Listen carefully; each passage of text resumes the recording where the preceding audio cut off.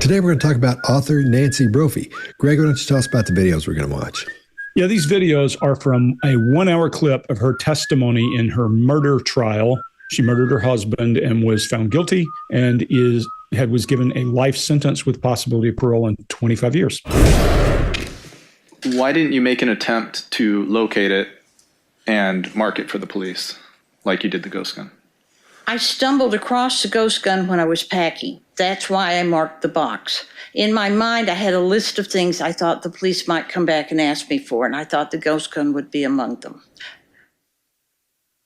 Do you see the irony in not being able to locate that and that being the allegation that that was the murder weapon?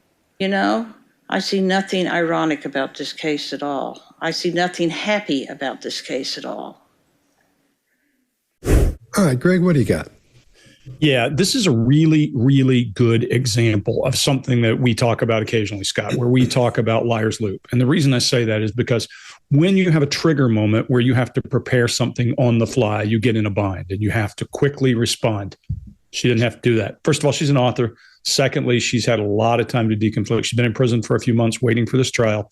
And that overly helpful nature is her spewing out information that she's prepared to give up. We'll see her change a few times in here.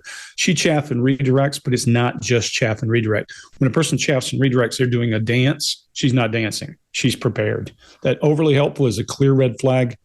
And then when she starts, what's funny is she starts to add another detail at the very end there and does an inhale prep. And then she halts and shakes her head. I wonder what she was wanting to say there. When she says there's nothing happy, you see condemning, as sides of her mouth pulled back, and she's got riveted eye contact. She is a storyteller by trade, and she's going to show us that storytelling strength through here as she takes all of those deconflicts she's been working on in that liar's loop.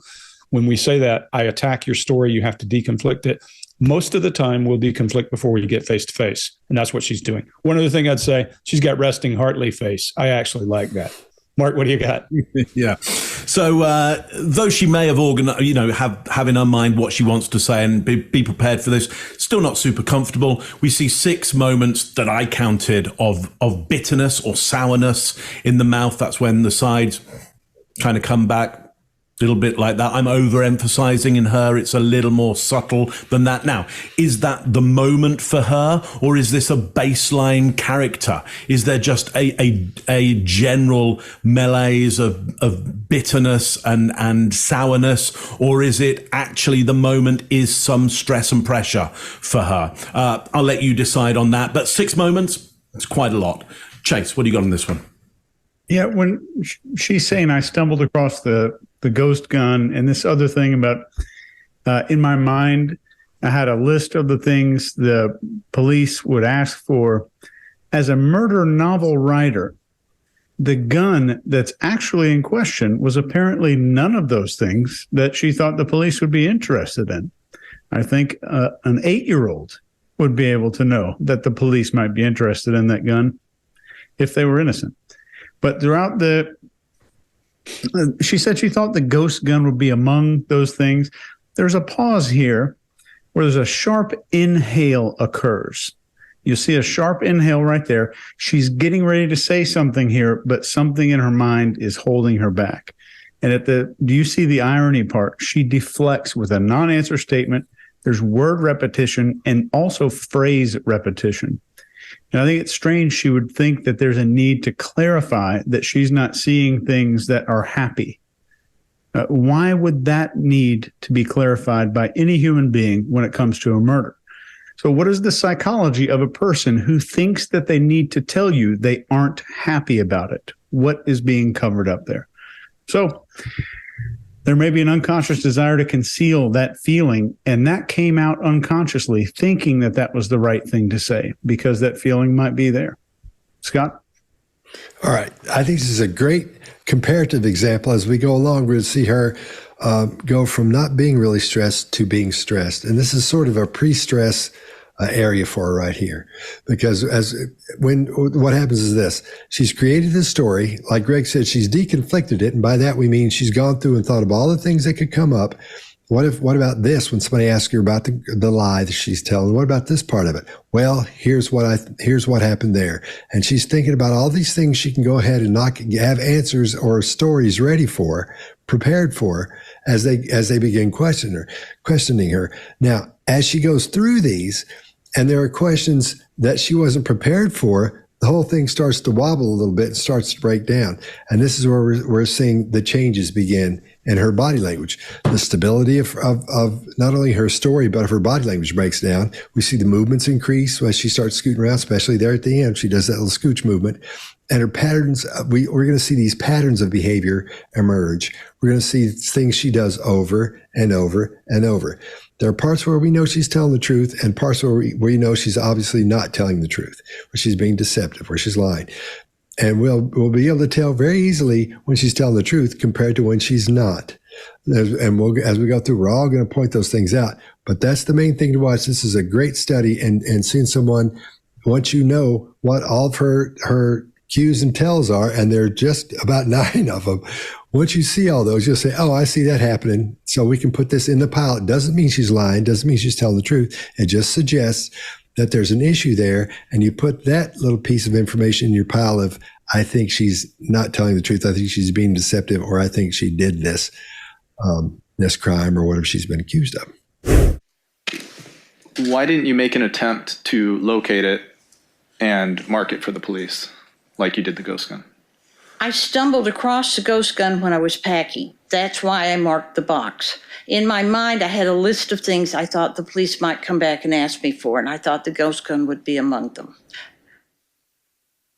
Do you see the irony in not being able to locate that, and that being the allegation that that was the murder weapon?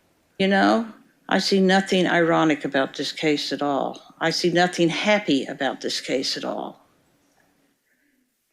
It is true that nobody actually told you that it was Dan that had been killed until Detective Posey, correct? Yes. Okay. And that was during that interview? Yes. Okay. But you stated that Karen called you before you went into that interview. Yes. Dan's mother, Karen. Yes. And that you told her that it was Dan and that he was dead. Yes. Based on the fact that you thought that Dan had been killed. It was more than think. But you hadn't been told. I had not been told, but I had not heard from him. All of his friends avoided looking at me, and the police officers knew who I was before I got there, and one police officer hugged me. This is not good news I'm going to hear. What if you were wrong?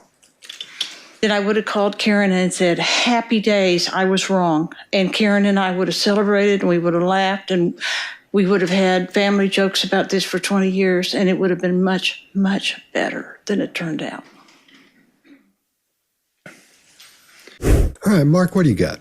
Yeah, look, couple of areas of potential deception here, and I'll let you go back and take a look at where they are. But look out for vocal clicks. That's when this happens. There's one right at the start, and there's one maybe, let's just say, around halfway through. You'll find them. And then we get something very different happening with her eyes at the same time. The first time with that vocal click, we get an eye block. She just closes her eyes.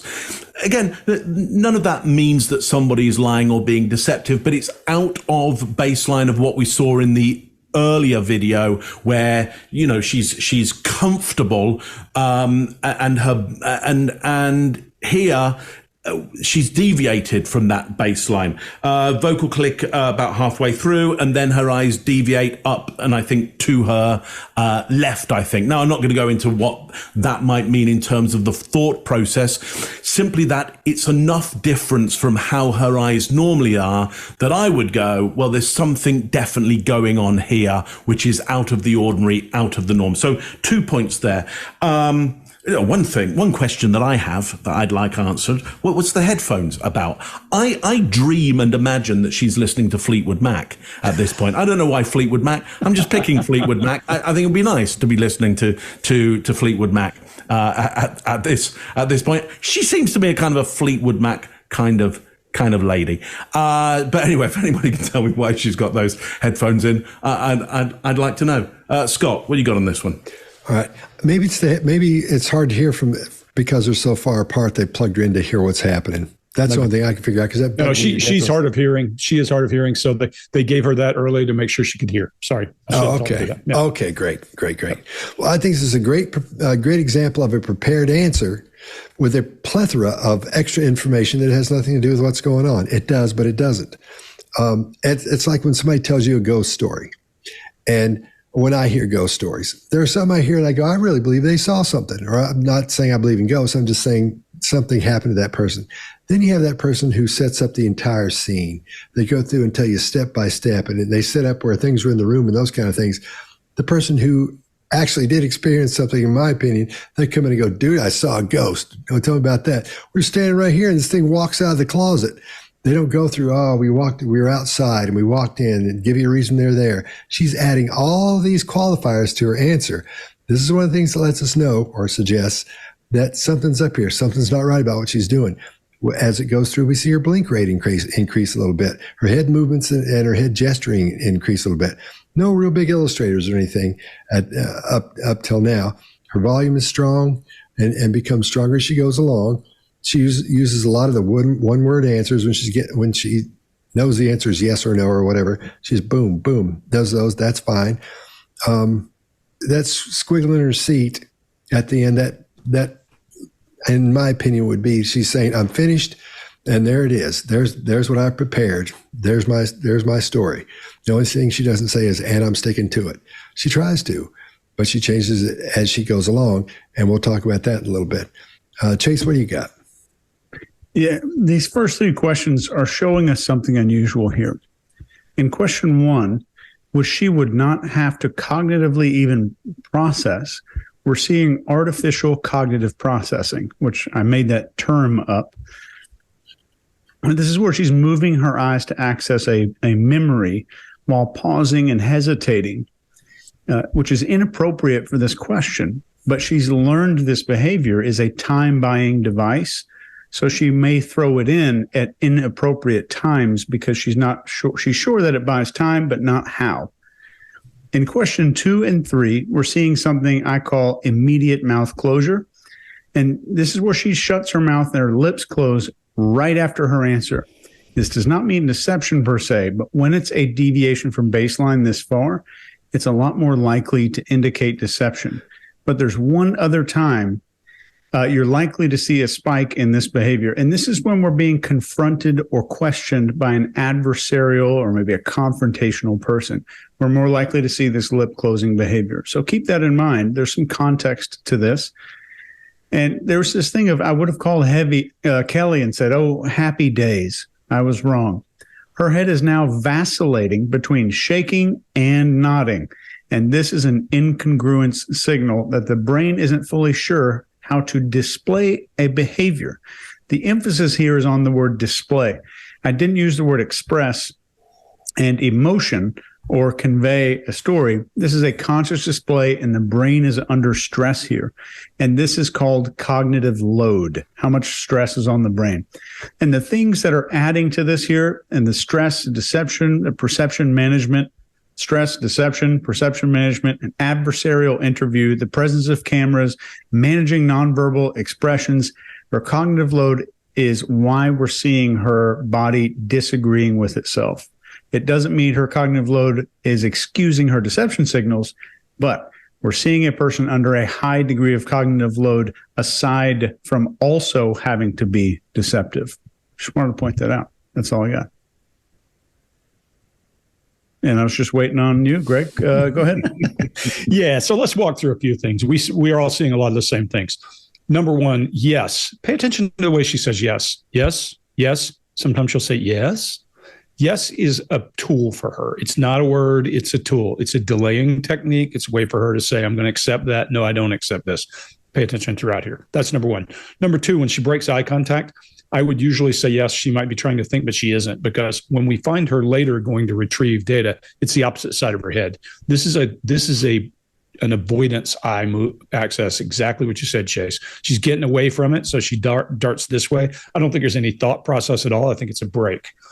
If you really want to pay attention, Mark, I think when he starts to put her on notice with this question, is when I hear that first pseudo click. It's hard to hear, but she does it for sure. There's an interesting couple of things going on here. That head bobble. I said in my notes, you guys know who Doris Roberts is? Famous actor. She looks like a bobblehead of Doris Roberts sitting there doing, bobbling her head around. And it'll get more pronounced as she gets less and less certain. It's really powerful to watch. She's got disdain and disapproval on the side of her mouth and some outright contempt. That left lip is almost quivering. She's so contemptuous of him when he's asking that one question. I think here's the problem. There's a lot of stuff you can prepare for when you're deconflicting. What person sits around in their house and comes up with an excuse for why they told the mother her son is dead? How could you come up with that? Okay, hey, I think something's wrong. Your son may be injured. Something's wrong. Okay, I got it. Your son is dead. How do you come back from that? There's not a place you go from that. So no matter how much deconflicting she's had, when she's sitting there, we see that head bobble because I think, to your point, Chase, there's no rational way she can deconflict that. All the time she's rolled things around in her head. And then she does that elevated blink rate right after the question. And then she does kind of that chained elephant in the chair. The good thing is, as we age, we get less and less active. We use our shoulders less and less. So it gets easier for people to hide things. However, she's not hiding because she shuffles around the chair and gets comfortable. It is true that nobody actually told you that it was Dan that had been killed until Detective Posey, correct? Yes. Okay. And that was during that interview? Yes. Okay. But you stated that Karen called you before you went into that interview. Yes. Dan's mother, Karen. Yes. And that you told her that it was Dan and that he was dead. Yes. Based on the fact that you thought that Dan had been killed. It was more than think. But you hadn't been told. I had not been told, but I had not heard from him. All of his friends avoided looking at me, and the police officers knew who I was before I got there, and one police officer hugged me. This is not good news I'm going to hear. What if you were wrong?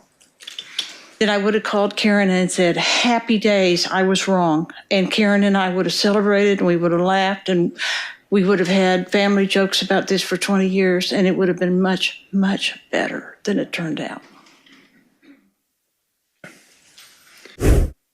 Did you literally just say that was for the police's benefit? That was literally what I said. I marked the box for the police's benefit so that I could find it again when the police came back. For what? Well, I sort of thought that if the police didn't find something, they would want to come back and re-interview, and I would be able to show them things. I thought the fact that all they had was Stan's phone and not a computer premise they may have reached a dead end and said, Mrs. Brophy, is there anything you can give us that would help? Any electronic equipment? Anything else? So I was kind of in my mind making a list. At that point, silly me, since I believed I didn't kill my husband, I didn't think I was a serious suspect. Despite you telling people that you were. I told people I was a suspect because it's always the wife. All right. All right, Chase, what do you got? This is going to be a good one. I think one thing in here, she almost accidentally calls herself a witness instead of a suspect, which I think is weird, but there's an even bigger one here. And this is the phrase, I believed I didn't kill my husband. I believed it. It's not that it's a fact. It's just a belief that she has. And right here, there's a single shoulder shrug just before this. There's a strong increase in her loss of fluency here. Her cognitive load's up because there's some deception going on, most likely. And you can see this with the sudden shift in posture and hand hiding and an eyebrow raise for special approval for this thing right here. There's a ton of stuff in here. I'm sure you guys will unpack. Scott? All right. Now we're starting to see things change a little bit. We're seeing bigger illustrators. We're seeing her hands come up and using those as her illustrators are the way your brain emphasizes specific words or phrases. And that's what we're talking about when we all say illustrators. And this is because she's confident and prepared for this. She's thought about this question. I'm sure her attorney brought this question up, and so she's ready for it. She's got her answer, and so she delivers it. Now, she's expecting the police to come back. That's why she's ready for this, because she knows they'll be back, because she knows there's nobody else out there that killed this guy, because it was her. So she's ready for that. And when she's deconflicting this, he starts asking other questions that she's not prepared for, just like he did in the other ones. And there's an imbalance with her body language at this point, because her indignance and her body language aren't saying the same thing.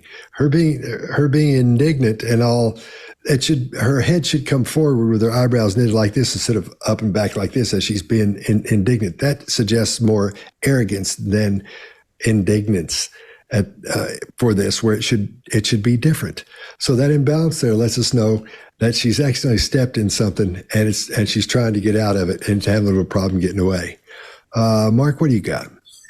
Yeah. So look, I mean, if we didn't know that she'd killed her husband, I mean, or at least, she'd been convicted of that, the first two videos you'd probably be kind of interested in. But by the time it comes to this third video, you are kind of, oh, well, yeah, clearly, because there is such a mass of signals that suggest deception, and the questioning at that point has got more incisive. So look, there are a number of pronounced single shoulder shrugs. However, just to your point, Chase, there is one that comes, it's actually a little bit smaller than the other pronounced ones, along with a tongue jut as well, which we often put alongside the idea of kind of pushing food out of your mouth. Something is distasteful. Something isn't good about what's going on. There's an adapter there stroking the back of a hand that comes at the same time. That the head springs back at that point. There's lip compression as well, and a loss of fluency in that the words and the ideas become more staccato. It's not fluid anymore. And all of this around, I didn't think I was a serious suspect. So clearly we'd put alongside that, yeah, you did think you were a very serious suspect. In fact, you were the only suspect because you did this. Chase, what do you got on this one? Greg, what do you got? Oh, hang on. Yes. Perfect. Yeah. Greg, what do you got? Yeah. So, guys, you covered most everything I have. And Chase, I was right on with you. The same things. The single biggest shoulder shrug I may have ever seen in all these shows we've done was when she was saying that after that, so I could find it again. However, I don't think she stumbled into this. I think she used a very artful tool. She used a provocative statement saying, I labeled the boxes so I could find them later for the police, hoping that he would step into our iterative storytelling. Look, guys, I would say if you're a lawyer and you're trying to decide whether to put your person on the stand or not, and you're not sure, call us. This is not a good move, because this is 1 hour. All of this video we're going to show you came out of 1 hour. She's on the stand for many hours. What she does is she starts to iteratively storytell, and she's selling the hell out of what she's written in this manuscript that she plans to talk about this. So she's comfortable until a couple of things start to fall away. And then you're dead. The other one I love, Chase, is that when she says, I believed I didn't kill my husband. I believed. Then there's a lot of movement, stammering as she starts to say that. And then she goes to serious suspect. That's her brain playing squirrel in the road, moving around.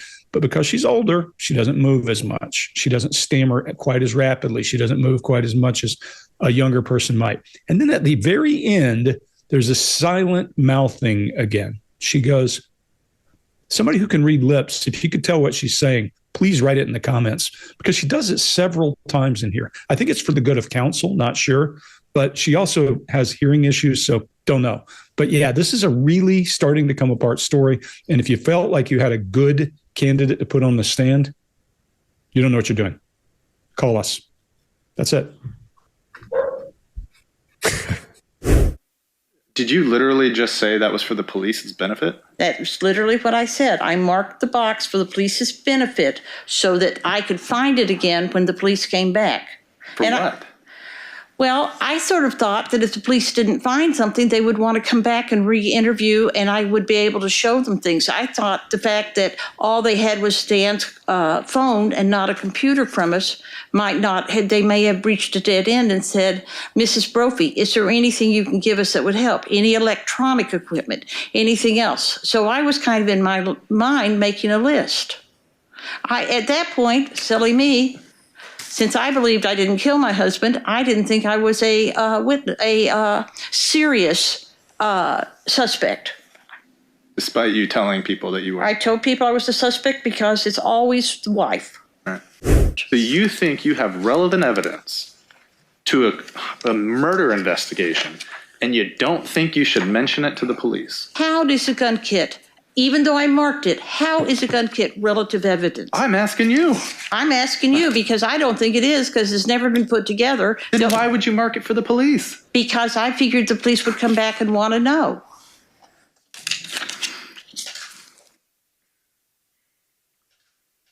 So what else did you think was relevant to the police investigation that you marked and did not share with them? I thought they would eventually want to know about the computers. I thought they would eventually want to go through the computers and see what they could find, if anything, that would help them. And did you give them a computer that belonged to Dan? No. We had a computer. They never asked for it. But in my mind, I knew they would eventually, if they didn't solve the case by somebody coming in and confessing, they would eventually come back and say, can we see your computer? My computers weren't packed because I thought they were relevant to the police if the police wanted to go in that direction. Well, that's not exactly true, right? I mean, you had a computer in storage. No, I had a computer in a box in one room and a computer by the bed in another room. That's not in storage. Right, one in a box in your room. What about the one that was in the storage unit? There was not a computer in the storage. So there wasn't a laptop in the storage unit? There was not. Okay.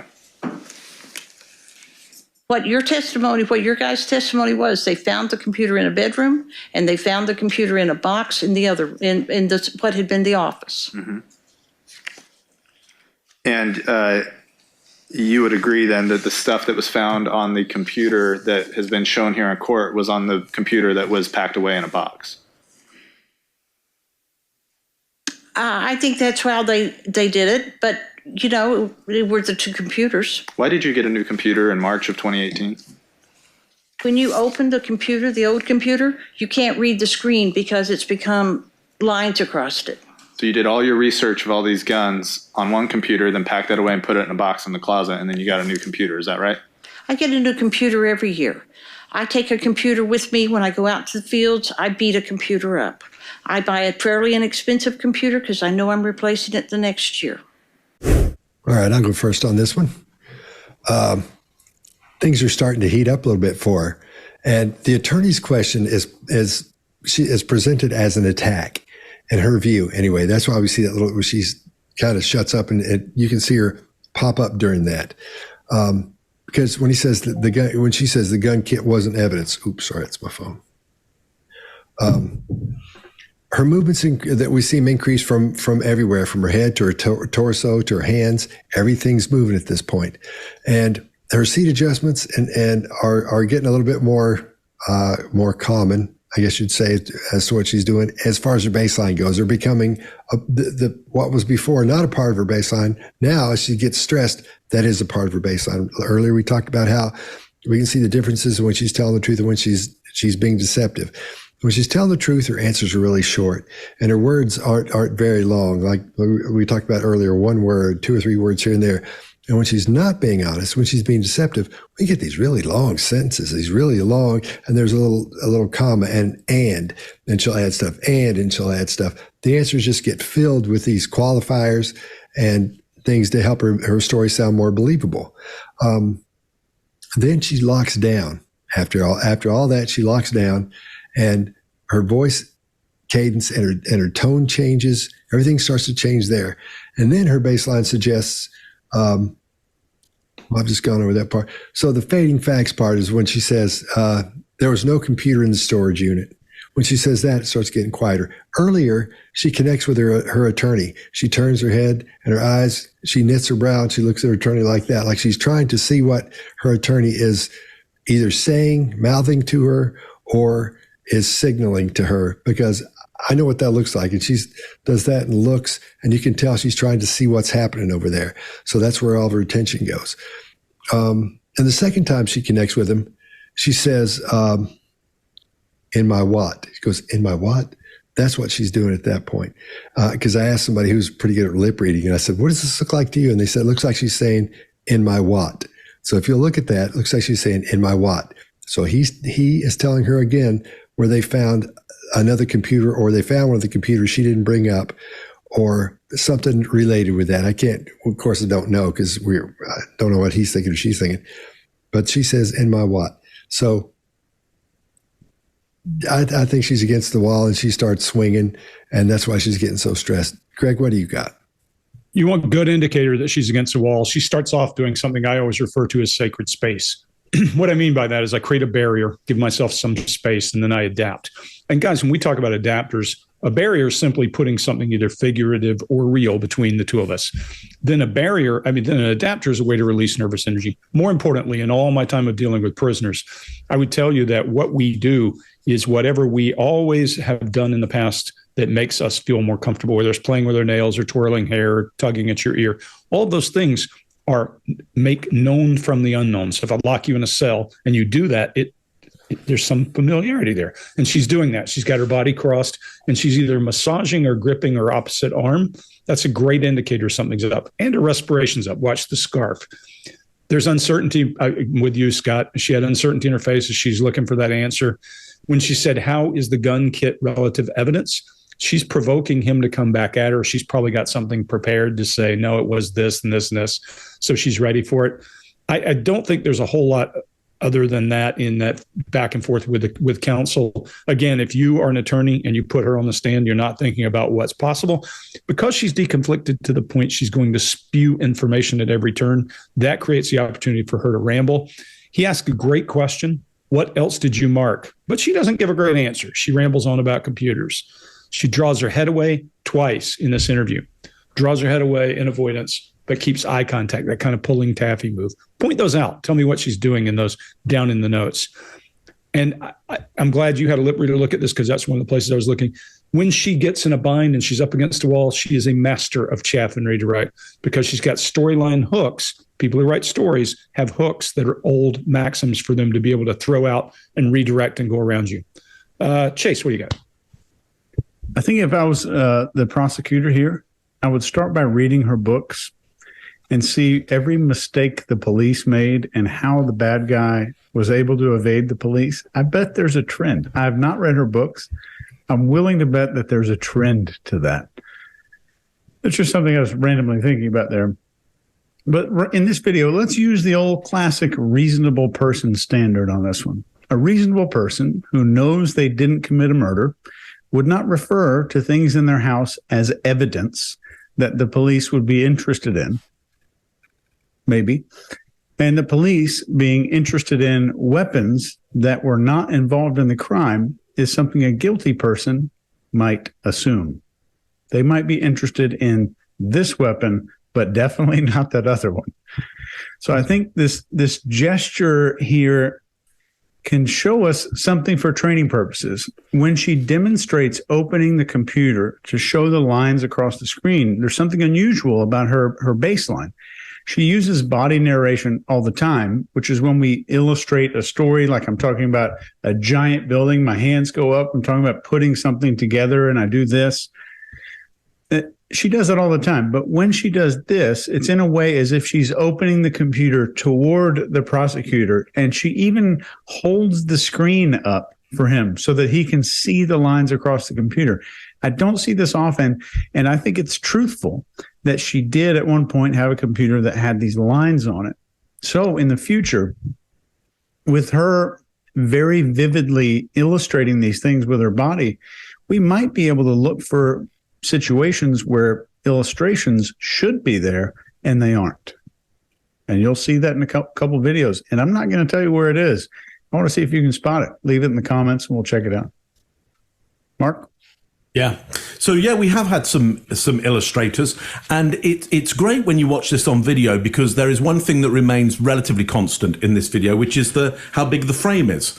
And so we can tell how her illustrators might get small or get amplified. Now, in this situation here, her illustrators start going right out of frame. So you'd know, like for me, because I do illustrate quite a bit. You've probably noticed that about me. But because I can see an image of myself, I'm able to keep them pretty much in the frame. This one naturally goes out because that's how I've set up my camera, that the gesture will pop in and out. But this one really should never leave the frame. So if ever I start leaving the frame with my gestures, you'd kind of go, oh, Mark's pretty much lost control of being able to monitor himself right now. Something is very, very different. Now, she doesn't know her frame, but we do. And so we do know when she points out and goes out of frame, something has very much changed for her. She's really trying to overemphasize for us. She's really protesting a little bit too much, I would say, about the computer being in a box over there and not hidden evidence of any sort. Then we get these gestures of a single finger and then a thumb as well. I think a single finger and a thumb. Again, she does gesture quite a bit, but she's usually fairly locked down. We get that, and then we get this demonstration of the computer as well. It really feels like she wants us to buy into all of this. So this would be an area where I'd want to know more about. I'm intrigued. Like, what is it about? I don't know nothing about this case, but this would be where I would be really interested. Why do you really want me to believe all this stuff about computers being where they should be, but at a distance and packed away, and computers being broken? Like, why is that so important? Why do you need to demonstrate that in such a big way that you would break your usual baseline? So you think you have relevant evidence to a murder investigation, and you don't think you should mention it to the police? How does a gun kit, even though I marked it, how is a gun kit relative evidence? I'm asking you. I'm asking you because I don't think it is, because it's never been put together. Then why would you mark it for the police? Because I figured the police would come back and want to know.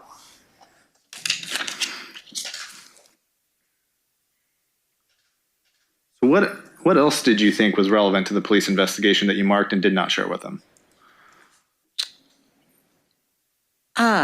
I thought they would eventually want to know about the computers. I thought they would eventually want to go through the computers and see what they could find, if anything, that would help them. And did you give them a computer that belonged to Dan? No. We had a computer. They never asked for it. But in my mind, I knew they would eventually, if they didn't solve the case by somebody coming in and confessing, they would eventually come back and say, can we see your computer? My computers weren't packed because I thought they were relevant to the police if the police wanted to go in that direction. Well, that's not exactly true, right? I mean, you had a computer in storage.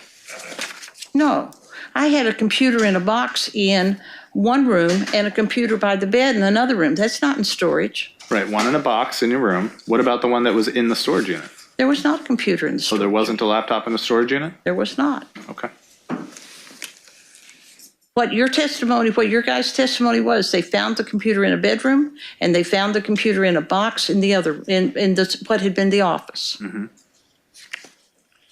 And you would agree then that the stuff that was found on the computer that has been shown here in court was on the computer that was packed away in a box? I think that's how they did it, but you know, it were the two computers. Why did you get a new computer in March of 2018? When you open the computer, the old computer, you can't read the screen because it's become lines across it. So you did all your research of all these guns on one computer, then packed that away and put it in a box in the closet, and then you got a new computer. Is that right? I get a new computer every year. I take a computer with me when I go out to the fields. I beat a computer up. I buy a fairly inexpensive computer because I know I'm replacing it the next year. And you would agree that you also never told the police about the slide and barrel that you purchased on eBay? Mr. Overstreet, when I talked to the police in June, they asked me specific questions. My husband had just died. The fact that I was coherent at all is a miracle. The fact that they never came back to me after that for a follow-up interview, I thought was shocking. You know, I thought this was on the police. This wasn't on me. The police said, we're handling this. You just go home and rest. You know, you go home and take it one day at a time, you know. And they never contacted me again, except for the things that they asked me for, which was Stan's schedule. I got that to them, and I was having trouble with their email, but I did what I was asked to do. Are you declining to answer my question? Perhaps not. What was your question? That was a lengthy answer for not remembering my question. Well, I go off on tangents. So I asked you, is it true that you did not tell the police about the slide and barrel? It is true. I did not tell the police about the slide and barrel. The slide and barrel that would fit perfectly on the gun show gun that you purchased. The slide and barrel that I was using for research for my writing, I did not tell them about that. You can answer that question? I did. I said I did not tell them. Would you agree that it fit on the gun that you bought from the gun It shop? was the same thing. It could have been interchanged, yes. All right, Chase, what do you got? Let's just take a quick walk together, shall we? Through everything that goes on here and just her response to this question. We have hesitancy, a use of the interviewer's name, which is out of baseline. It's not like she says that all the time. There's phrase repetition. There's severity softening. There's died instead of killed or murdered. There's shifting the topic of questionable behavior to the police. There's questionable behavior to the police. There's projecting responsibility to the police. Once, and then it happens again. There's a partial resume statement. There's a large body movement for adaptation or self-soothing behavior right after the exchange. And if you were to just use the behavioral table of elements to score this, Mark, notice your favorite, this scores a 36. And just for reference, an 11 or higher is a high likelihood of deception stress. So we have a 36 here.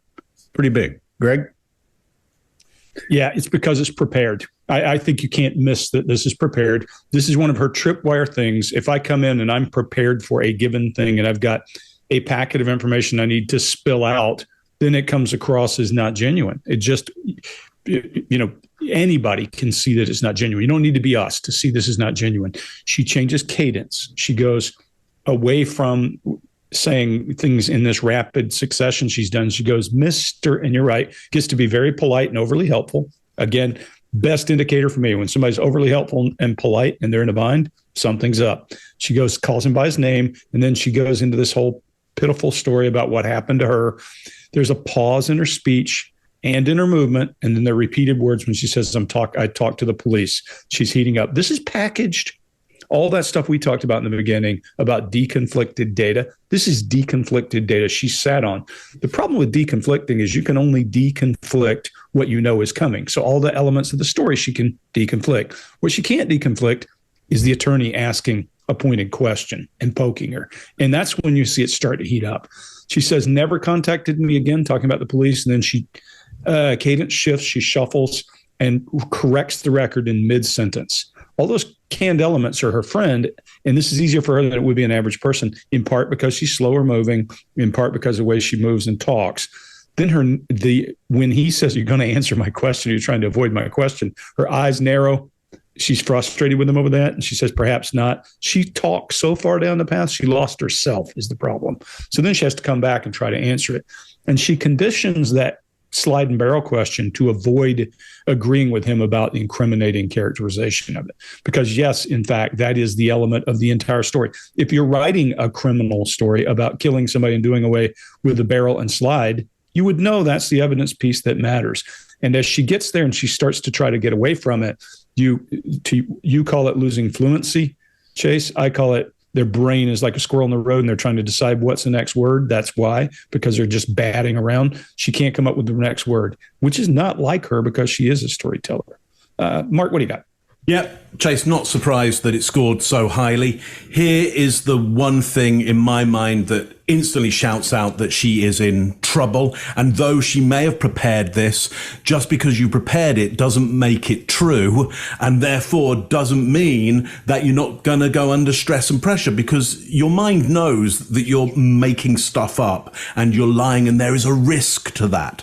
And so unless you're the type of personality that doesn't see a risk at all, or the risk is low compared to most of us, you're still going to feel that stress and pressure. Here's what happens. We see her elevate her gesture and then it collapses and we hear the noise of the collapse. Now, when I'm working with clients, I get them to take off jewelry, stuff like that, because I know the moment they get under stress and pressure, they'll start raising gestures and then collapsing and raising and collapsing and raising and collapsing. And if you're in a TV studio and you're at a news desk, the mics pick that up. And human beings on the other side, they don't know that that's what they get disturbed by, but they get disturbed by all this noise happening. So before a client goes into a studio, everything comes off, even buttons in some cases will take those off. So again, they're not rattling on the desk.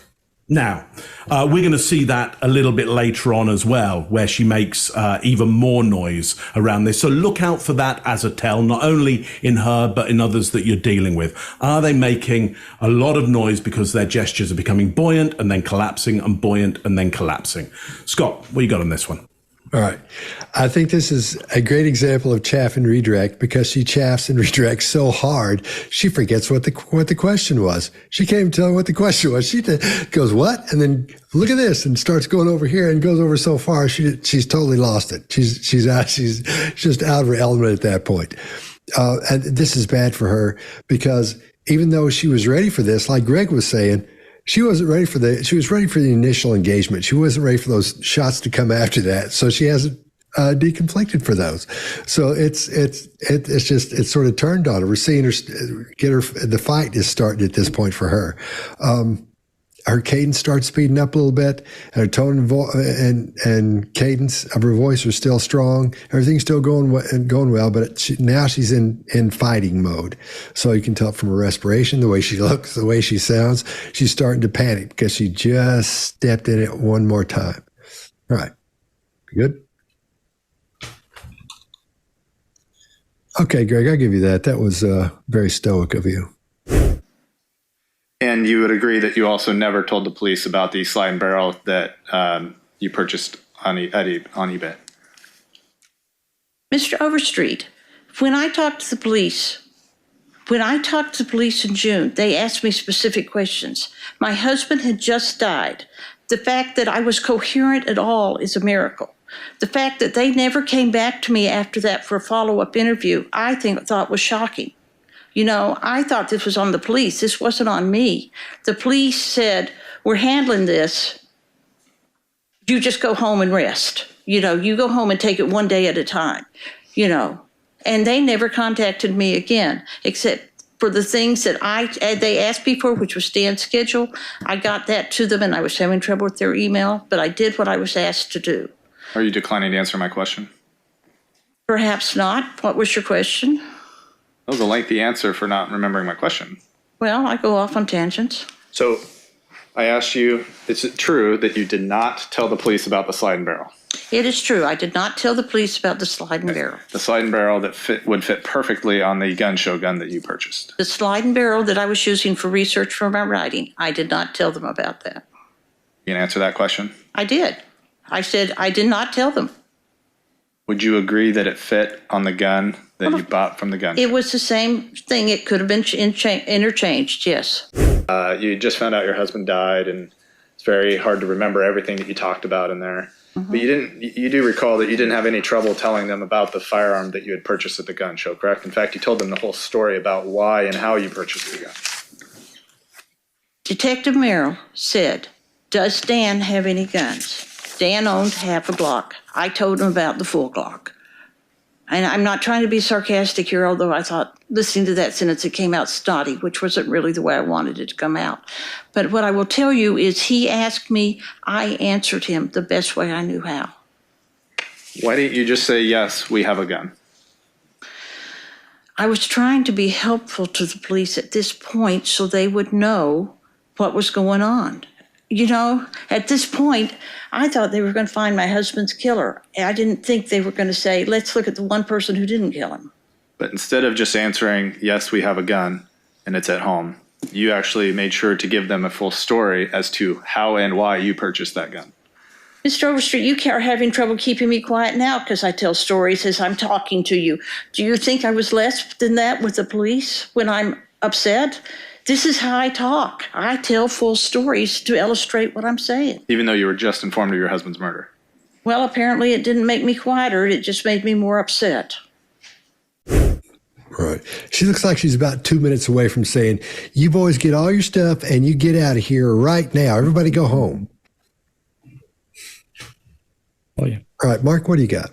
Yeah, I think I can't quite tell the eye line, but I think there's some targeting of threat there. I think there's some maybe turning of pages by the lawyer, and she clocks that, and she's wondering what's in that, what's he got there. I think, though I could have the wrong eye line on this, but it, for me, looks like she's seeing a threat in what he has in front of him.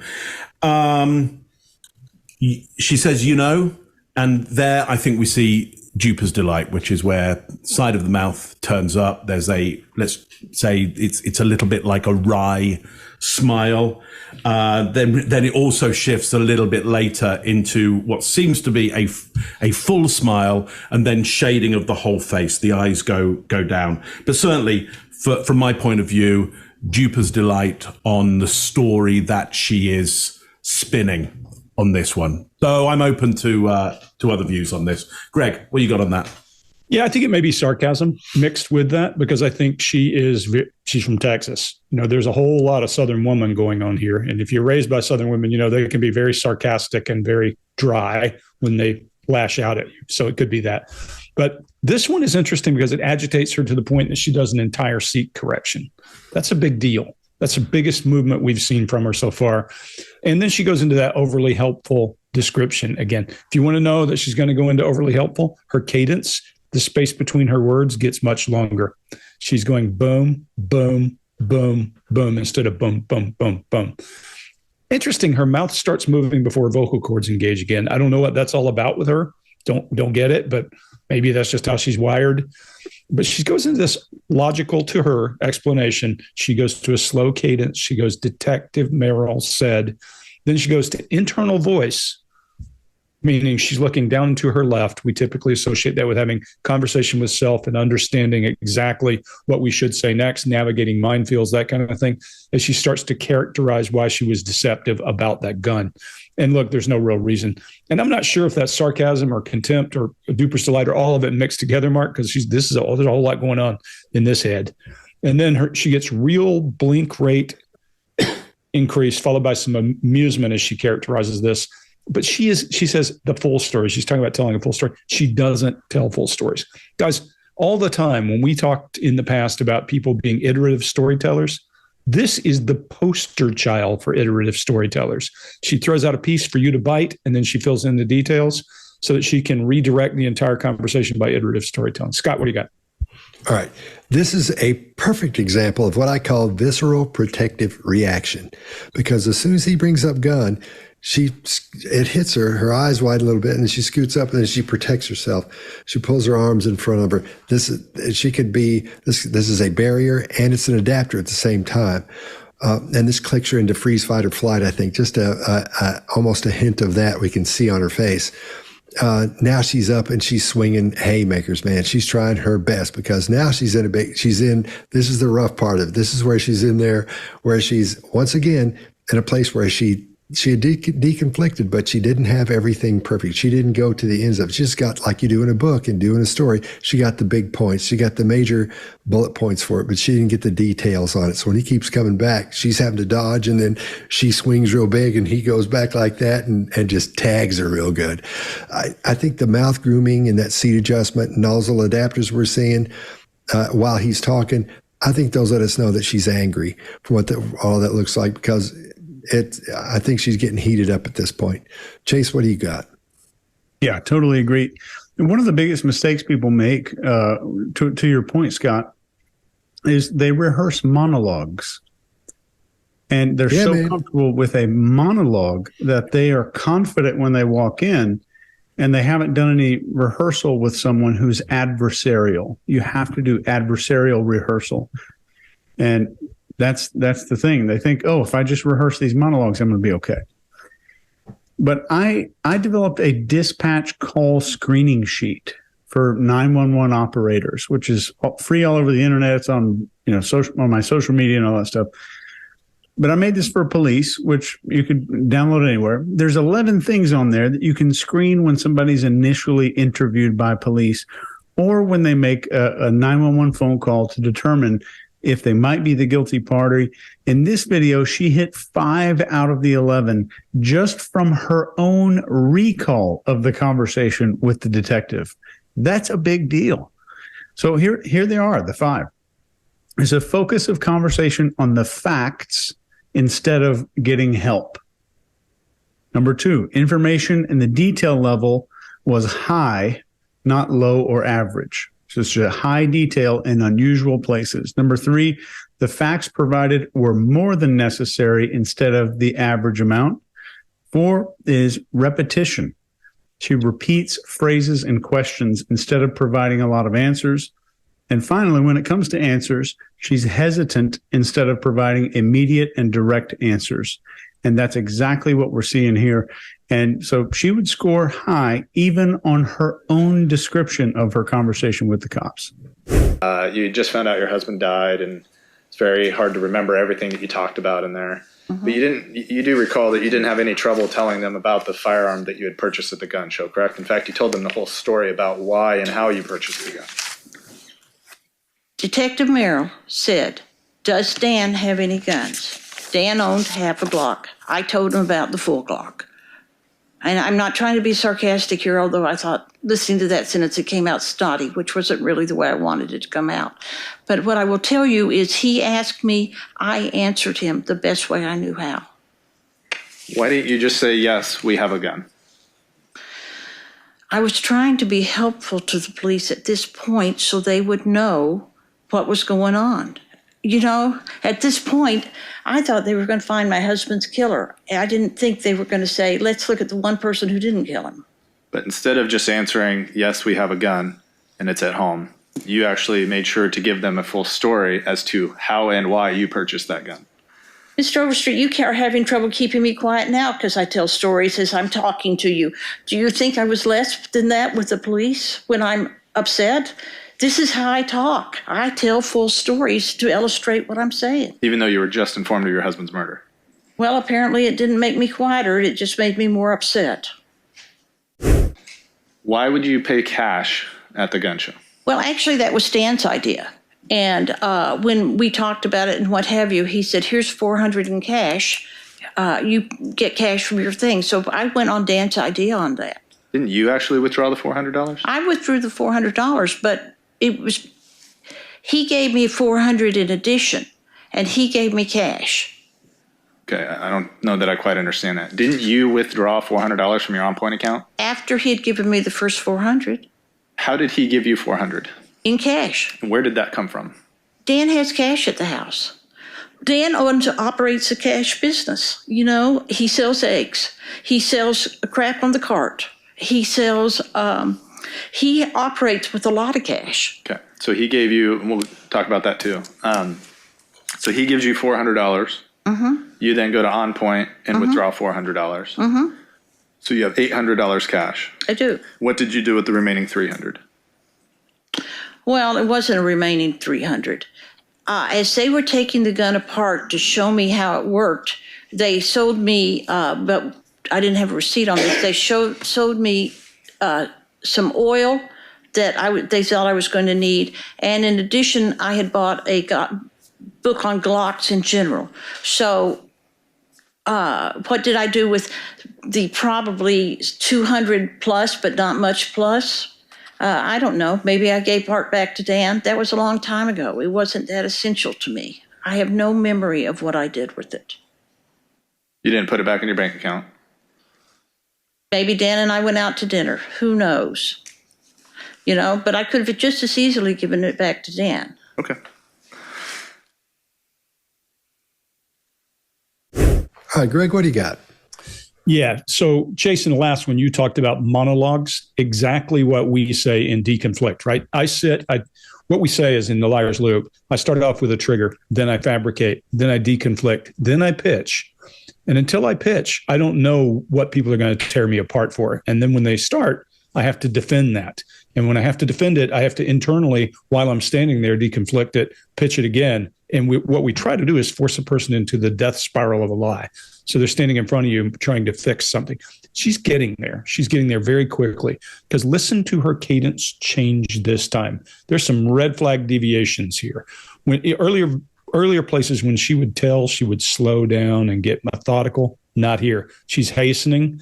She conditions the words with actually in the beginning, and then she tries to rush to tell you, actually, he gave me, and she speeds up. She sits up straighter than she has in the past, and now her head's in full wobble. This is where I got the Doris Roberts. If you don't know who Doris Roberts is, go look her up. This is a Doris Roberts bobblehead doll. If you ever watch Everybody Loves Raymond, she was the mother there. That character, she looks a lot like her, but she's got her head bobbling around so much now that it's really hard to look at her straight. And then her blink rate goes through the roof. And we know that blink typically indicates one of two things. A person's processor is heating up. They're trying to process information, or they're under stress. And so there you go. And this is the first time we also see her do this self-embrace. She's tightening her body. She's hugging herself. And that's both a barrier and an adapter, because she's probably pressing in her ribs, and she's milling her hands at the convenient, I have no memory. That's her escape. That's how she gets out. Mark, what do you got? He operates with a lot of cash, she says, and then she adapts and then covers primary sexual characteristics, which in her case would be ovaries just down here. That I don't think we've seen her do before. She then drops her hands down a little bit further into her rest pose. But what I want you to look at is that initial covering of primary sexual characteristics, which does suggest there's some real heat around these particular questions, or how she's trying to deconflict this with he runs a cash business.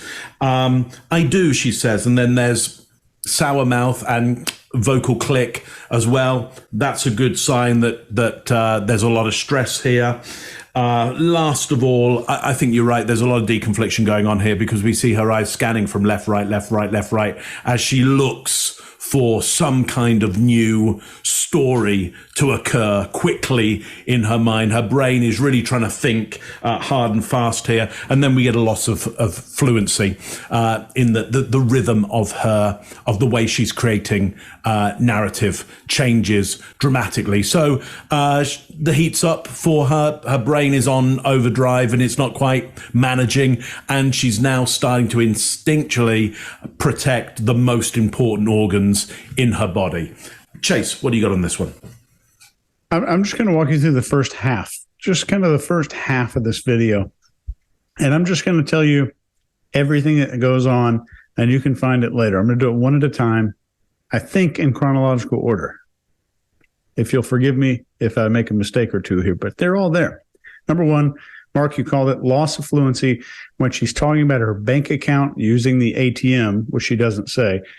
Phrase repetition, single shoulder shrug at the source of the cash from Dan, information spike in unnecessary places, and missing detail in critical areas. This is a large disparity here in this clip. There's self-grooming immediately after talking about the source of the cash.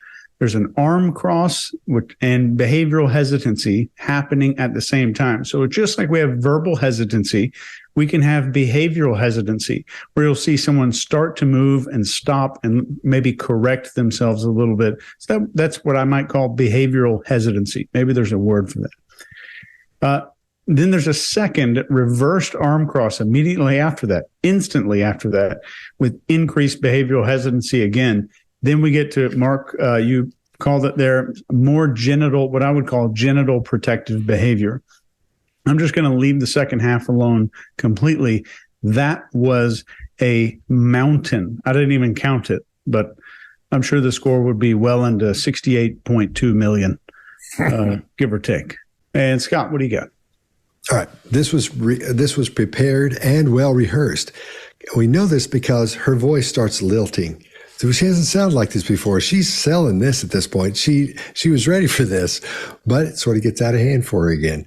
And when she's asked the follow-up question, this is the part where, like we've seen before, as she goes through and everything's fine, it starts falling apart there.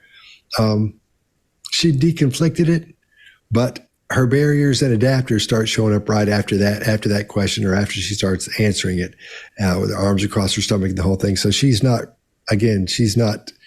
prepared, but she's not prepared. It's a combination. And I think a lot of this is to blame on her attorney.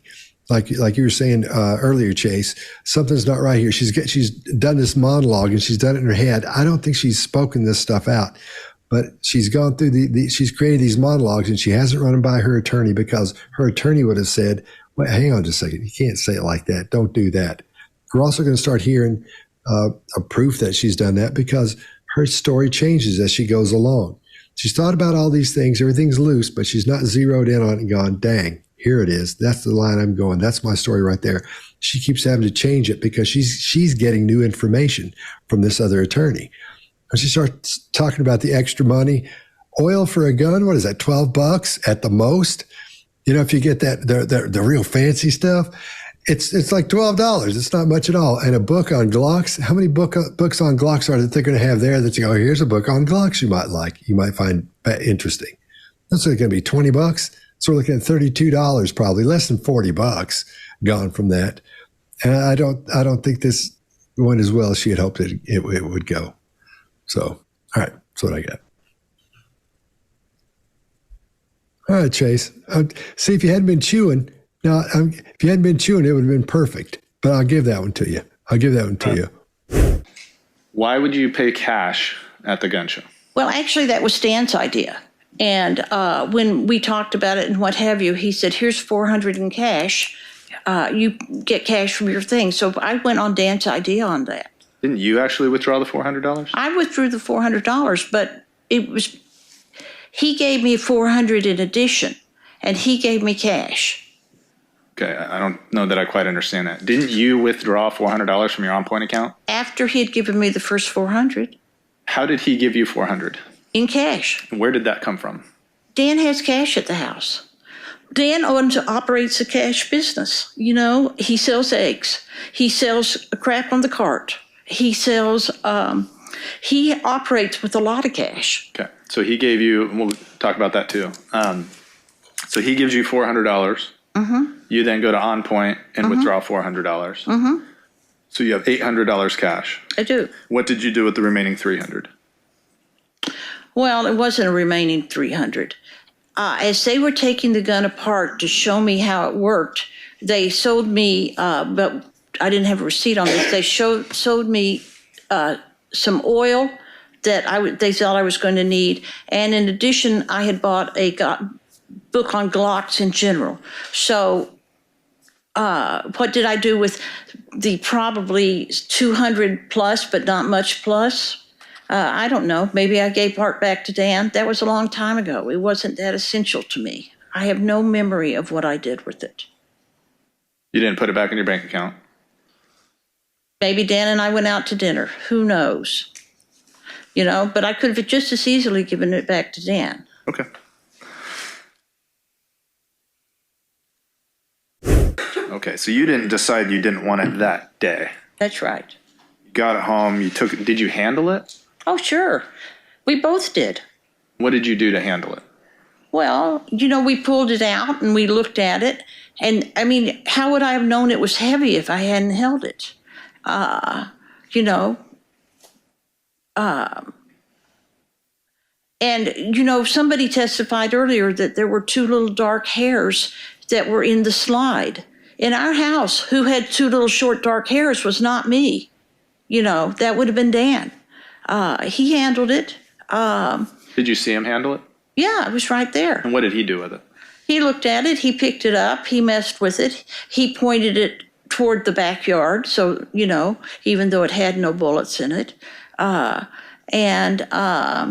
know, I don't recall. We had a great conversation about it, but he definitely handled it. Did you ever remove the slide and barrel? Oh, sure. I played with it. Oh, you did remove the slide and barrel? Sure. Oh. I didn't think that was a secret. Well, you didn't tell the police that. The police didn't ask me whether I'd removed the sliding barrel. You told the police that you got it home and that you realized how much you didn't want it, and you put it away and never touched it again. Do you remember that? I could have said that, but I was upset at the time, so that was probably an exaggeration. I handled the gun. You know, I may not have loved it, but I was still curious about it. And keep in mind, I'm writing a story about a gun, and I need to research guns so I can have it. But yes, I didn't, I touched the gun. Yeah. And so your testimony today, after hearing all the testimony and seeing all the evidence on the screen, your testimony today is that you have removed that sliding barrel. I have. So you know how to do it. Yeah. It's not that hard, right? Oh, it's terribly hard. I broke 2 nails doing it. Don't believe them when they say it's not that hard. You can't just whip it off the way they do it. You have to hold the gun a certain way. You have to pull it back. I broke 2 nails pulling it back, and I thought, this isn't any fun. And you would be shocked at how hard it is to do. If you've handled guns all your life, I'm sure it's a piece of cake. But I can tell you, for me, it was not. All right, Mark, what do you got? I got a massive deviation from her usual baseline in just a stream of fillers, which are, the words that go in between other words that don't really have any job, don't really do much apart from fill space and maybe give you time to think about what you're saying and deconflict stuff or just spin your wheels because it's going badly. Here's just a few that I've got in the first 45 seconds. I stopped after a while. But we've got, no, and that's just in the first 30 or 45 seconds or so. What I did really love about this, she gives some kind of look off to the side, and it has that look of, this is going so badly. This kind of incredulous feeling about how badly this is going for her. I think she'd probably, as everybody's been saying, been organizing this in her head and somehow thought this could go quite well, because she writes stories and about murders, I guess, and she's probably got an idea that she might, be some kind of Poirot-esque person who might be able to talk her way out of this. But it's going badly for her. Scott, what do you got on this one? Yeah, man, Poirot-esque. Nicely put. Yeah, man. Okay, I think this gets on my nerves because this is a really dangerous situation for gun accidents. Because she's talking about playing with a gun. She even says, I played with it. That's not good. That's how people get shot. You don't have, when a gun looks like a real gun, it's not a toy. You have to treat it like a gun, like a loaded gun, because someone may see the real one and think that's the quote unquote toy, as she, if she didn't refer to it here, she refers to it in a couple minutes. That's how people get shot. That's how people get killed. So, and she says, when there are no bullets in it, I played with it.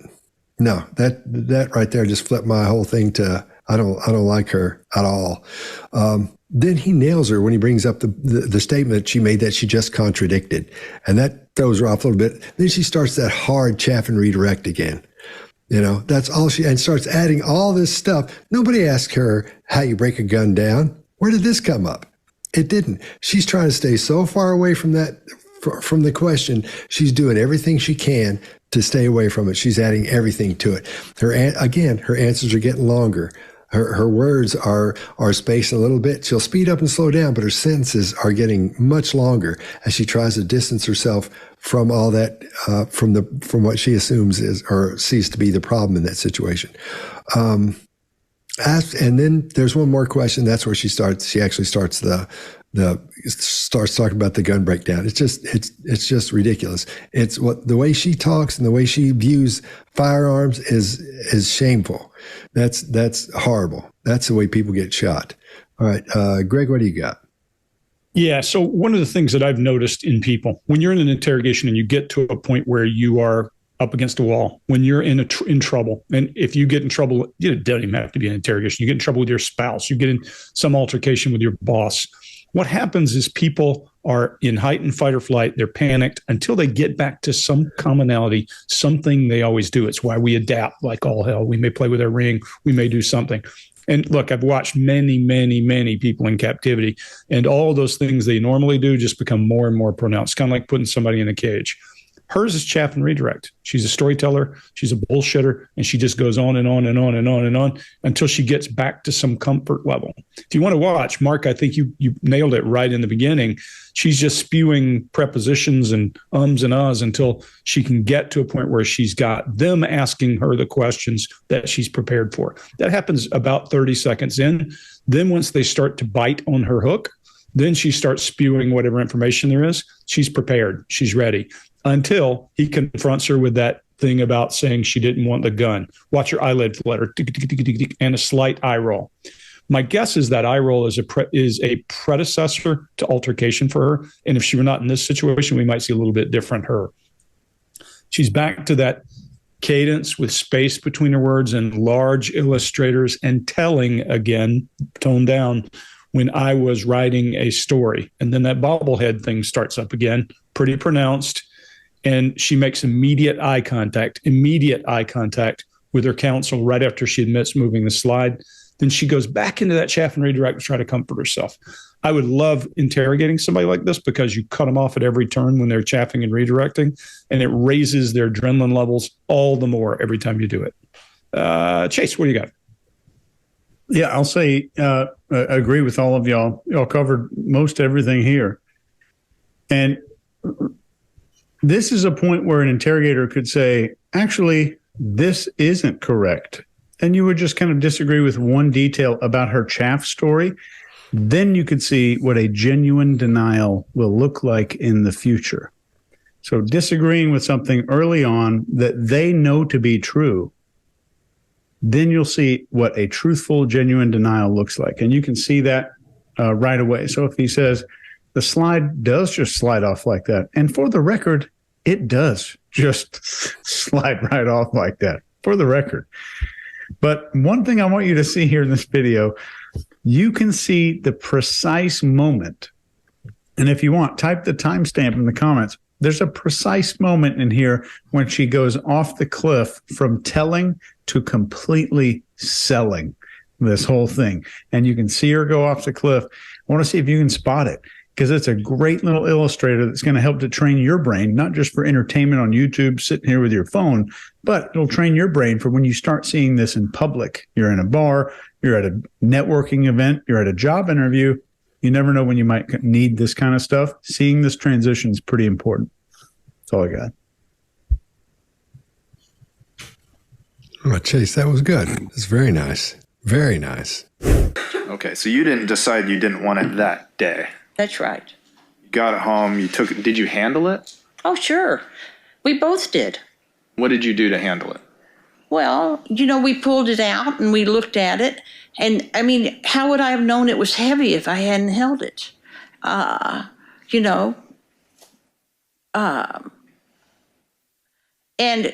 somebody testified earlier that there were two little dark hairs that were in the slide. In our house, who had two little short dark hairs was not me. That would have been Dan. He handled it. Did you see him handle it? Yeah, I was right there. And what did he do with it? He looked at it, he picked it up, he messed with it, he pointed it toward the backyard, so, even though it had no bullets in it. I don't recall, we had a great conversation about it, but he definitely handled it. Did you ever remove the slide and barrel? Oh, sure, I played with it. Oh, you did remove the slide and barrel? Sure. Oh. I didn't think that was a secret. Well, you didn't tell the police that. The police didn't ask me whether I'd removed the slide and barrel. You told the police that you got it home and that you realized how much you didn't want it and you put it away and never touched it again. Do you remember that? I could have said that, but I was upset at the time, so that was probably an exaggeration. I handled the gun. I may not have loved it, but I was still curious about it. And keep in mind, I'm writing a story about a gun, and I need to research guns so I can have it. But yes, I didn't, I touched the gun. Yeah. And so your testimony today, after hearing all the testimony testimony and seeing all the evidence on the screen, your testimony today is that you have removed that slide and barrel. I have. So you know how to do it. Yeah. It's not that hard, right? Oh, it's terribly hard. I broke 2 nails doing it. Don't believe them when they say it's not that hard. You can't just whip it off the way they do it. You have to hold the gun a certain way. You have to pull it back. I broke 2 nails pulling it back, and I thought, this isn't any fun. And you would be shocked at how hard it is to do. If you've handled guns all your life, I'm sure it's a piece of cake. But I can tell you, for me, it was not. So you remove the slide and barrel. Yes. You can see that it's nearly identical to the ghost gun slide and barrel, correct? I'd have to look at both of them now, but I would say yes. Let's do that. Oh, yeah, we can look at, okay.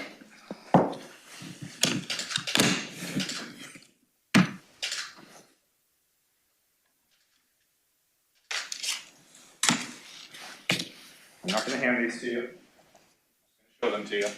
Yes. You agree that these look nearly identical? I would agree that they look identical, but they obviously are not. One of them is quite a bit longer than the other one. Quite a bit longer. Which makes them not identical.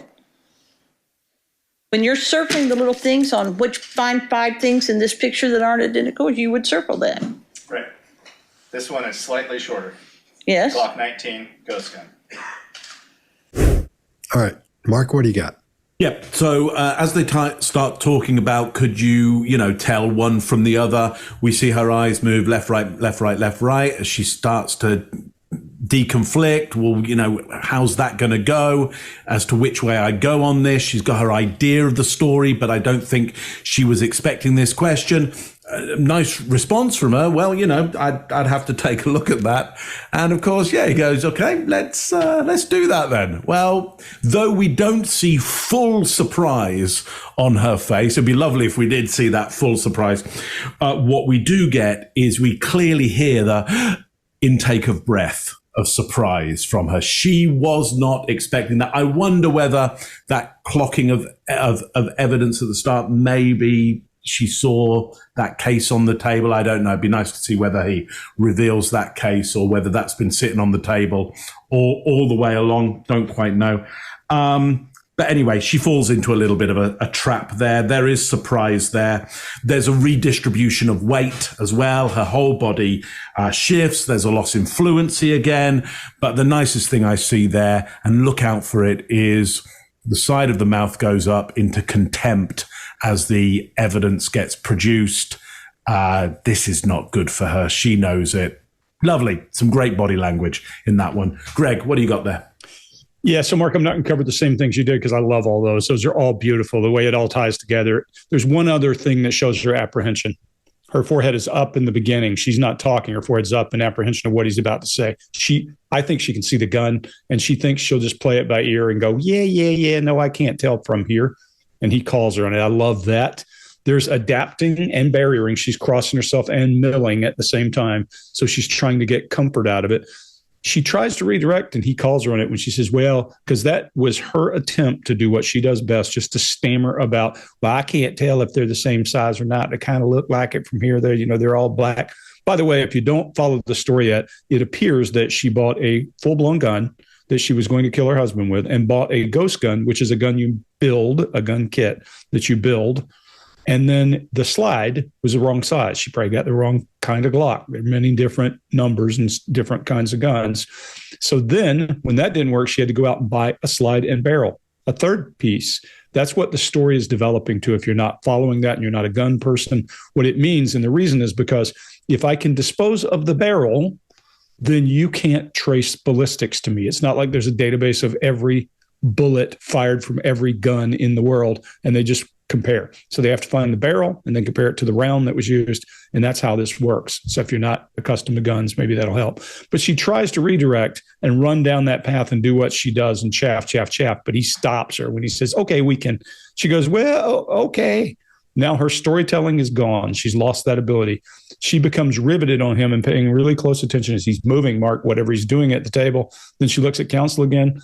Then she goes back to telling again when he gets up and gives her the chance. She's saying, this is not like that, and this is not like that. And look, she even tries to make it personable. Look, if you had to circle what's not alike, I'd do it this way. She's a master of chaff and redirect at every opportunity to make her comfortable again. Chase, what do you got?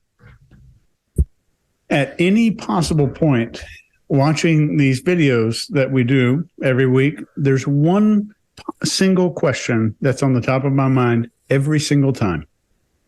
If it could help you. What is being concealed? So what information is being left out that should normally be included in a regular situation? Where are the missing details and language that you would hear from a normal / innocent person? In this clip right here, you're seeing her conceal what every human being would agree to, openly agree to. Her unwillingness to say that they look very similar is filled with just disagreement, detail picking, and argument.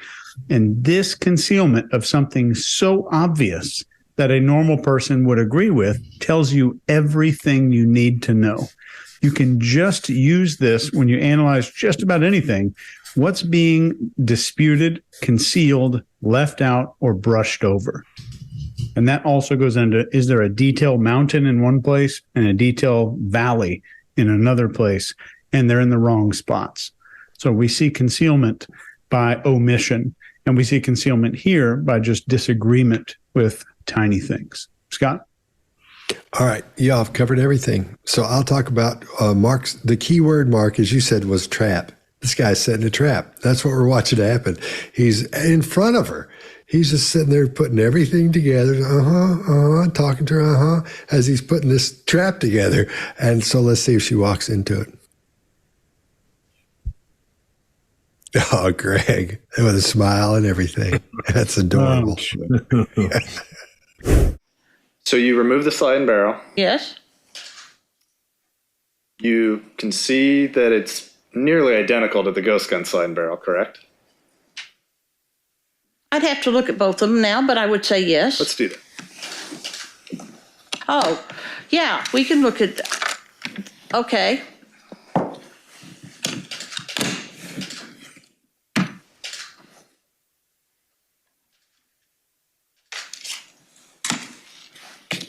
I'm not going to hand these to you. I'm going to show them to you. Yes. You agree that these look nearly identical? I would agree that they look identical, but they obviously are not. One of them is quite a bit longer than the other one. Quite a bit longer. Which makes them not identical. When you're circling the little things on which find 5 things in this picture that aren't identical, you would circle that. Right. This one is slightly shorter. Yes. Glock 19 ghost gun. What else is not identical about this gun? Well, one of them obviously has a zip tie on it, but they are similar, is what I would say, but they are not identical. Can you see the back? Yes. I agree they're similar. Can you see the top? I agree they're similar. I'm not going to point this at you, but can you see the barrel? I can. Okay. Anything about this side that is not exactly the same? I would ask you this, as you're demonstrating this, does it fit on the other gun? No. Does that make it not identical? Yes. And you knew it didn't fit, right? I knew it didn't fit because I knew that I had a book on Glocks, and in order for a Glock to work, it had to work the right way. You knew it didn't fit, and then you bought a slide and barrel that would fit the gun show gun, right? No, I bought a slide and barrel that was the same one. I could have easily bought one that fit the ghost gun, but I did not. I bought this one. Why would you buy another slide and barrel to fit the ghost gun when you couldn't build it? You already own it. You own this piece right here. You own this. Yes. So why would you buy another one? You know, if a trigger had been available, I would have bought a trigger. I'm telling you, I was fascinated with gun pieces at that point because I was writing a story on gun pieces and making it into a gun. There's a trigger in this kit. Yes, and I would have bought another one if I'd had it.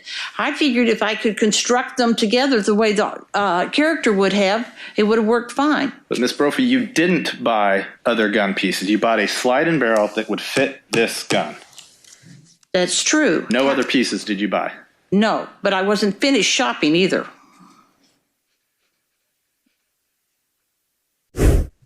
All right. Let me ask you guys something. How long do you think it's going to take for somebody to grab a GIF of Greg doing that head bobble thing? Do you think it's going to be 2 days or 3 days? What do you think? Who cares? Well, I care.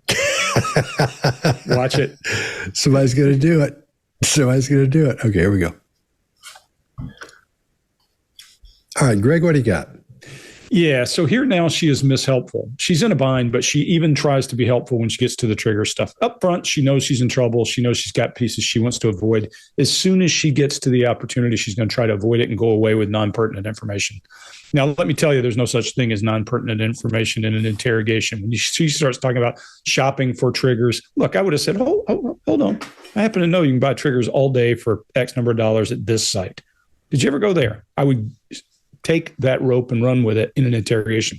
But you really can't do that in front of a jury. So in front of a jury, he's got to illustrate that what she's saying is BS, and he does a pretty good job of it. She starts off trying to be mishelpful, saying, okay, this matters, that matters. Then she does one thing that's interesting. She's fed up with him, and it's clear. She does a quick inhale, deep, and leans back to excuse him, almost like if your grandmother was upset with you because you had done something wrong at her house on Thanksgiving. She went, you get the point. And I think she does that. She wants to move on because she's got other parts of this story written. She knows that she can talk about all this redirect with chaff and trigger and other parts. Although it's interesting, she doesn't bring up any other parts. If you were really, really, really, really enamored of firearms, of pistols that your person might use, there's a lot more to talk about with a Glock specifically, not being the biggest Glock guy in the world. But there's a lot of stuff she could have talked about. There are other things she could have brought up to chaff and redirect, but she doesn't know that because she's only interested in that slide. She knew what a trigger is, and it's easy for her to say that. I think that's what I'm seeing. When she doesn't, I think she has a story to tell with those trigger and other shopping. And when she doesn't get that point across, I think there may be a narrative she's talked to her attorneys about. When she doesn't get it across, look at that quick, hard eye contact with her attorneys. I think there's something going on here. Scott, what do you got? All right. I think this is where she loses any control at all that she had up to this point. And she knows he's up to something, but she's not really sure quite what it is yet. Doesn't really know. And then when it dawns on her what's happening, then she pauses and she readjusts and she starts chaffing and redirecting again. She takes a big deep breath and she asks him a question, because she doesn't know what to do next. Then she starts rambling, and it's too late. He's already got her boxed in, and there's no way out of it. And I think it's beautiful the way he handled that. Just got her. How many times have we done that? You see it, you start talking to him. Next thing you know, they can't get out of the box, and she can't get out. She's just squirming around in there. But then he walks away and sort of lets her go, but he leaves her in there, all stuck in the box, trying to talk her way out. Chase, what do you got? Yeah, I think part of the reason she was so off balance is he's standing up, and the distance, their physical distance, which is the nerd word for that, is called proxemics. So he's getting closer to her in her space. He's holding a gun and he's questioning her. And I think her attorney made her rehearse all of this. I think her attorney walked her through how to get out of this, how to kind of squirrel out of this thing. And I think she thinks she did a great job, because when she makes that hard eye contact with her attorney that you were talking about, there's a smirk. There's a tiny little smirk where she's like, how about that? I did it. And you can see it right there at the end. Mark, what do you got? Yeah. I'm going to add her out to my vocabulary of brilliant outs, which is, I wasn't finished shopping. I hadn't finished shopping. I mean, I just think there's so many things you're going to be able to get out of with that. Mark, why were you in that secure area at 1:00? I hadn't finished shopping. Protect your stuff. Exactly. I think it's beautiful. And just as you're saying, Chase, is that wry smile afterwards, and she clearly laughs as well, because if you look at a diaphragm, you can see the diaphragm moving up and down in laughter. So she is loving that line that she gave. I wasn't finished shopping. Maybe we'll do a T-shirt for anybody that wants it. I wasn't finished shopping. It's the best excuse I've heard in a long, long time. I'm certainly going to be using it in some very, very critical moments in my life. That's all I got on that one. I'm going to get out of speeding tickets. Yeah. Oh, yeah. I'll give that to you, Chase. Why were you doing 120 miles an hour? I wasn't finished. Committed. Yeah. Committed, even while the others were being unprofessional. Right in the middle of talking, man. You committed to it. That's unprofessional. Well, I'm sorry. I wasn't finished shopping, Chase. What else is not identical about this gun?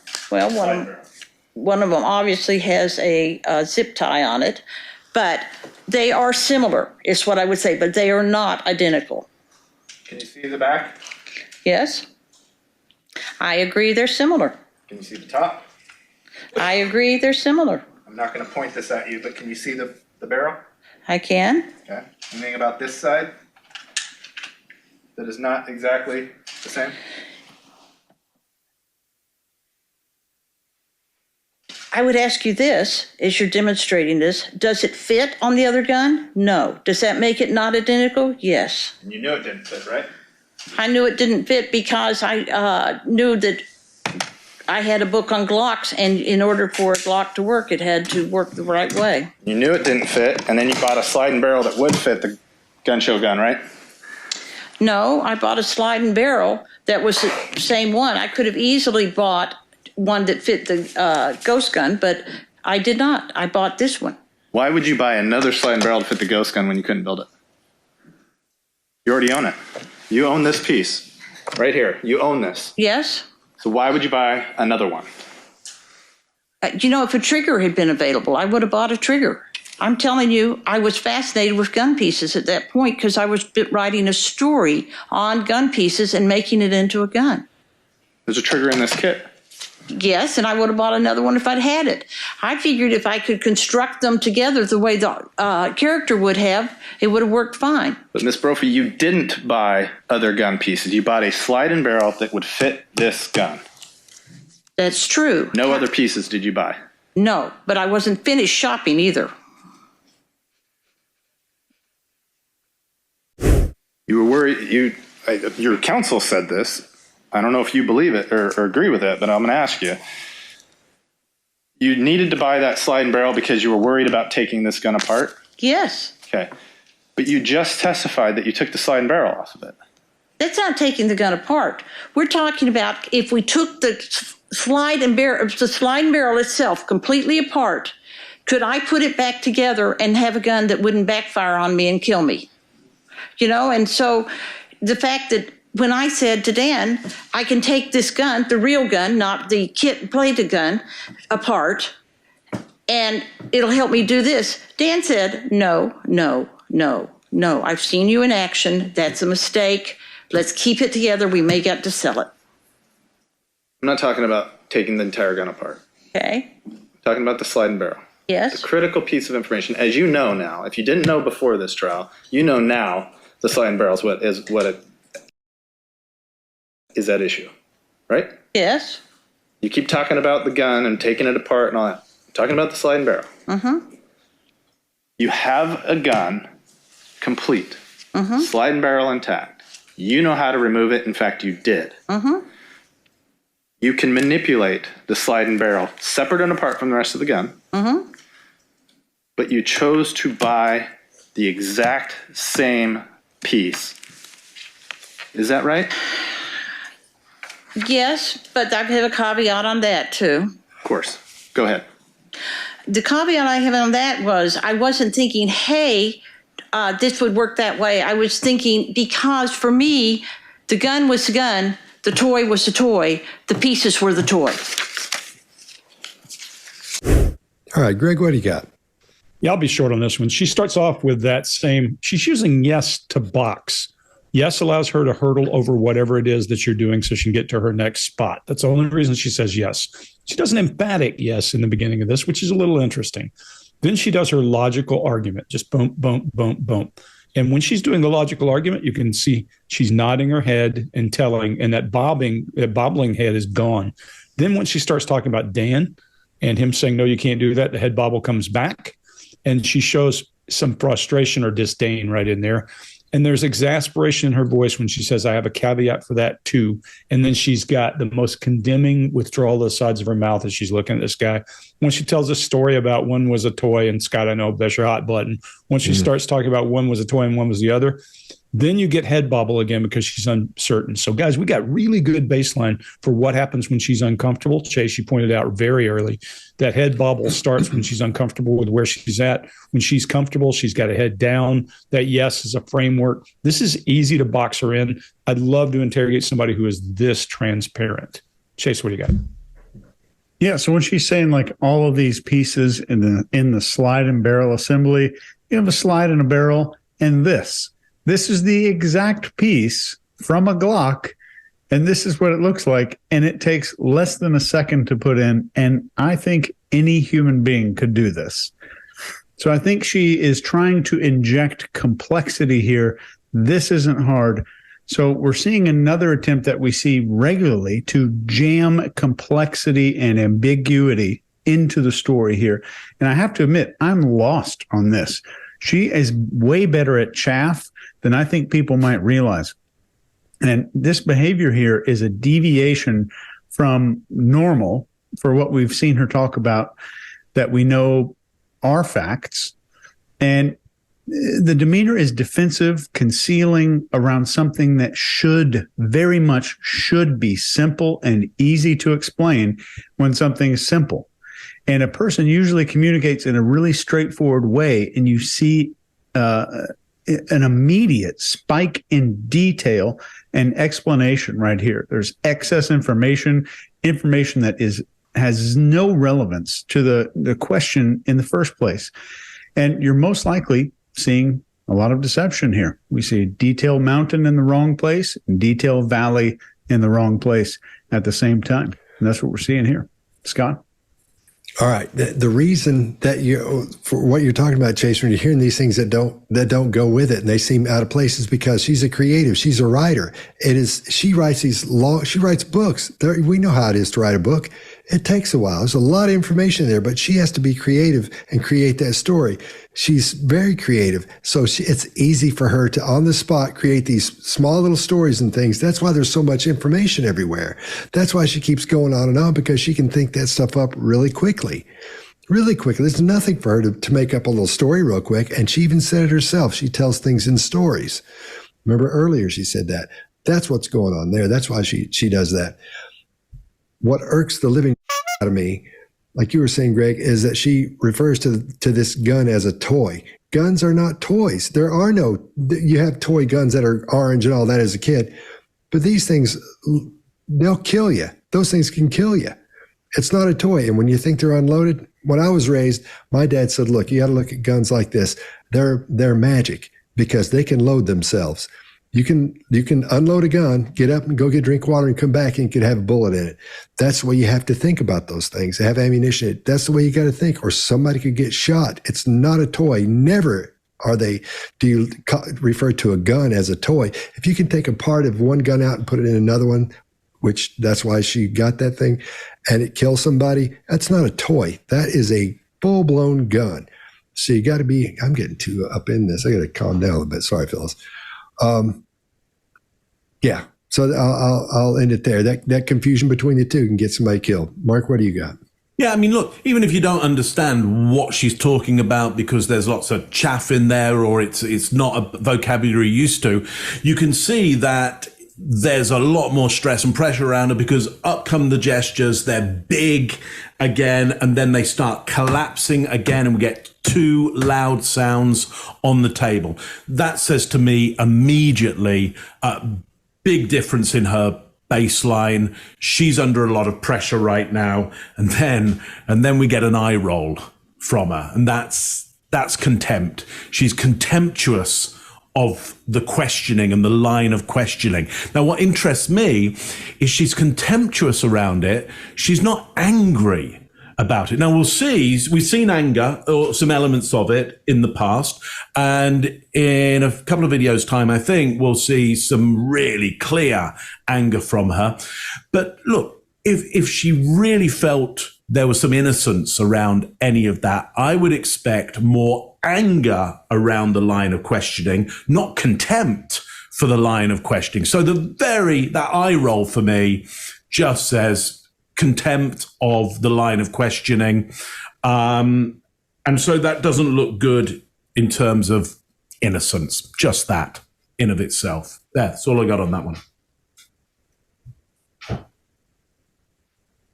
I'm going to give it to Mark. That was pro Mark. Of course you got to give it to me. Of course. I've been holding off on that. That was nuts. I mean, I just can't win every time. That was pro. That would look His unfair. dismount was perfect. Your shopping dismount. I love it. You were worried. Your counsel said this. I don't know if you believe it or agree with it, but I'm going to ask you. You needed to buy that slide and barrel because you were worried about taking this gun apart? Yes. Okay. But you just testified that you took the slide and barrel off of it. That's not taking the gun apart. We're talking about if we took the slide and barrel itself completely apart, could I put it back together and have a gun that wouldn't backfire on me and kill me? And so the fact that when I said to Dan, I can take this gun, the real gun, not the kit-plated gun, apart, and it'll help me do this. Dan said, no. I've seen you in action. That's a mistake. Let's keep it together. We may get to sell it. I'm not talking about taking the entire gun apart. Okay. I'm talking about the slide and barrel. Yes. The critical piece of information, as you know now, if you didn't know before this trial, you know now the slide and barrel is what it is at issue, right? Yes. You keep talking about the gun and taking it apart and all that. I'm talking about the slide and barrel. Mm-hmm. You have a gun complete, slide and barrel intact. You know how to remove it. In fact, you did. Mm-hmm. You can manipulate the slide and barrel separate and apart from the rest of the gun. Mm-hmm. But you chose to buy the exact same piece. Is that right? Yes, but I have a caveat on that too. Of course. Go ahead. The caveat I have on that was I wasn't thinking, hey, this would work that way. I was thinking because for me, the gun was the gun, the toy was the toy, the pieces were the toy.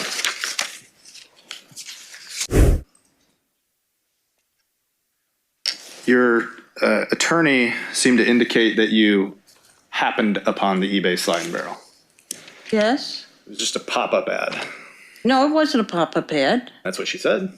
Well, if that's what she said, then I probably said that to her at one point or another, but it wasn't something that the slide and barrel was a. Say that? Sorry. I didn't happen upon it. At the point that I decided I wanted to do this, I tend to be impulsive, and I bought it because I wanted it.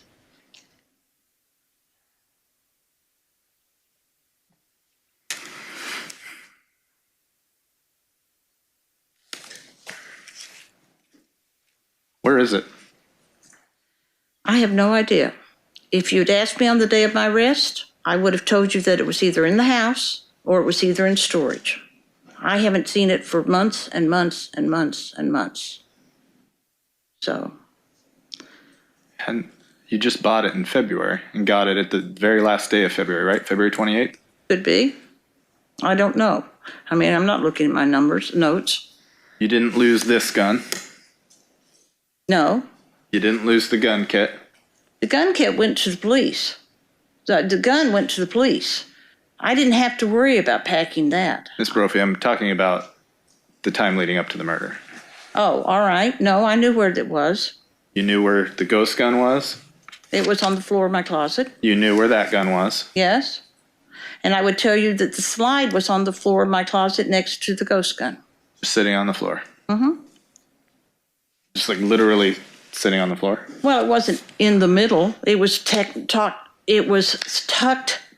next to, rather than behind, next to an armoire I had in the closet. Okay. When's the last time you saw it? That's what I was saying. I can't remember. I have no idea when the last time I saw it was. I know that I messed with it in February. I know I messed with it in March, but I can't remember seeing it after that. All right, Chase, what do you got?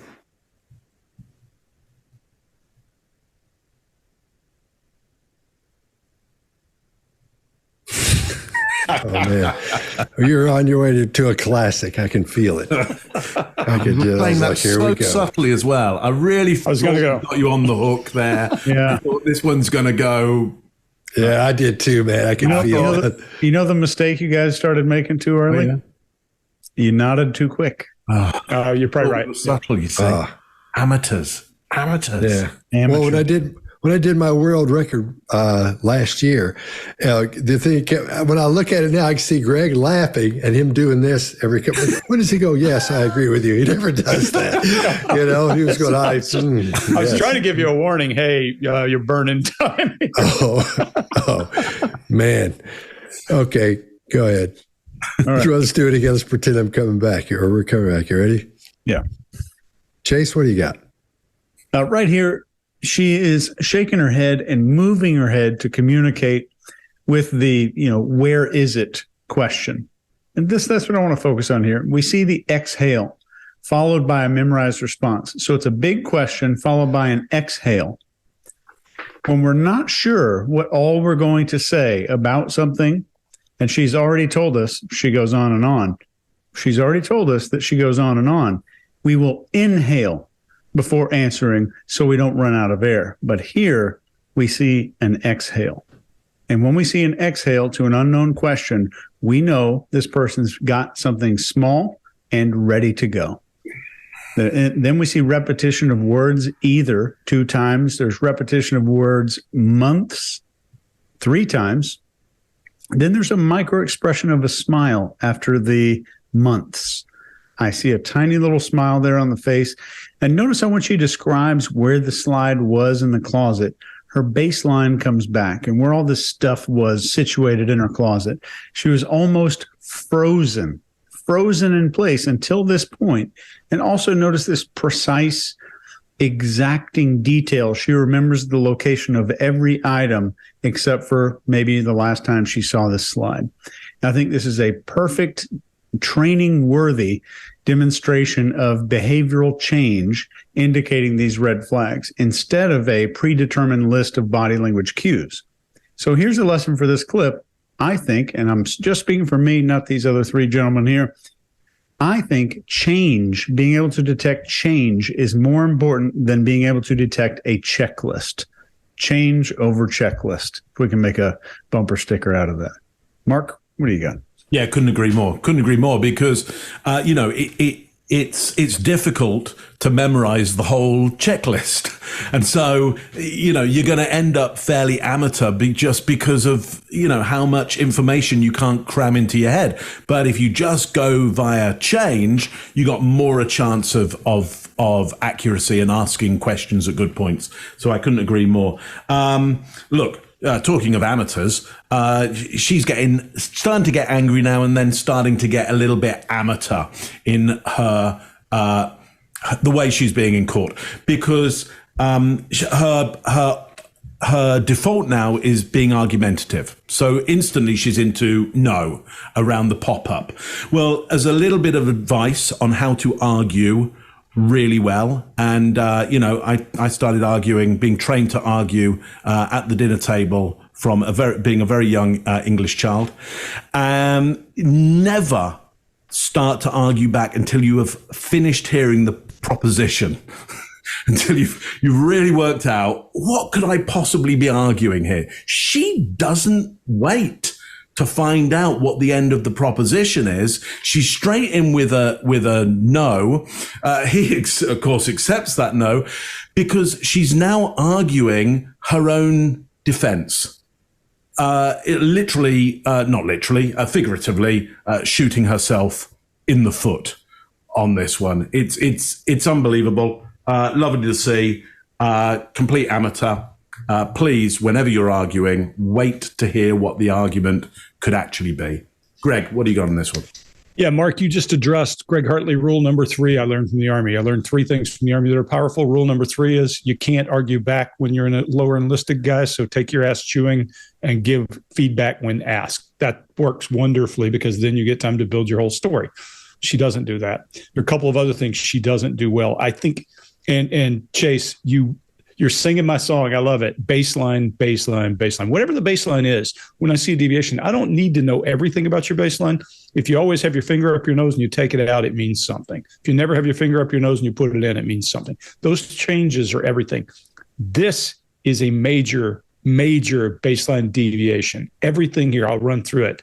The yes, the thing she's used to lock down conversation. Lilts up, yes. Didn't do that before. Why? I think there's something up here.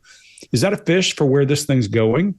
She puts her finger to her head. First time we've seen that. What's going on? Well, we know that people put their finger to their head to think, but they also do it to release nervous energy in those muscles that are tensed up on the sides of your head. I think as you age, you get much better and much more contained. Doesn't mean you're more polished, just means you can sit stoically more easily because it takes more energy to move.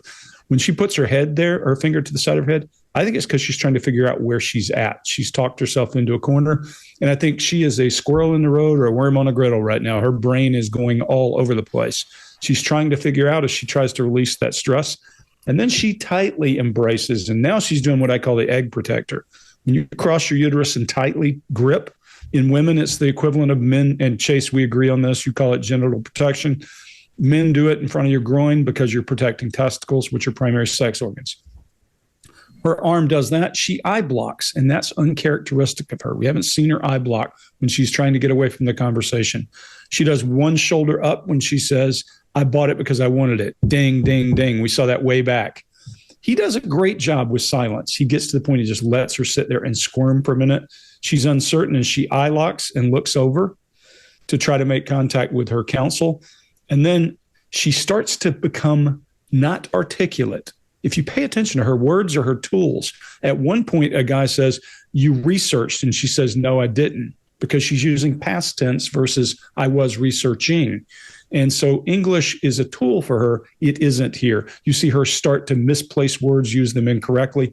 And Chase, I agree with you. While she was very prepared for where things were in the closet, she even chooses the wrong words and uses them incorrectly there. And you see her arch her head in frustration with self when she does all those words. She's on the ropes right here, and it's a matter of how do you close from here. Scott, what do you got? Yeah, I agree with you guys. Chase and Mark, the dang baseline Yoda over there. One of the first things he says in body language tactics is almost that verbatim. Goes through and makes sure that you understand the differences in what a baseline is from just what you've heard and the list of things you get to watch out for that suggest or indicate deception. I think that's great. Can't believe we've never brought that up before. I think that's awesome. Here, this has her flustered because once again, she's busted really bad. And this is because of her, in my opinion, because of her horrible communication with her attorney. Because she's saying things that he's telling her things she said. She said, I didn't say. They said, yeah, you did. You said this and that. So there's that going on. That's what's got her flustered, got her sort of knocked down the road a little bit there. And she's good, one more time, she's good at lying because she creates those big, long stories and books, and she's a creative, and she can just, boom, create those little things and throw them out there. That's why she can hardly keep track of everything. And her memory, I'm going to go with her. I don't think her memory is that good because with all these things she's thrown out, she can't remember what she said because she's thrown out so many of them. And if you're going to be a liar, you better be able to remember everything you said, every little detail, especially in a situation like this. But she's just got so much going on out there. She's chaffed and redirected so much, but done it wrong because she's saying facts and here's what really happened in this stuff. She can't keep up with it. So she can't keep it straight. She doesn't even know what she said. And I blame the attorney for that because he didn't get that straight with her as they went through. So I don't think they got solid on what her story was going to be, or they were, but I don't think they ran like we would do, run through this scenario with her or different scenarios and setups of questions and how it might come from a different angle. And they might add this to it or might add that to it. What happens if you don't know what to say? All those things. He might have had some, I think he probably did have a little bit of training with her, but not enough. All right. That's all I got. Your attorney seemed to indicate that you happened upon the eBay slide and barrel. Yes. It was just a pop-up ad. No, it wasn't a pop-up ad. That's what she said. Well, if that's what she said, then I probably said that to her at one point or another, but it wasn't something that, the slide and barrel was a, say that? Sorry. I didn't happen upon it. At the point that I decided I wanted to do this, I tend to be impulsive, and I bought it because I wanted it.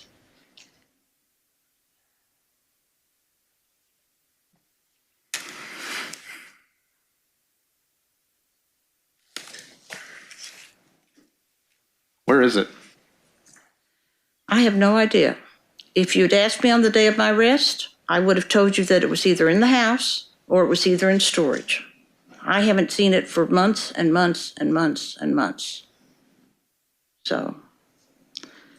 And you just bought it in February and got it at the very last day of February, right? February 28th? Could be.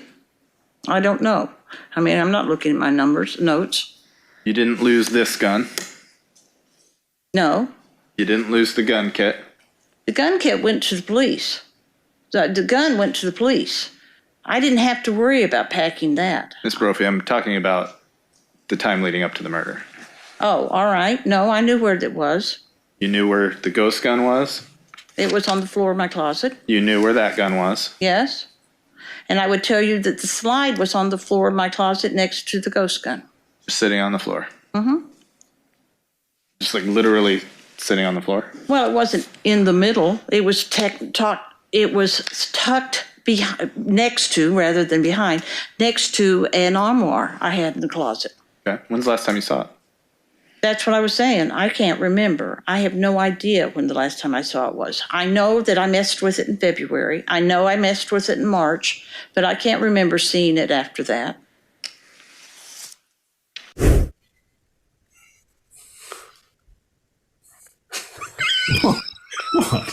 What?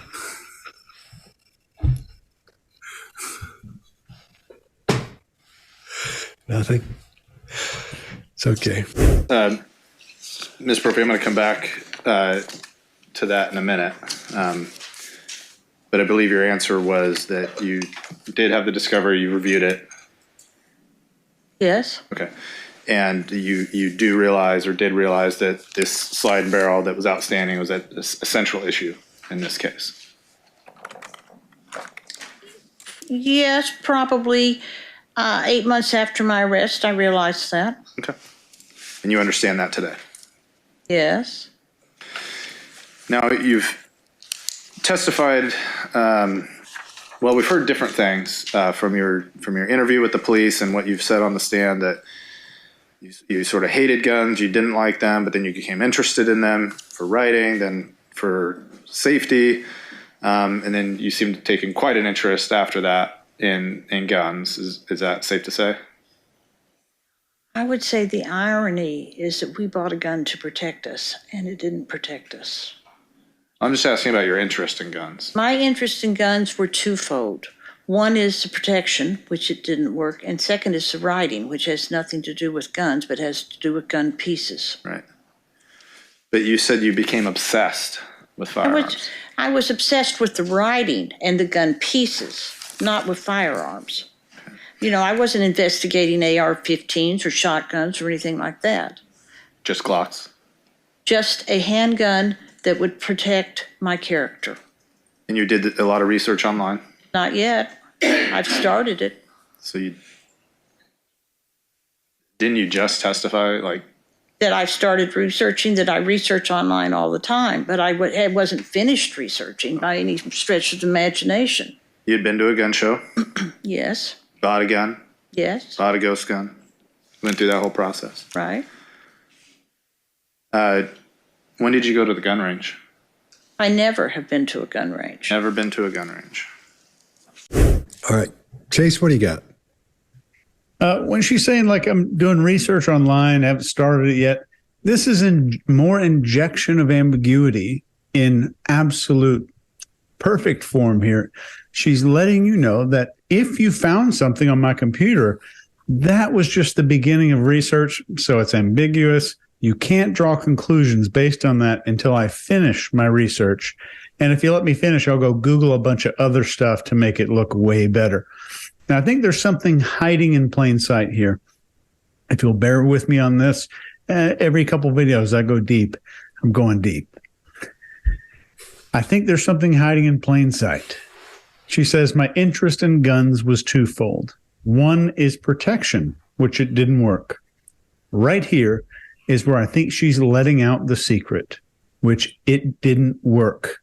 I don't think she believes the gun is going to stand up and wake up and become conscious, jump out of the closet and stop a bad guy. That's not how guns work.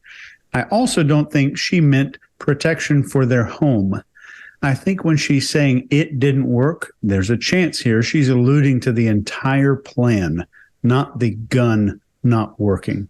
If you listen to it again, you're going to hear a very strange shift in vocal tone, pitch, cadence, all of that at one time.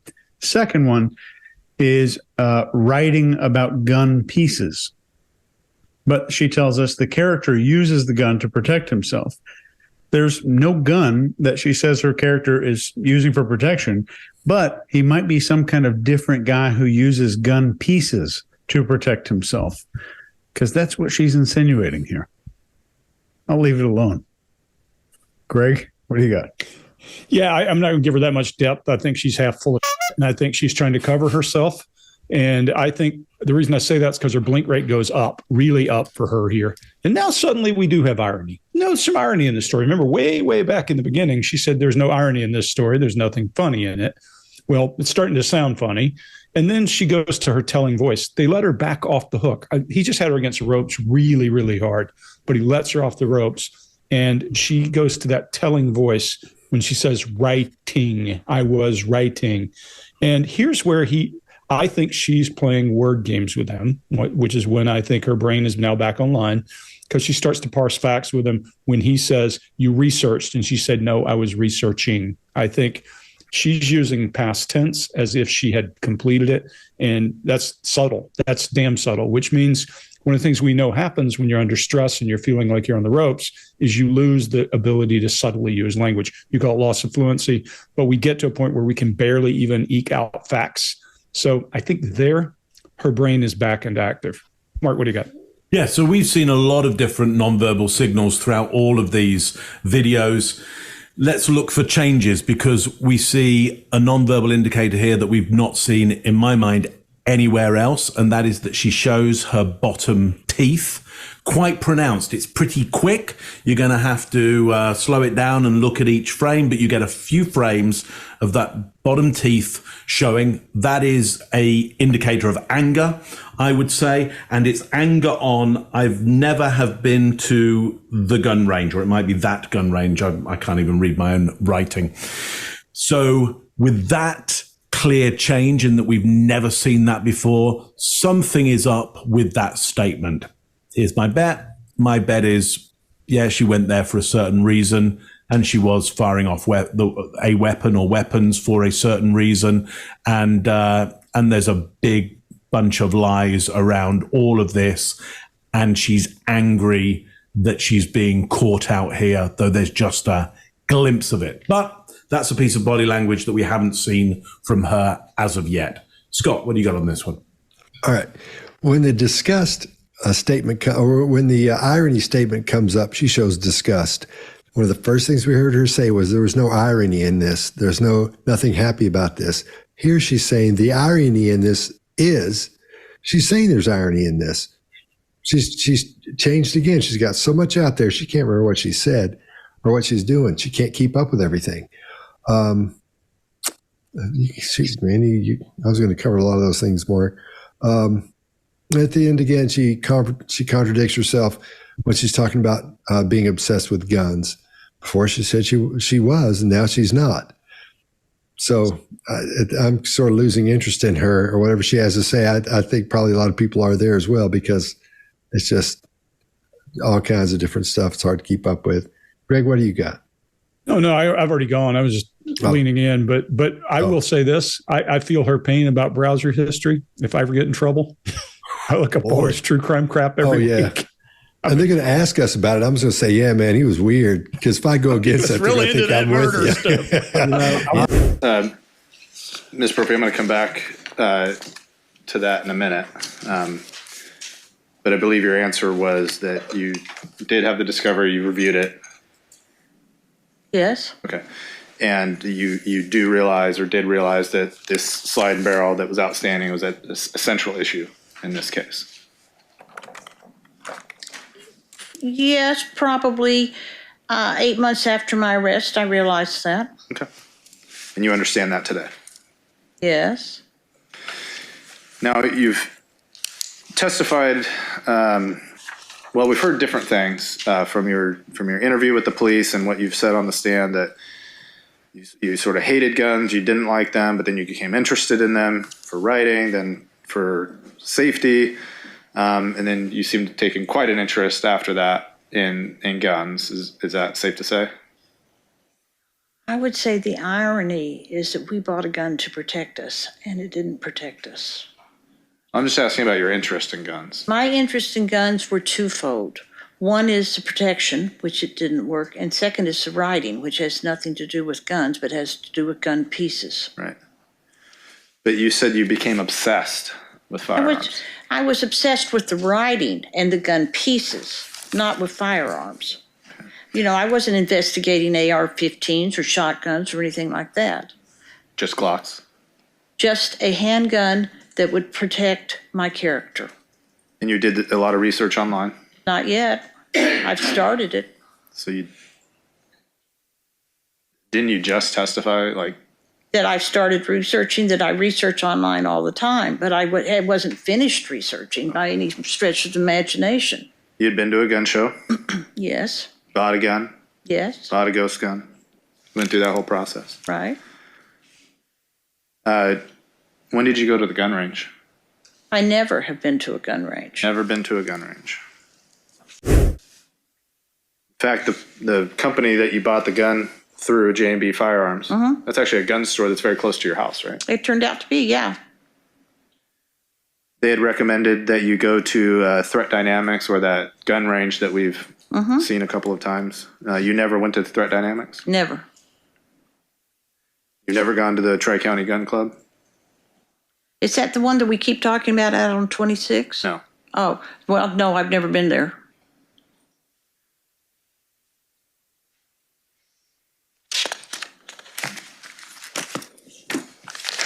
Where were you going on the 26th when you were out near that gun range? Oh, on the 2 random days in March that we've been talking about off and on? Is that what you're asking me about now? Yes. Okay. Dan and I had decided that that was an area we wanted to look at. I'm driving around frequently out there trying to look to see if there's any property, anything that leaps out at us, anything that is all the requirements Dan has. The land has to be flat for gardening. The land has to be fairly treeless so that we don't have the shadow hanging over it. I know what he requires, and I know what I need in the house. Isn't that state land out there? It is after fashion, and that's why I didn't go all the way out to where you're saying it was. I went out after fashion, came back. You just drove out there randomly, were there less than a couple of minutes, and then headed back to Portland on No, the 26th? I didn't do any of the. Wait, let's stop. Ask your question to me again, and let me see if on the 26th, the first day, I believe it was a Monday. Right. While Dan was at work. Right. You drove out to that area. Right. And according to cell site location information, it appears that you drove out there, turned around, and drove back. I don't think I drove that far out there. I mean, you know, I know that it's out there. I know because we've talked about it and talked about it and talked about it, but I have never, ever, ever been there. And if I had been going there, I would have gone there with Dan, and I would have gone there with. We ended up at the closest I got to it. We had, 2 minutes, 10 minutes that I could have spent there. I can think if I was just going out to fire a gun at dirt, that I could have found someplace a whole lot closer to my house than driving an hour and a half to make that happen. So you knew about that gun range? I had heard about the gun range from the J&B people. In fact, that's your handwriting, right? I don't know. I haven't seen that note in ages. Receipt. Okay. So you knew it was there, though? And I'm not sure that is my handwriting as I'm thinking about it. I think they wrote it down. Okay. But I can look at the note again and tell you. Let's not get lost in the weeds here. Okay. All right, Mark, what do you got? Yeah, so this is her gun range alibi. Again, we're back to big gestures that are out of her usual baseline of gestures. So we know she's under heat here. She's most likely lying. In fact, let's just say she's going to be lying at this point because the gestures are now too big. They're out there. They're leaving the frame. So that's definite deception from my point of view. And just one little one. She goes and covers her throat. Again, that alone suprasternal notch. Yeah. There she goes for that. That's just a little additive for fun. But the big gestures are enough for me to go, you're making this stuff up. Greg, what do you got on this one? Yeah, she right out of the gate conditions the question, when he starts asking her about going to this place. And she says, is that the one that, well, come on, who cares which one it is? You either been there or you haven't. And a better question. So here's where we get to questioning and why questioning matters. If you say, have you ever been to this gun range? They get a chance to say yes or no, and that conversation's over. But if I ask you, have you ever fired the gun? Well, if you say yes, in my backyard, you have violated a city statute. I got you there. And if you say no, then I'll say, well, why was there residue? So look, there's a lot of things that allow you to be able to take it in another direction. The best way you would go is say, hey, when did you fire that gun? Where did you fire that gun? How did you fire that gun? How many times? And then you get lots of other opportunities to find information. Plus, they know it's been fired. They've got look, they've got the gun. They can do all kinds of tests, know all kinds of things that she doesn't know. Again, she starts to condition the question. And then she gets to this point where she's talking about, I don't think I went there. And if I did, and Mark, I think she's got this all scripted in her head, but she's in trouble. You're dead on. I mean, suddenly her arms come up. They start doing things she's not done yet.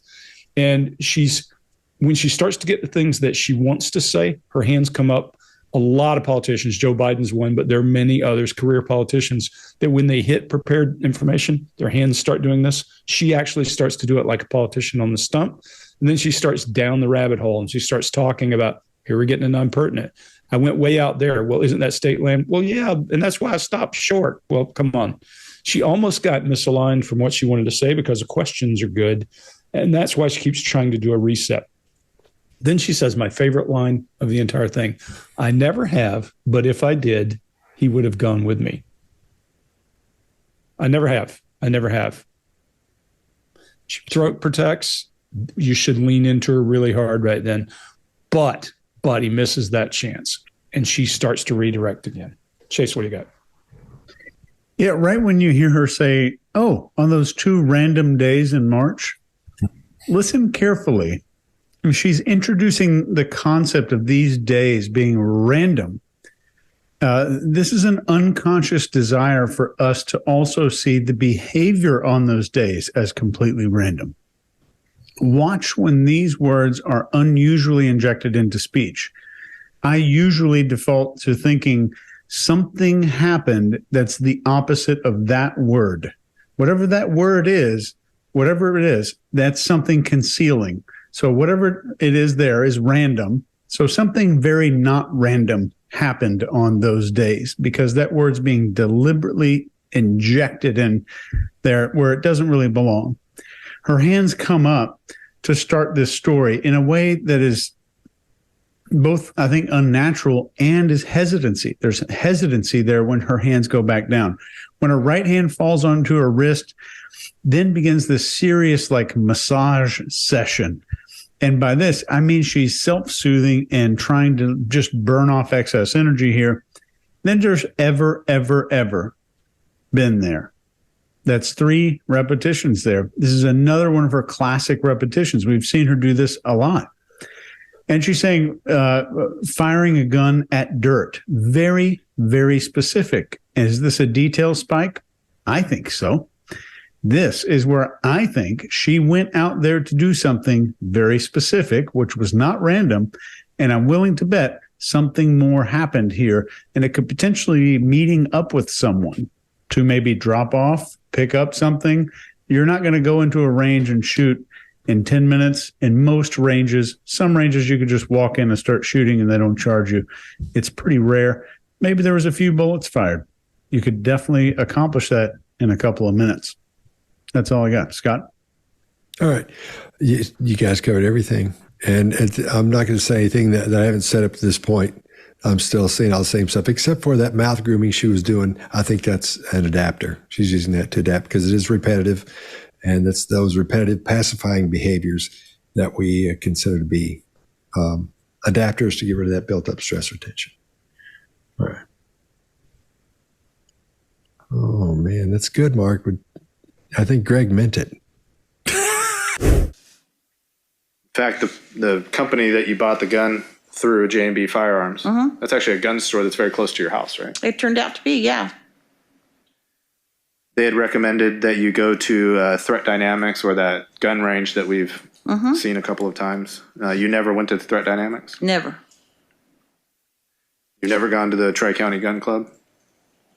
Is that the one that we keep talking about out on 26? No. Oh, well, no, I've never been there.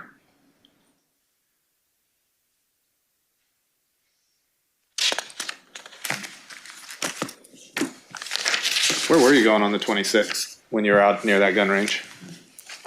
Oh, on the 2 random days in March that we've been talking about off and on?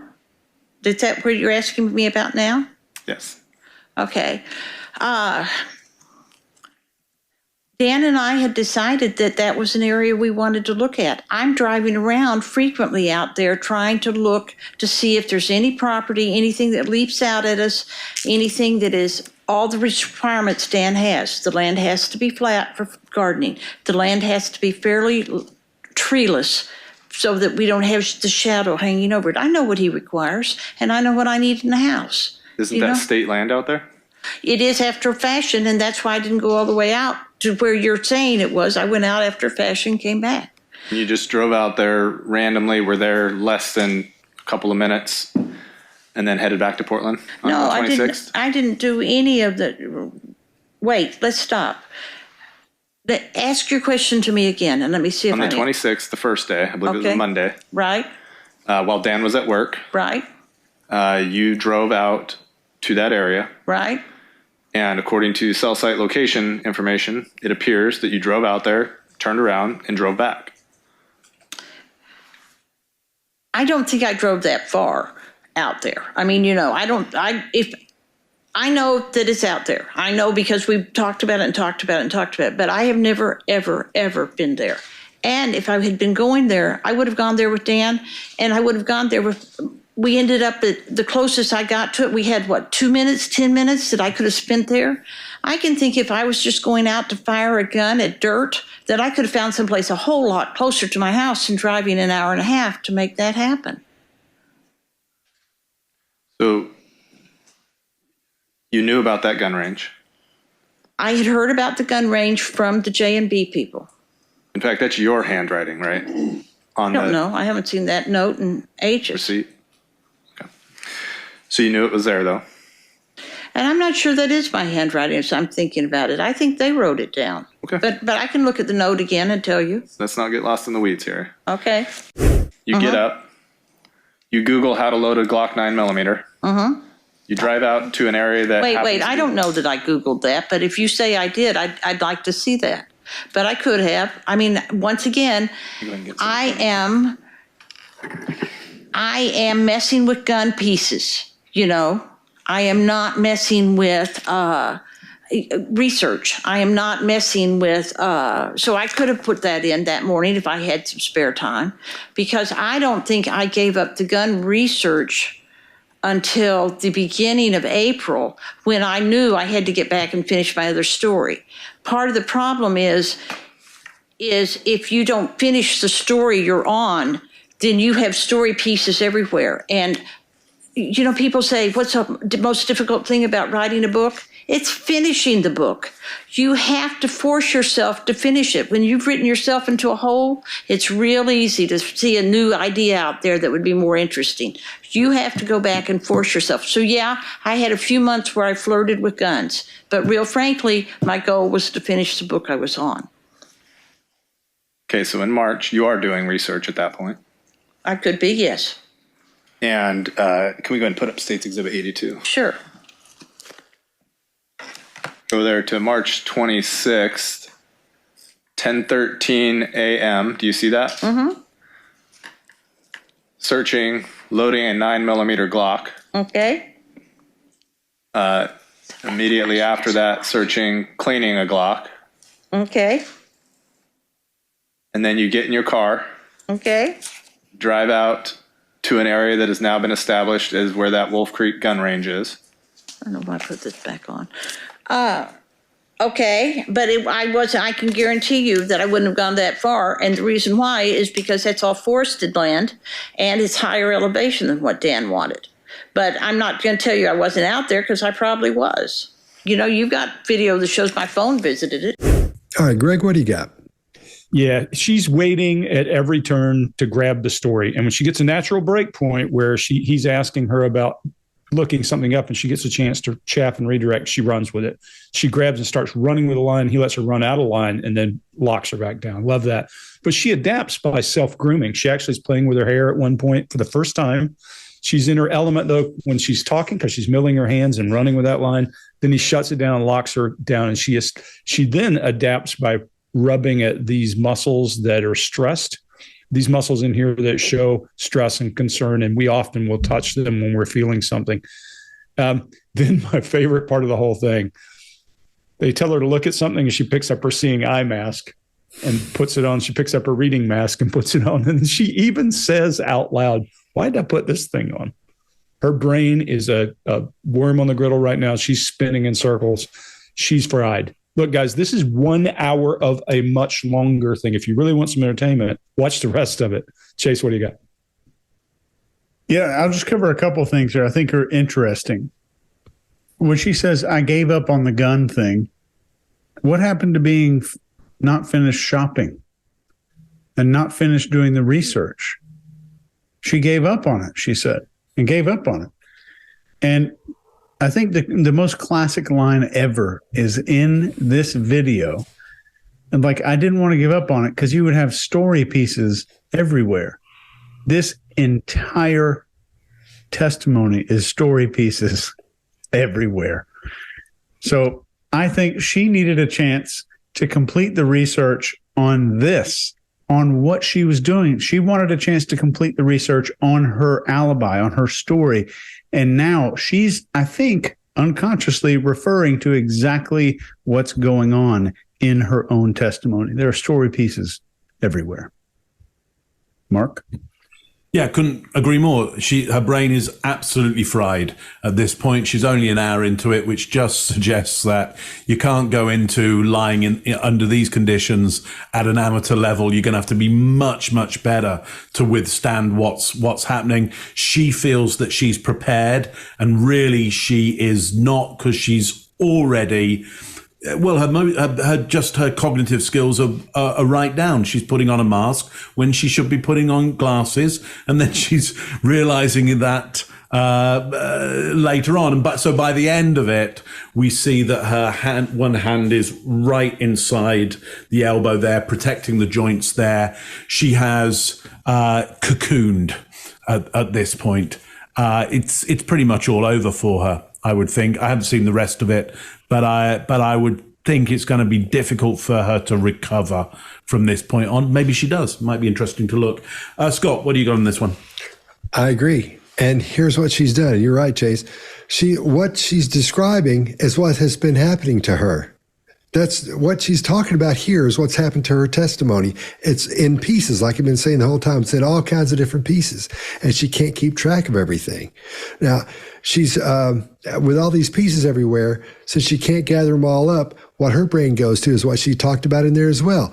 She gets tired of it. You have to finish it, and you have to, because you see something else that you want to create something else, or you see something else you can work on, something else to be creative with. That's what's happening. That's why her story, as it goes along, it starts busting up more and more, because she's trying to fix these things, these little crappy answers she gave. She's making them bigger and better. She's qualifying, using qualifiers to make her story bigger and better, and it's getting out of hand with her. She can't keep it, because, like you guys all said, her brain is just, as she's fried at this point. Her brain is tired. She's reached the maximum capacity of She can't do anymore. That's it. She can't keep track of it. So it's getting out of hand. And I think a lot of this, again, I blame on her attorney for not staying with her and not connecting with her and saying, look, you got to do this. Here's how we do this. I think a lot of that could have been avoided. But having said that, I think that attorney is smart enough to have worked in and set those same traps. And I think she would have fallen into those traps as well. You get up, you Google how to load a Glock 9mm. You drive out to an area that. Wait, I don't know that I Googled that, but if you say I did, I'd like to see that. But I could have. I mean, once again, I am messing with gun pieces, I am not messing with research. I am not messing with, so I could have put that in that morning if I had some spare time, because I don't think I gave up the gun research until the beginning of April, when I knew I had to get back and finish my other story. Part of the problem is if you don't finish the story you're on, then you have story pieces everywhere. And, people say, what's the most difficult thing about writing a book? It's finishing the book. You have to force yourself to finish it. When you've written yourself into a hole, it's real easy to see a new idea out there that would be more interesting. You have to go back and force yourself. So yeah, I had a few months where I flirted with guns, but real frankly, my goal was to finish the book I was on. Okay, so in March, you are doing research at that point. I could be, yes. And can we go ahead and put up States Exhibit 82? Sure. Go there to March 26th, 10:13 a.m. Do you see that? Mm-hmm. Searching, loading a 9mm Glock. Okay. Immediately after that, searching, cleaning a Glock. Okay. And then you get in your car. Okay. Drive out to an area that has now been established as where that Wolf Creek gun range is. I don't know why I put this back on. Okay, but I can guarantee you that I wouldn't have gone that far. And the reason why is because that's all forested land and it's higher elevation than what Dan wanted. But I'm not going to tell you I wasn't out there, because I probably was. You've got video that shows my phone visited it. Mark, what do you think we're seeing so far in this?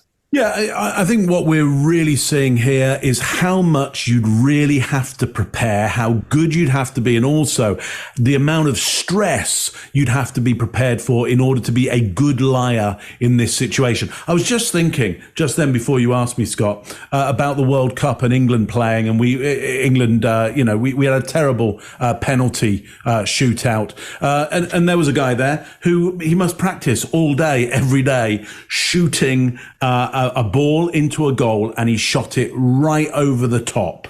Something he does every day. Why did he do that? The stress of the situation. So you can practice and practice and practice your lies, but you have to practice them under stress, because under stress, you're going to fall to bits. Chase, what are you seeing? I see the opposite of O.J. Simpson. O.J. Simpson wrote a book called If I Did It. And before this happened, she wrote a book that essentially was titled Somebody Did It. And we're kind of seeing the exact same thing in reverse. This entire case, I think, was a person thinking that she was maybe too brilliant to face up the law, because she's written so many mysteries and she's such a good writer. She even claimed to have amnesia as an excuse during her trial, which we didn't cover here today. And I think we'll see more books. I do think we'll see more books. I understand they aren't the best, but whenever she's able to release one from prison, I will personally read it, because I can't wait. I think there's going to be some parallel metaphors up in there. Greg? Yeah, so they say if you took enough chimpanzees, gave them typewriters and enough time, they could randomly write War and Peace. There's a corollary to that. If you are being interrogated or you're on the stand and you keep talking, there are only so many words in the English language, and in each of our lexicons, even fewer, you will eventually, by negative and by 360, paint the picture of what has happened. So one piece of advice: shut up. That's the best thing you can possibly do when you're being interrogated. And if you don't know if your client is good on the stand, but she talks this much, this is real easy. This person stood up there and gave you so much information that, and this is in 1 hour, imagine what average people are thinking sitting there. Scott, what do you got? Yeah, I really like this one because we see her just slowly fall apart. It's like when those spaceships come in or the satellites come in from space and they start breaking up in the atmosphere and things just start falling off of them. It starts getting bigger and bigger. That's exactly what happened. And that other attorney was able to get in there and grab, oh, there's that, let's see that, and puts them all together and saves them up. He goes, well, you said this. Oh, yeah, well, you said this too. What about that? And she can't defend it. She's just flopping around in there. Her brain is spent. So she's got nothing left to fight with. So, I think that's a great example of that. It's a wonderful example of it. All right, fellas, I think this is another good one, and we'll see you next time. Today we're going to talk about Melanie McGuire. She was convicted of murdering her husband, and Greg's found some great videos on her. Greg, tell us about those videos. Yeah, I think this is from an ABC News special on her called The Body in the Suitcase or something like that. She's from Central Jersey. Her husband went missing, and later they found his body down in Chesapeake Bay, down in the Virginia Beach area, where he had been cut up into pieces, put in 3 matching pieces of luggage, wrapped in plastic, thrown into the water, and we'll talk a little bit about that as we go. There was no physical evidence that tied her to the crime. Lots of circumstantial evidence. The luggage was hers. The garbage bags were from her house. And you'll hear some more of it as we go. Who is the Melanie McGuire you hope the jury knows?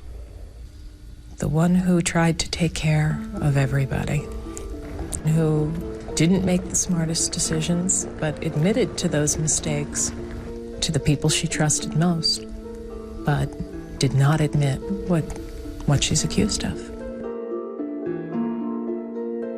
Okay, Greg, what do you got? Yeah, right into that one. Yeah. So I think what we're seeing is a carefully structured self-image. And the way she slowly speaks. I lived in that part of Jersey for a lot of years, and that's not a standard Jersey brogue kind of pop, move fast, talk, that kind of thing, but a very carefully crafted image. And I would just about guarantee you anybody who knows her would say that's the way she talked to them all the time. Because look at how she uses her face when she's talking. I did not admit, blink, blink, blink, blink, blink. She even pauses in cadence at I did not admit. She didn't say I didn't do it. She said I didn't admit it. That's all she said. She said, I tell people that I trust. I'm assuming that's her lawyer maybe. I don't trust anybody who is smoothly moving along and then chooses the words did not admit, and the cadence shifts, and then you see something different. So I'll just leave it at that. She's starting her right out of the gate. She's got her own image of self to maintain, and that is I'm a good person and I sacrifice for others. That's what I got. Mark, what do you got? Yeah, so I think you get this conflict of images then, because there's at take care of everybody, there's a collision of nonverbals. So we get eyebrow raise and a smile. So that seems agreeable and open, doesn't it? But at exactly the same time, we get nostril flare and suppression of the lips and a bit of a chin jut as well. So that seems to me to be closed and aggressive. So hang on. So can you be agreeable and open and closed and aggressive at the same time? Well, you can if you have an internal conflict going on, i.e. you're trying to be one thing while you're something else at the same time. So it's quite complicated what's happening here. So already I don't trust what's going on here particularly. Scott, what do you got on this one? All right, at the very beginning, we see a little squint, a tiny little, it's almost a micro expression of a squint when we see that. Now, we squint when we see something that we don't like, something that offends us, or something we're afraid of. And in this case, the word who triggers her, who is. When the woman says, who is Melanie McGuire? She's not ready for it. She doesn't know who she's going to ask her about, even though it's her sitting there. It would be obvious. That's my impression of it, because you see that tiny little squint that makes her uncomfortable. Then we see the confirmation nod. A lot of people say, oh, that's saying this when she's saying no or whatever. She's just confirming that that's what she wants to say and that what she's saying is positive and that that's what she wants to get out, is that part. Then we see an eye flutter. And that suggests here the same as the squint. As she's talking about what she's talking about there, it bothers her to say it because she knows it's not true. And so we see the flutter quite often is the same as, Well, you'll see it's the same as like a really short squint sometimes too. We'll get into emblems in a few minutes. But this is painful for her as well, because not painful like is in pain, but emotionally. And her brain says, no, this isn't true. We got to be cool about this. So it's painful for her to say that. Now, we see lip compression that follows that as well. Because when she's saying this, she says what does she say? She says, I can't believe, or she can't believe that if it's not me, then the killer is out there. Then the killer would be out there running free.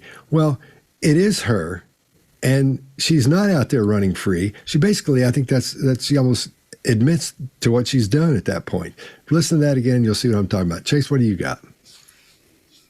Yeah, I agree with you guys. She's also talking in third person here throughout the entire clip. And I think some of that has to do with that she's, been asked this question in a strange way. But I think she finds comfort in doing this.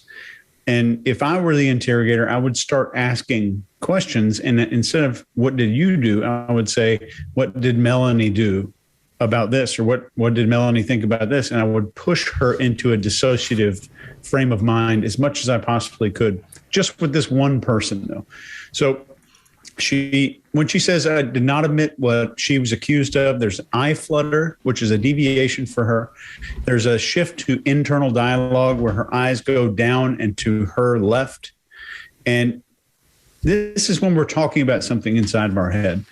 And there's an immediate mouth closure after this. So she finishes this little statement and shuts her mouth immediately, which is also a deviation from her baseline. And somehow, I think it's magic, but she suddenly gets a whole lot older and changes clothes. But this is definitely unusual. I haven't seen a person do that before. I don't think it's deceptive, but it's definitely strange. I haven't seen since the Michael Jackson video. Choice. Yeah. Who is the Melanie McGuire you hope the jury knows? The one who tried to take care of everybody, who didn't make the smartest decisions, but admitted to those mistakes to the people she trusted most, but did not admit what she's accused of.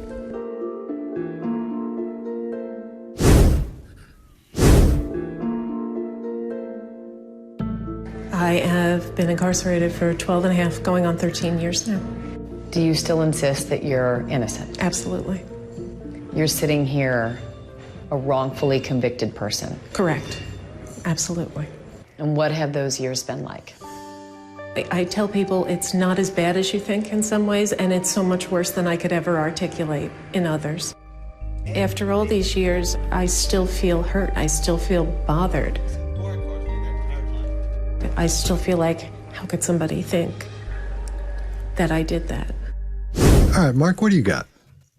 Yeah, so let's go further into that video. I really like the moment where she says, how could somebody think I did that? Well, I think that's a little bit of distancing there because she knows the people who think she did that. So why not mention the exact people? There's distancing from the people who are judging her.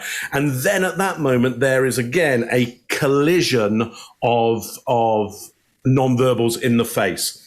I see disdain. I think I see Jupa's delight as well. That smile turn into a very asymmetrical, pull up here. Tongue jut for me directly afterwards as well.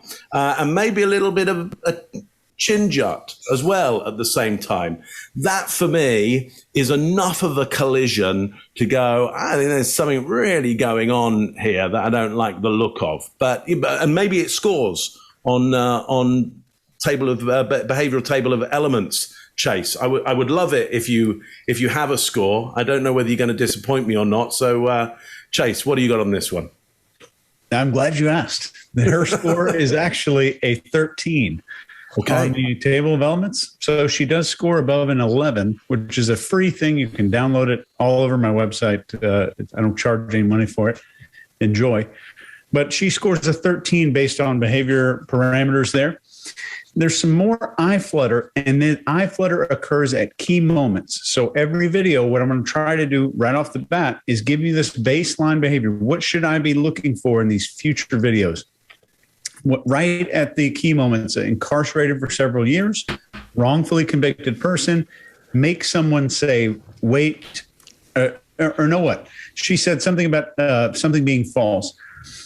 But we're identifying potential stress and discomfort markers. And right when she says, how could somebody think there's some contempt, I think, Mark, you said that, and Scott, there's lip licking. There's a strange facial expression there that's kind of a weird blend of fear, shame, and guilt all mashed into one.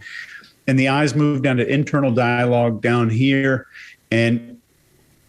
but only after a transderivational search. So they move down to internal dialogue, but only after they move around a lot. She's processing a lot of data right here. And this is one of the best nonverbal clips that has so much emotion and concealment in it. So Greg picks these out for us every week. So Greg, thank you, man. This is a fantastic clip. What do you got? Thanks. Hey, for me, I wonder when I watch this, of course, I see exactly the same things you see, that she has this thing where she says that someone would believe.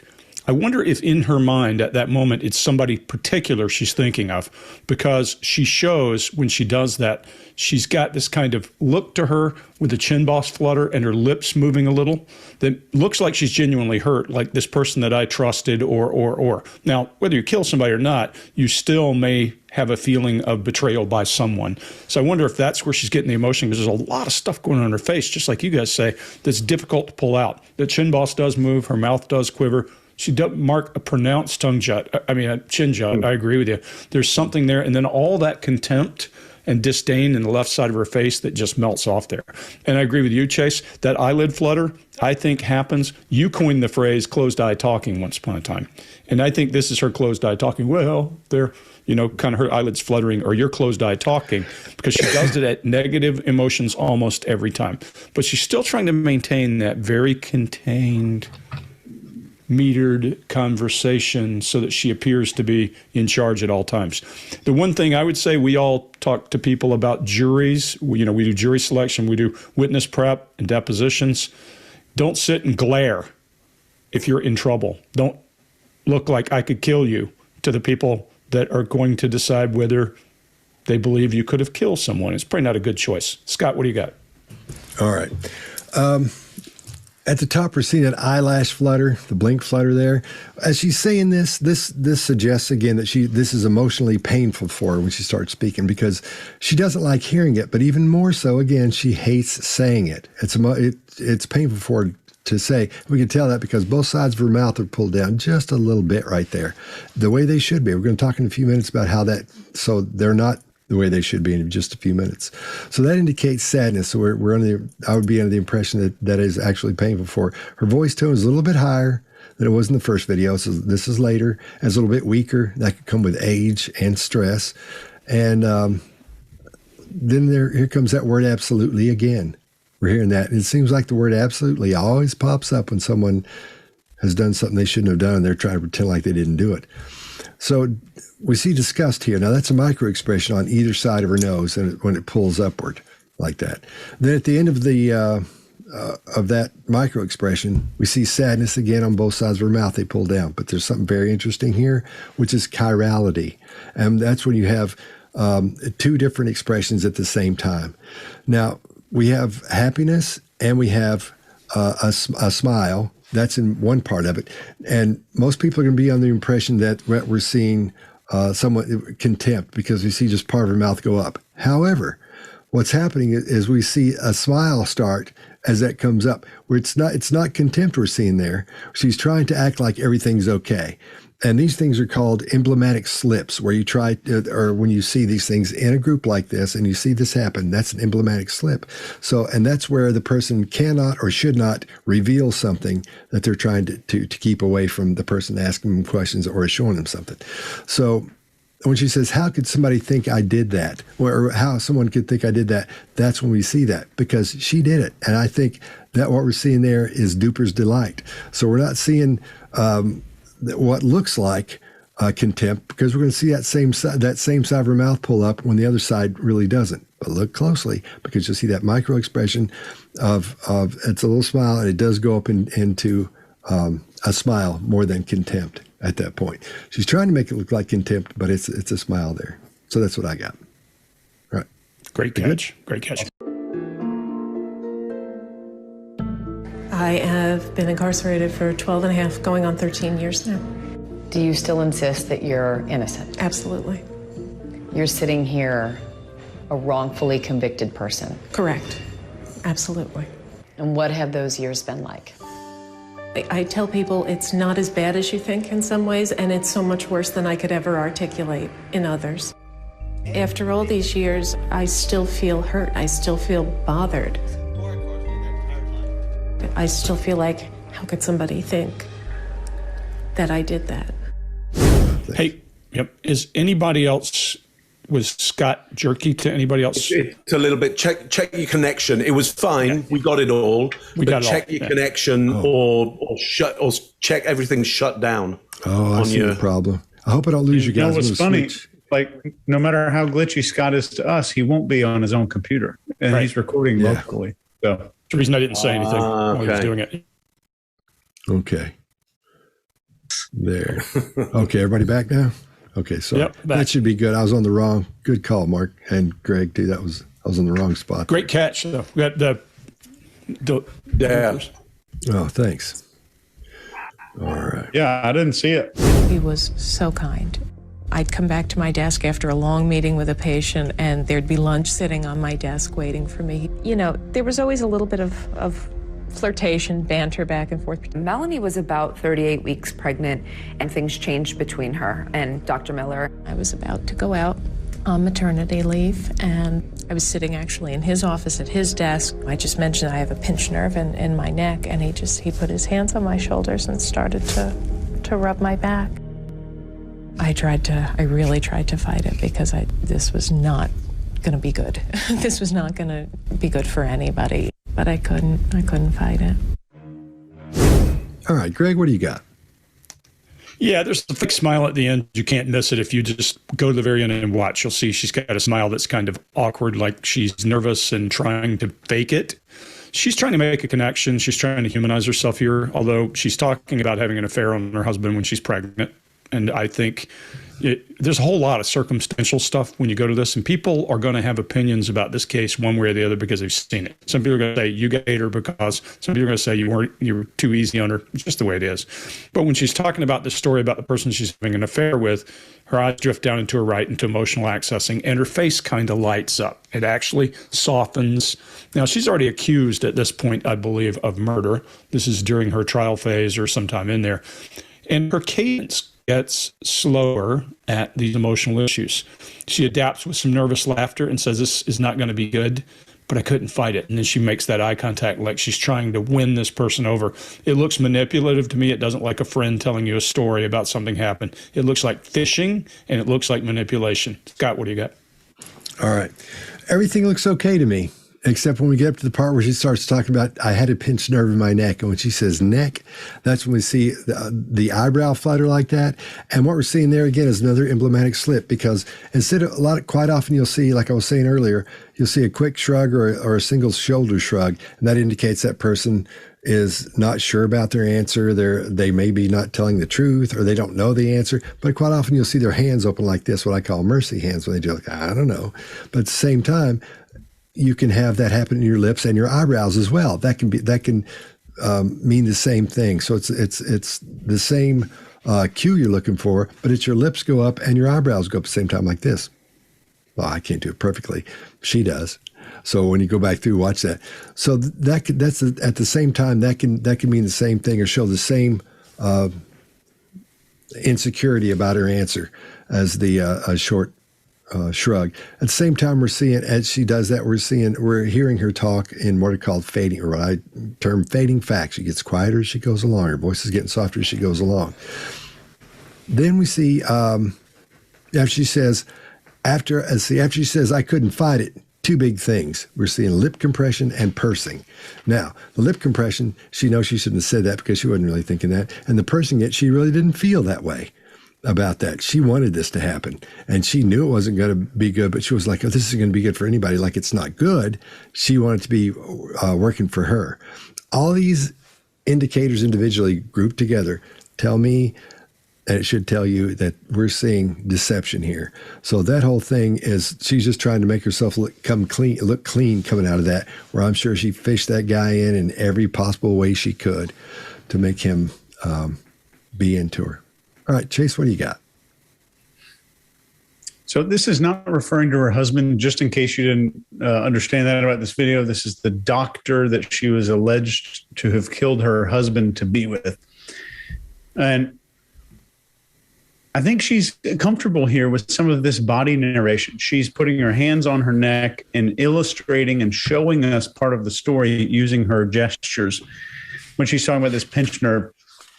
But right when she says, this was not going to be good for anybody, this is just a weird selling of a love story that shouldn't be there. This is, while she's trying to proclaim her innocence, the love story should probably, and what I would suggest would be the other way, would be that the love story should revolve around the deceased husband, if it were probably truthful, especially, and she's trying to get him back.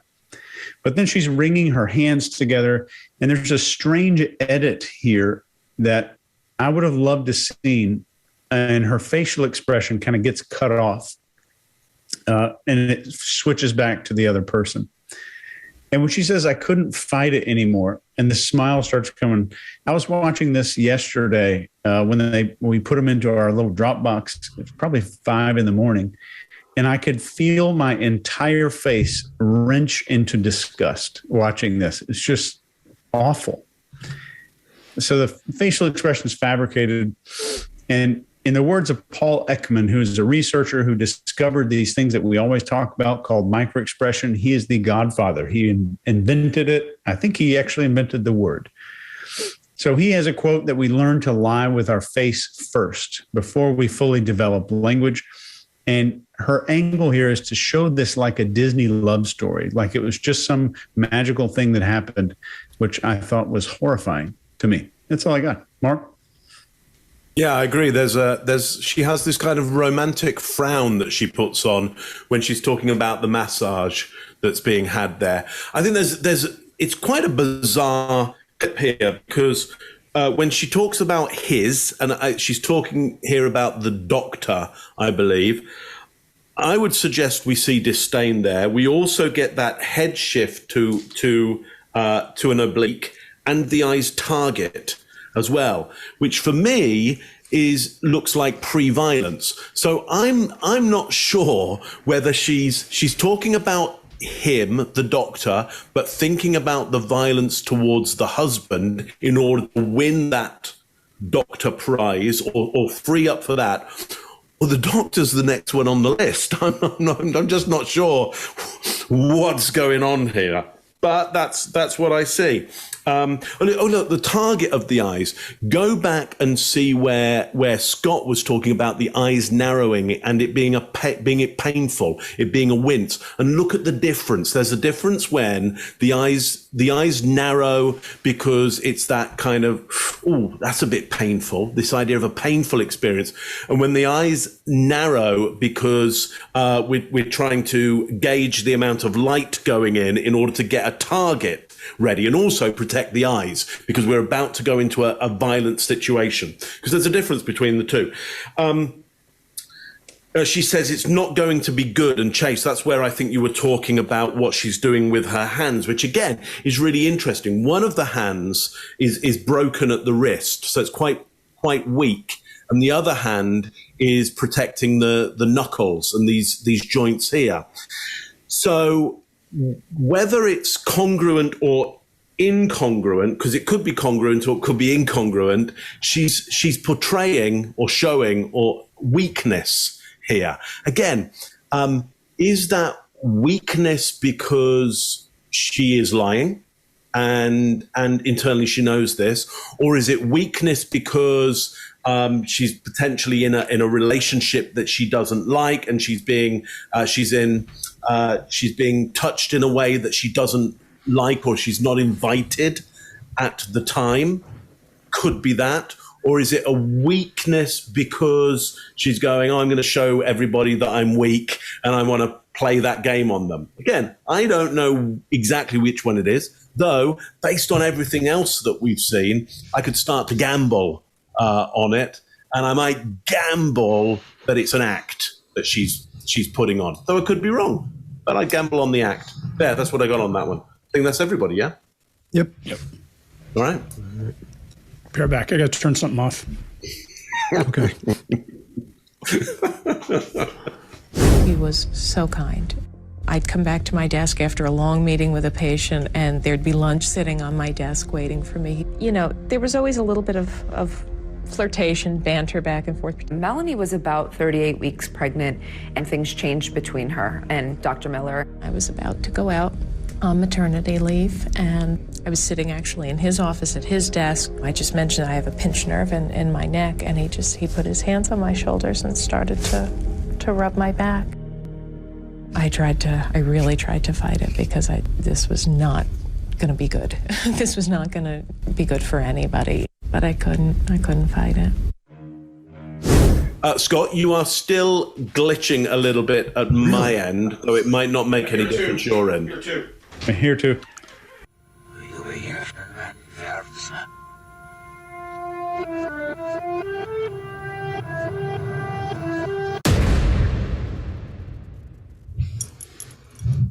Oh, dang it. Well, it's just us. All right, let me see if I can get everybody back. Hang on 1 second. Dang it. House. The marriage wasn't going well at all. So why were you buying this $500,000 house together then? The idea for me was we had a chunk of money, cash, that we were putting down on this house. In the past, we'd come to points where we had been in similar situations, and ultimately something would happen and he would go and gamble the money away. I figured this at least was an investment. Mark, what do you got? Yeah, so I would say she's censoring herself in this one. There's that moment where she goes, he would, and then there's that look up, a kind of a wry smile, a sense of delight during that. So I think she censors herself as to what used to happen in those situations.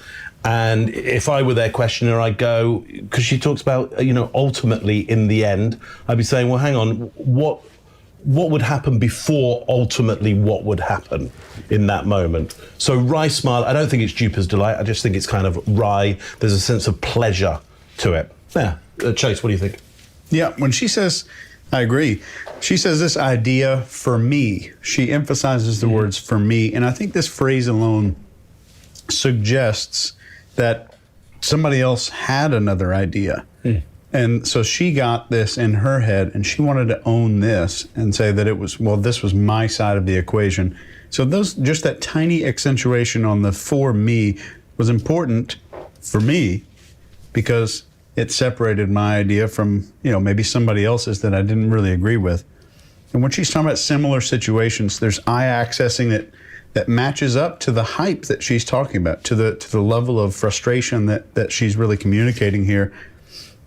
But she does different eye accessing. Greg, I'm sure you'll talk about this. She goes up to 1 o'clock when she's talking about he would gamble the money away. Something would inevitably happen. So what do you got on that? Yeah, so I think that when she looks up, we typically associate up above the brow ridge with something visual. Now, remember, we're not talking, this is baseline, so we have to look at individuals. If I baseline you, you're going to do one thing. If I baseline you, you're going to do another. But when she moves her eyes up, she's going into that visual cortex. And when she does that, I think it's because she's remembering a specific time. When she's doing that specific time, you see some contempt as that left side of the face rises too. So she probably gave away a ton of money, or they lost a ton of money at one point, and that's the key. Might be the trigger point, who knows. We also see that she does a lip compression when she said similar. She does a lip compression there because she's holding something back, and she's doing a request for approval. She raises her brow when she's talking about that one time. The other one, I agree with you guys, when she's looking down and to her right, when she's talking about the idea for me, that's emotion.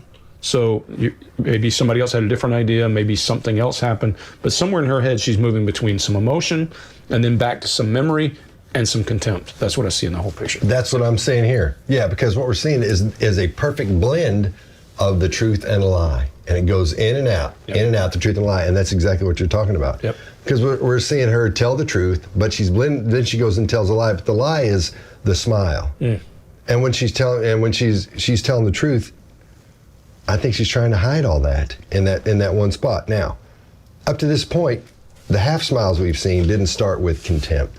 They end in contempt, whereas this one begins with contempt. So can we call that a French braid? Yes, that's why I had that. Okay. Funny. Oh yeah, I can see that. Melanie described the events that would happen later on as a big fight. You and Bill had a horrible fight, yes? Correct. We fell asleep on the couch, woke up early morning hours, and it was never a bad time for an argument. I'm talking probably 3, 4 o'clock in the morning. And it starts on the house. I settled for that house. What the hell are you talking about? You settled for that house. It's a $500,000 house. That's not what I wanted. Here we go. Was a goal. He needed more money. He wasn't somebody who could sit there and be content with what we had. It was always, it had to be a step better. Melanie says Bill became increasingly erratic, even volatile. She remembers one night he called from the road in a rage after getting a speeding ticket. She hung up on him. He called back, cursing any number of obscenities at me, and told me that if I was there when he got home, he was going to kill me. Did you believe him? No, but I was scared. Despite the ongoing battles, Melanie agreed to buy a new house with Bill. If you were so unhappy, why would you bother to look forward to the future? I mean, kids. that's a 15 to 30-year commitment. For the kids.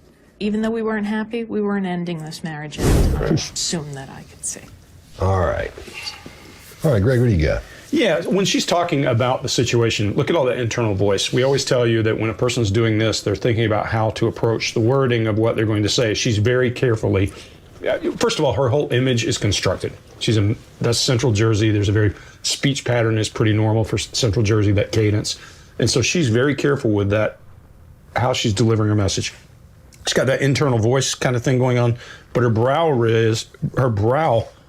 rises when she starts to say, no, but I was scared, and she's asking for approval there. Now, does that mean somebody's lying or guilty or evil? No, but it means something has changed when that goes up in her head and the rest doesn't. She shows some disdain when she's talking about him, and her message back to, I think it was video 1 or 2, is back to, I was sacrificing. That was what it was. It was me sacrificing.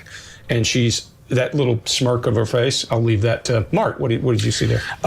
So she says any number of obscenities. So I simply go, well, which ones? Like, there are a lot. So tell me 1 or 2 or 3. She's not being specific enough here. Kill me, sour taste in the mouth there. Now, is that congruent or not? Is the sour taste about the bad taste of her feeling like she is going to be killed? Or is there deceit in there? I don't know which one it is. I would probably at this point, given all that we've been through, say it's most likely deceit than anything else. A great question from the interviewer, which is, did you believe him? So that's a good question. Look, all I'd say at this point is, this is clearly a case where domestic violence is coming up, and so everybody is going to have all kinds of biases, influences, judgments about that. Sure.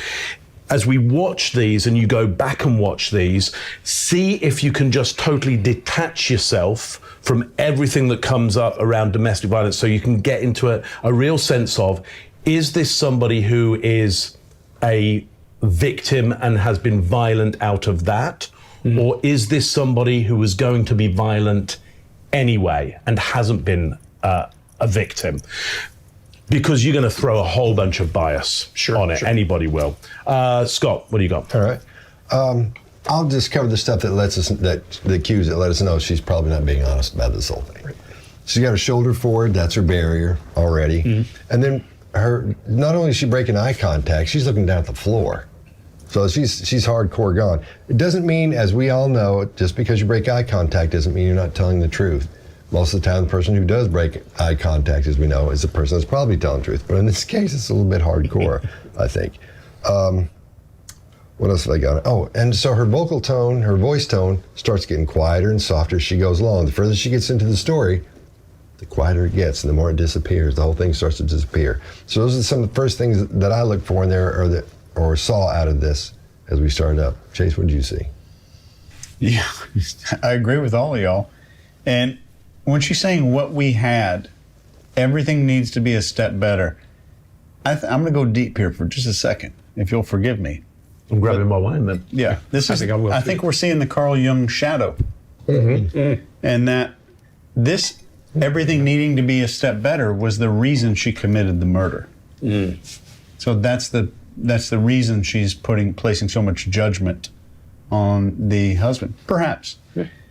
But one big thing here is that there's a confirmation glance during the emotional part of the story. If you're talking to a person, if y'all are ever talking to a person who's really just recalling this emotional story, they don't give a crap whether or not you're really sucked into the story. They're emotional, they're internal, they're behind their eyes when they're being emotional. This person is in front of her eyes throughout the entire conversation. And when she's saying it's for the kids, there's self-effacement, there's no eye contact. It's kind of like when we talked about the close eye talkers, you know, like somebody does something, puts in some new solar panels on their house and like, well, it's good for the environment, you know. I think that was going on right there. And I think she maybe accidentally is talking about them both being unhappy instead of painting herself as a victim. And I think that might be an accident. Or when we talk about priming, you know, when we say something in the beginning, we're more likely to behave that way in the future. Since she just self-effaced and talked about how good of a person she was for the kids, that this self-effacement made her more likely to say we both weren't happy and made her less likely to paint the husband as a monster. Deceptive. I would say this is a very deceptive statement, in my opinion. Mm-hmm. Yeah. What did you guys think of that for the kids exposing the teeth? You think it's just a speech pattern? I think it's an adapter. I mean, weird. But if you look at what she's doing, quite often her mouth will go up and she'll do that. That's happening throughout these. So that's why on one hand, I think it's an adapter, and another hand, I think it might be a cultural situation or just a tick she's got or something, you know, just in doing that, because it was odd. Yeah. I mean, that's odd, but it's part of her baseline. Well, and this is 20 years before the other video or so. Yeah. So that, it's interesting. So was a goal. He needed more money. He wasn't somebody who could sit there and be content with what we had. It was always, it had to be a step better. Melanie says Bill became increasingly erratic, even volatile. She remembers one night he called from the road in a rage after getting a speeding ticket. She hung up on him.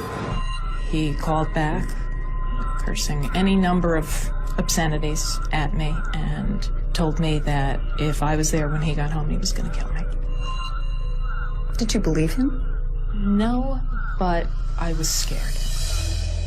Despite the ongoing battles, Melanie agreed to buy a new house with Bill. If you were so unhappy, why would you bother to look forward to the future? I mean, kids. that's a 15 to 30-year commitment. For the kids. Even though we weren't happy, we weren't ending this marriage anytime soon that I could see. Oh, yeah. On the night of April 28, 2004, back in their apartment after the closing, Melanie says they got into the fight that finally convinced her to leave Bill. Believe it or not, it was all over a simple dryer sheet. He hated them. He hated them. And I always left them in the pile of laundry. And from there, the fight progresses to me getting slammed up against the doorway and getting the dryer sheet shoved in my mouth and slapped across the face. And at this point, one of the kids is there.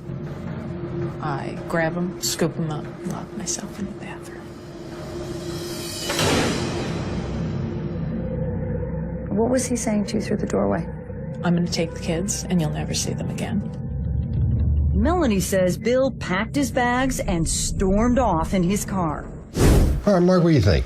Okay, so I'm just going to give some relationship advice here, which is maybe not really in my ball court, and maybe there'll be some people out there who say you shouldn't be doing that at all, but I'm going to do it.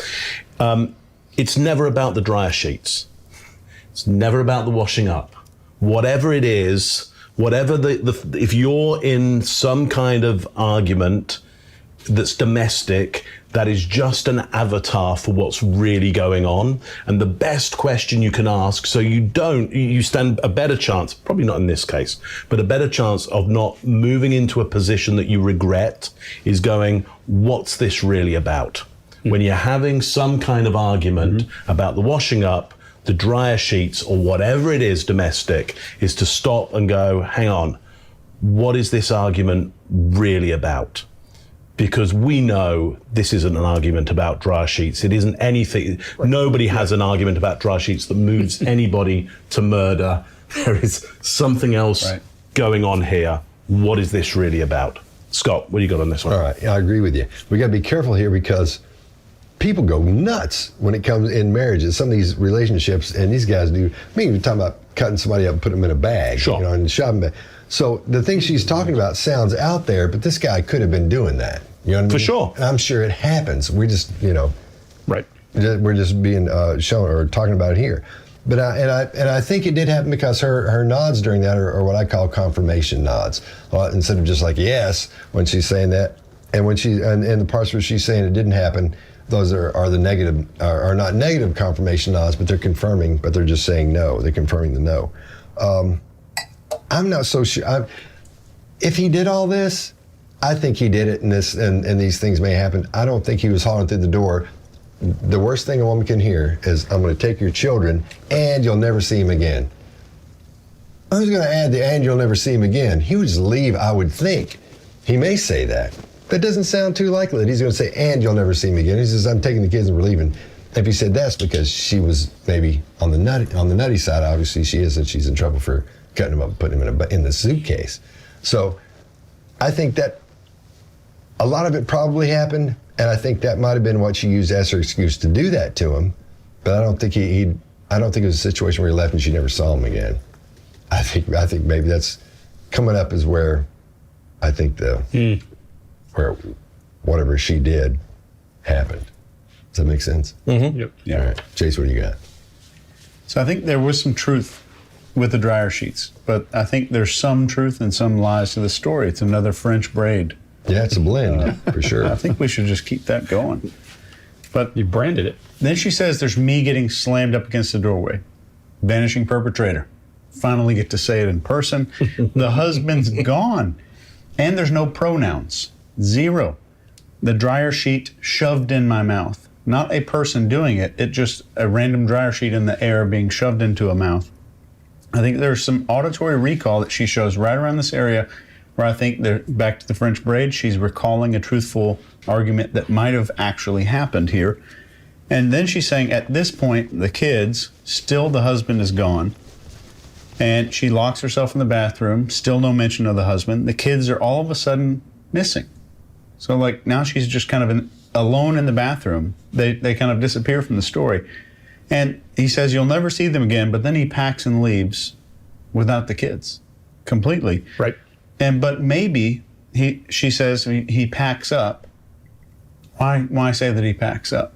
Maybe some suitcases needed to be missing. Oh, okay. And some plastic bags and some. Yeah. So I think it's a French braid. Let's just call it that. It's some truth in here and some bigger deception. Yeah, and I agree with all of you because what I'm seeing in the eye accessing and when she's moving, when she talks about the dryer sheets, you see some emotion. Does that mean this actually happened? Maybe, maybe not. But what it does mean is somewhere in the background, there's been a dryer sheet issue. And Mark, to your point, this is back to my cat brain, monkey brain kind of thing. Once you get to a certain point of stress and you start screaming and yelling and you're upset, the dryer sheet might be the final straw. And so you're not thinking anymore, you're just reacting, and that's the way they behave. Her eyes go to the opposite side when she says the dryer sheet shoved in my mouth. To what she's been doing for recall, which is here. Remember, we talk about baseline. She's been going left, left, left. Now she goes right. And then she has a lot of eyelid flutter right in that case. And that's back to your closed eye talking thing. So here's your French braid. So what does all that mean together? Don't know. But when she says one of the kids was in the room, one of the kids, the most important people in her life, and it was one of the kids. It's like one of the guys who lives down the street was in there. No, right. Come on. You would know, in my opinion, under high stress and you're really embarrassed or whatever's going on, you would think, hey, my youngest or my oldest was in there, and you'd have different reasons why that mattered, in my opinion. So I think we're seeing exactly your French braid, all this stuff tying together, in that it looks like she's telling the truth, but she might be, as Barry Minkow said to me one time, fraud is the skin of the truth stuffed with lies. It's the easiest way to lie. So I agree with you, especially about the kids. Just give me that one. So, Melanie McGuire says she was devastated by her husband Bill's death. What is the last thing that you remember saying to Bill? You'd have to edit it. Give me the gist. F you. That's the last thing you said to him. Yeah. And I have to live with All right, I'll go first on this one. This is, again, the blend of the truth with the lie. And Ekman is the one that actually started calling it the blend of the two. But I think the French braid thing, that works great well as well. But let's not leave him out saying that's where it came from. So what's the true part? So she says, F you, that was true. But the lie part is her facial expression. Because what we're seeing after that is this fake disgust. Everything we're seeing, she's showing us the cartoon version of disgust, but we're not seeing the true version. What should happen is this part of the mouth should come up a little bit more, as we know, as these come down. And when this comes up, she's pulling up. It's not being pushed up, or she's pushing up. It's not being pulled up by the brain. So so it's more pronounced down here than around the sides of the nose. But it is the brain. It's a different part. Yep. Yes. Oh yeah. Yeah. But what I'm saying is, a different part of the brain is pushing up. She's using the wrong part of the brain to push conscious up. brain. However you would say it. So that's what I'm seeing there. So we're seeing the sadness down the corner of her mouth, but that's not going down the right way. We're not seeing the chin boss push up the way it should push up. These are fake emotions, and that's just that these are classic shots from the Ekman books and studies. So I think, for me, that's not. No. I think he did. I think she did say that to him. She did say the FU thing, but her facial expressions are the lie part about it. So I don't think she feels that way about it. I think she meant it, and I think she still means it. I think she showed that when she ended up cutting him up, putting him in a suitcase. What do you think? Yeah, I agree with you. I don't think her facial expressions say at all what she thinks they're saying. In fact, she's a bad liar on both fronts, because I'm going to tell you I feel bad about something I said to you, Mark. I feel remorse. I'm showing you my lower teeth and grimacing at you. Thanks for your acting. Yeah. I mean, so what the hell? What are you thinking? She's sending the message. When you think of people in remorse, there's shame and all of that associated. So we think of the chin dropping, the chin boss rising, all those pieces you're talking about. We don't expect her to show those lower teeth to that degree. We don't expect all that draw and that I see disgust that she's doing, but I think the disgust is overridden by the rage, by the anger that's in there. And so she's got a mess of a facial expression, and I'm with you, doesn't at all convey what she's trying to say with her mouth. What do you got, Chase? I agree with y'all. Let me add on a couple things here. There's a short 3 o'clock movement, which you just mentioned in the previous video, which is uncharacteristic for her behavior. When she says, there's the little fake disgust on the face, false facial expression. I think she's trying to be sad and it's not working. I just think she's selling sadness and showing us something else. And when she says, I have to live with that, she maintains eye contact long enough to deliver the line and then goes into this internal dialogue. So then she retreats, but only after she's got the line delivered. And if you take a look again, the emotion doesn't start until she gets to this FU line. So it should start when she's saying, oh, you have to edit it. And then she's thinking about, that's when you would see the emotion start on the face if it was truthful. But it just starts right at that point when she wants to start delivering, not when she starts feeling. So it starts at delivery, not an actual feeling. And I think she's very confident about this whole thing until she gets to this regret, shame, sadness, mix-up French braid. That's all I got. Mark, what do you got? Yep, so I think she's trying to sell sorrow. So the chin boss is on, off, on, off, on, off. In real emotions, it kind of creeps up slow. There's a slow volume. This is like up, down, up, down, up, down. That's not normal for a true emotion. So I think emotions creep up on you, and you don't really get to stop them because the social part of the brain that kind of says, oh, it'd be really weird to have this emotion in front of the cameras or in front of a group of people. It's not working at the time when the emotion kind of washes over you. Yeah. And so you get this kind of slow volume increase until the moment where the person goes, oh, I'm in a socially awkward situation here. And then usually you will get some kind of eye blocking or look away, some kind of covering now, I was watching this film about Anthony Bourdain on the plane over. Right. So if you want to see true emotions of sorrow, they are time after time after time when the people in the film are talking about him committing suicide, and these emotions just flood up and wash over them. Very, very true emotions, and you see the eye blocking, but it's all very slow and slow increases of volume, not this jerky on-off situation. Yeah. She's completely acting it, and it's bad acting. And it's slow to turn off, too. Yeah. It's slow to come off. Yeah. You can't just shut it down. There's no brake pedal. Right. Yeah. Right. Yeah. Okay. Excellent. Melanie McGuire says she was devastated by her husband Bill's death. What is the last thing that you remember saying to Bill? You'd have to edit it. Give me the gist. F you. That's the last thing you said to him? Yeah. And I have to live with it. All right, well, let's talk about what we saw in this whole thing. Greg, what do you... Yeah, so is it possible that she just has the most unfortunate persona on earth and that she didn't do it? Yeah, that's possible. It's possible she just looks guilty. She's trying to fake sympathy. She hated the guy and something happened to him. She hadn't. All that's possible. But what we look for are clusters, and what we're looking for are reasons. So we're all seeing it. We're all seeing what you call a French spray, whatever we want to call it. She's mixing the truth and a lie, and she's twisting it all together. Why would you be doing that? Why wouldn't you just say, here are the facts and here's how it happened? So my vote is, in my opinion, down. She's in trouble. Yeah. All right, I agree with you. I think it's a great example of seeing that blend of truth and dishonesty at the same time. She weaves it well. Or how would you say it? So it sounds so corny. Braids it well. Yeah, French braid. Braids it well. Yeah, I think she does a great job of that. I think it's a great study in that to see, because she's been convicted of that. Right. So I'd feel okay about saying she probably did it, since a bunch of 12 people said she did already. And yeah, a good opinion. Hole for it. Mm-hmm. So yeah, it's just my opinion. But I think that's a great study in that. Mark? Yeah, so I think it's interesting in that there is a strong possibility that some kind of violence may have been perpetrated on her. Sure. And we can see that that's a possibility. So at the same time, when you're analyzing that, you've got to have that in your mind and not have it in your mind at the same time.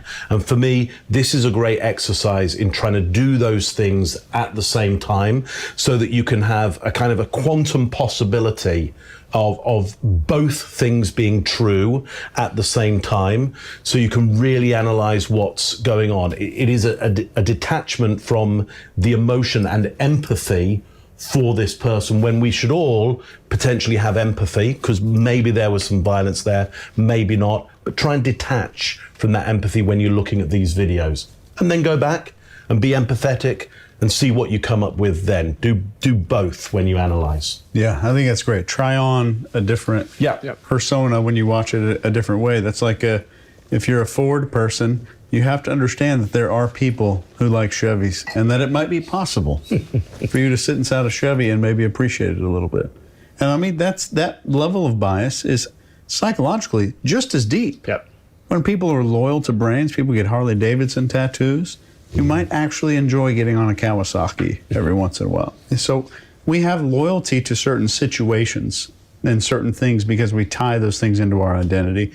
In my opinion, in the video, I think that she has probably grown up from a very young age. This was a defense mechanism because her parents were probably sharp at catching her in deceptive moments or catching her in little things. So she learned this, I bet, from a young age to say, I'm going to get a piece of the truth and I'm going to make a little sandwich with some truth. I'm going to put my story here and some truth. So I think she is guilty only if you just look at what's being concealed and what she's showing stress around.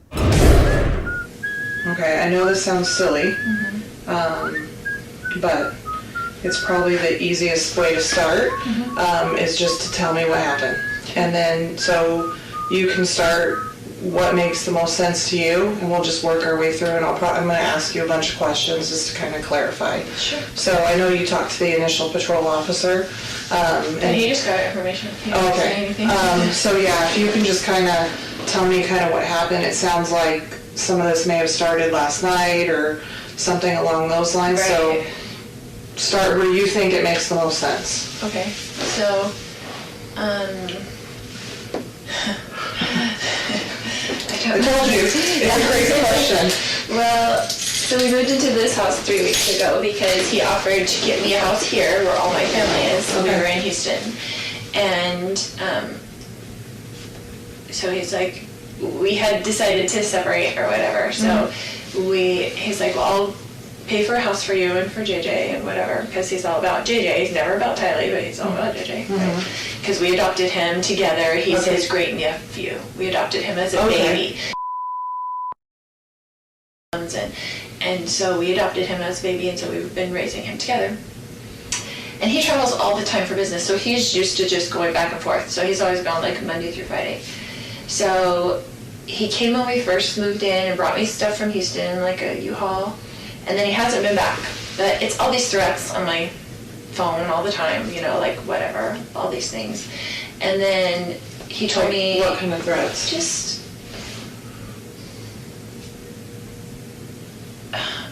You'd have to read them to see, but he's always mad at me, right? And he doesn't want a divorce, but I don't like him and don't want to deal with him, so that's just how it is. So we married for 14 years, we dealt with it for 14 years, of him being horrible to her. Like, he gets in huge fights with her, a lot of things. But anyway, so he said, I'm coming Wednesday night, all of a sudden. I want to see JJ. And I told him, I said, I will never keep JJ from you. You can come see him whenever you want to, come take him to school, whatever. Like, I'm not going to do that. All right. Mark, what do you got? Yeah, okay. Look, some simple things here. I would suggest she's minimized rather than maximized. What do I mean like that? Well, she's taking up as minimal room as she can rather than maximizing the room that she takes up, the space that she takes up. We'll see her minimize even more during this. In fact, we'll see her minimize over this in a way that I've never seen before. A baseline change, which is probably the biggest I've ever seen in my life. Abdomen is concave as well, tucked in, again, protective.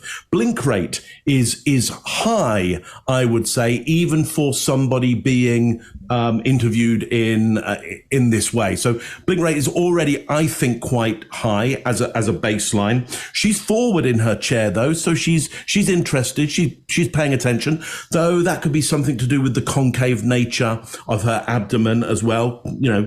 Curled in here for protection. Very active hands, very active descriptors, lots of symmetry, but lots of asymmetry as well. One last thing on this, that emphasis on 14 years. 14 years. We married for 14 years, we dealt with it for 14 years. Seems that she wants some kind of approval around that, or certainly wants us to pay a lot of attention to this idea of 14 years. Greg, what do you got on this one? Yeah, Mark, I love the fact you start off with baseline because we're going to see fantastic baseline deviations from this. And I always say the organism does what made the organism successful. This woman is a queen of what she does. And we're going to watch her through here, walk down. She doesn't do chaff and redirect. She does chaff, chaff, chaff, and disparage victim. He doesn't want a divorce, but I don't like him and don't want to deal with him, so. We're going to watch it. It goes on and on and on. If it was chaff and redirect, she'd be giving you something to go after. She isn't. She's just talking until you let her go the next path, and she disparages the victim. For those of you who are read method folks, guess what? She's telegraphing what she wants to hear from you. So that's a great opportunity for us to talk about read method as we work through here. There's a really smart guy I know who talks about planes and talks about passion planes and grotesque plane and truth plane. Watch the planes in this woman. She starts off locked down. These barriers are beautiful. She's got barriered, has her hands between her knees. And you can tell, I'm going to start by calling her Big Lori, Little Lori as we go through this whole thing. It's a very different personality. She's apprehensive until she finds out what to expect. And in the 80s, there was a song called 'Cause I'm Blonde. I have a feeling this woman has made her lifestyle on that 'Cause I'm Blonde. And in the lyrics to that, the woman would say, BLO, you know what I mean. She would finish no sentences. She would just trail off. And we see that a lot from Lori. She starts off with front of mouth talking and increased blank rates, which we indicate means stress. And she's being solicitous to the person who's talking to her. Then when she realizes what's going on, the sides of her mouth are pulled down, her forehead's up and nodding. That's all intake, data intake. And that's a frown of understanding is all it is. But when she tells her, start where it makes most sense, watch that blink rate fade. Boom. And then she goes to M. She's delaying confrontation there. She leans and eye blocks and gives some nervous laughter. And we're going to see that a few times in this thing. This is probably one of the weirdest ones we've seen to yet. And I think, Mark, you might be right. Baseline deviation, buckle up. This is a good one. Scott, what do you got?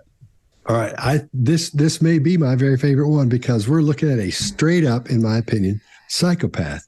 And I'm going to go through why I think so, why my hypothesis that she is one as we go through this. Mark, you nailed it. I don't know what else to say about that. Let's see. She laughs in every video except two, except number 3 and number 4. She laughs in every one of them. We're talking about someone who has just seen her ex-husband killed or was there when he was killed, 2 or 3 hours ago? And she's so calm. Everything is just fine. It's like she's just come. It sounds like she's at a teacher's meeting. It sounds like one of her kids got in trouble and she's down there talking about that, but the kid didn't get that much trouble. But they said, come in, we need to talk about this. This is what this sounds like.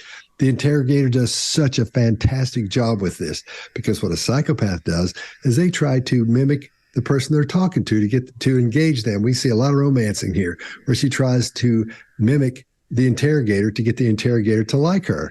It's fantastic. But the interrogator, I think she knows what's going on because some of these things, as we go through this, I'll point out some of the things where you go, she understands what's happening here because she's asking this or she's doing this. She does some classic, like you were saying, Greg, read technique stuff right down the line almost. And she does a great job at those. You can tell she's done it 100 times. But Lori hasn't had a chance to structure her story yet. So she goes through that. She's taking her time. She laughs a little bit too much. But we're going to see her, even though she's tucked in and down, we're going to see her go lower and lower and lower and turtling, where finally we're going to see her hands below her knees on this. When we get toward the end, it is something else to see this. In this case, her illustrators are fluid, but they're fairly low. So she's not showing a lot of confidence with what she's talking about. I know the fellow you're talking about, Greg, for the truth playing thing. He's a friend of mine, known for quite a while. And he does a whole thing how I'm sure which he would go through that if he were on here about the differences in those and how we're seeing those changes as we go along. And then she's creating the reason this happened. When she's asked the question, she's recreating the reason this happened, not what happened. So let's talk about what happened. She doesn't tell what happened. She tells the reason it happened. Tell me what happened. We had decided to separate or whatever. It's all these threats on my phone all the time, like whatever, all these things. So this is just bells and whistles of watch out, something's up here. And keep in mind, she takes time to create this story because she hasn't had time to structure it yet. I think when she and her brother planned this, if it was a plan, everything went as they expected, but it's not she doesn't have her story ready yet. She hasn't gotten to where this, and this. She's really laid back about the whole thing. That's the scary part about this. If in fact she was a psychopath, none of this would bother her. Listen to what she's talking about. Listen to the questions she's being asked and look at how she responds. Look at her body language overall. And this is basic body language stuff we'll be looking at. So, Chase, what do you got? You all nailed a lot of the body language here, but I think the interviewer does a great job. She's saying, start where you think it makes the most sense. This is a great strategy in interviews because it allows the other person to pick what they think is relevant, and it avoids leading them into a hard starting point. And this lets you know if they're going to go through a rehearsed story or not, just how they respond to this one question. And right away, you're seeing something called GHT, gestural hemispheric tendency. Whether or not we gesture one side positive, one side negative, she uses her right hand like this and gestures off to her right to talk about anything negative. Being horrible to her. Like, he gets in huge fights with her. And her left side is used for positive topics. You can come see whatever you want to. Come take him to school, whatever. While she's discussing the negative relationship with one child and the positive and loving relationship with the other, you're going to see this. This type of information can help us in a lot of ways But most importantly, we're going to use this to see where she gestures in the future about certain issues so we can see how she feels about them. And later in the interview, an interviewer can move toward that spot and start gesturing a certain way to change or maybe change the way she perceives something as positive or negative, depending on how you want to frame it. And no one who's being threatened will gloss over being threatened. But it's all these threats on my phone all the time, you know, like whatever. Unless they're either lying or trying to protect the person who did it.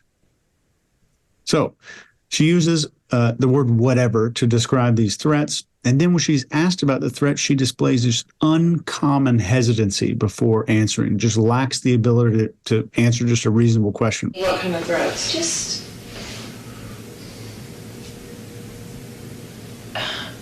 you'd have to read them to see, but And at the end of this, you'll see more of this left and right GHT data coming up. When she's saying horrible to her, she's using her right hand again and even pointing in that direction with her thumb. And this is a very valuable data to an interviewer. But you can use this in any conversation that you ever have to identify these critical indicators like this. And I think just this one clip, I alone, and not even including these other guys here, I could do probably a 3-hour training on this one clip. Like we could spend a day dissecting this thing. Easily. Yeah, that's all I got. The eyewitness is you. Okay, I know this sounds silly, but it's probably the easiest way to start is just to tell me what happened. And then so you can start what makes the most sense to you, and we'll just work our way through, and I'm going to ask you a bunch of questions just to kind of clarify. Sure. So I know you talked to the initial patrol officer. And he just got information. He didn't say anything. So yeah, if you can just kind of tell me kind of what happened. It sounds like some of this may have started last night or something along those lines. Right. So start where you think it makes the most sense. Okay, so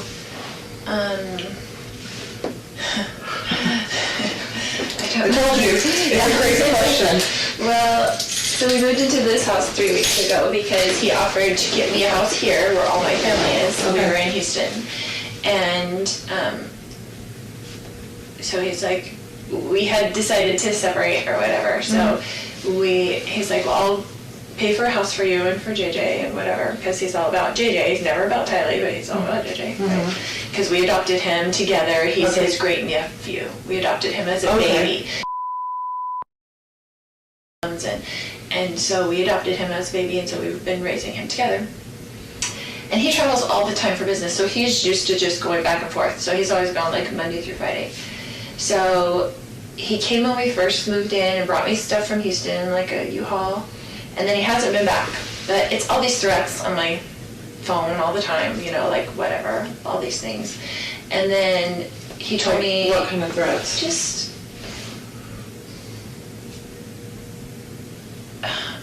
You'd have to read them to see, but he's always mad at me, right? And he doesn't want a divorce, but I don't like him and don't want to deal with him, so that's just how it is. So we married for 14 years, and dealt with it for 14 years, of him being horrible to her. Like, he gets in huge fights with her, a lot of things. But anyway, so he said, I'm coming Wednesday night, all of a sudden. I want to see JJ, and I told him, I said, I will never keep JJ from you. You can come see him whenever you want to. Come take him to school, whatever. Like, I'm not going to do that. Do you remember what your husband or your brother were saying or yelling during all of this? If they were at all? Just kind of, get off me, ow, or whatever. They were like, don't talk to my niece about it, whatever. Like, it was, I don't remember specifics, but they were kind of in the heat of it. I don't think there was many words that I remember.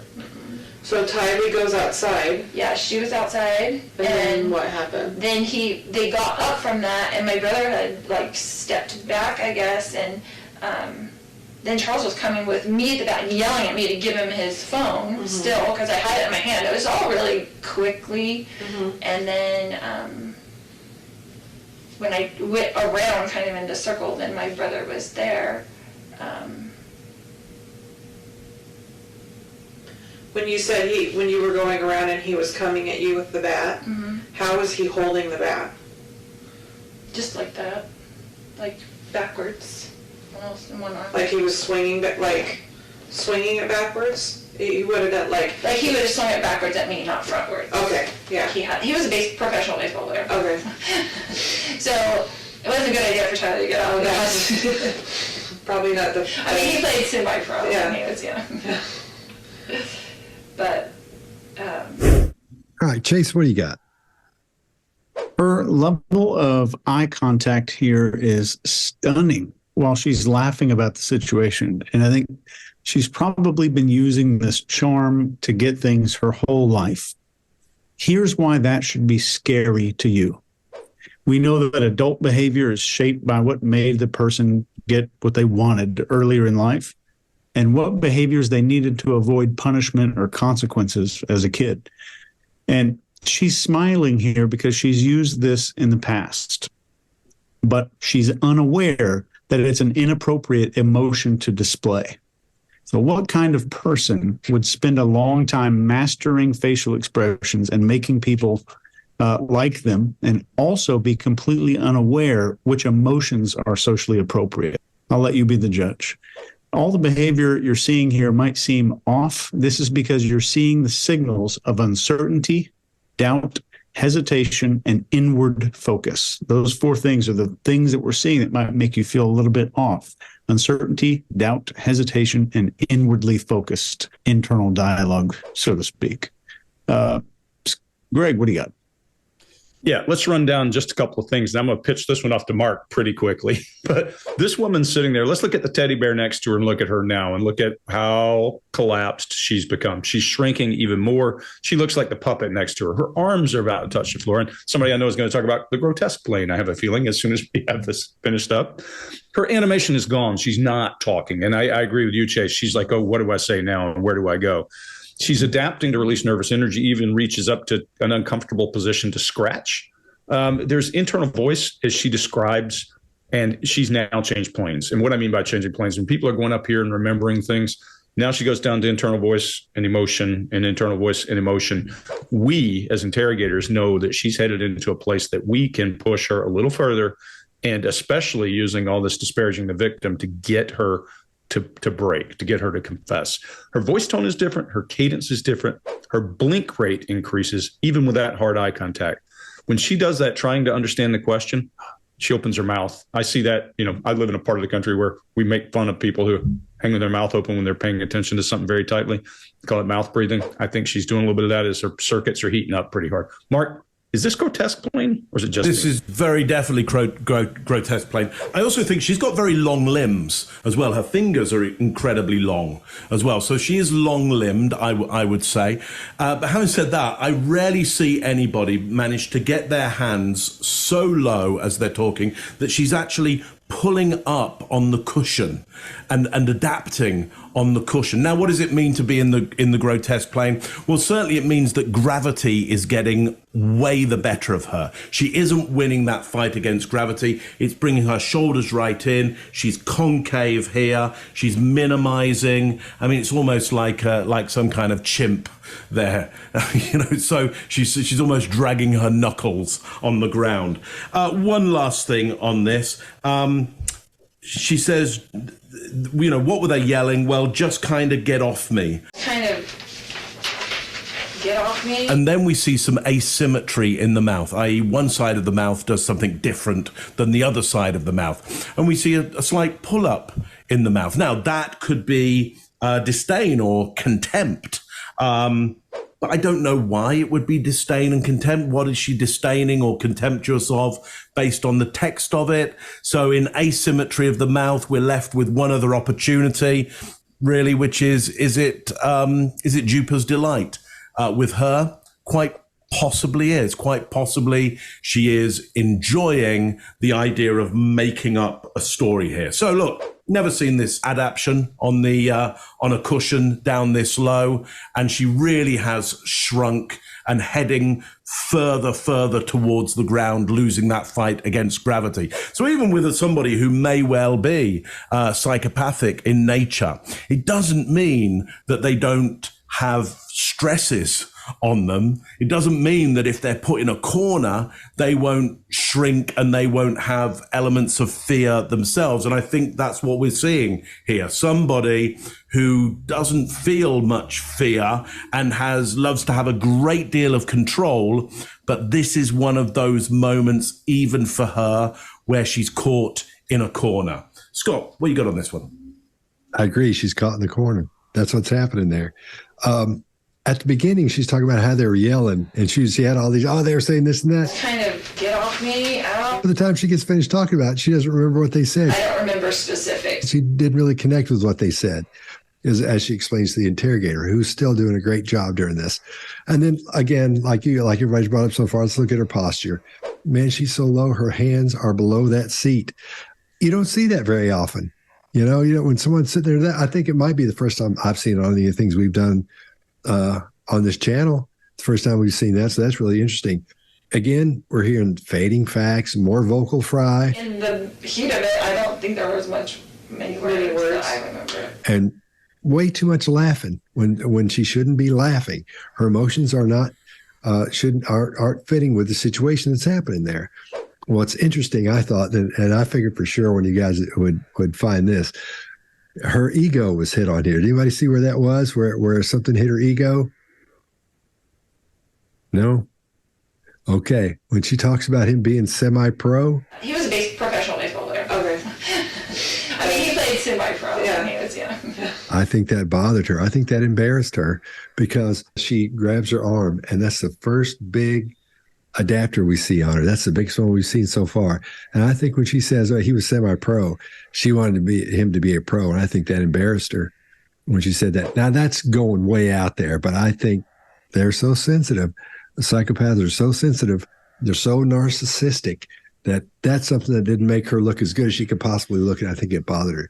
Now keep in mind that when it comes to narcissism in psychopaths, a lot of people ask this question. All psychopaths are narcissists, but not all narcissists are psychopaths. So be sure you keep that in mind. They can get real close to it, and they'll seem just like them. That's why I can't diagnose for sure this is a psychopath, but my goodness, she sure looks like one. Sometimes it takes 6 months to a year to be able to really find out if someone is or not without all the MRI work, with all the brain fMRI work on the head. But that's one thing to keep in mind. So that's what I thought. I thought that it sort of hit her ego there when she had to say he was semi-pro. And that's why we're seeing that adapter on her hand there, on her forearm there. All right. We good? Mm-hmm. Yep. Excellent. All right, Mark, you had no competition in that whatsoever. Chase did a lean out towards the trophy cabinet at the back. Trying to find a charger. How confident he is. The eyewitness is you. Do you remember what your husband or your brother were saying or yelling during all of this? If they were at all? Just kind of get off me, out, or whatever. They were like don't talk to my niece about whatever. Like it was, I don't remember specifics, but they were kind of in the heat of it. I don't think there was many words that I remember. So Tylee goes outside. Yeah, she was outside. And then what happened? Then they got up from that, and my brother had stepped back, I guess, and then Charles was coming with me at the back, yelling at me to give him his phone still, because I had it in my hand. It was all really quickly. And then when I went around kind of in the circle, then my brother was there. When you said when you were going around and he was coming at you with the bat, how was he holding the bat? Just like that, backwards. In one arm. Like he was swinging swinging it backwards? He would have done he would have swung it backwards at me, not frontwards. Okay, yeah. He was a professional baseball player. Okay. So it wasn't a good idea for Tyler to get out of that. Probably not the. I mean, he played semi-pro. Yeah. And he was, But. And then, do you remember if at any time? So you were trying to get away from him, right, and you heard the shot. Prior to the shot, do you remember at any point hearing your husband or your brother saying anything to either of them? No. So my second very ridiculous question is there anything else that I didn't ask about or anything that we didn't cover that you think is important? I always ask that just because I wasn't there, and so we're going through something that happened a super small amount of time. Yes. Can I So, yeah, go for it. Just thinking.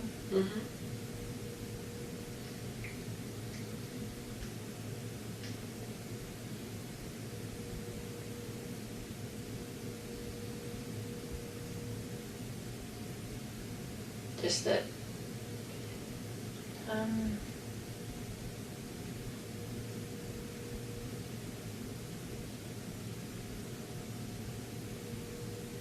he was just so angry, like super scary.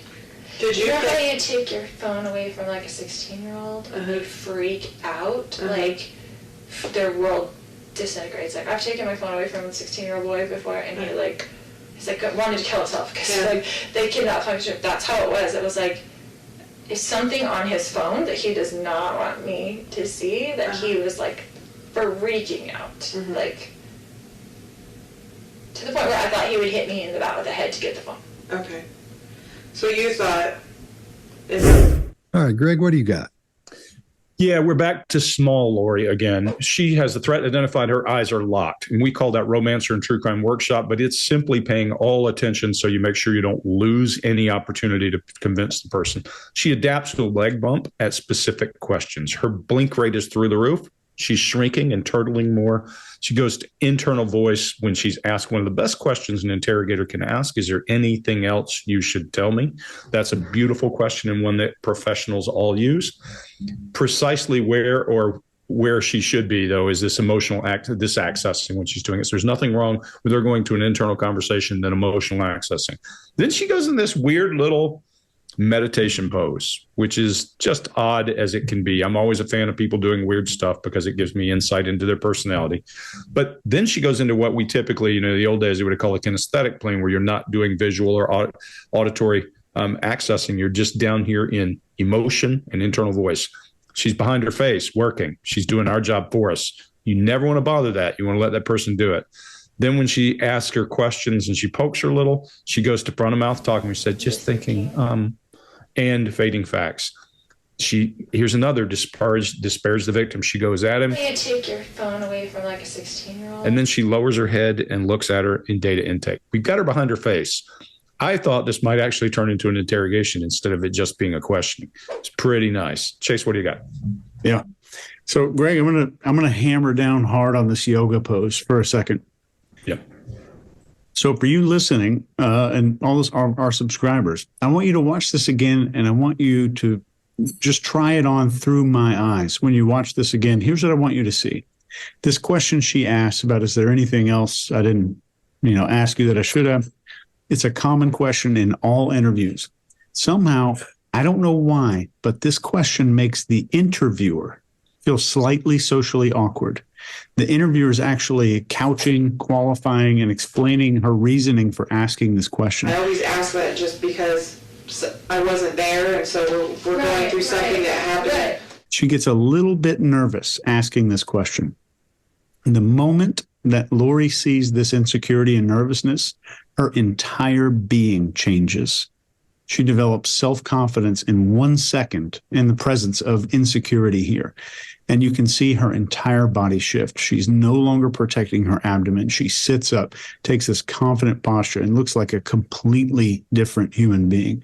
You're seeing someone who becomes confident the moment she's made someone feel or observes a person being socially awkward about asking questions. And I'll just leave you with that to decide what that means. But I want you to see that so that you'll recognize it in your life. If you ever encounter someone similar to this, you get embarrassed and they start acting more confident, or you feel bad and they start acting more confident. That's a big deal. The rest of this clip is just covertly emotionally justifying the gunshot wound to a person who feels emotions. And I think she believes she's going to go home, and I think she believes this will all be over soon, and she's just going to go home and have some dinner. That's all I got. Mark, what do you got? Yeah, here's what I got. I think this is the biggest change in baseline I've ever seen. The only thing that might be as big is there's one interrogation out there or interview out there where they leave the room and the subject stands on their head. I can't remember who it is now, but Jodi Arias. Okay, Jodi Arias.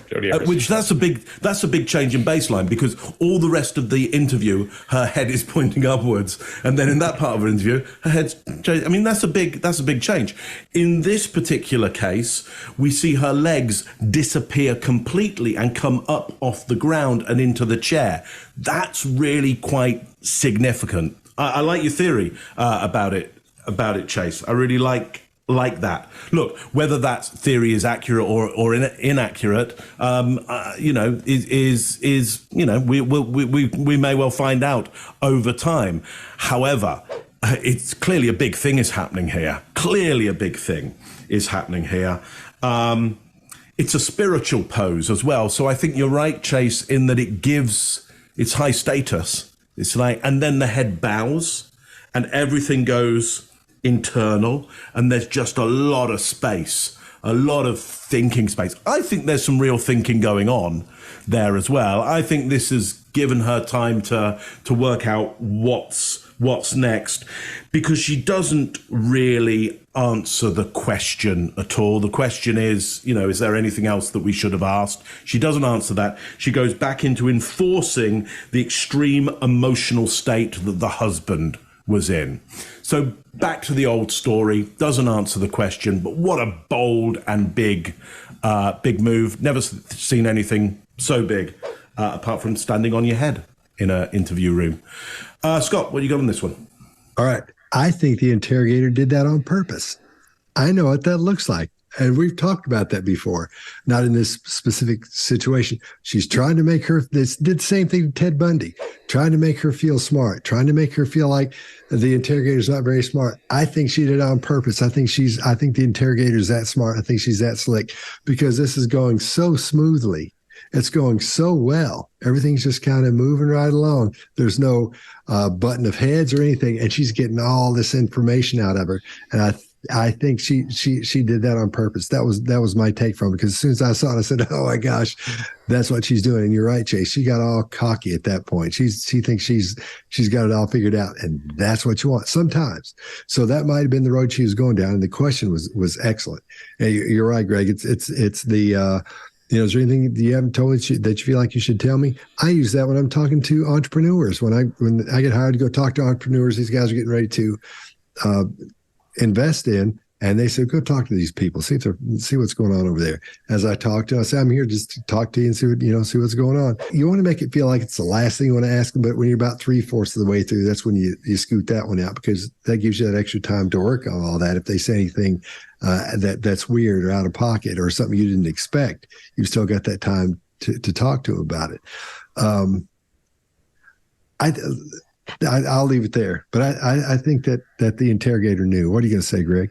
You know why I use it that way is I give them an out, make them feel like the door is closed, and then they feel liberated, and you go, whoa, wait a minute. Just one more thing. Yeah, exactly. Yeah. The eyewitness is you. And then, do you remember if at any time, so you were trying to get away from him, right, and you heard the shot. Prior to the shot, do you remember at any point hearing your husband or your brother saying anything to either of them? No. So my second very ridiculous question is there anything else that I didn't ask about or anything that we didn't cover that you think is important? I always ask that just because I wasn't there, and so we're going through something that happened a super small amount of time. Yes. Can I So, yeah, go for it. Just thinking.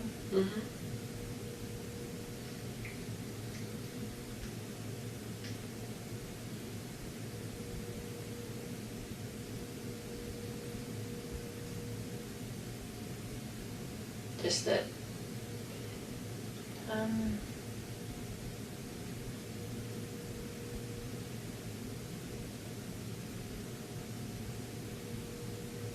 he was just so angry, like super scary.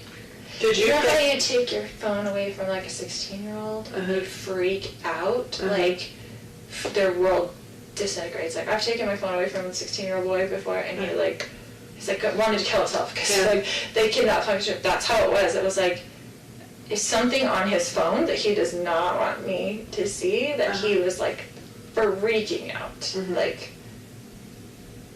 to the point where I thought he would hit me in the back of the head to get the phone. Okay. So you thought.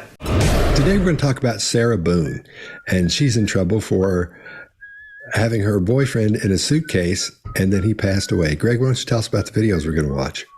Yeah, quite simply, the first video is the police arriving on scene and then detectives later, the first set of videos. So what we're going to see is her first reaction to law enforcement showing up.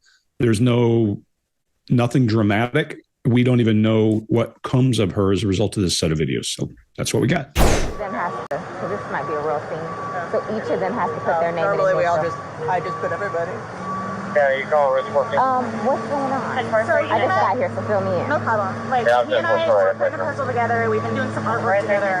You are putting a puzzle together? Yes, we have a puzzle that we started in there. Okay. We've been doing art, trying to take the stuff off the wall to make new art put up there, like having a good time with one another. But we're drinking. We had a bottle of wine last night. Okay. So then it's like, we decided to play hide and seek, right? Okay. So he gets in the suitcase, okay? Who is this guy? That's my ex-husband, my former husband. How did he live here with you guys? No, I called him over here. Okay, okay. I didn't know what to do. Okay. I didn't know what to do. Okay. So then he came over here. Here, let's talk in private, okay? I called you guys. I tried giving him CPR. The problem is I fell asleep. I fell asleep. When did you do CPR? This morning, when I found him. Before you called? Yes! It's 1 o'clock right now. I tried. I was awake, but I actually got out of the bed at like 12:30ish, whatever. So I came downstairs, and I was like, oh, he's in the suitcase still. And that's when I found him, and I took him out, and I tried doing CPR, and then I called him, and then I called you guys. Did he get here before the fire department got here? Who? Your husband? Or Yes. your ex-husband? Yes. Okay. Where does he live at? Right down the street. Okay. So you were playing, and who dipped him up in? I did, but then I fell asleep. Okay. You're okay. I wasn't here. I'm just trying to figure out what happened. I fell asleep, so I don't know if he suffocated or like had an aneurysm or a heart attack or what. What kind of medical conditions does he have? None that I know of. Nothing that you know of. None You that I didn't take know any of. medicine last night? No. medicine? All we had was a bottle of wine. Literally, just a bottle of wine. Okay. Doing puzzle artwork. Then we decided to play hide and seek. That's all that happened. Okay. So I don't know if he had a heart attack or what in there. Like, I don't know what happened. So how long were you doing CPR on him prior to you calling 911? You tried that all morning? Yes. Okay. And then I called him while I was doing CPR. What time did you start? Probably give me a rough ballpark. Here, let me fill this deputy in, okay? Please, may I have my Dr. Pepper? I am so cotton mouth right now. All right, Greg, what do you got? Yeah, so in the time that we are looking at, this is her first contact with the police. Now, one of the things that you always know is that people are not accustomed to dealing with police officers because they don't know the difference between a patrolman and a detective, and they start feeding information. The reason I have this True Crime Workshop thing up is that's exactly the whole approach in True Crime Workshop. We talk about that very difficult time for people to know the difference. So when the first cop shows up, she starts feeding information to that cop like that's the investigator. When in fact, most of the time that cop's going to try to pick up a few details and secure the area and wait for the officer in charge of the detective to come in and start asking the right questions. Immediately, she starts, it sounds like a bad 911 call. She starts clearing instead of, we talk about steering versus clearing. Steering you to the solution means that I want this solved. Clearing means, hey, I didn't do anything wrong. Now, does that mean that a person's guilty? Well, clearly we know she was involved with this, so she's going to try to get out of it as much as she can. When she's talking about what they were doing, there's a lot of illustrators. If I were the cop, I would say, hold on a minute. How'd somebody get in a suitcase would be my first question. But that's not what she asked. She does a great job of continuing to ask, even though it looks like something that is hard, that's almost impossible to believe that a person is in a suitcase. So when she starts to talk, then she rattles along. It was art, and it was this, non-pertinent information, things that have nothing to do with a guy dying.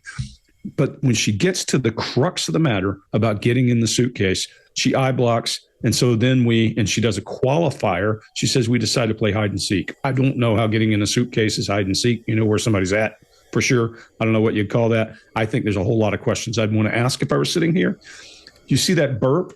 That could be gastric distress from the stress, but it's highly likely that it's a hangover because she says, I'm cotton mouth. She talks all through this thing about how she's feeling. The crux of her story, though, is where she gets really animated. When she says, I fell asleep, and she's really animated, that's what she's trying to do, is to get that message across more than any other part of this, more than any other part. And you can see that desperation in her face and in her voice because the story isn't working like she wanted it to. The woman's asking her questions that she was not wanting to get out. She gets emphatic. And then she does this thing where she starts to draw her hands in. Her hands start to draw up. And that's useless. When I look at somebody whose hands are doing that, I've seen it a few times in my life, in real life, and under high duress, people's hands will ball up and they'll curl up in the floor. But your hands are becoming useless to you when you are curling your fingers together. And the only way I can equate that is I don't have the tools to do this. I think I've heard Lena Sisko call it the claw of something, claw of deception or something like that. That's her words for it. So seeing a person's hands do this is an interesting one. Then she introduces this vanishing perpetrator chase. There's no vanishing perpetrator here. I think she's bringing the perpetrator to the dance early when she says, we drank a bottle of wine and that was all. She's got some residual emotion that looks good when she shows shock and fear and all that stuff. We always say truthful people show when something has happened. And I'm not going to take the rest of this. There's a whole lot of stuff in here. She tries to edit as she's speaking. She throws out those words, just individual words like puzzles, artwork. Something's going on. And then when the woman validates her story and said, you did CPR all morning? Yes. She jumps on to validate it. Chase, what do you got? Yeah, I agree with you on all those points. One thing that really stood out to me in this clip here is that the story is completely chronological. And this is a huge red flag, but there's an exception to this. If you say, walk me through everything that happened, and you tell them to be chronological, you can't call that a red flag. She was not suggested to do this. So that would be a pretty big red flag. Most stories for investigators, most stories after any huge incident will start with the incident, or that will have the center stage, not the entire lead up in the story. So the emotional spikes are usually at the beginning. And then she starts offering possible medical conditions, possible causes of death, injecting more ambiguity into the situation. And I think the story is prearranged and rehearsed, and every detail is added in there. She gets offended when she's asked when she started doing CPR. And this video clip alone would have me believing that there was deception and that I am probably talking to the suspect. If I was that officer taking those notes, I would think, just because of this one clip, I am talking to my prime suspect right here, just based on those couple of things. Scott, what do you got? All right. This is the classic first encounter with a suspect, or the suspect with the police. The officer goes over the discovery of the body and all the information she can gather at that point, all the things that Greg talked about. Everything in here is so classic. Everybody's going to cover these. So, Mark, I won't take the rest of them that everybody else has. And I'll briefly go over some of the other things. Like Greg was saying, she covers things that have nothing to do with what happened. When you get there, this is basically the 911 call, sort of, or her version of it, or another version of it.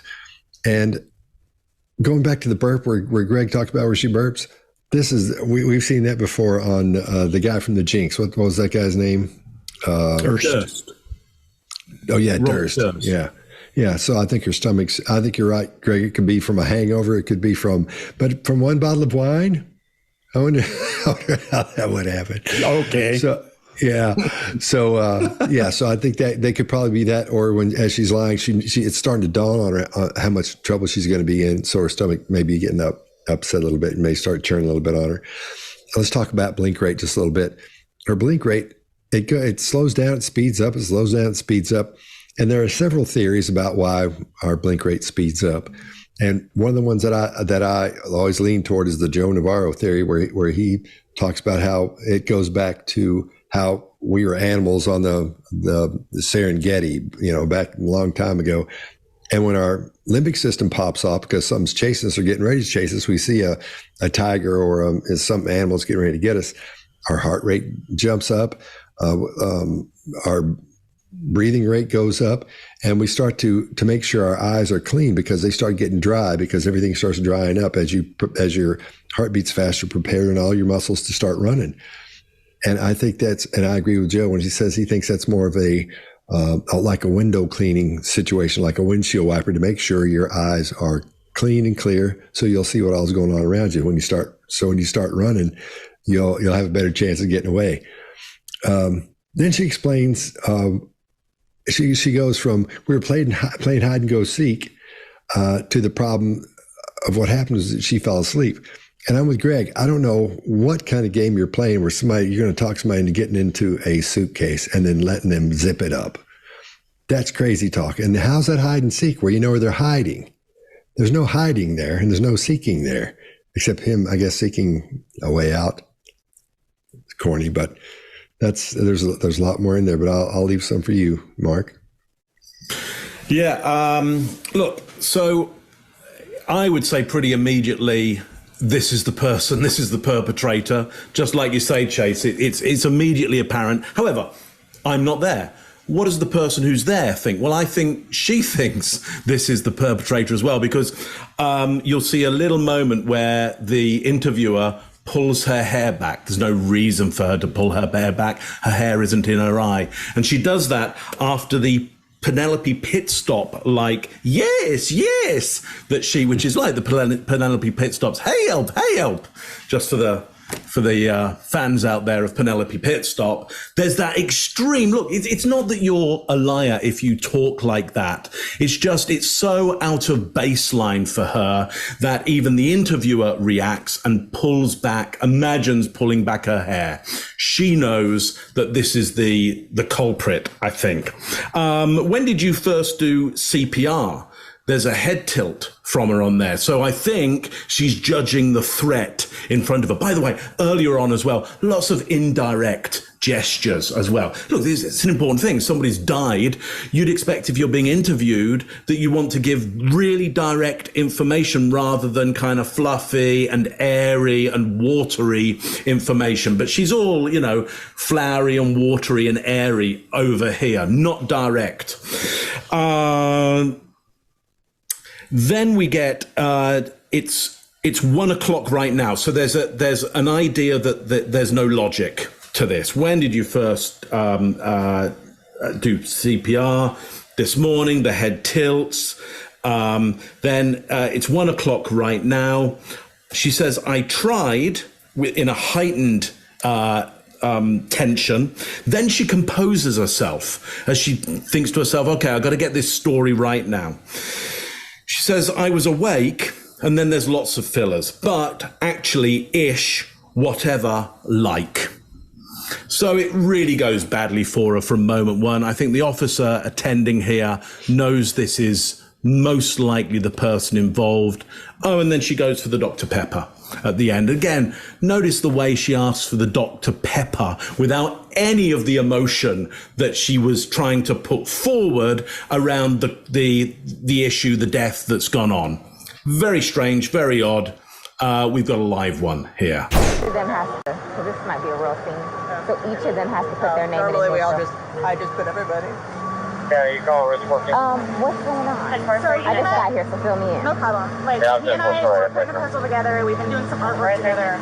You are putting a puzzle together? Yes, we have a puzzle that we started in there. Okay. We've been doing art, taking stuff off the wall to make new art put up there, like having a good time with one another. But we're drinking. We had a bottle of wine last night. Okay. So then it's like, we decided to play hide and seek, right? Okay. So he gets in the suitcase, okay? Who is this guy? That's my ex-husband. My former husband. How did he lives here with you guys? No, I called him over here. Okay. I didn't know what to do. Okay. I didn't know what to do. Okay. So then he came over here. Here, let's talk in private, okay? I called you guys. Mm-hmm. I tried giving him CPR. The problem is I fell asleep. When did you do CPR? This morning, when I found him. Before you called? Yes! It's 1 o'clock right now. I tried. I was awake, but I actually got out of the bed at like 12:30ish, whatever. So I came downstairs, and I was like, oh, he's in the suitcase still. And that's when I found him, and I took him out, and I tried doing CPR, and then I called him, and then I called you guys. Did he get here before the fire department got here? Who? Your husband? Or Yes. your ex-husband? Yes. Okay. Where does he live at? Right down the street. Okay. So you were playing and who zipped him up in I did, but then I fell asleep. Okay. You're okay. I wasn't here. I'm just trying to figure out what happened. I fell asleep, so I don't know if he suffocated or like had an aneurysm or a heart attack or what. What kind of medical conditions does he have? None that I know of. Nothing that you know of. None You that didn't I take know any of. medicine last night? No. medical. All we had was a bottle of wine. Literally, just a bottle of wine. Okay. Doing puzzle artwork. Then we decided to play hide and seek. That's all that happened. Okay. So I don't know if he had a heart attack or what in there. Like, I don't know what happened. So how long were you doing CPR on him prior to you calling 911? You tried that all morning? Yes. Okay. And then I called him while I was doing CPR. What time did you start? Probably, give me a rough ballpark. Here, let me fill this deputy in, okay? Please, may I have my Dr. Pepper? I am so cut mouth right now. So, you've had a second to kind of collect yourself. Tell it to me again. You guys were playing last night, drinking a bottle of wine. Putting puzzles together, doing artwork. Doing puzzles, artwork. Okay. Had a bottle of wine and then decided to play hide and seek. So he What time was that? Do you remember? I mean, I know that I was in bed probably by like, what, 12:30?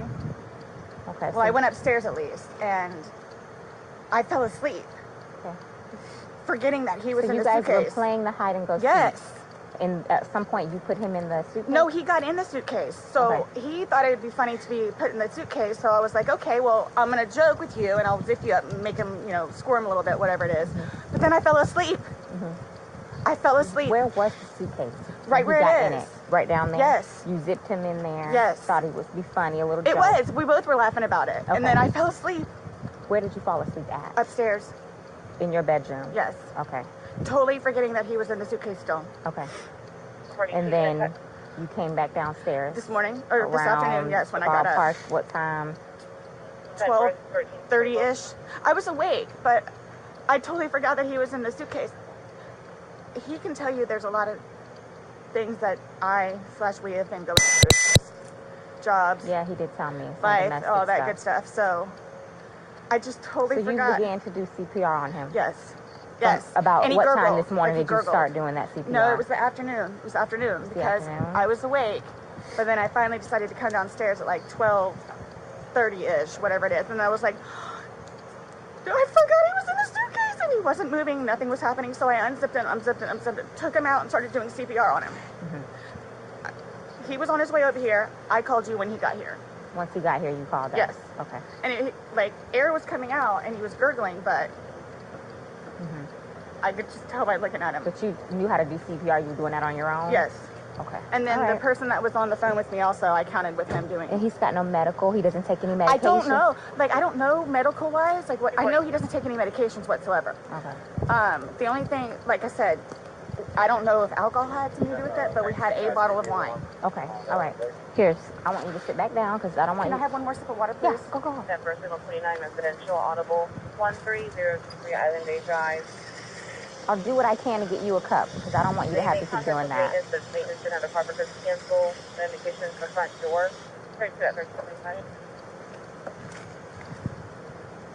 The motor unit on the channel. The cups are like right there. Okay. 44 motor Sit right here. Don't talk to the ex-husband right now. now. I won't. Can I have a cigarette, please? Ma'am, I can't take anything out of the house. It's on the back porch. Nope, all of it. It's secure, okay? I'll try my best to get you what you need, okay? Maybe one of these deputies has a pack from someone, sit down and I'll try and get you what you need, okay? Just a cup, please. Okay. I don't want you on your feet. All right, if you don't know who we are, we're the Behavior Panel. And I'm Scott Rouse. I'm a body language expert and analyst, and I train law enforcement in the military in interrogation and body language. And I created the truecrimeworkshop.com, which is the only online true crime course you can take with Greg Hartley. Mark? I'm the only truecrimemarkbowden.com. Help people all over the world stand out, win trust, gain credibility every time they communicate, including some of the leaders of the G7. ChaseHughes.com. Hi, I'm Chase Hughes. I specialize in false crimes. I did 20 years in the U.S. military. I wrote the #1 best-selling book on behavior profiling, influence, and persuasion, and I teach those things to people to change their lives today. Greg? Greg Hartley, I'm a former Army interrogator, interrogation instructor, resistance to interrogation instructor, written 10 books on body language and behavior, and I spend most of my time on Wall Street, corporate America. All right. All right, Mark, what do you got? Yeah, lovely. So just a couple of things on this. She says she zipped it up, make you squirm a little bit, whatever it is. Make you squirm a little bit, whatever it is. So I love this phrase of whatever it is that she uses. She uses it on 12:30 as well. Came down 12:30, whatever it is. So, by the way, I think the attending officer here doing a fantastic job of getting a lot of information out of her. I'm not in this position, but if I were, I would want to get more information out of her on what do you mean, whatever it is? Not only within this act of putting somebody in a suitcase, why whatever it is? What more is there to that? Because clearly it isn't about making you squirm a little bit. The whatever it is suggests there's something else, something more. The whatever it is on 12:30 suggests it's not quite accurate. It isn't exactly that. So that's where I'd want to jump in on that. Whatever it is, it's indefinite, it's indirect. There's a point to jump in and go, so what exactly do you mean by that? Or what really were your intentions around this? Greg, what do you got on this one? Yeah, Mark, I love that because anytime there's something we don't understand, we should clarify. And it might mean nothing to what we always say about all this stuff, guys. It might not mean a single thing, but it might. It might be the thing that unhinges the entire story. So if it's filler, filler is there for a reason. If it's something to hide something, it's there for a reason. Interesting to me, when she comes in, she's got the look of disbelief. I'm sorry, standing beside her. First of all, let's go back and talk about the law enforcement officer who's not talking to her and look at the disbelief on his face. Look at him doing the chained elephant. That look of, he's just come out of the house. There's a guy in a suitcase, unimaginable kind of a thing. So he's just sitting there going, okay, whatever. And you see him kind of looking down to his right. There's an emotional eye accessing. Then you see her come out and she goes to emphatic approval when you deliver her message. When she said, hide and go seek, yes, there's that emphatic again. We keep seeing her do that. Anytime you're delivering her message, she's emphatic. Now, she does mouth touching when she gets to this point. I forgot he was in the suitcase. That's comforting for some people, could be thinking, but we're going to see her pressing on her skin, on her face a lot of times. And we're going to see her that progressively rise up, not from down low, but the more apprehensive people get, often the more you'll see their shoulders rise, things get tighter and higher. You hear their voices rise. Mark, you always say when they get to that respiration, when it gets so light that their voice starts coming out from here and not below, you see all that in her as we start this whole thing. She's iterative storytelling. When she touches her mouth, it could be, oh my God, but I don't think so. I think she's telling a piece and letting it out. She has planned what she's going to say when these people show up. Now, did she talk with her former husband about that? Don't know. But she has planned what she intends to say. The interesting piece, and we all know that she would be our first suspect. We've all said that. But where is the horror or remorse in any of this? That makes you immediately go, okay, she's already planning what she's going to say. And then she says, we've had problems. She's already starting to disparage and chaff. So she's trying to say, boom. Now, this is interesting because later I could use it in an interrogation. And I would then ask her, well, maybe you guys had baggage. You wanted him to suffer or what? Whatever you're going to say. I would use that and say, yeah, maybe you didn't intend to kill him. You just wanted to torture him. You want to do this to him. You didn't want to do that. So that's a lead she's giving right now. The cool part is this detective just doesn't pay any, or this officer doesn't pay any attention. She just moves right along. Then the woman moves. Sarah moves across what I call egg protector. She crosses her primary sex organs, by that I mean her ovaries, with her arm to protect. And she touches her mouth. Those are red flags. Now, there's also the part where she is hungover, clearly. All that water, all that needs for that water, she's hungover. So there's all kinds of things going on with that. Then she says, we had a bottle of wine, just like people have 2 drinks when they're pulled over for DUI. That's what I think. Scott, what do you got? All right. This is where we sort of get a little bit more into the story, a little deeper into the story. When she answers the questions, her answers are much too fast. There should be a sense of urgency, but not like bang, not like right out of the gate like that. So that tells you that she's probably got these just moments before that. She's prepped these because she can see these questions coming.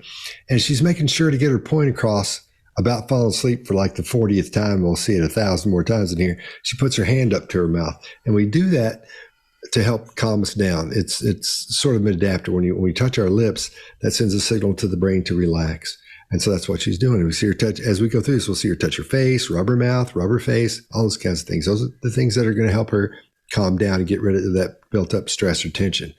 And then she's hoping to high heaven that this guy's had a stroke or a heart attack while he's in there, because she's saying, I don't know, maybe he's had a stroke or a heart attack, in other words. So she's hoping this thing has gone wrong on his end, so she doesn't get nailed for I don't know what they would call it at this point. I don't know if it'd be murder or manslaughter or what. She hopes she doesn't get nailed for that. My favorite part, though, is when she drinks out of the water faucet there on the end. She wipes her chin, wipes her whole face and her nose off on her shoulder. I mean, we used to do that in like the 5th grade when we were out running around and stuff. So it's odd seeing an adult do that. So she must be at this point really thirsty, obviously, but in a situation where her limbic system is just on fire right now, and she's heating up and getting thirsty and in sort of a panic mode. But I think you're right, Greg. We're not seeing the emotions on her face that we see, the expressions. We're not seeing what we should be seeing on that. There's a lot missing from here. And from video 1 to here, like we've all said, it's deception. Something's up. You can see it on her. Chase, what do you got? Yeah, I agree with all y'all. I'll just add 2 things here. The emotion that she's experiencing is all about her experience. So I think that is a cornerstone of this first police officer contact deception. She redirects to the details and quickly runs through the experience of finding him very quickly. And when you see this little increase in speed, keep in mind, it depends on who you're talking to. It's typically a desire to get something that's rehearsed out as fast as possible. It shortens the amount of time that person is experiencing stress. As far as I know, there's no research for this, but I think human beings are not all the same. And I hope you would at least agree with that. And that means not all are identical specimens that can be perfectly replicated in a lab, which is why some of these things are not in peer-reviewed research. We can't duplicate that stuff. So in situations like this, experience is very important. And I believe he probably got into the suitcase on his own. I do believe that. How? I have no idea. But she's calm when she's talking about that one detail. This mouth covering behavior is very common in people who've lost somebody and they're trying to make a statement, except that in this video, it's out of place in this clip. It's in all the places we would expect emotion, and there's not much emotion at all. And in most cases, you would see it during the discovery of the body and during talking about this shocking moment, more likely when we're going to see mouth covering behaviors. Here we see it all over the place, specifically in the moments that are potentially deceptive. And just for the record, she hasn't mentioned his name one time yet. She says him and he. So you've had a second to kind of collect yourself. Tell it to me again. You guys were playing last night, drinking a bottle of wine. Putting puzzles together, doing artwork. Doing puzzles, artwork. Okay. Had a bottle of wine and then decided to play hide and seek. So he gets, What time was that? Do you remember? I mean, I know that I was in bed probably by like, what, 12:30? Okay. Well, I went upstairs at least, and I fell asleep. Okay. Forgetting that he was in the suitcase. So you guys were playing the hide and go seek? Yes. And at some point, you put him in the suitcase? No, he got in the suitcase. So he thought it would be funny to be put in the suitcase. So I was like, okay, well, I'm going to joke with you, and I'll zip you up and make him, squirm a little bit, whatever it is. But then I fell asleep. I fell asleep. Where was the suitcase? Right where it is. Right down there? Yes. You zipped him in there? Yes. Thought it would be funny, a little joke? It was. We both were laughing about it. Okay. And then I fell asleep. Where did you fall asleep at? Upstairs. In your bedroom? Yes. Okay. Totally forgetting that he was in the suitcase still. Okay. And then you came back downstairs? This morning, or this afternoon, yes, when I got up. What time? 12:30-ish. I was awake, but I totally forgot that he was in the suitcase. He can tell you there's a lot of things that we have been going through. Jobs. Yeah, he did tell me. Life, all that good stuff. So I just totally forgot. So you began to do CPR on him? Yes. Yes. About what time this morning did you start doing that CPR? No, it was the afternoon. It was afternoon because I was awake, but then I finally decided to come downstairs at like 12:30-ish, whatever it is. And I was like, I forgot he was in the suitcase, and he wasn't moving. Nothing was happening, so I unzipped it, took him out, and started doing CPR on him. He was on his way over here. I called you when he got here. Once he got here, you called us? Yes. Okay. And air was coming out, and he was gurgling, but I could just tell by looking at him. But you knew how to do CPR. You were doing that on your own? Yes. Okay. And then the person that was on the phone with me also, I counted with him doing. And he's got no medical? He doesn't take any medication? I don't know. I don't know medical-wise. I know he doesn't take any medications whatsoever. Okay. The only thing, like I said, I don't know if alcohol had something to do with it, but we had a bottle of wine. Okay. All right. I want you to sit back down because I don't want Can I have one more sip of water, please? Yeah, go. 10 Signal 29 residential audible 1303 Island Bay Drive. I'll do what I can to get you a cup because I don't want you to have to keep doing that. Maintenance should have a proper cancel the indications for front door. Turn to that first time. The motor unit on the channel. The cups are right there. 044 motor unit. Sit right here. Don't talk to the ex-husband right now. I won't. Can I have a cigarette, please? Ma'am, I can't take anything out of the house. It's on the back porch. Nope, all of it. It's secure, okay? I'll try my best to get you what you need, okay? Maybe one of these deputies has a pack from someone, sit down and I'll try and get you what you need, okay? Just cut, please. Okay. I don't want you on your feet. You on camera still?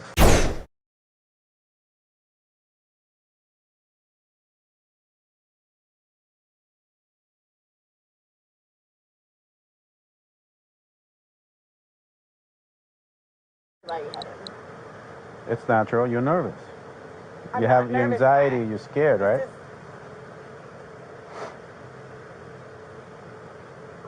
I don't know how to explain it to you. It's okay. You don't have to. I don't know how to. I'm just waiting for whoever, so. I could tell you this. I'm going to be here just as long as you are, including my...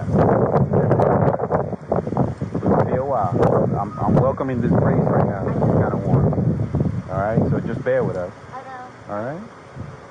If you could, give me whatever updates or anything that you know of, that's just how I work, so I know, kind of what... Well, let me look at my computer, see.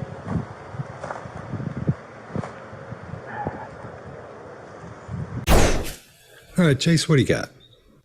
This video is just a person seeking some kind of update to her status. Nothing to do with the case, nothing to do with the discovery, nothing to do with the police. It's all about what's going to happen to me. And people who are honest have no problem saying what's going to happen to me, what's going on with me, when can I go, when can I go home, I'm getting out of here. People who are guilty have a hard time asking that question. A, they probably don't want to know the answer. And B, they don't want to look suspicious because they feel suspicious already. That's all I got on that one. Mark? Yeah, nice. Look, and I think these officers are great, by the way, in my opinion. This guy, I think he knows he's got the perpetrator as well. Because here's what he says. He says, you're nervous, anxiety, scared, right? He doesn't say you're upset, you're distraught, you're in shock. Because, if somebody had died in my home, especially somebody who I had a really, really strong relationship with, I would be upset, I would be distraught, I would be in shock. For sure. He doesn't mention any of those things because I don't think he's seeing any of those things. And I think he knows why he's not seeing any of those things. What he sees is nervousness, anxiety, and fear, scared. And he calls them out. Well, just as you were saying, Chase, she's looking for information. She wants to know, can you give me any updates? And so, yeah, he kind of calmly goes over to his car and says, yeah, I'll look on my computer, see what I can find for you. There, super calm. Great officer. Greg, what do you got on this one?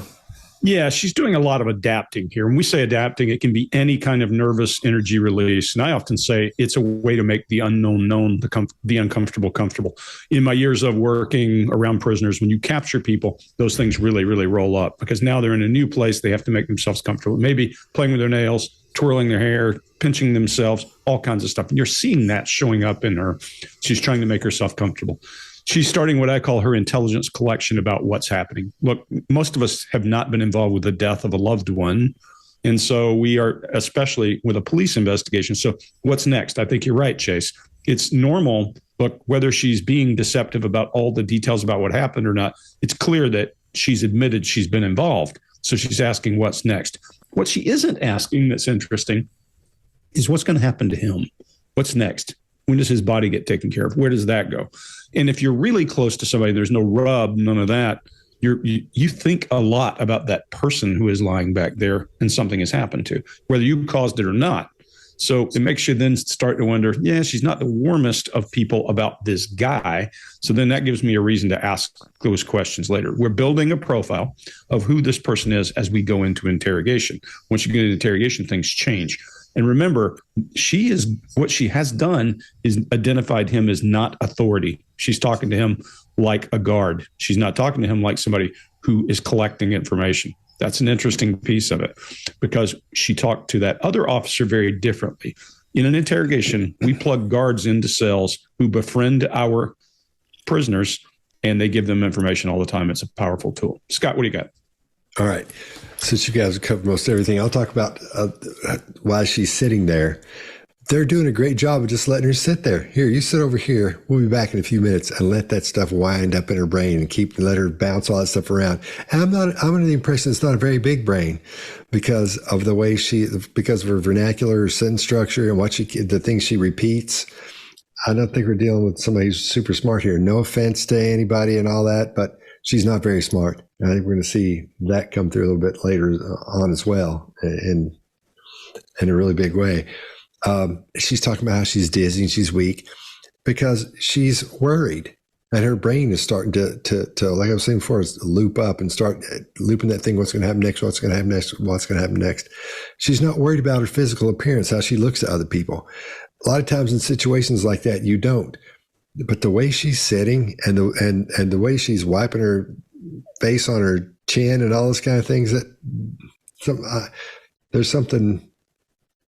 I think something's missing here anyway, right out of the gate with this person. It seems to me like, anyway, I don't know. I'm not a psychologist or psychiatrist, but that behavior looks a little bit odd to me. That lack of worrying how you look to others. I know when something dramatic or traumatic happens, we don't care what we look like. That's the last thing on our mind. She's had time to sit there and think and to straighten up and at least get some composure about her. She has none. However, she's pretty hungover too.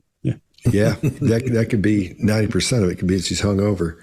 But again, she's not showing the right, like Mark was saying, she's not showing the emotions she should be showing. She's not showing anything. She's just, I mean, that should be there. It's just somebody sitting there on the sidewalk worried about what's going to happen to them.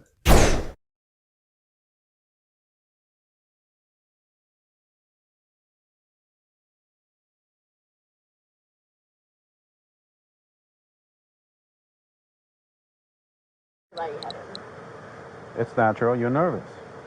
You have your anxiety. You're scared, right?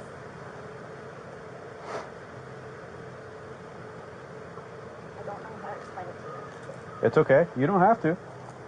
I don't know how to. I'm just waiting for whoever, so. I could tell you this. I'm going to be here just as long as you are, including my... I'm welcoming this breeze right now. It's kind of warm. All right, so just bear with us. I know. All right.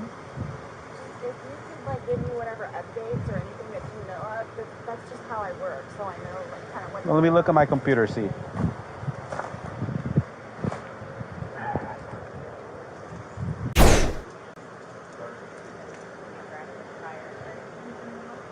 She wants to say something. She wants to talk. I'm on. Yeah.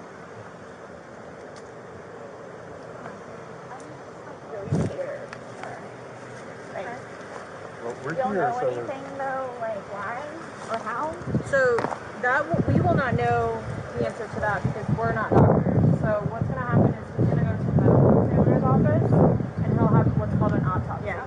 That'll be first thing tomorrow morning. I'll know a lot, hopefully a lot more tomorrow morning as far as him. But I cannot. There's no way I could say how, why. So just by looking at him, like, why is he purple? that's normal when someone passes away.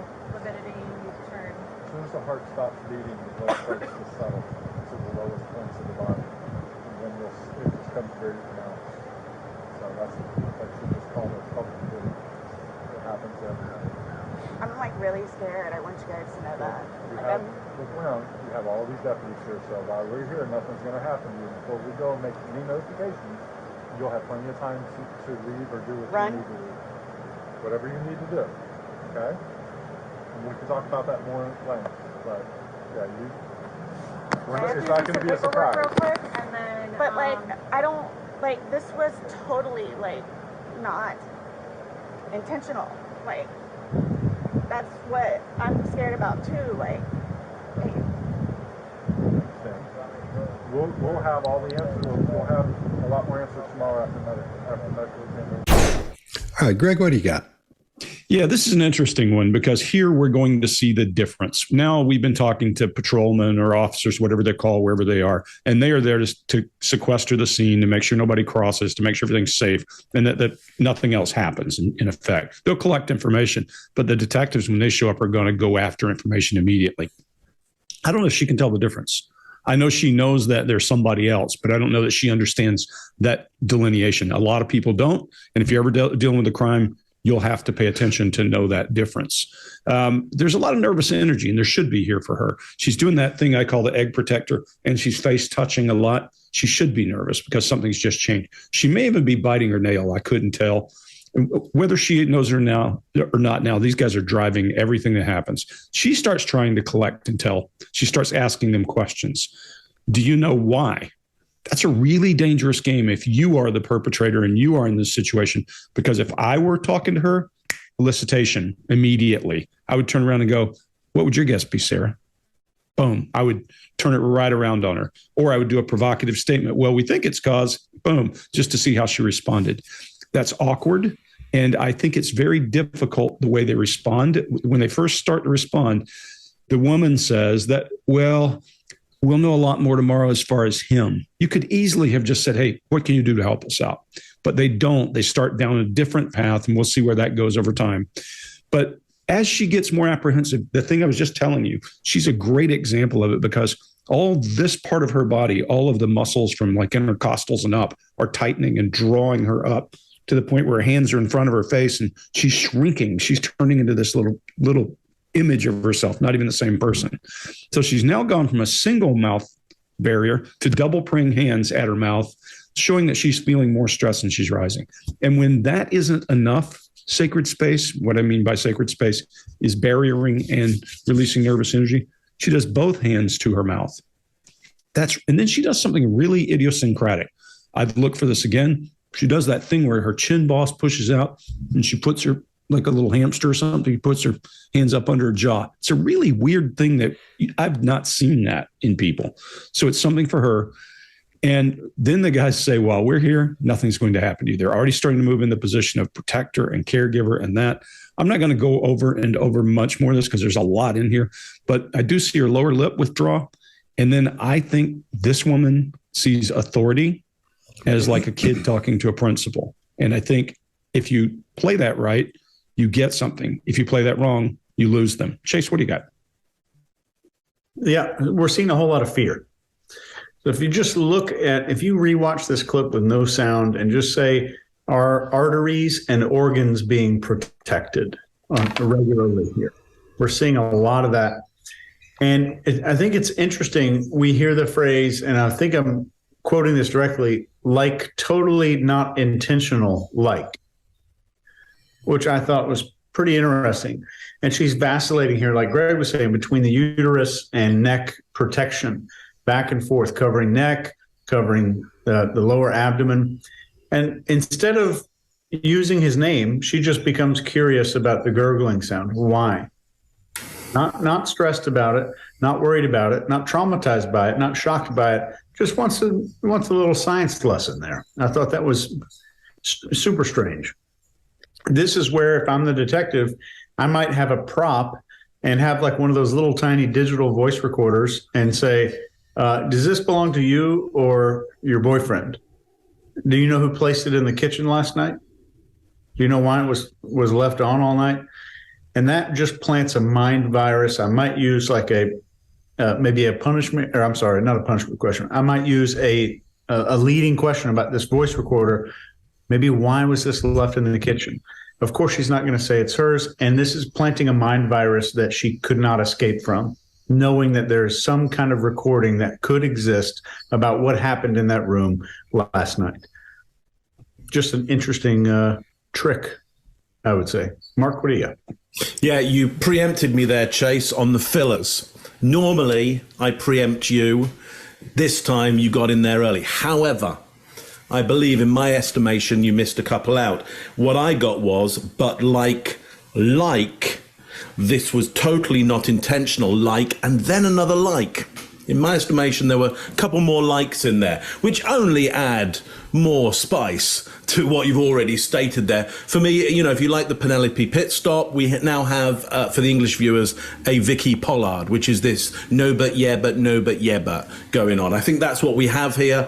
Once we get that, that's a surefire sign that there is somebody in big trouble here, because really all you need to say, instead of but like this was totally not intentional, and then another there's bits in between, but those are the fillers. All you'd need to say was this was an accident. That's all. This was an accident.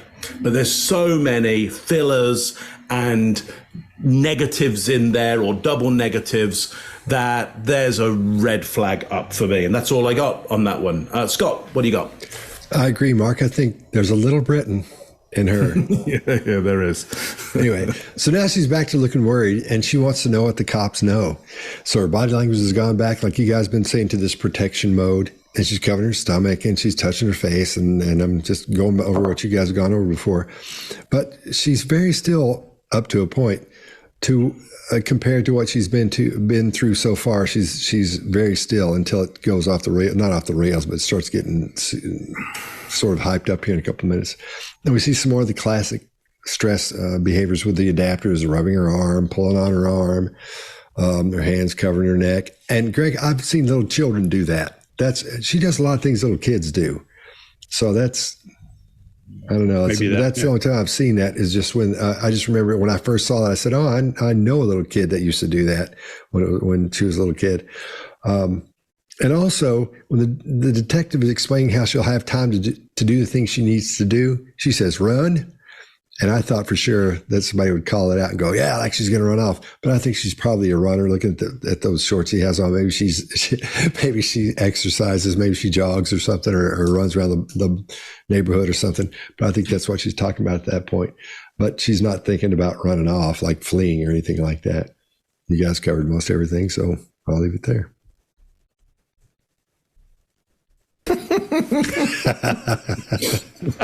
Good put your tuna.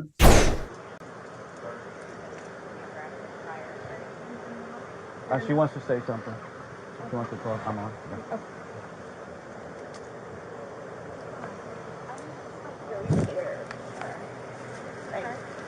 Well, we're don't here, know so anything though, like why or how?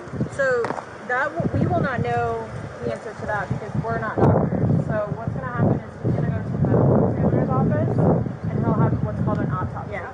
That'll be first thing tomorrow morning. I'll know a lot, hopefully a lot more tomorrow morning as far as him.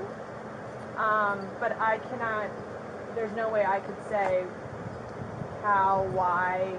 So just by looking at him, like, why is he purple? Oh, that's normal when someone passes away. Lividity, you turn. as soon as the heart stops beating, the blood starts to settle to the lowest points of the body, and then it just becomes very pronounced. So that's just called a public bleed. It happens every night. I'm like really scared. I want you guys to know that. Look around. You have all these deputies here, so while we're here, nothing's going to happen to you. Before we go and make any notifications, you'll have plenty of time to leave or do what you need to do. Whatever you need to do, okay? And we can talk about that more at length, but yeah, it's not going to be a surprise. Real quick, and then, but like, I don't, like, this was totally like not intentional. Like, that's what I'm scared about too. Like, hey. We'll have all the answers. We'll have a lot more answers tomorrow after medical examination. Too, like, We'll have all the answers. We'll have a lot more answers tomorrow after medical examination. Like she said, what you're seeing here is common. This is us coming out to a scene. Yeah, his age, no real medical history that we know of. For him to have passed away, we come out and we do an investigation. Yeah. We come out and do an investigation.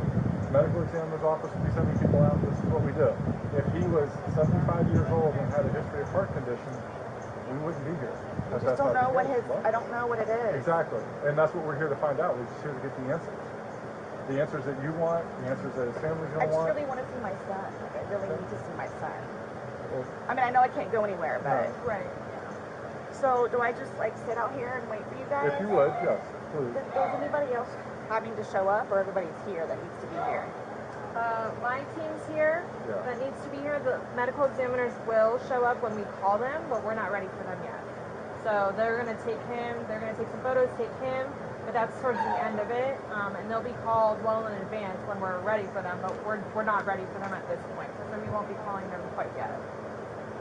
Okay? So like I said, I got to go do some paperwork. They're going to chat with some people, and then we're going to come back and talk to you if you're okay with that. Yes, please. So just give us a little bit more time. Like I said, I need to go and do that, and he's going to go do Okay, Mark, what do you got? Yeah, so it's a baseline now, this protective piece that she's doing. It comes up, it goes down, it's tucked right in.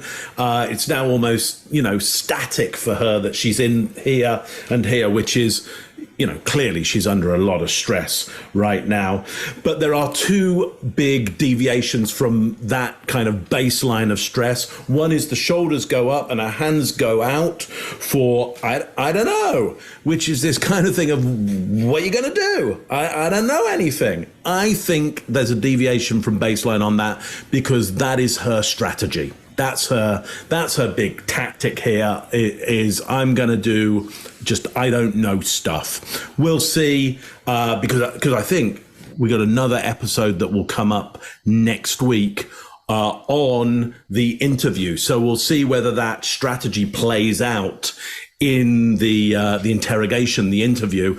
But I think that's her strategy right now. I don't know, what are you going to do about it? And then there's another deviation from baseline, which maybe it's similar to the kind of hamster that you were talking there, Greg. So maybe this is idiosyncratic, but it's a little bit lower and it's kind of scurrying around stuff that goes on, a little bit of piano playing, or maybe spiders or insects. So, and it's on, is everyone here? Now, whether this is just idiosyncratic, could be, or whether it's just like, is everybody here? Can the band start? Let's start a number. Could be that, or maybe it is the metaphor in her mind of insects or spiders scurrying around, something low to earth, something a little bit malignant around us, scurrying around, that they're going to, search out in every corner and she'll be found out. I don't know which one it is. I quite like the metaphor idea for that of scurrying insects. But as Greg was saying before about that other gesture more up here, could be totally idiosyncratic. Anyway, two nice deviations from baseline there. Scott, what do you got on this one? All right. I'm not going to have much to add to this thing. We're seeing pretty much the same behaviors. You're right about the change in her baseline there a little bit. She's, again, concerned with what's going to happen. Could she go see her son? All those kinds of things. But we're not seeing the correct facial expressions we should be seeing. We see some of them later on. We'll talk about that later, like Mark was talking about. But we're not seeing the horror we should be seeing for what's happened. She's seen this guy. She's after this has happened. She was part of it. All those things, and we're just not seeing what we should be seeing. We're not hearing what we should be hearing in the fashion we should be hearing it. It just sounds she's trying too hard. I don't think she knows what to do. Greg, what do you got? Yeah, what we see is her whole body is now attached at her elbows or around her torso, creating that exoskeleton for those organs. And she almost looks like a little T-Rex. She's only got arms from here down, and she's moving those arms. That's part of the reason I think you see that scurrying, Mark, is because she's not moving her elbows. They're spot welded to her body. So she'll put her hands up here. It's almost like some really stupid comic where you see these guys doing just their hands around their face. I forget which guys did something funny with that back in the 80s. They would turn their head upside down and use their hands and make those, what I'm talking about. You'll probably think of it. Mark, the one that I was expecting you to cover is all that joint protection. She's protecting those fingers and rolling them in. That's showing I've run out of ways to protect myself otherwise. So let me protect my fingers while I'm at it too. She's feeling a lot of fear in here, a lot of fear of what's coming. She also does a lot of self-grooming. And for me, I think what we see is an unsophisticated person who's hungover as part of it. So we see a lot of things that we might think are abnormal, but they may be normal for her world. I don't know what she does for a living, don't know anything about it. She's awfully interested in the process, and all these people are coming in. I think part of that's her brain trying to get some normal, and she's asking questions about who else is coming, about the process. Not at all about him, nothing about him yet. She does throat protecting, she does those prayerful hands, and she does that exoskeleton. Here, I think she's just at her processor end, probably. And I don't know that she really grasps what's going on with these guys talking to her. It feels like they're being helpful, and she's trying to tell them kind of what happened. She's not keenly aware of what they do for a living, I think. Chase, what do you got? Yeah, I agree with you guys. I don't have much else here, but we also see a desperation to inject more ambiguity into what's going on, and this fearful body posture the whole time. And you'll notice that the fear increases with every desire to collect data. Every single time, that's when you'll see these little spikes. In situations like this, you'll often see guilty people more concerned with two things, and these two things are so common, you can almost use them alone as a guide when you're seeing the behavior of a post-crime witness. Number one is a desire to inject doubt, ambiguity, and uncertainty. Number two is a desire to learn about the process and information known by the police. They will almost always have those in common. Innocent people are more likely to say things in cases like this that implicate their own guilt because of sincere and deeply felt guilt. Like, I killed him. I can't believe I did it. I killed him. And they're more likely to say things like that. And still, no mention of a name. Unwilling to ask if she's a suspect. Innocent people would have no problem with that. She's desperate to know what they're thinking and is unwilling to ask. Why not just ask? Innocent people don't have a problem asking, what are you going to do next? What's going to happen next? So we're not looking at a single behavior and determining a likelihood of guilt. We're watching for these groups of behaviors that we've all been talking about here that we know to look for.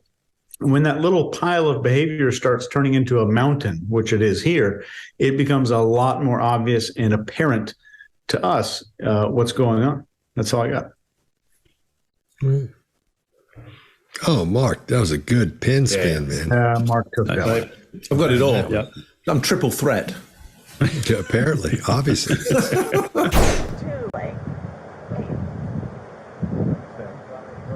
We'll have all the answers. We'll have a lot more answers tomorrow after medical examiner looks at it. Like she said, what you're seeing here is common. This is us coming out to the scene. Yeah, his age, no real medical history that we know of. For him to have passed away, we come out and we do an investigation. Yeah. We come out and do an investigation. It's medical examiner's office. We send people out. This is what we do. If he was 75 years old and had a history of heart condition, we wouldn't be here.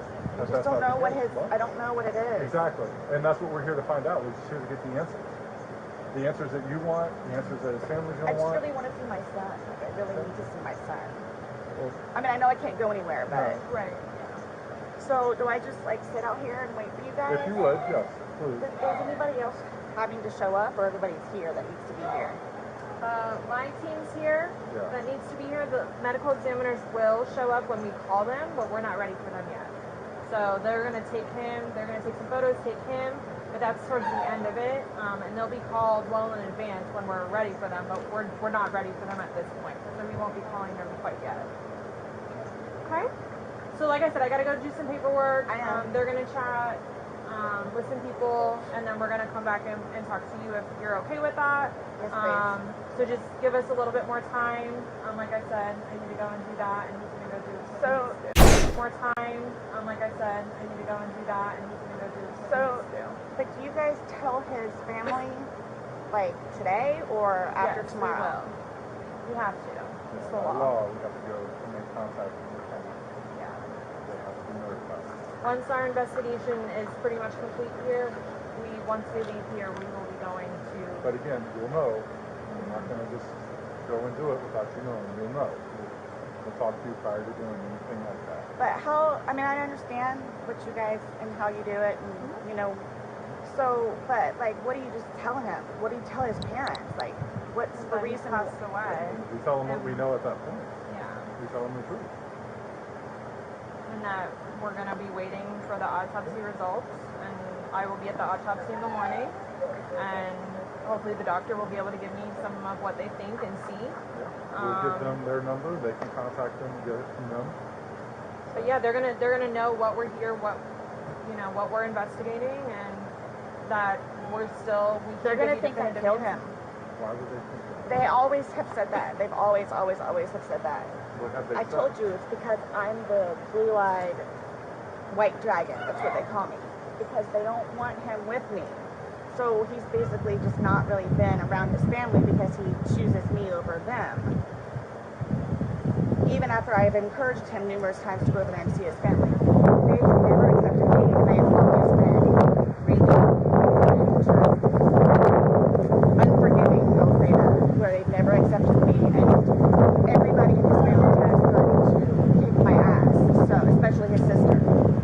He had to pull her off me one time. Do you have somewhere safe that you can go tonight? Both my parents are deceased, my grandparents are deceased. All right, Chase, what do you got? All right, so I'm going to do something way different with this video than we've ever done before. I'm going to build a behavior profile just using one video. Then we'll test the hypothesis on the interrogation video when that one comes out. So we see opening behaviors in here, but we only see opening body behaviors when she's doing good things, when she's saying he chooses me over them. I encouraged him to talk to his family. We're seeing open behaviors. We see self-soothing behaviors at points of social discomfort, family finding out, investigation data, and how she's being perceived. That's when she's saying things like, they never accepted me. She starts rubbing her arm up and down here very gently. Finally, we see protective and fearful behaviors, which means the body is somehow protecting arteries, joints, and organs, those three things.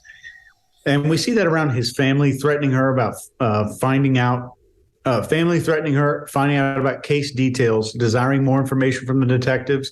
So here's what the profile might say, just based on these alone. Let's look at a potential profile so far. She's socially driven. She wants to be seen as a positive force in his life, very easily scared with threats of how she might be perceived by others. This might come in handy in the interrogation room. She's going to react very positively to compliments about her taking care of other people and being a good person in general. So just from this one video, we formed a tiny little behavior profile. Let's see if it can help us out in the interrogation. Scott, what do you got? All right. Well, along with the behaviors we've seen so far, she's doing two things. Number one, she's trying to figure out if they're starting to talk about this like it's a murder. With the questions she's asking, she's trying to find out if they're going, I think you're in big trouble. And it's not connecting with them because I don't think they're listening properly. But that's what she's trying to do. And number two, she's beginning to create her protection story. This thing she's going to stand behind and say, here's what actually happened. That's the story that's going to help build this protective wall against her and whatever the onslaught is that's coming toward her. She knows this again. She talks about how the family is going to talk negative about her, how they call her the white dragon and all kinds of stuff. She's fought with his sister and those types of things. So she's basically circling the wagons, getting ready for the big fight on this. Greg, what do you got?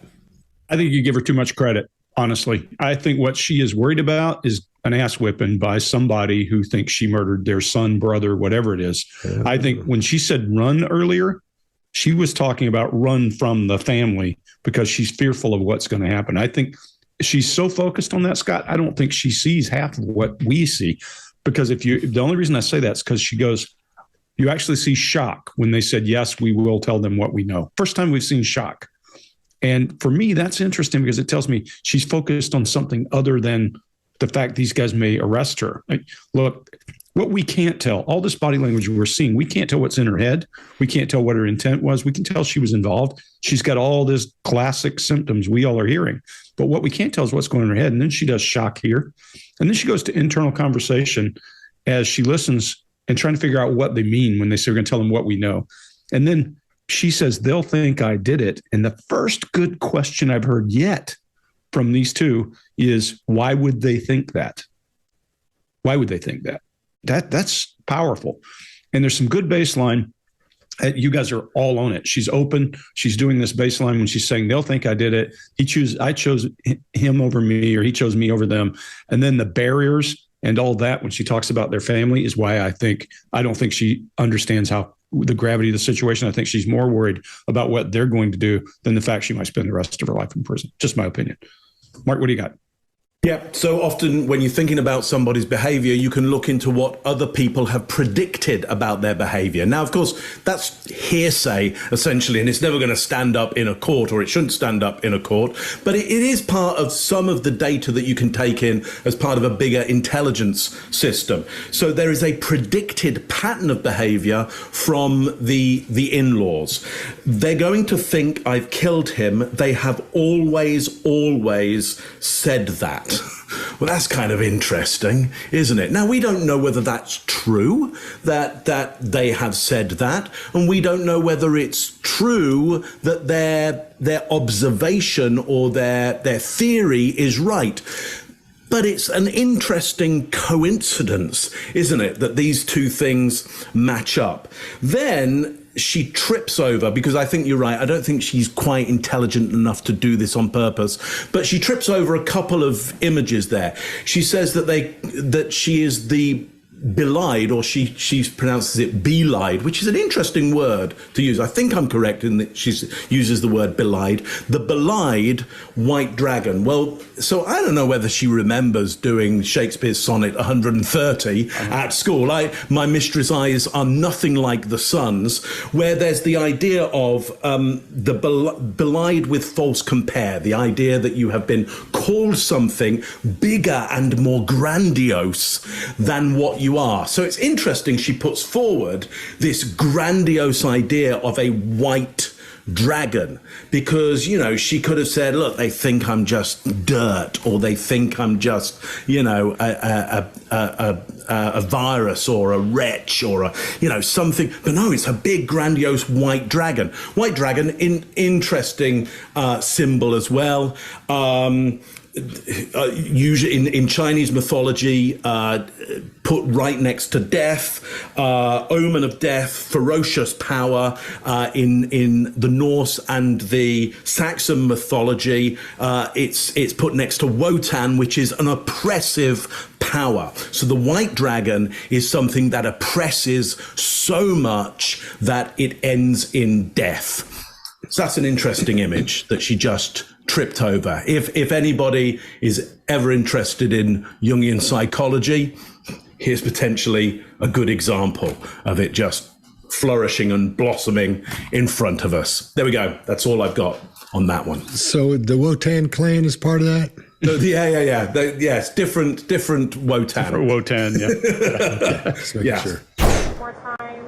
Like I said, I need to go and do that, and he's going to go do what So, he needs to but do you guys tell his family, like, today or after Yes, tomorrow? We have to. It's the By law. law, we have to go and make contact with the family. Yeah. They have to be notified.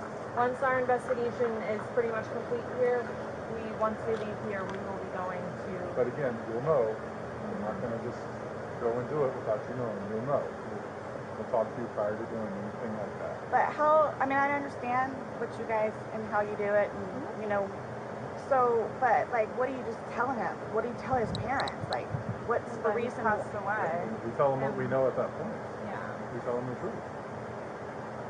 And that we're going to be waiting for the autopsy results, and I will be at the autopsy in the morning, and hopefully the doctor will be able to give me some of what they think and see. We'll give them their number. They can contact them and get it from them. But yeah, they're gonna know what we're here, what we're investigating, and that we're still. They're gonna think I killed him. Why would they think that? They always have said that. They've always have said that. What have they I said? told you it's because I'm the blue-eyed white dragon. That's what they call me. Because they don't want him with me. So he's basically just not really been around his family because he chooses me over them. Even after I've encouraged him numerous times to go over there and see his family. They've never accepted me, and they have always been really unforgiving, I'll say that, where they've never accepted me, and everybody in his family has started to kick my ass, so especially his sister. He had to pull her off me one time. Do you have somewhere safe that you can go tonight? Both my parents are deceased, my grandparents are. All right, now let's throw it around the room and talk about what we think we've seen so far. Let's try to wrap it up in 30 seconds or less. Mark, you want to go first? Yeah, if she wants us to think that she is not heavily involved in this, it didn't go well from the start on this. And I think the officers who showed up right at the start, we're getting a sense of that. Let's see where the investigators take it, but not a good start, I would say. Chase, what do you think? So I'm going to give you one nugget here. You should probably write this down because it's a good one, I think. This comes down to, does the person reasonably feel like they can predict their future? Do they know what's coming next?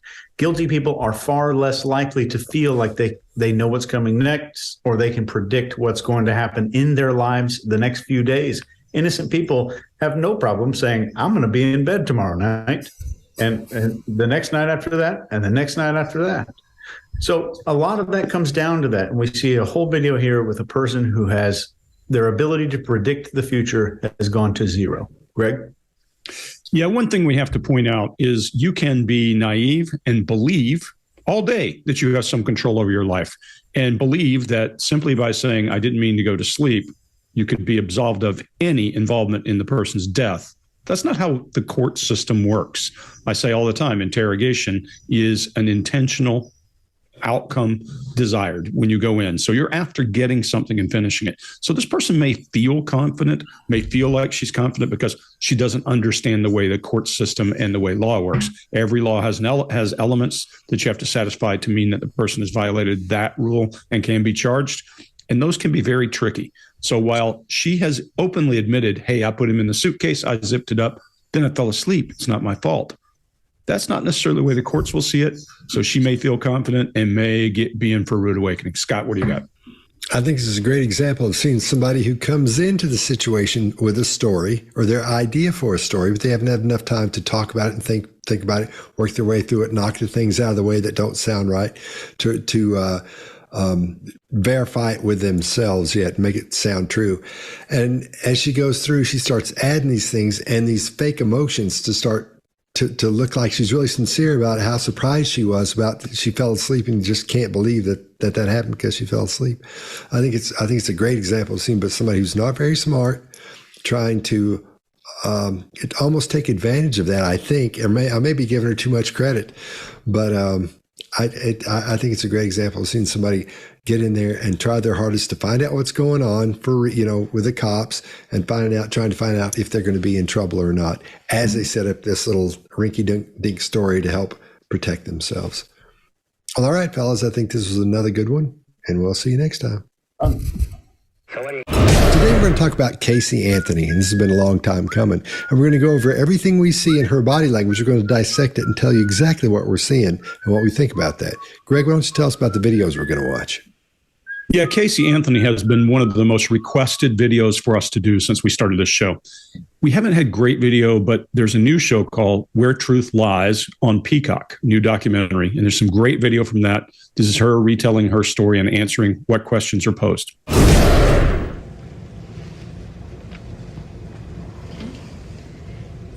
Casey interview, A, B, C marker, soft sticks.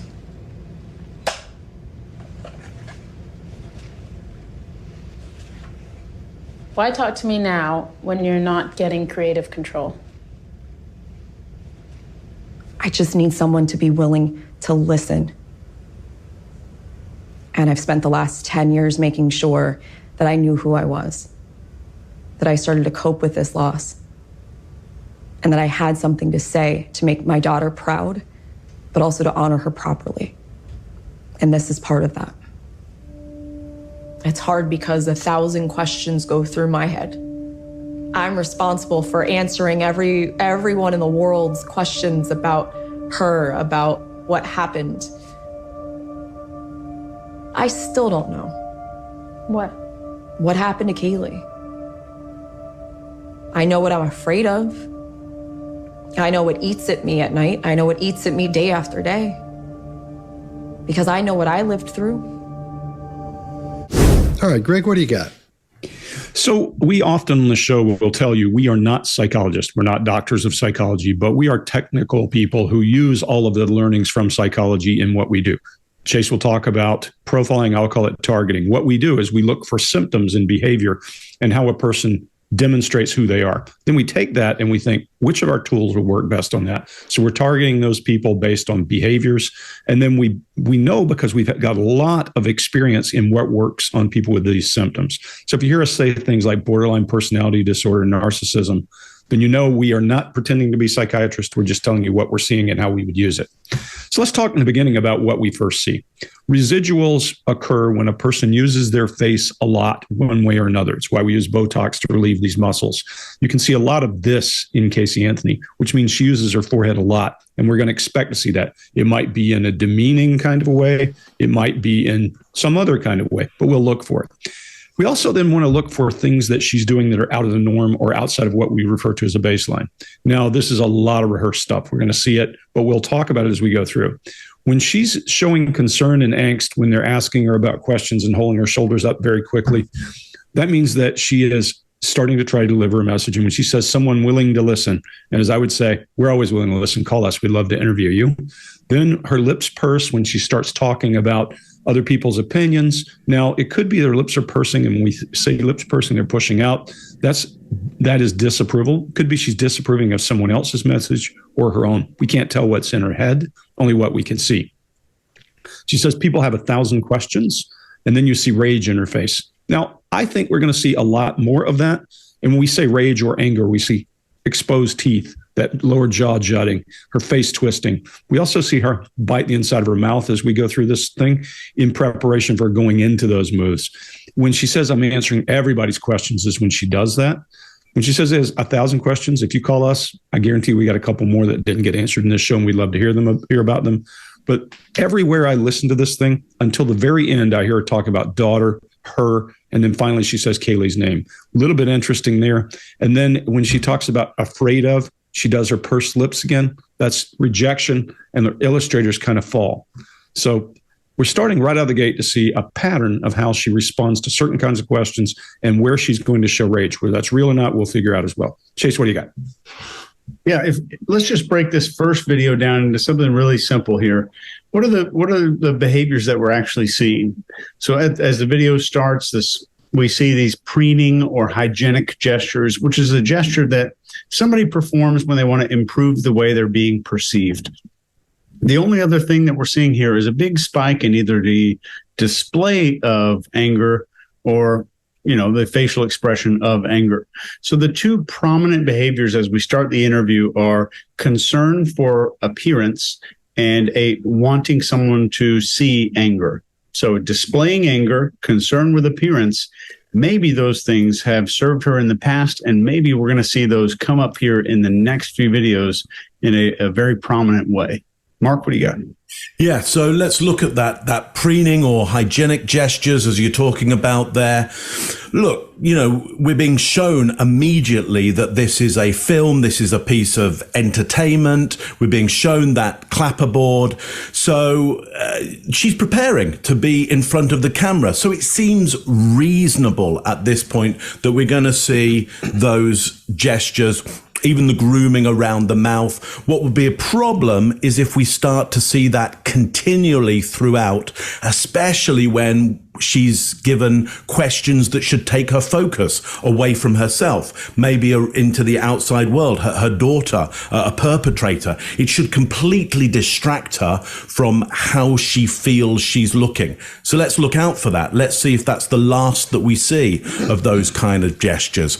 Also, you're saying there, Chase, about the anger. I think we get a collision of facial gestures there. I think we get anger, we get disgust, we get concern, and they kind of mash in all together in a bit of a kind of jumbled kind of mess. And that might be a bit of a problem as well. There's some good reasons why you might get that. But again, let's see whether that continues, because it's fairly reminiscent of an actress that we looked at quite a lot just recently in 2022, where you get these collisions of facial displays going on at the same time, because she's maybe wanting to convince, and also there's potentially a particular personality disorder there, that you often will see these collisions of facial gestures come together. So again, let's look out for both of those things. Scott, what do you got on this one? I agree with you, Mark. I think those collisions we're seeing are expressions that aren't really real. She knows she's got to put those in specific places, so she doesn't know when to end them. She doesn't know when to begin them. So that's why they look like they're smashing together, because she's sort of trying to do these as she's thinking about it. When normal emotions come up, you'll see them, a lot of times they'll just sort of fade into them. Sometimes it's a quick fade, sometimes it's a very fast fade into them, but just don't go bang. It takes a second to get there. And that's that collision you're talking about. So I agree with you completely. And you guys are right about this whole grooming thing. She's doing her mouth, she's fixing her hair, but she's prepping because she's getting ready to be on TV and getting ready to be on video, and she knows that. After that first question, we see a little mouth compression, a little lip compression there, what I call stress mouth. But in this case, I don't think it's stress mouth, because she's not really stressed about what the answer she's going to give. She's acting like she doesn't want to give this information because this is the first time I've given it. Get ready, here it comes, because now I'm going to tell you the truth. Finally, you're going to find out what really happened and what I really think. I think that setting this up at the beginning like that, Mark, talking about the acting part of it and how they're getting ready, perfect, because that's what we're seeing here. We're seeing acting.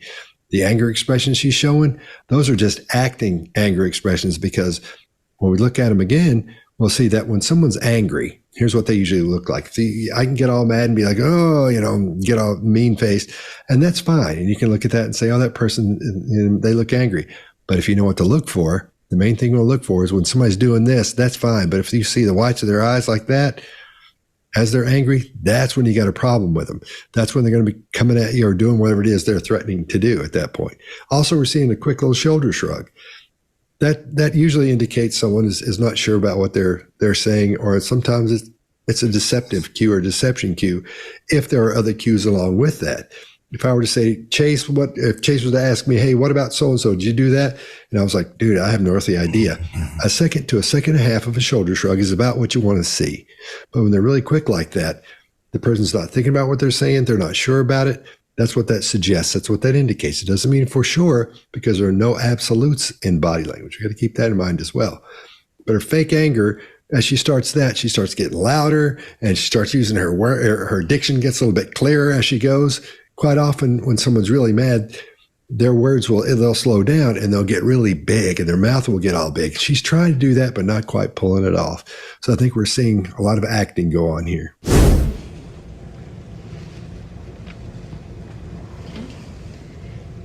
Casey interview.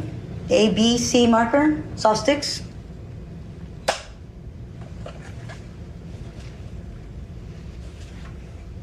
Why talk to me now when you're not getting creative control? I just need someone to be willing to listen. And I've spent the last 10 years making sure that I knew who I was, that I started to cope with this loss, and that I had something to say to make my daughter proud, but also to honor her properly. And this is part of that. It's hard because 1,000 questions go through my head. I'm responsible for answering everyone in the world's questions about her, about what happened. I still don't know. What happened to Kaylee? I know what I'm afraid of. I know what eats at me at night. I know what eats at me day after day. because I know what I lived through. So let's go back to the beginning. July 16, 2008. The day that Kaylee's kidnapping is reported. Hello? Hi. Can you tell me a little bit what's going on? My daughter's been missing for the last 31 days. What are you thinking and feeling on that call? There's no emotion. There's nothing. Nothing. Yeah, it's weird. It's very weird.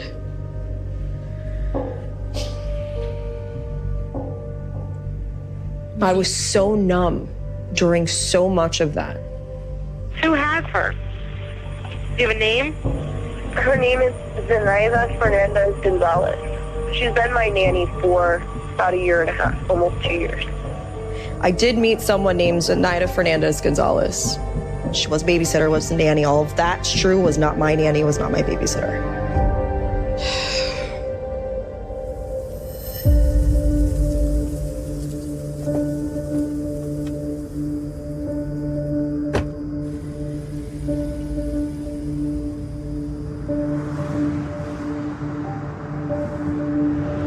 That's the official entrance. So we'd have to go around the back.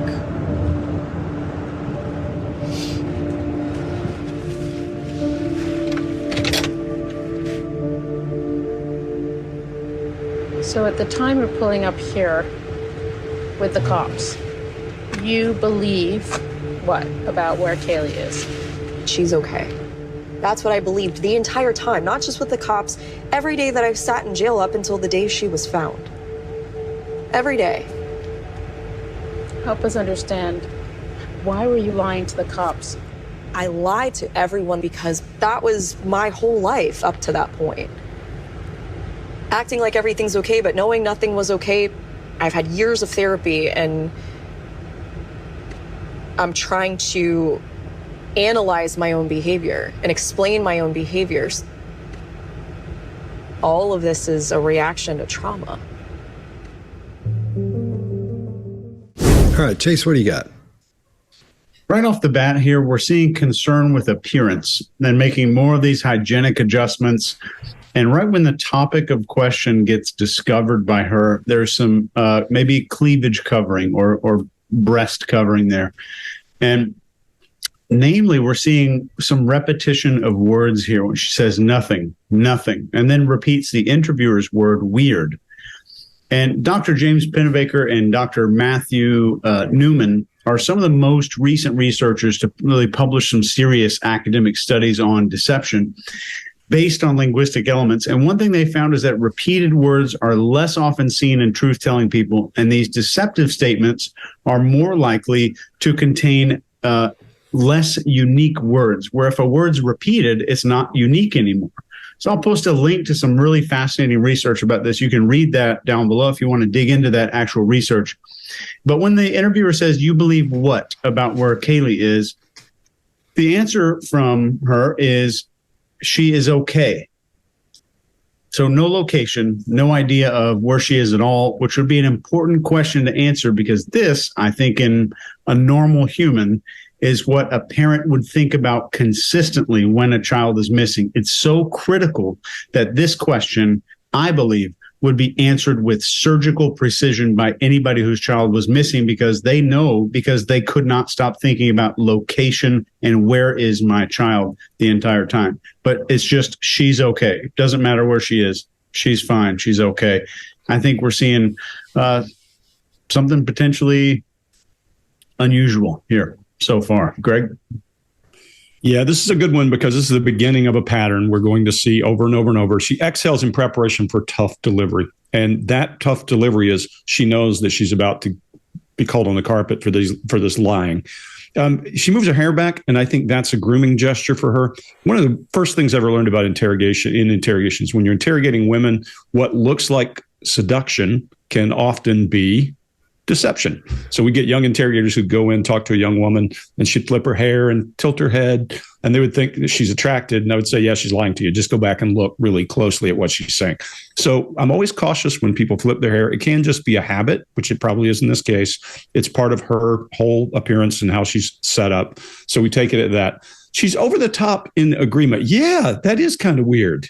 Well, come on. Everybody knows that you're saying that, but look at her blink rate when she says it's kind of weird. Watch what happens. Watch her go through the roof. And what we say is a person normally blinks her eyes 15, 18 times a minute.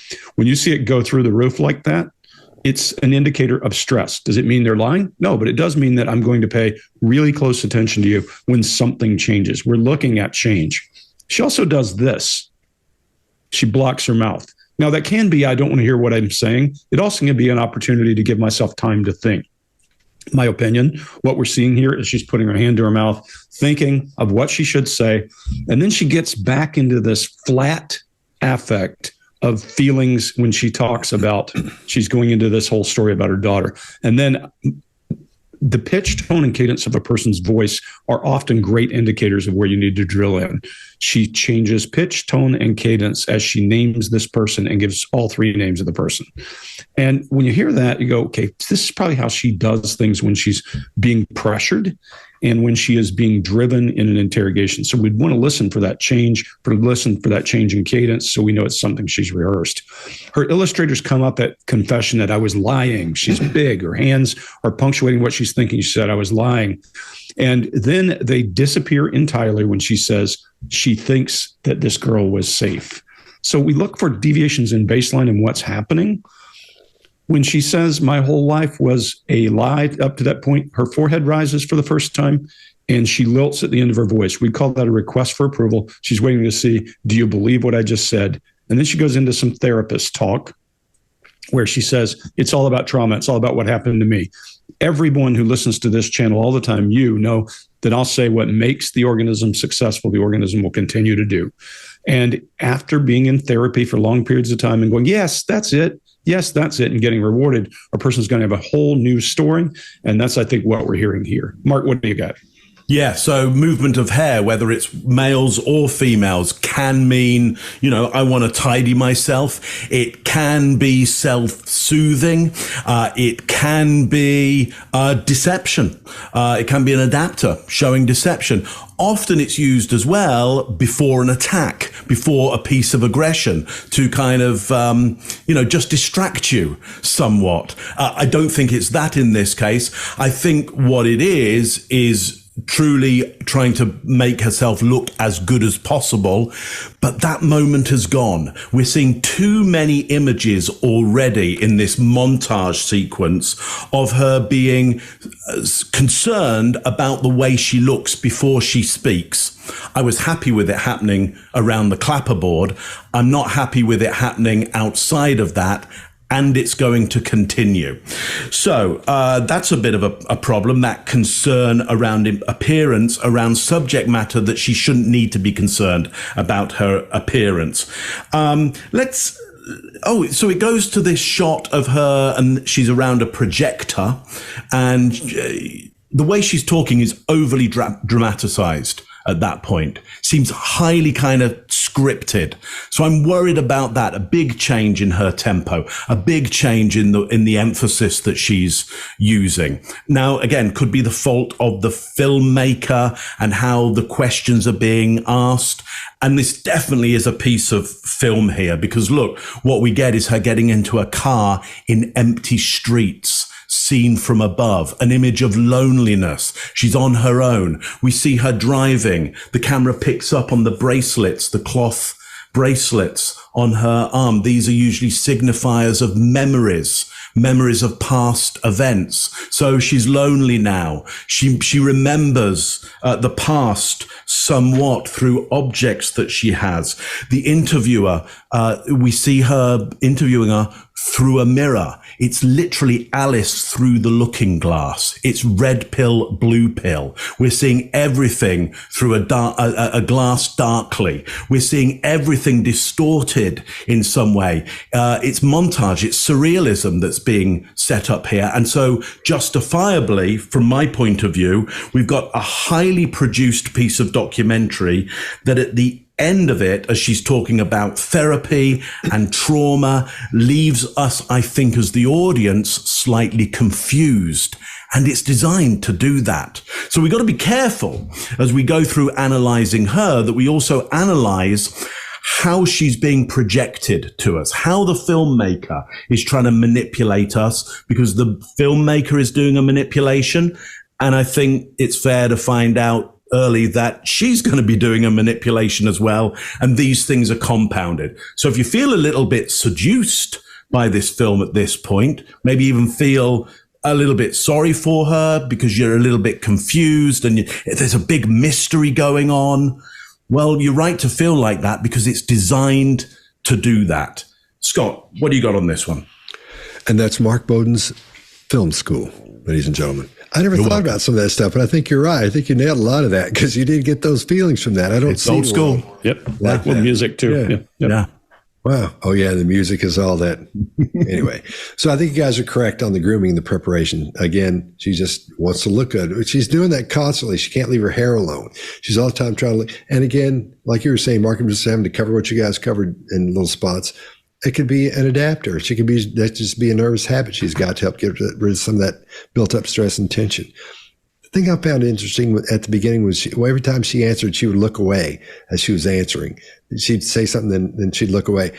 When they're talking about the woman who's the nanny, and she says she's been missing for 31 days, and then we never hear anything else about that. The filmmaker should have said, hold on a minute, man, what do you mean? And this is all we get? Yeah, you lied about that, but what did you say? What were you telling the cops? That's what should have been happening here. And that's when I went, you know what? This whole thing's going to be one-sided. It's all going to be on Casey Anthony's side, and that's what we see from here on out. The music comes up, like it makes it sound like it's like you were saying, Mark, all lonely and bless her heart. You know, God, this poor old girl just, had the worst time. So this is really one-sided. And I think, Greg, when she's covering her mouth, I agree with what you're saying. But at the same time, as you know, when somebody touches their mouth, it sends a signal to the brain to relax. So I think she's thinking of what she's going to say, and she's trying to buy some time, and she's trying to relax at the same time. So I believe that's an adapter. I would look at that as well. Yep. As we know, adapters are the things that we do quite often. They're repetitive motions or behaviors that help pacify our feelings and help pacify ourselves. That's a Joe Navarro thing, a classic. And so we do that to help calm ourselves down or to remain calm as things go along. We see a lot of this blank expression and a lot of this fake and false concern, and the reason I'm saying that is because it goes back to the other video where we're seeing these emotions that really don't pay off. They do. If you don't know what you're looking at, you'll go, oh yeah, I see she's sad or she's angry. But from our perspectives, we see that and go, this is painful almost. It's so bad. Not as bad as Amber Heard, but this is almost like a pro version of Amber Heard. She's a better actor than Amber Heard is. Her illustrators, a lot of them, we see plentifully illustrators, and she's hitting them where they should hit. They're hitting around on the money, so that's normal. Quite often we'll see if illustrators don't hit where they're on the words like this. I'm telling you, I did that. Instead of I'm telling you, I did that. If they're not hitting with the words, then we may see that as being deceptive, or they're not locked in with what they're saying, or it could be rehearsed. And they're trying to remember as they're talking that it could be whatever's being rehearsed. And again, the emotions she's supposed to be going through are not exhibited, are not displayed on her face in the proper manner. From anger to I don't think we're seeing much anger here. It's mostly frustration, I think, and this fake concern up to this point. That's what's bothered me there. All right, now if you don't know who we are, we're the Behavior Panel. And I'm Scott Rouse. I'm a body language expert and analyst, and I train law enforcement in the military in interrogation and body language. And I created the #1 online course, bodylanguagetactics.com, with Greg Hartley. Mark? I'm Mark Bowden. I'm an expert in human behavior and body language, help people all over the world to stand out, win trust, gain credibility every time they communicate, including some of the leaders of the G7. Chase. Hey, Chase Hughes did 20 years in the U.S. military, wrote the #1 best-selling book on behavior profiling, influence, and persuasion. And you can just type Chase Hughes into your app store today to level up your behavioral skills. Greg? Greg Hartley. I'm a former Army interrogator, interrogation instructor, resistance to interrogation instructor. Written 10 books on body language and behavior. Put together the #1 bodylanguagetactics.com course with Scott. And I spend most of my time in corporate America. Excellent. Here we go. And by the way, had the #1 new Kindle book yesterday in business negotiation. Cool. Yeah, I was happy. Congratulations, man. Yeah, it'd been there way up before, but for some reason in Kindle it just jumped. Which one is it? My business book. What's it called? Most dangerous business book you'll ever read. Yeah. Greg, I'm really sorry that Scott doesn't read your books. I'm trying to get him to plug it on here because you just say my business book, my business book. Yeah, I'll do it if you want. But yeah, we just did. It doesn't really need to. Yeah. Went well. Yeah, I was happy. You're wiggling too much, Scott. Yeah. So let's go back to the beginning. July 16, 2008. The day that Kaylee's kidnapping is reported. Hello? Hi. Can you tell me a little bit what's going on? My daughter's been missing for the last 31 days. What are you thinking and feeling on that call? There's no emotion. There's nothing. Nothing. Yeah, it's weird. It's very weird.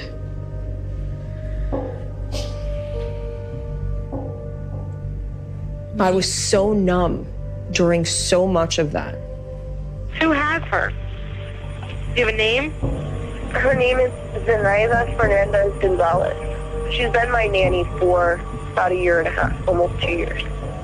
I did meet someone named Zenaida Fernandez Gonzalez. She was babysitter, was the nanny. All of that's true. Was not my nanny, was not my babysitter.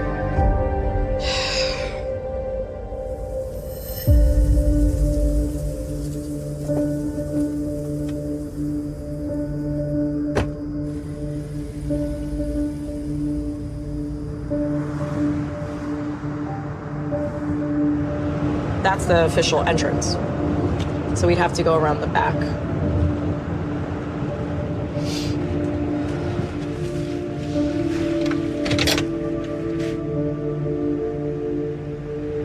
So at the time of pulling up here with the cops, you believe what about where Kaylee is? She's okay. That's what I believed the entire time, not just with the cops, every day that I've sat in jail up until the day she was found. Every day. Help us understand, why were you lying to the cops? I lied to everyone because that was my whole life up to that point. Acting like everything's okay, but knowing nothing was okay. I've had years of therapy and I'm trying to analyze my own behavior and explain my own behaviors. All of this is a reaction to trauma.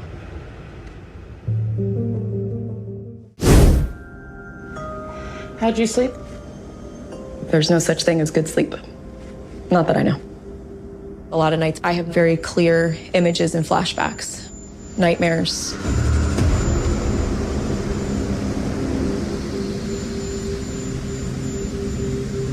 My nightmare last night, it was similar to other things that happened to me growing up. I don't know if it's just flooding back because of going back through pictures and more switches being hit and more trauma. What was the nightmare last night? My father was... That happens again and again and again. When I was 8 years old, my father started... I was physically hurt. Scared because I was physically hurt and I can't tell mommy what happened. She'll get mad at me. That's what I was told.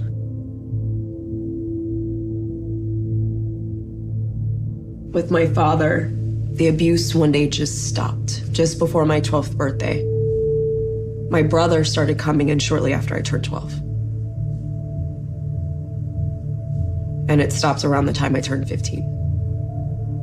Wasn't the same thing that happened with my father. My brother never. No, absolutely not. But it was close enough. Close enough where there was a pattern. But you did tell your mom about Lee. I did not. Not until after I was already a mom. All right, Greg, what do you got? Yeah, so I'm starting to get a little frustrated. This has turned into the Casey Anthony story with a smidgen of her dead child. I mean, look, there's not a lot about this kid so far. Maybe it's the director, maybe it's the way they plan to tell the story, but it is not the most pleasant experience when you're thinking about, I want to know what happened to this kid. There's a provocative statement. We say that we're trying to get you to respond, not by saying something that provokes you, but we're saying something that causes you to want to ask a question or respond to it. When she says, there's no such thing as a good night's sleep. Well, automatically you want to ask her a question. We use that in elicitation to get other people to give us information. But this is a little awkward. She also shows more anger. She shows more anger at the accusation or at answering other people's question than she does about an alleged attack. Now, I'm not going to say whether the attack happened or not. We're going to talk in detail about that. But usually when something like that happens, you're going to be a lot more angry about that than you are about someone else's questions. There's a group of people who get really angry when they're challenged by questions in that, and it's a personality disorder. And you can do your own research, but narcissism, and no person is 100% one or the other. All these personality traits we're looking for, we look at on the continuum. So if you got borderline personality and you plug into other people's needs and they don't respond to you and they don't appreciate you and you're narcissistic, you're going to respond with anger. And the borderline personality causes 0 to 60 in personality traits in those emotions. So I think that's why we're starting to see some of this clashing. That would be my approach if I were interrogating somebody is, oh, sweetheart, come on, let me help you out.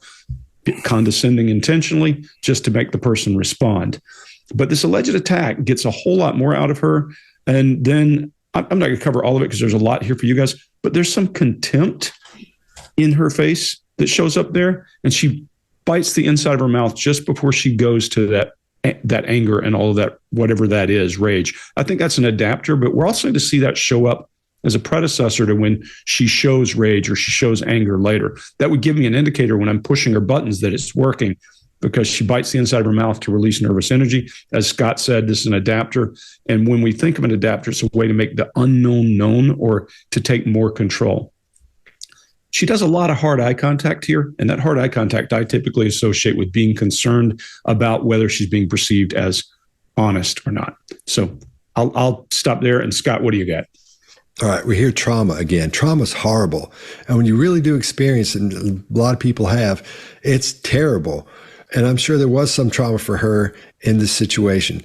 But I think she's using it more as an escape valve. She hits the trauma valve and she says, okay, I excuse that by saying trauma. I'm not saying trauma's bad. I'm not saying you haven't had trauma.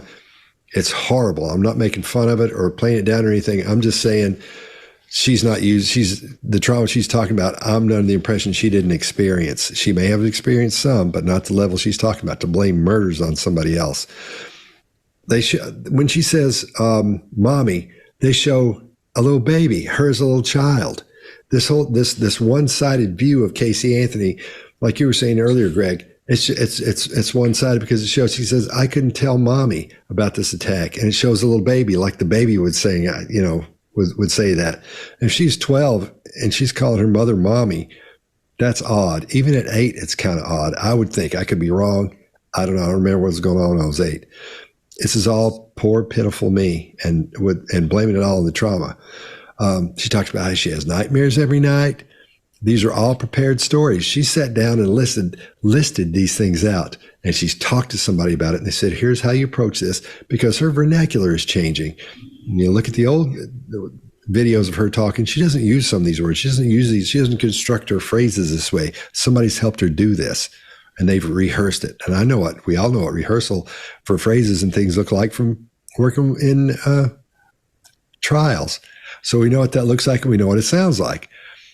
When she says, I did not, when she says, I did not, we see eye blocking, we hear fading facts, we see that slow head shake no. her cadence speeds up a little bit and she gets loud. This is all odd for what's supposed to be happening here. And I'm under the impression, and this is just bad acting. This is bad acting. There's good acting and bad acting, and then you have what I call the hallmark acting, where you go in, they make these things fairly inexpensively, and you go over your lines a couple of days. I think I'm right about this, Mark. And they just go down the thing, and they can, as they deliver them, they're really not, in some cases, not feeling it or anything. Sometimes they are, because if you watch the Hallmark Channel, I watch it a lot. Shout out to the Good Witch. Okay, Chase, what do you got?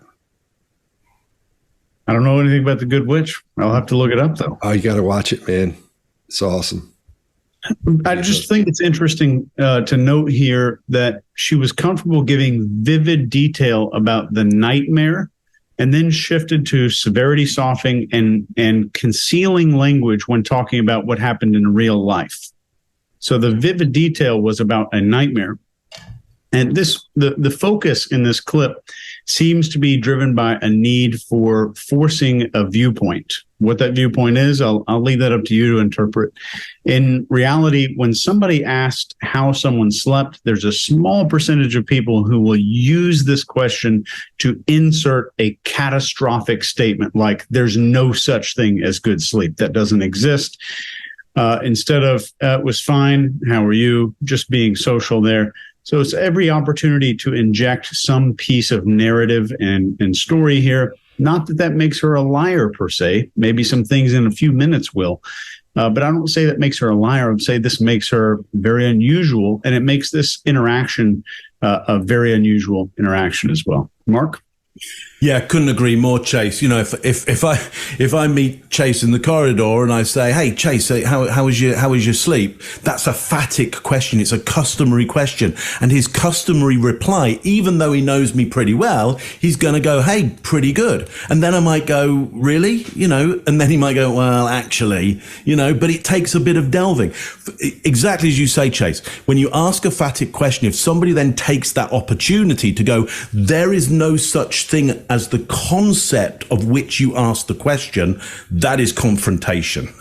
And so she does that piece of confrontation and takes it to something highly thematic, which is the idea of sleep and there being no sleep, but still alive. So that's almost at night, that's a somnambulistic state. It's a sleepwalking state. And the idea of nightmares as well, a horrible situation. This, again, is the world of surrealism, that the kind of dark area of we can see and we can't see, and it's kind of confusing, and we're asleep and we're not asleep.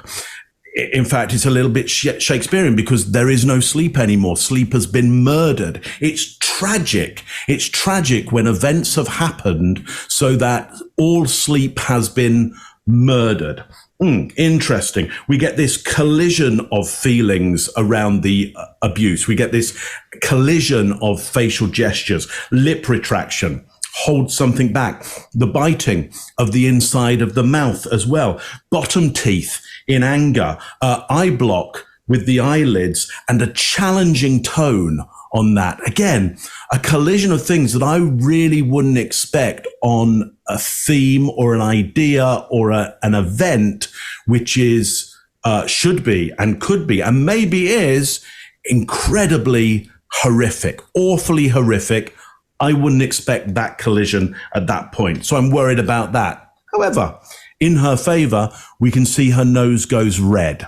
That's hard to fake. That's a tough one. That's a tough one to do. So she's getting real blood running to her real nose at that point. And so that does suggest something of some absolutely real feelings going on there. Though which one of those real feelings, I'm not quite sure which one it is, but there's something real going on there. Though, again, I'm pretty confused as to what's going on here. And I think I'm pretty right to be confused at this point because there's a lot going on, not only in what she's projecting, but what the filmmaker is then projecting of what she's projecting.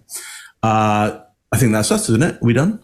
Is it just me, or was there an edit before her nose changed? There is an edit. So, yeah, there could be some substance in there that causes nose reddening or some other question or some other emotion. Yeah, some other question is what I was suspecting. Yeah. Yep. Yeah. All right. Okay, Chase, you won that one. How'd you sleep? There's no such thing as good sleep. Not that I know. A lot of nights I have very clear images and flashbacks, nightmares.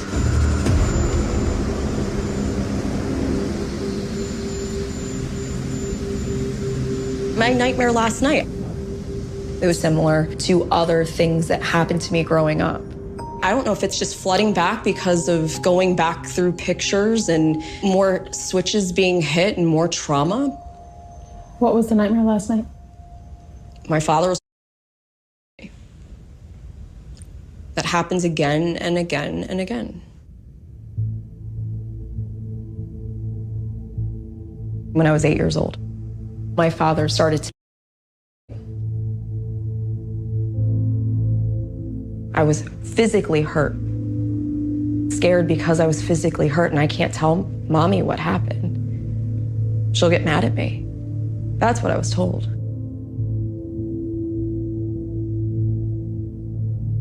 With my father, the abuse one day just stopped, just before my 12th birthday.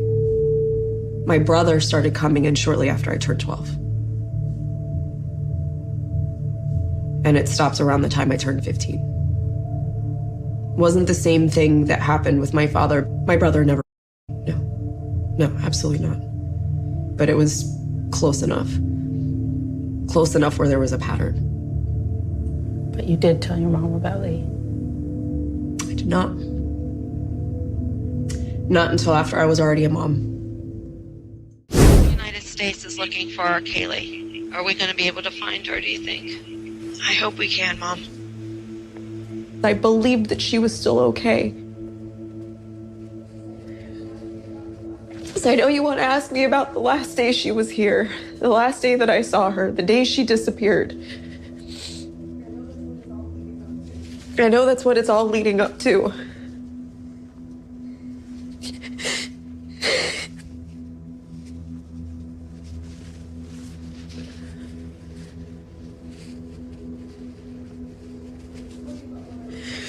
I can tell you about what I remember from that morning. It's not much.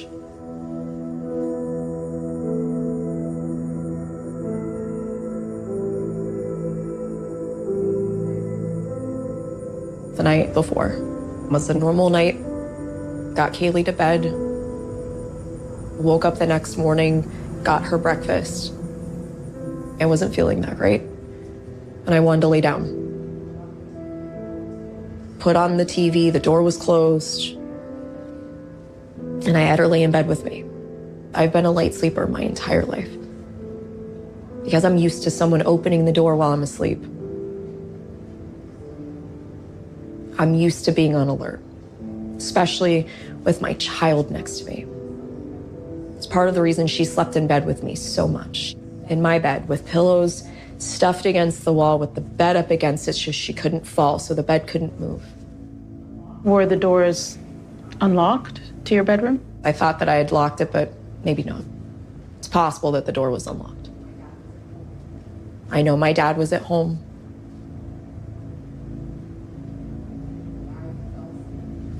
But I fell asleep and was asleep for a while. And I was awoken by him shaking me and asking me where Kaylee was, which didn't make sense because I looked next to me and that's where she was. TV was still on. She would never even leave my room without telling me, even if she had to go to the bathroom. She'd never just leave me there. She knew she wasn't allowed to just be in the house by herself. And I immediately start looking around the house. Her room, what used to be my brother's room, in the bathroom, my parents' room, the garage. I go outside and I'm looking to see where she could be. She's not in her playhouse. Where is she? Why is she not here? Didn't make sense. Still doesn't make sense. She'd never done that before. Why that day? All right, Mark, what do you got? Yeah, so a lot of the same stuff here. More hair grooming. I don't want to be seeing that at this point. It's off topic, so I'm concerned that she's concerned continually about her her appearance in this. I don't remember much. No, that's not good. That's not good. I don't like to hear that. I don't like to hear that at all. That's often, unfortunately, used as a way out of being able to deliver relevant information.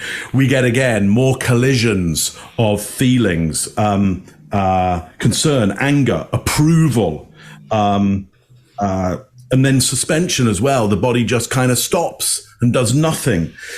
She knows what's coming up, knows where they want to go. She says she knows where they want to go with the questioning. Again, signaling that to us and the interviewer and to herself around the mystery of the disappearance. I don't like that very much. And then to top it all for me, the biggest thing is a arch manipulation, which is to say, I can tell you, and she gives that offer, I can tell you it's not much. So she gives us a big piece there and then takes away. And I don't like that one at all. Greg, what do you got on this? Yeah, here's the beginning of where her story starts to really stink to me. And that is that her illustrators are, by illustrators, I mean, when she's punctuating her thoughts, are fantastic when it's delivered message. When it's, I can't tell you a lot. When it's anything that she wants to talk about, those illustrators are big. When it gets to someplace I expect emotion and lots of feeling, they're gone. When she talks about it doesn't make sense, I don't know what happened, those things disappear. There's a couple of really interesting things. Look, I worked resistance to interrogation for 4 years. The instinctive nature of people is that if they cry, you will leave them alone. There's something in people about that. The first thing I learned about body language was that when a person is crying, if you up the pressure, they will either cry more if it's real, or they'll come apart, or they'll dry up if it's not, because they have to use a part of their brain, Mark, as you would teach people, to feel that thing that they're not really feeling. So it's an instinct for us to cry to get people to leave us alone. Even for grown men warriors, they would try it. So they would imagine what she will do. So she's using these waterworks as a resistance technique, I think, my own opinion, because I watch her go down the well, as I would refer to it, as she starts talking about, I know what you're going to ask. And I can see it coming. It's just like, okay. How about lightening up? I'm not going to go there. I'll do something else. But all of those illustrators about her message then disappearing when it's details about the daughter and about the bot, all that stuff kind of makes me go, wait a minute. I want to talk to you again. I want to ask another question right in here. Facts like where she goes to the bathroom or that kind of thing. She's illustrating really well. She's making her point. I was a good mother. I put up pillows. All those stories are there. The one thing that's missing here, this little girl comes up missing. There's not a bit of terror, not a bit of anything in there that shows terror. Terror is the one thing I would feel. Any emotion about this little girl coming up missing, and I woke up and she's not there, what do you think you're going to feel? And that residual terror, this is the single most important moment of this woman's life, period. She'll say that later. She'll say it's only before and after. How is it that I see no terror, no fear, none of that? I see scrutiny and narrowing of the eyes, but none of the other. Doesn't look good. Chase, what do you got? Yep, I agree with you all. I think when most people are overwhelmed with emotion, the need to preen and make sure that they look presentable and camera ready tends to take a back seat. And we are not seeing that here. And when I train people in deception detection, one major element that has been proven time and time again is the absence of pronouns in a statement. And instead of just doing this, I also want you to look for the person's baseline there. So this is just how they behave normally, just to make sure that I'm not seeing something that's just normal for them if they just talk strangely. And right here, we hear the story about the night that this allegedly happened. There is a stunning lack of pronouns here. This is a massive red flag for me as an interviewer. She says, I know that my dad was home. This is followed by a long pause. And I think this is a common method to introduce a suspect in a story. So why would she trust her father with her daughter is what I'm wondering. Seems a little bit odd. Mark? I think I've been on this one. It must be Scott. You did. Oh, that's me. And Scott. Okay. We see all this pain and all these things she's supposed to be going through that like Greg was saying, is the most important time of her life, is the biggest thing that ever happened to her. But yet we see no grief muscle. We're seeing knitting in the brow, but not much at all. When we talk about the grief muscle, it looks like almost like an upside down horseshoe right here. I can't do it. Greg can do it, where your glabella comes in like this and your forehead pushes down and makes this upside down horseshoe. There's some arguments about that, whether it actually does happen for that, because you see it sometimes when that's not going on at all, but someone may be reliving something that had grief in it. Who knows? But that's what we see quite often, is what we term the grief muscle. Now, she's concerned about her appearance. She's got that look at me personality, because constantly she's goofing with her hair, dabbing her face, all those kind of things. And if she could see the monitor, I'm sure she'd be glued to the monitor the whole time looking at herself. Then she talks about safety and how she wants to make sure the bed is so the little child can't fall out of the bed and all these wonderful things. And then she doesn't remember whether she locked the door or not. But then when her dad shows up, she doesn't freak out and start screaming like, "What are you doing in here?" All that kind of stuff. Because she's a little older now. She's got a child and everything. But her dad winds up being in there and it doesn't bother her. That doesn't register to go, "Hey, something's up here. This is a guy who used to attack me all the time." That doesn't sound right to me at that point. Then she says, no. And that's at that point. That's all. Just from here on out, I can just go over what you guys have gone over. It's just fake expressions, and we're not seeing what we should be seeing. I'm not going to repeat what you guys have been saying. All right. There we go. I'm going to give that one to Mark. Early bird catches the worm. The United States is looking for our Kaylee. Are we going to be able to find her, do you think? I hope we can, Mom. I believed that she was still okay.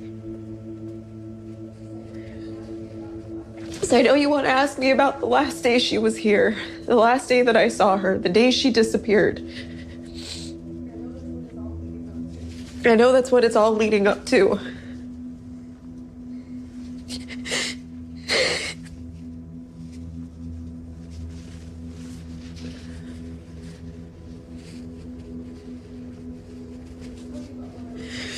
I can tell you about what I remember from that morning. It's not much.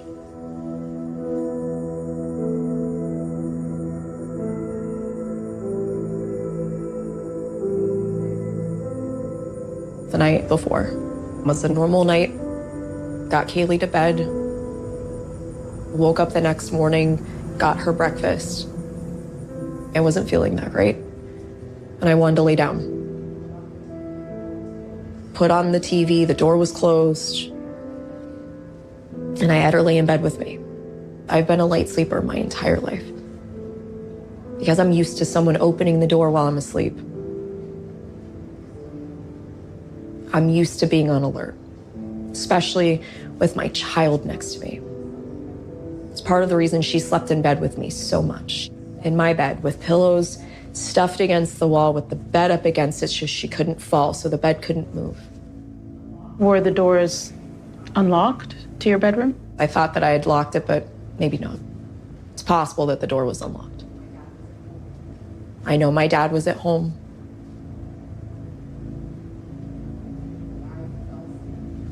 But I fell asleep and was asleep for a while. And I was awoken by him shaking me and asking me where Kaylee was, which didn't make sense because I looked next to me and that's where she was. TV was still on. She would never even leave my room without telling me, even if she had to go to the bathroom. She'd never just leave me there. She knew she wasn't allowed to just be in the house by herself. And I immediately start looking around the house. Her room, what used to be my brother's room, in the bathroom, my parents' room, the garage. I go outside and I'm looking to see where she could be. She's not in her playhouse. Where is she? Why is she not here? Didn't make sense. Still doesn't make sense. She'd never done that before. Why that day? Did you look inside the pool? Didn't have to.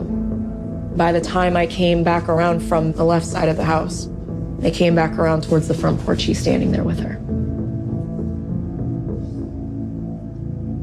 soaking wet.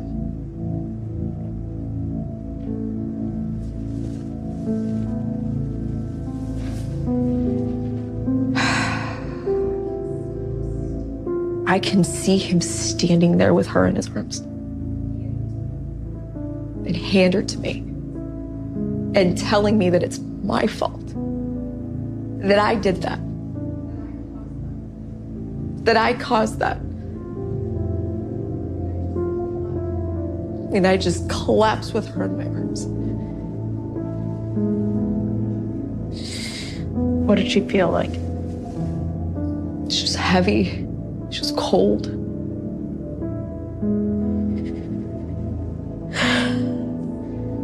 As I'm sitting there with her on my lap, just hysterical.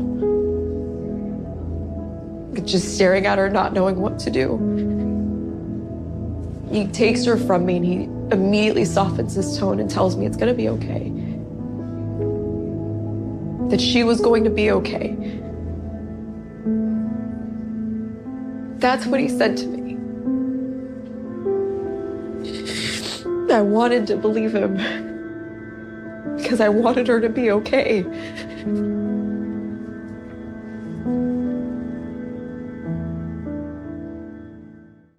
All right, Chase, what do you got? So right off the bat, there's no mention of Kaylee's name. Still, we're really not getting a lot of that. And guilt tends to erase names more than shame or grief. So guilt erases names. Grief tends to bring them to the surface. There's a lot of flashes of anger on her face and all kinds of mixed up stuff when she's describing this incident. I think she's borrowing from a past incident, which I think did occur. And I think something like this actually did happen with Kaylee.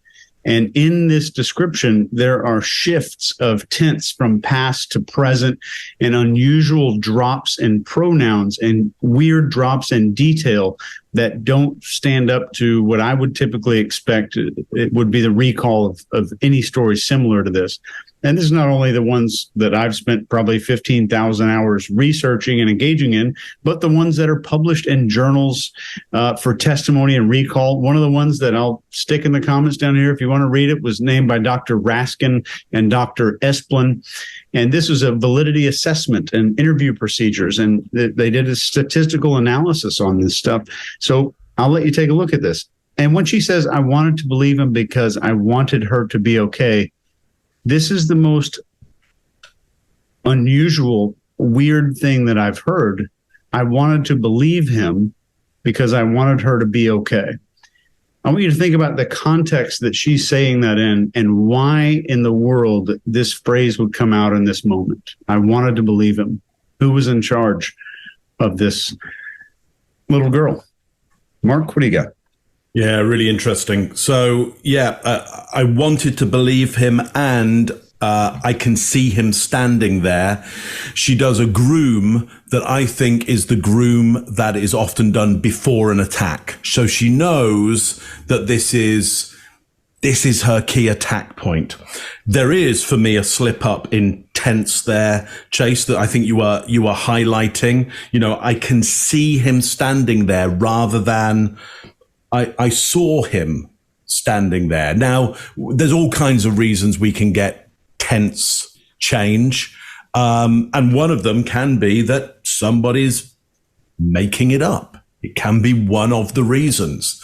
So, you know, keep that in mind. You know, if she had seen him standing there, she wouldn't now need to see him standing there. But there's other reasons why, as everybody's rightly said, those tense changes could be there.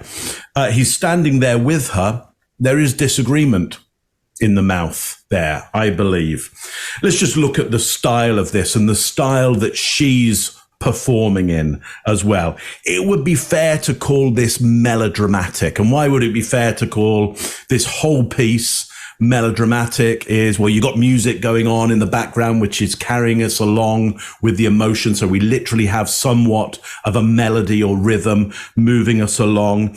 But I want you to notice how her performance of this is around the dignity around the suffering. Notice how she performs the suffering. She talks about the suffering, but she doesn't break down. She keeps a sense of dignity during this.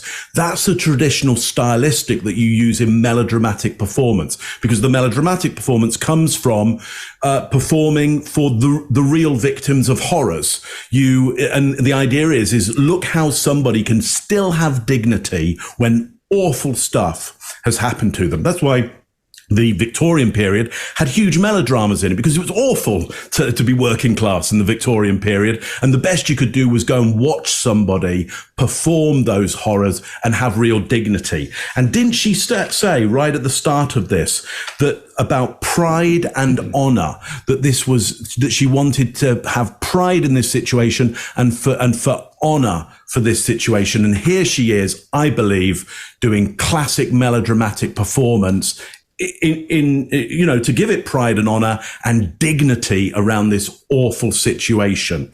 So if you feel that this is overly dramatic, you're right, because that's the genre that's being played here, and maybe not by accident. She's seen enough melodramas, and the designer and the editors and the producers of this have seen enough melodramas themselves to go, this would add a real dignity to this moment if we play it like this. And I think, my last note to this is she's actually quite good at that. She's more than passable at the melodramatic performance. And there's nothing wrong with a melodramatic performance. It's beautiful when done well, and she's doing it really quite well. And I think she's going to get better at all of this as well. Greg, what do you got on this one? Yeah, so my interrogator brain sees something entirely different from that. I mean, yes, I see all that, but my interrogator brain's looking for cause. And my interrogator brain, we always say a hammer is looking for a nail every time. I think I see a nail. And what I see is that bite on the inside of her mouth, I don't think is disagreement. I think it's preparation. I think it's an adapter, as she's prepared to go after her father. And I'm going to go backward after I cover this part. But when she's doing what I call a chained elephant when she's talking about the story, which means it's very mild, but she's swaying side to side to adapt, to release some nervous energy. When she starts to talk about her father, she bites down on her lip a little bit, and then you see all of that rage come up. And if it's faked, it's pretty damn good faked, because we see teeth bare, brow down, lower lids, Scott, that you're talking about, are engaged. So we can now see that there's some real rage in there around her father. And she says, "My fault." And she pauses. That's the entire, everything else in here for me is good, but that piece right there is about what's going on inside her little head. And I want to lean over now and start pushing and prodding and get her to come out with more, because I think it's about her father in the past saying, "This is your fault. This is this thing." Whatever the rage is that's in her around her father. Now, is it possible the other stuff happened? Yes.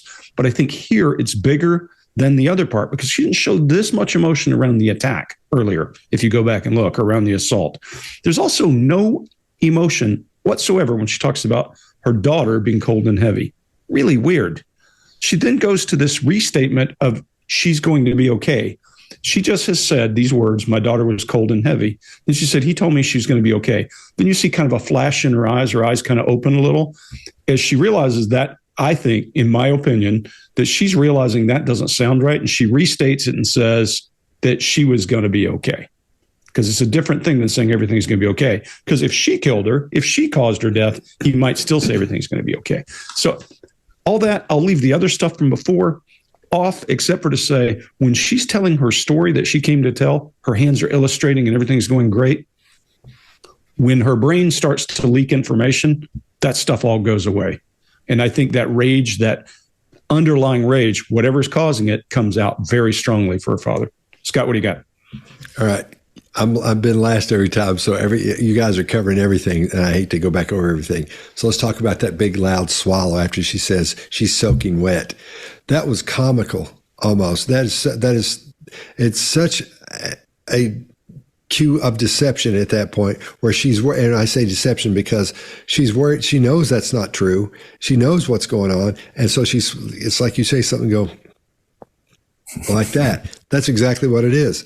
It's acting. We're seeing it again. Like Mark was saying, this is pretty good for what she's doing. It's melodramatic. Shout out again to the Hallmark Channel.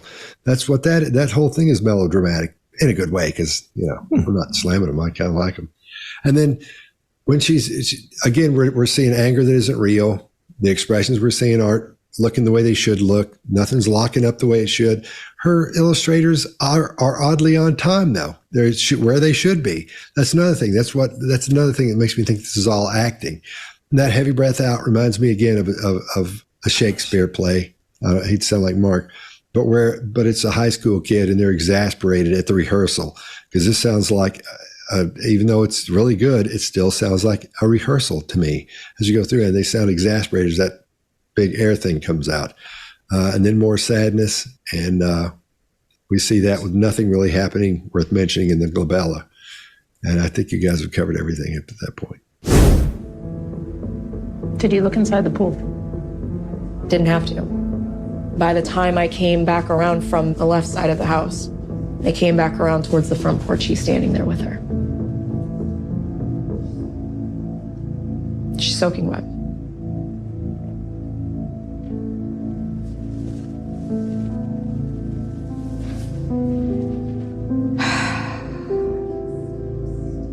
I can see him standing there with her in his arms and hand her to me and telling me that it's my fault, that I did that I caused that. And I just collapsed with her in my arms. What did she feel like? She was heavy. She was cold.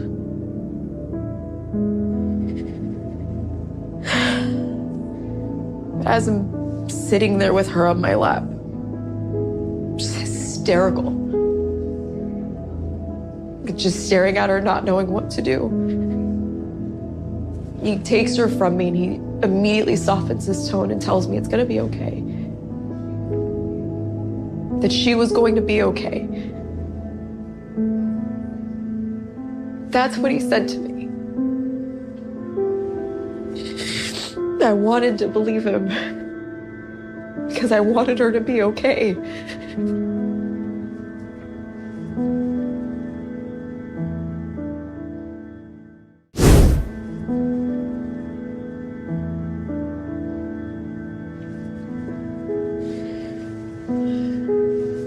And I don't know how long I sat outside. I don't know where he went. He took her from me and he walked away. I know he went back in through the screen doors and he went back into the house. But I don't know where she went. And I don't know what he did. I just want her back. It's all I wanted this entire time.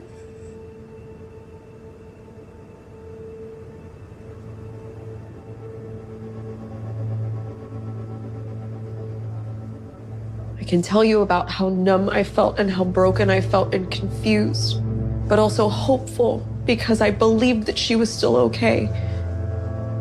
And I know people are gonna question, well, why didn't I make a phone call? Why didn't I call 911? Why did I even wait to tell my mom anything? But I didn't tell her anything. Why lie? Why not do 100 things 100 different ways? But I have to live with that, knowing that I failed to protect my child, and that I kept failing her even after that. I failed her again and again and again because I still protected the person who hurt me.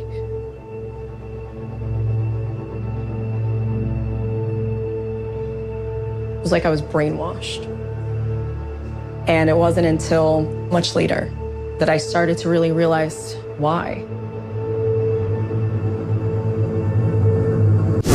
All right, Mark, what do you got? Yeah. So Just tell me this. When was the last time any of you out there stifled your emotion with the back of your hand? I mean, when? When did it, when was the last time? When did you last see somebody do that? Well, you just saw it just then. And it's a classic of melodramatic performance because it reveals the vulnerable area of the body here. Normally you do this. Okay, but if you do that, then you get a wrist display at the same time, and it's way more beautiful. It's way more melodramatic because it's way more open and dignified in the face of being the victim, being the person who's being run down. But it's not a particularly real gesture, and so that, though brilliant performance, rings alarm bells for me around this isn't really going on. The feeling here isn't really going on. Listen, it is a very, very decent graduation monologue. Very, very decent. You would, if you did this at your theatre school graduation, you would get an agent for sure, especially with that kind of material. You would walk out with an agent, no problem. But you can see it's just overtly dramatized, overtly choreographed, and you're feeling that. And I know it because I've worked on that kind of thing again and again and again. But it's thoroughly decent what's going on. So, hats off. So look, there's one thing here thematically which has come up again, which is this idea of the sleep and the nightmare and sleep is dead. And so now we've got a Manchurian Candidate idea in that she's now brainwashed. She's now moved it from that somnambulistic, can't sleep kind of state to I've been brainwashed. So taking us down an often used idea of why something would happen out of the ordinary. It's because it's a dream, it's a nightmare, and you're brainwashed. Scott, so you're not last. What do you got on this one? Well, thank you. All right. She's doing her more of this grooming stuff. It's like, look at me as I look away, watch me be sad. And we're not seeing the sadness we're supposed to be seeing. What we're seeing is we're not seeing the proper things. And again, I keep harping on the glabella. We're not seeing what we should see. We're seeing a face of sympathy where she should be showing a face of sadness. But we're seeing sympathy. Maybe she's feeling sympathy for herself, and maybe that's what it is. She feels sorry for herself because she feels that way, but she's making the wrong expression for the emotion she's supposed to be displaying at this point. And when she says, I just want her back, I think that's hilarious. It is hilarious. It's funny. It's some of the worst acting I've ever seen in my life. And there's a little junior high thing that's across the street from us. And I've been to a couple of those plays because some of our neighbors have kids. And this is worse than that right there. Then he goes back to her and what she wants. It started to turn into what she wants. It started to turn to all about her. Again, I haven't heard the little child's name yet. Like you guys have been saying, nothing. Don't hear a word about it. But now it's turned into what she wants. And it's about her because this whole thing is about her. And she's got people in there videoing her, putting makeup on her. She's sitting there. They're supposed to be, I bet you they're acting like they feel sorry for her and all that because obviously this video situation is on her side. They're trying to show her portray her as being innocent in this. I'm under the impression she's not. I could be completely wrong. Apparently the courts have worked that out and made a decision about that. But in my opinion, I think it still looks really iffy to me. Then she comes out with this soliloquy about why didn't I? Why didn't I do this? Why didn't I do that? And the thing that we didn't see, Mark, we saw this, but we didn't see this. Why didn't I do this? Why didn't I do? That's what I was waiting for. And you leave that to professionals. That's true. That's advanced. Probably why I'm not seeing it. Then this whole thing about being a bad mother, or the decision she made about being a bad mother, she blames on her father. It's his fault. It's all this blame going toward her dad and trauma. Like I said before, trauma is bad, and a lot of people have it and have had it, but I don't think it's the trauma I don't think what she's experienced is anything close to what she's acting like it is. Who's next? Chase? Sure. Yeah. We're hearing, I don't know how long I sat outside, and I don't know where he went. He went in the house. That's literally what she said there. And then he walked away. She says he walked away. I think a truth for recall might sound something like he took her and went inside. So that's what maybe the truth might sound like if those details are accurate. And he went back into the screen doors and went back into the house. And there's repetition here. And if the house has a screen door, the illustration of this detail is indicative of what we call a fabricated statement or a rehearsed statement. And when you hear someone describe going through the door to their house instead of just going into the house, who describes, I opened the door and I went through the door into my house? I've never heard it. Even getting into your car. So I can tell you about how numb I felt. This is the insertion of rehearsed items that were not asked about. She had something that she wanted to put out, and she's saying, well, I can just tell you about this, this, and this, and I can tell you this. These are just details that she wants to make sure are inserted here. When somebody wants to inject these details, they will use this method pretty often to establish this reason for doing it. And as she progresses here, she seems to want to ask herself questions and also address the objections that the interviewer hasn't asked her about yet. And the anger flashing on her face is toward herself. And this is an important point. I want you to keep this in mind as we move forward. If there was a clear perpetrator and she believed that someone was responsible, like maybe her father is being made out to be, where is the anger about his misconduct? Where's the anger about what happened to her daughter there? We don't see it so far. Maybe we will in a minute. What do you think, Greg? Yeah, I'm going to cover all the same things you guys have covered because I have many of the same ones. But I'm with you, Chase. Number one, the rage that it would be there would also be accompanied by something else. If I've got rage toward my father because he did this, I'd also have sorrow about the child, in the same kind of capacity. I see a lot of rage at the father. I don't see a whole lot of anything about the child, no matter how many times I look. I saw exactly what you said. She was emphatic at I don't know what, I don't know when. Those two things were there. And anything she prepared, her hands are doing the illustrators. It's when she gets to these other places.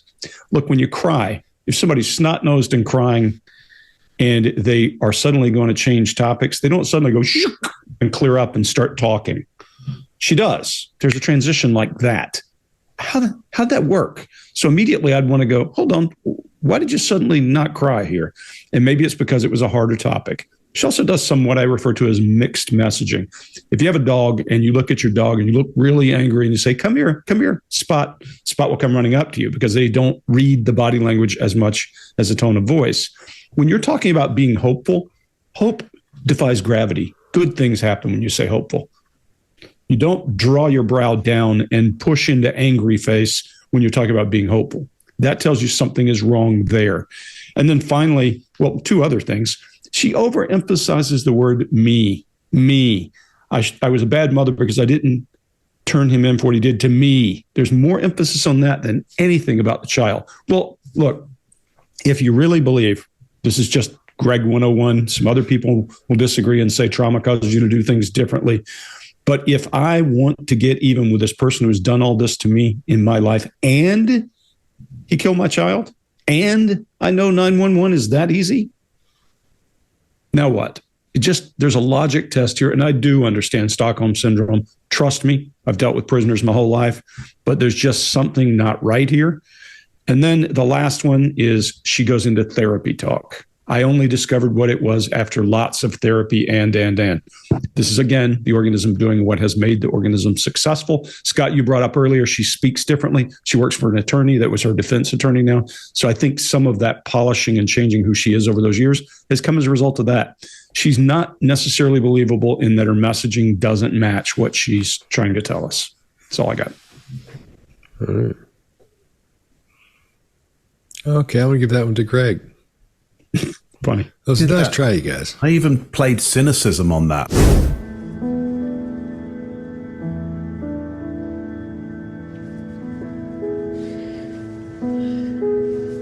And I don't know how long I sat outside. I don't know where he went. I He took her from me and he walked away. I know he went back in through the screen doors and he went back into the house. But I don't know where she went. And I don't know what he did. I just want her back. It's all I've wanted this entire time.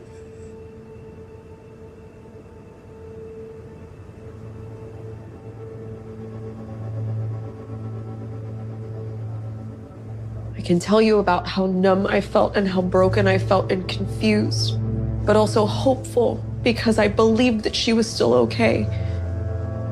And I know people are going to question, well, why didn't I make a phone call? Why didn't I call 911? Why did I even wait to tell my mom anything? But I didn't tell her anything. Why lie? Why not do 100 things 100 different ways? But I have to live with that, knowing that I failed to protect my child, and that I kept failing her even after that. I failed her again and again and again because I still protected the person who hurt me.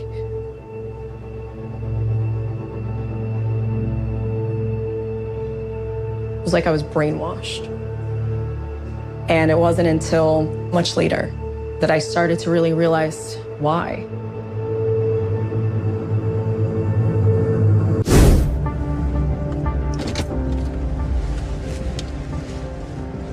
This is the building where Tony Lazzaro, Clint House, and his other roommates used to live.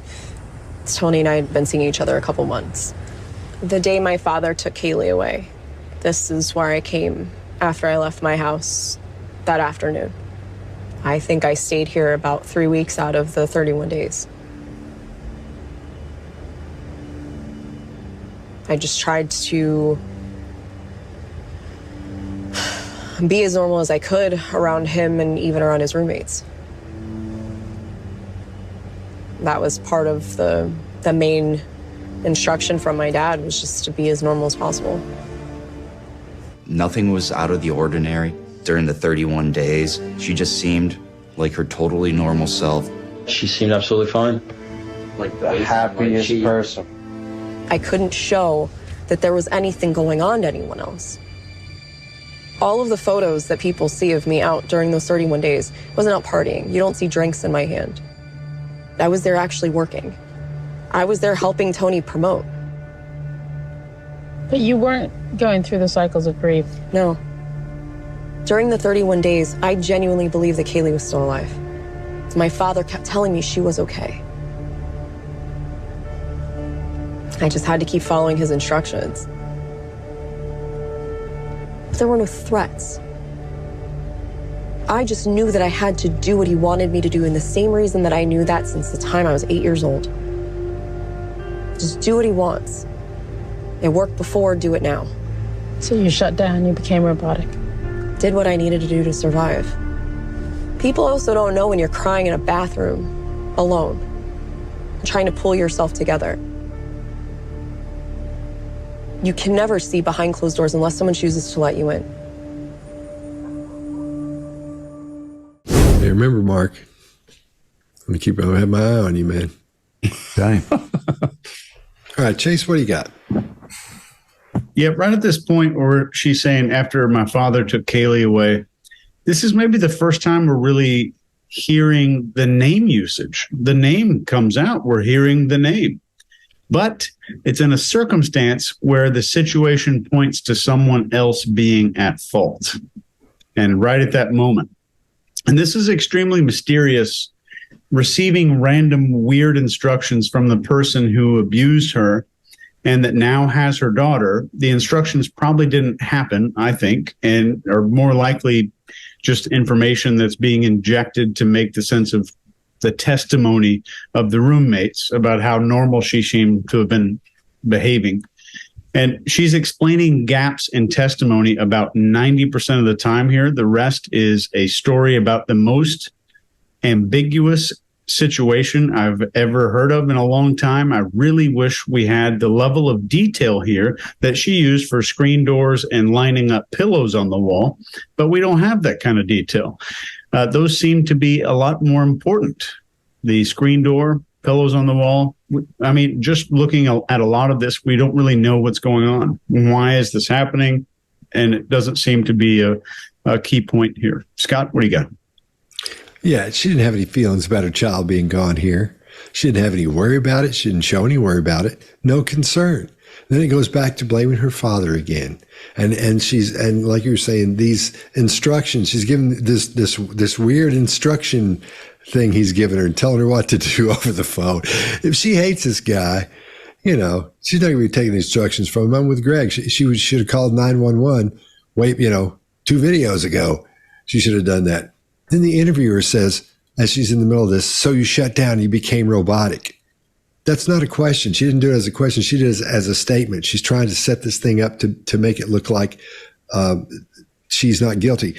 And I thought about this, and I thought one of two things is going on here. Either the people that made this video, made this little film, they're either idiots or they're brilliant. And he said, well, how could they be brilliant? Because think about it. One of them could have said like this. If they were sitting around like this, talking to them, said, you know what we ought to do? Let's make this thing so everybody hates it. And man, everybody's going to watch it and everybody's going to talk about it. That's what we ought to do. Watch all the things where that happens. We'll go against what everybody says and we'll make this thing look like she's innocent. Who's in? And everybody's like, I'm in. I think it's either that or they're just idiots and believe this, that she didn't do this. So, and then she says, my favorite part is she says, you can never look behind closed doors unless someone chooses to let you in. Come on, man. Mark, what do you got? I can't wait to hear what you think. Ladies and gentlemen, Scott Rouse has a new book called How to Win Friends and Influence People. Well, let me tell you this. I have a 3-letter word for this whole section here. It's yick. Mark? You're never going to work in daytime drama again, Scott. Yeah. Okay, here's what I've got on this one. Scott, you're saying there's no tangible feeling in there, and I would agree with you. And Chase, you're saying, look, it's ambiguous, and I would absolutely agree with you. So why is she able to be so direct? She's making so much direct contact with the audience. She's doing very big, strong facial actions. Like, how do you do that when you have no feeling and a completely ambiguous story? You got an ambiguous story, and yet she's banged down the camera, really direct, really strong, really. Well, you do it because you're making it up. You've constructed something, and you've got a big, good scaffold around it. So I think it's extraordinary what's happening here, that she can perform in such a direct manner with such an ambiguous story. The two things don't match, and that is just not good news as far as I'm concerned. Greg, what do you got? Yeah, so interrogator Greg says, what the hell were you doing for 31 days? Wondering what happened. I would ask just some simple questions. Okay, what did you talk to your dad about? I would poke and prod and ask a ton of questions, but none of that happens. What she does do is give her information to parrot. Scott, that's one of my notes. She gives her information. She parrots it. Yeah, that's what happened. She does internal conversation, which is when a person is looking down into their left and thinking, as you sit and try to think of the words you would use to describe this, you'll do it yourself. Your internal conversation, your eyes will drift. And that's not an absolute, but it's a pretty good standard. And we see her doing that and doing some lip grooming as she's talking to her. And then good eye contact with the mirror. I love that part. She does a request for approval. Her brow goes up and her voice lilts as she starts talking about her father. Those are all indicators that she's not sure how she's being perceived, and that hard eye contact in the mirror is not probably to make eye contact. It's to look and see, does she think this person's believing what she's saying? That's it for me. I would crawl all over that one. Okay, Mark. Yeah, exactly. Give us the pen. Exactly. You're back. You're back. I'll take the award. You're back, baby. Whatever.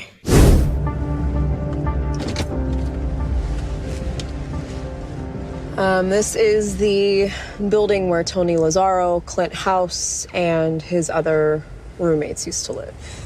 Tony and I had been seeing each other a couple months. The day my father took Kaylee away, this is where I came after I left my house that afternoon. I think I stayed here about 3 weeks out of the 31 days. I just tried to be as normal as I could around him and even around his roommates. That was part of the main instruction from my dad, was just to be as normal as possible.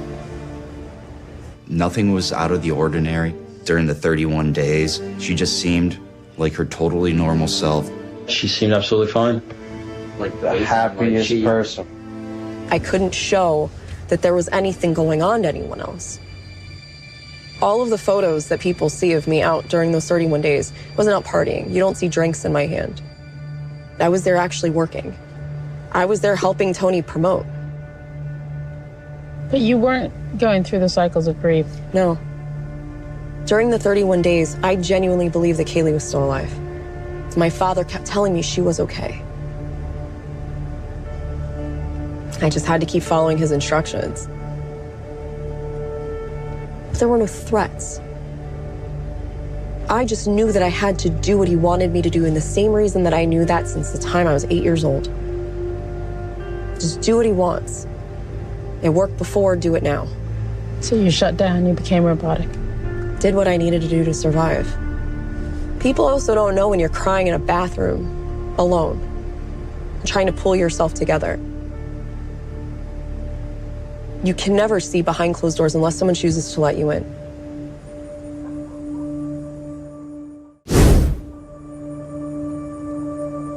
I was in contact with my father daily, but whether or not I saw him at the house or we talked on the phone, check my cell phone records. The phone records, my phone pings had me calling Hope Spring Drive again and again and again when my mom was at work. And what were you saying to him? I just wanted answers. When am I going to see her? How much longer are we going to keep doing this? Is she okay? That I remember. And what would he say? He would tell me she was fine. Just keep doing what I'm telling you to do. You guys will be reunited soon. That's what sticks with me. He told me at one point we would be reunited soon. Did he describe where Kaylee was or what she was doing? No.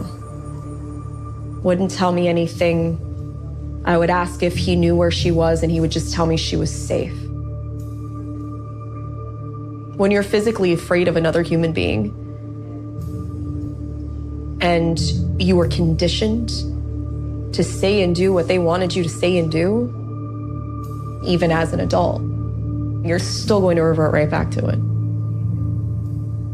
So you really believed he would have kidnapped her from you and put you through all of that? That made sense to you, that he would do that? At the time, it did. It just seems incredible. For 31 days, you're still in that space of... I was still in that space even a couple weeks later when I was in jail. Hopeful. Okay, Greg, what do you got? Yeah, first of all, when you are afraid of somebody, you go on national TV and accuse them of something, or get a protective order or do anything. That seems a little off-putting that you would say those words, because it doesn't follow dramatic. It doesn't follow the thing she's doing. She's overly dramatic when she said daily, again and again. And Mark, I think it's just as part of my opinion, she's showing some signs of borderline personality disorder. Those folks often will describe themselves. And look, borderline personality doesn't make you do crazy stuff necessarily. It just means that you're going to have different behavior patterns. People learn to live with it and learn to live with it just fine, and others don't. But often they're dramatic in their delivery of words and that kind of thing. They feel emotions more strongly. They'll tell you they're passionate. So I think we see some of that.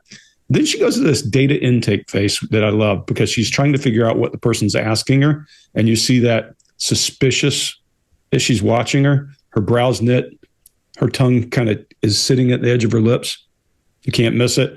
And she's trying to plug into what this woman needs to hear, is why she's paying attention to that.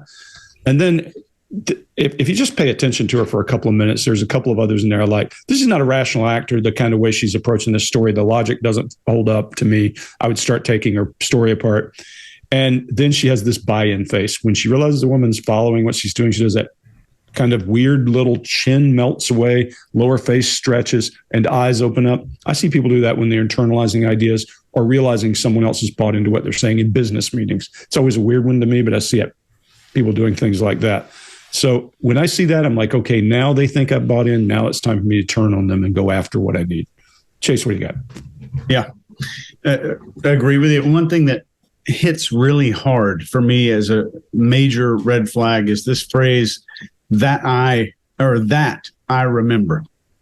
Why is this injected here? There's numerous references to her to almost forcefully reminding us that she does remember very specific things.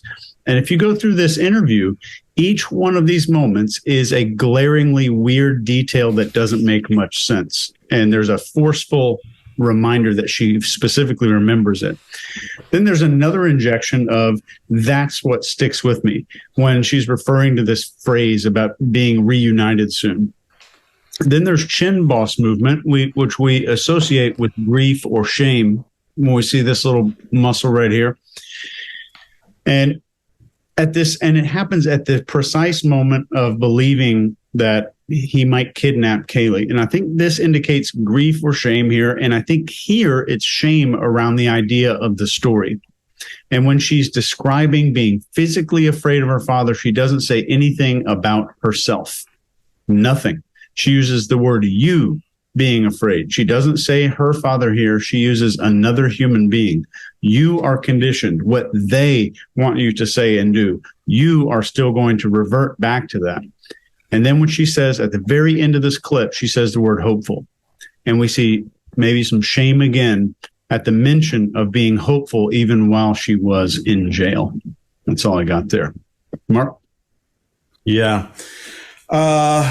Look, there's something here that doesn't logically match up for me. It seems exaggerated, almost histrionic, which is she says again and again and again. Okay. But my quick look at the report that was put up is again and again and again is actually twice in relatively close succession on each day. And compared to all the rest of the calls, it's quite minimal, I would say. Evidentially, at the cursory glance, fair enough, that I give to the evidence there, I don't think it stands up to the idea of again and again and again.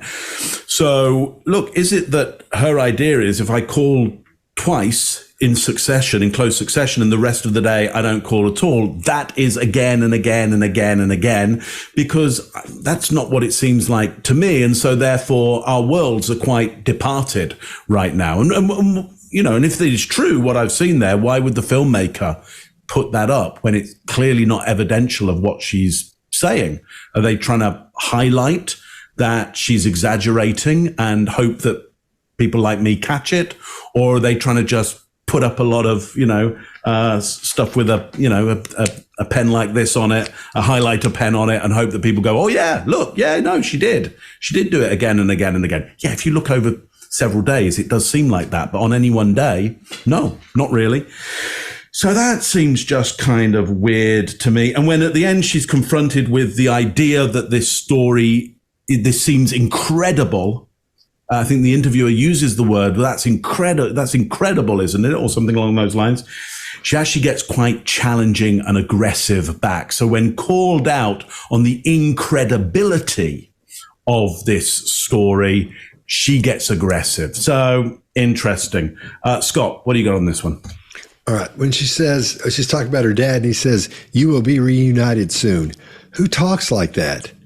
I know who talks like that. The leader of an alien galaxy. That's who talks like that. You will be reunited with your people, so with the earthlings soon. That kind of stuff. This just sounds odd. And she's used the word reunited because she's been told to use it. And she's been told to use it by somebody smarter than she is, because they don't understand that when they want her to relay the information, it doesn't sound like her. This is totally out of her vernacular to use a setup like that.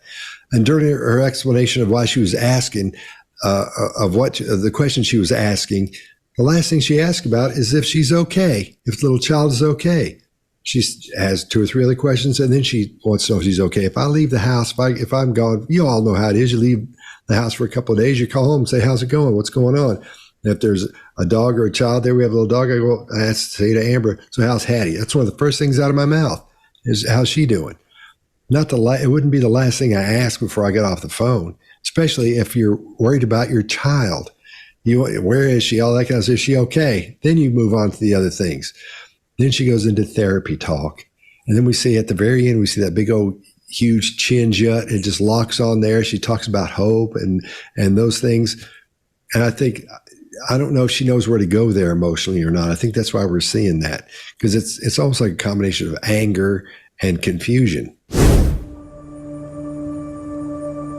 I was in contact with my father daily, but whether or not I saw him at the house or we talked on the phone, check my cell phone records. The phone records, my phone pings had me calling Hope Spring Drive again and again and again when my mom was at work.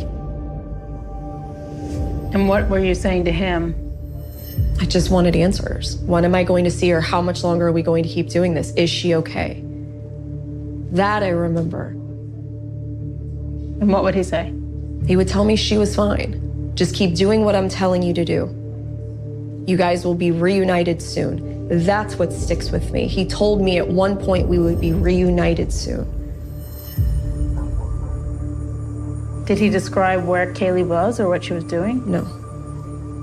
Wouldn't tell me anything. I would ask if he knew where she was and he would just tell me she was safe. When you're physically afraid of another human being and you were conditioned to say and do what they wanted you to say and do, even as an adult, you're still going to revert right back to it.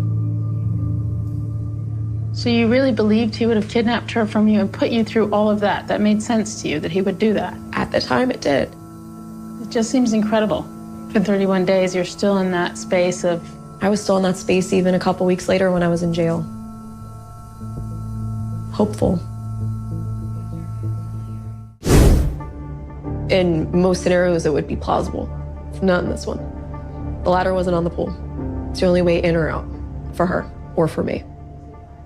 So why let Jose Baez and your defense team make that argument again and again? My mom was the first one that floated the theory that she could have drowned in the pool, and he went with what my mom said. He had to explain something. Can't just tell the jury she doesn't know. So what was your thought on why she was wet? Something I still can't piece together. I wasn't the only one home. I'm not outright accusing him of murder, but it wasn't an accident in the pool. Mark, what do you got?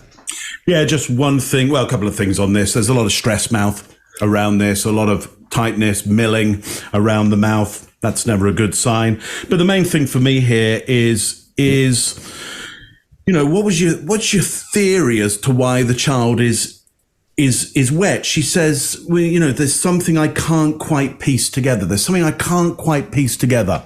My question on that would be, well, look, what's your best guess? What's your best guess? Like, have a go. Have a go. And that isn't approached in this particular documentary that I can see, because I think just something of that kind of questioning alone of like, what's your best guess around this? I know it's fuzzy. I totally get that. I totally get, but what would you chance has happened might start to undo this situation somewhat. So I'm not happy that simple and easy investigative questions are not asked in this when they could easily be asked. Greg, what do you got on this one? Yeah, so let's just to make this really simple. Mark, if I ask you what happened to your wallet and you suddenly say your aunt from New Jersey stole it, there's a big leap of logic right there. That's about this big a leap of logic to me. I don't see the rational process that causes you to think. And I think that's why the lip compression is going on. There's a lot of trying to figure out what do I say, what don't I say, because it's a big stretch to go from my daughter is soaking wet to my father put her in the pool because he had done something to her. I mean, children are really industrious. Let's assume for a minute this really happened. Just for a minute, let's assume this really happened. And the child ended up in the pool and the father found her. Look, children are really industrious people. They're people. And they're really industrious at getting into things they shouldn't. That's why there's so many accidents. And a pool is the biggest hazard for children. So immediately jump to, I think my dad did this and then put her in the pool.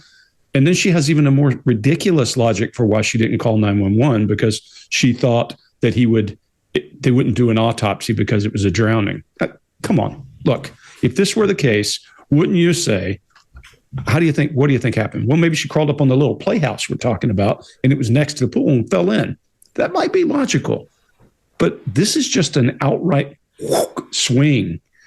Now, maybe if you've been abused enough, then that's your first go-to place.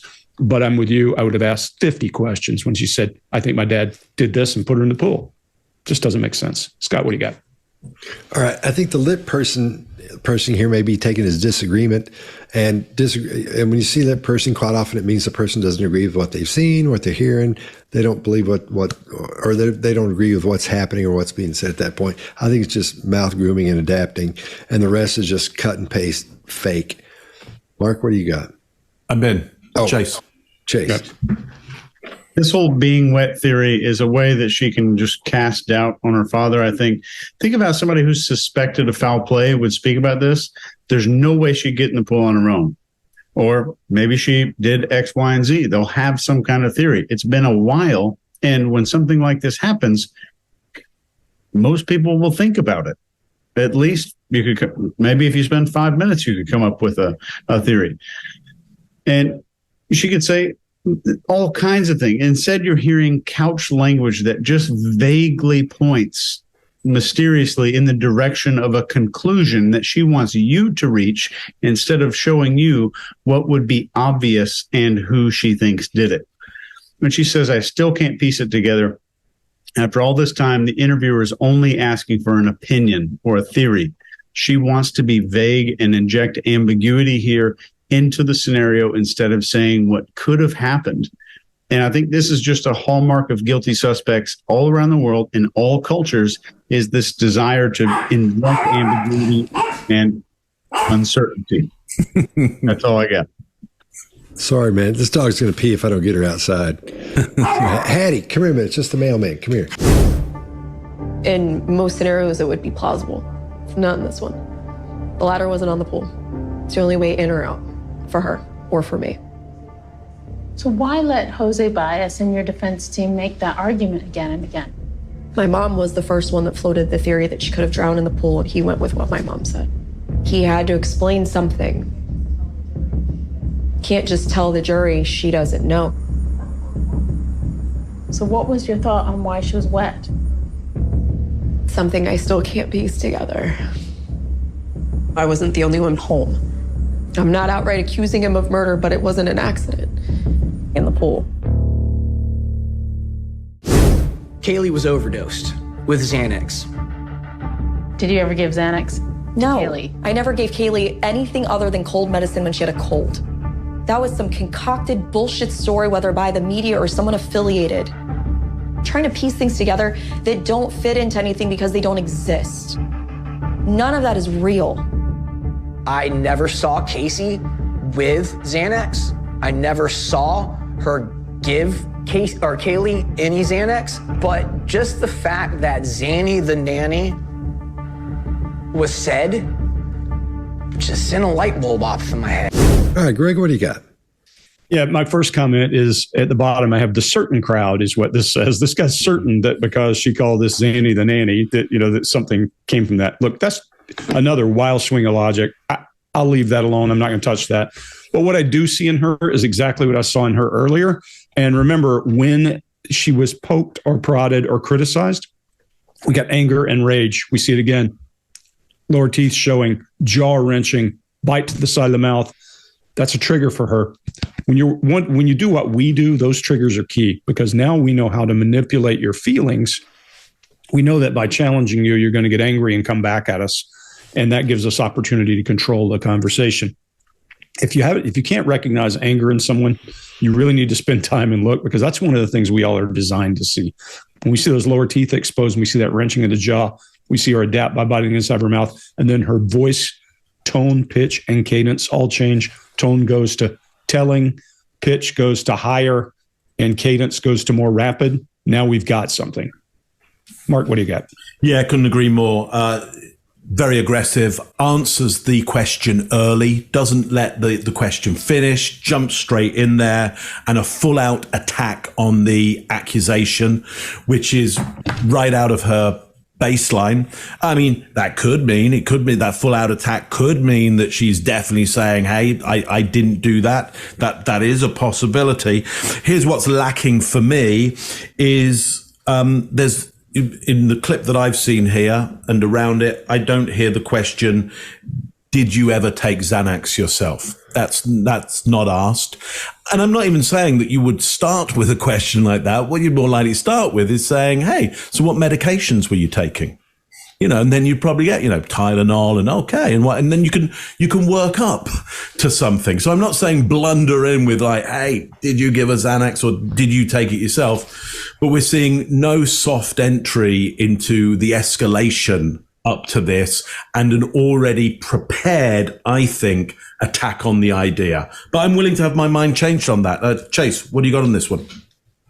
I think, in my opinion, this could be what an honest denial looks like, because this is what I'd like to see towards the father if she really thinks the father is the perpetrator here.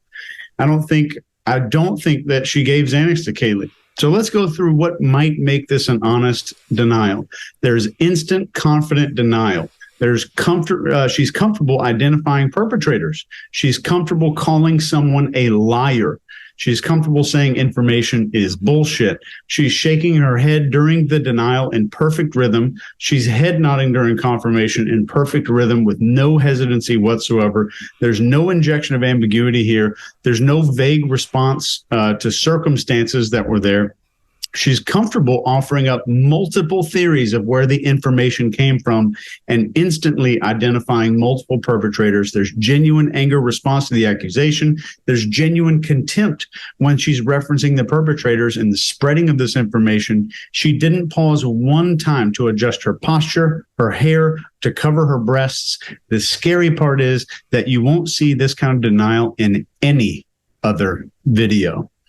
And as a quick side note, when this guy comes on in the end, he speaks in iambic pentameter and produces 3 rhyming words in seconds to the exact rhythm of visions of sugar plums danced in their heads. I just thought that was interesting. 3 rhymes in like 10 seconds right there. Scott, what do you got?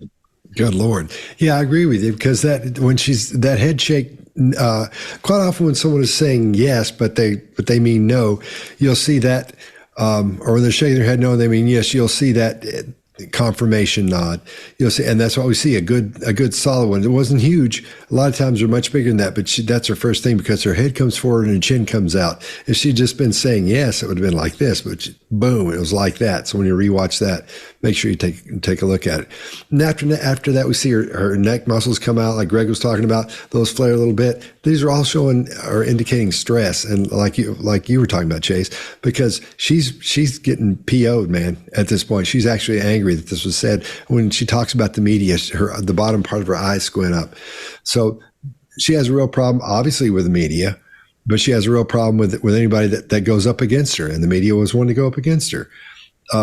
She's showing disgust, anger, contempt, everything she should be showing right now, and these were actually real. So let's look at what was happening with her here as compared to what we've seen up to this point. Then we'll see real contempt. We'll see real anger. We'll see all those things that the way they're supposed to look. And on this guy, he believes that happened. He's showing everything he should show. Everything looks as it should for someone who believes what they're saying. And when he's laying that down and saying, yeah, this kid, she gave that kid Xanax. She gave Kaylee Xanax. He believes that to be true. He believes that to be the truth. So I think in his case, we're seeing everything we should see at that point. So and it sort of goes against what they're doing, because unless they want to show her being angry, because boy, he sure looks believable. He looks like he's really believing that. Whether it is believable, shoot, we'll never know, or we won't know right now anyway. All right, we good? Yeah. Good. All right. Oh man. Oh, you have to get to Chase. He's got the magician, like, hypnotist. Reading the mind of the computer. Yeah, mind reader. Yeah, okay. Kaylee was overdosed with Xanax. Did you ever give Xanax? No, Kaylee? I never gave Kaylee anything other than cold medicine when she had a cold. That was some concocted bullshit story, whether by the media or someone affiliated. Trying to piece things together that don't fit into anything because they don't exist. None of that is real. I never saw Casey with Xanax. I never saw her give Kaylee any Xanax, but just the fact that Zanny the nanny was said just sent a light bulb off in my head. My parents being in the public eye, throw me under the bus for money. What do you think really happened? My gut feeling inside, I believe Kaylee was given something and she didn't wake up. Do you think she intentionally wanted to kill Kaylee? I don't think she intentionally wanted to. I don't think she intentionally wanted to, but she should be in jail because of Kaylee not being here. I want to think he doesn't have the power to hurt me anymore, but he still does. And this was years ago. This interview. One of many that he and my mother did separately and together for money. For money. Throw me under the bus for money. Why? Why exploit the situation any more than it has been? I lost everything the day I lost her. Everything. And it doesn't matter what I've done in between, in the life I try to live, and how good I try to be. And every day I live with a broken heart. I want to know why. I want to know why she was taken out of my arms. Why didn't he call 911? I wasn't the only one that was home. Why? And why, after all of this time, keep blaming me for something I didn't do? Why? I'm going to go first on this one.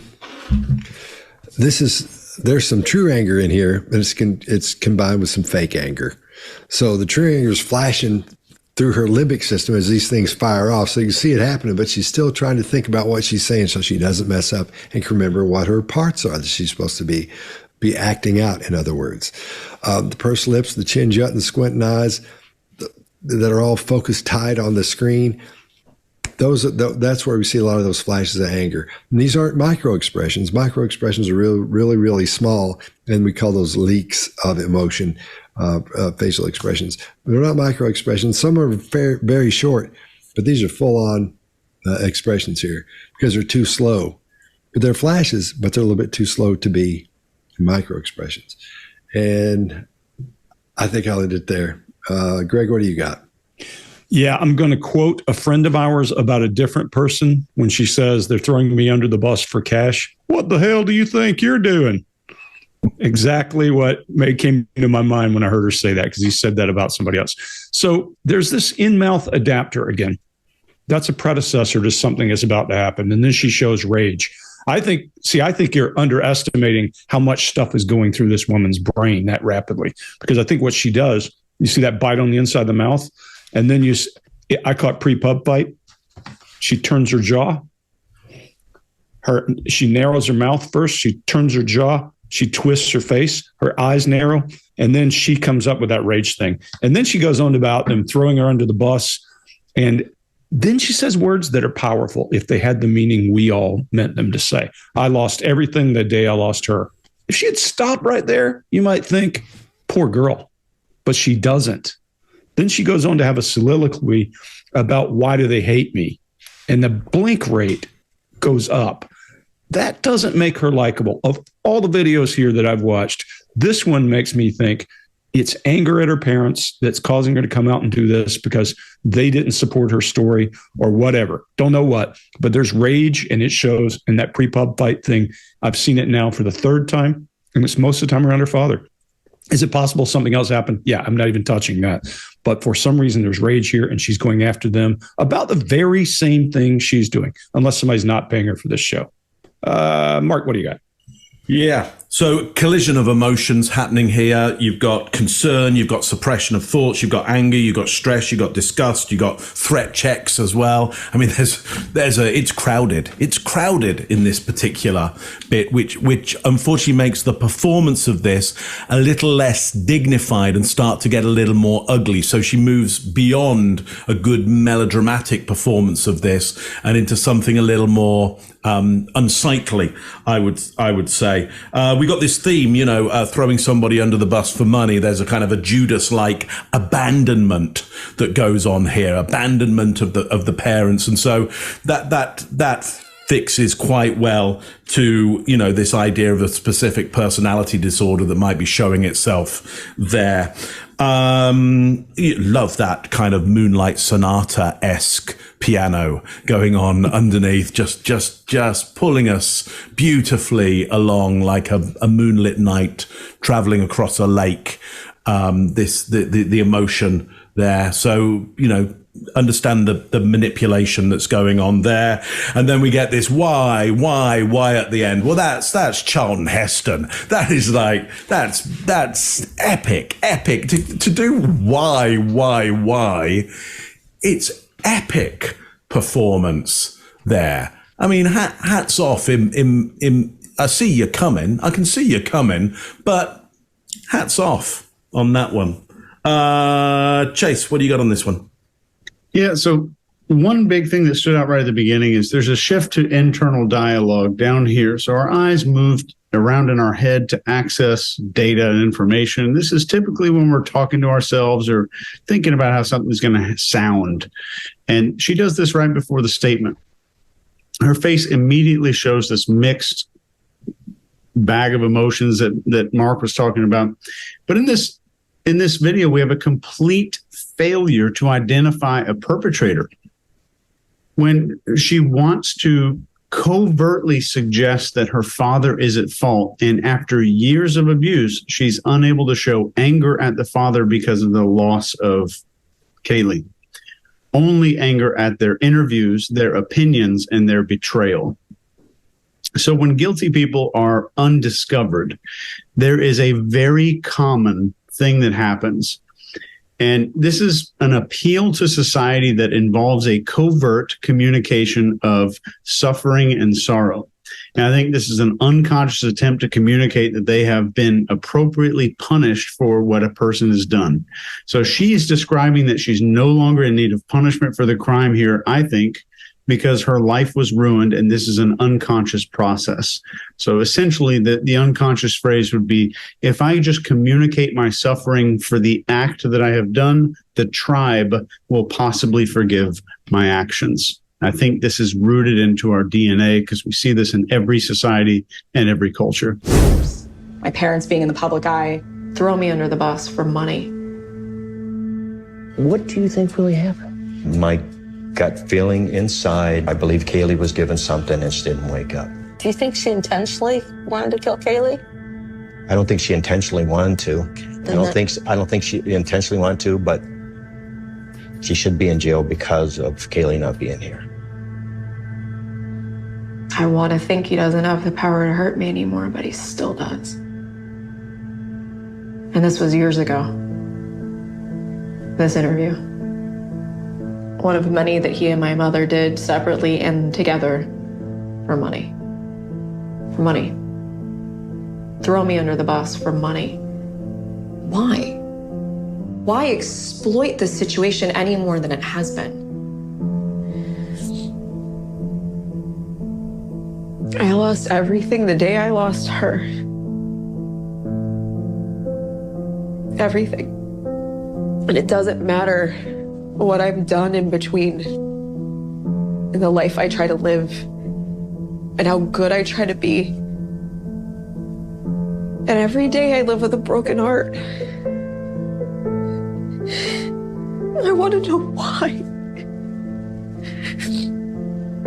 I want to know why she was taken out of my arms. Why didn't he call 911? I wasn't the only one that was home. Why?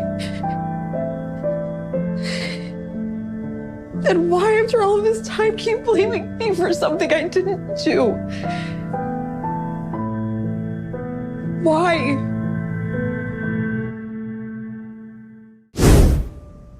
Do you remember the internet searches? At 2:49, whilst Casey's cell phone is pinging a tower nearest the home, the Anthony's family desktop computer is activated by someone using Casey's password-protected account. At 2:51, someone does a search for foolproof suffocation, clicking on several pro-suicide websites. Right. Wasn't me. I can tell you that. Everyone had each other's passwords because it was the family computer. But I didn't make those searches. Do you think it's possible your dad did that 2:51 p.m. search if he was at work at 3? Where he worked and where our house was located was less than 10 minutes. There was enough time for him to have been home, still made those searches, and then left for work. At 3:02, we have George using his cell to call the house landline. Okay. But where was his phone pinging at that point? Was it pinging at work or was it pinging closer to the house? We don't know because we don't have George's cell phone records. That's also part of the problem. We don't have George's cell phone records. All right, Chase, what do you got? We see it again. There's a shift down here with the eyeballs and internal dialogue, rehearsing what the answer might sound like. But keep in mind, we're looking for mountains of data here all the time. This one little thing, if someone ever tells you that that one thing means deception, you have a horrible trainer and you're listening to an amateur at best.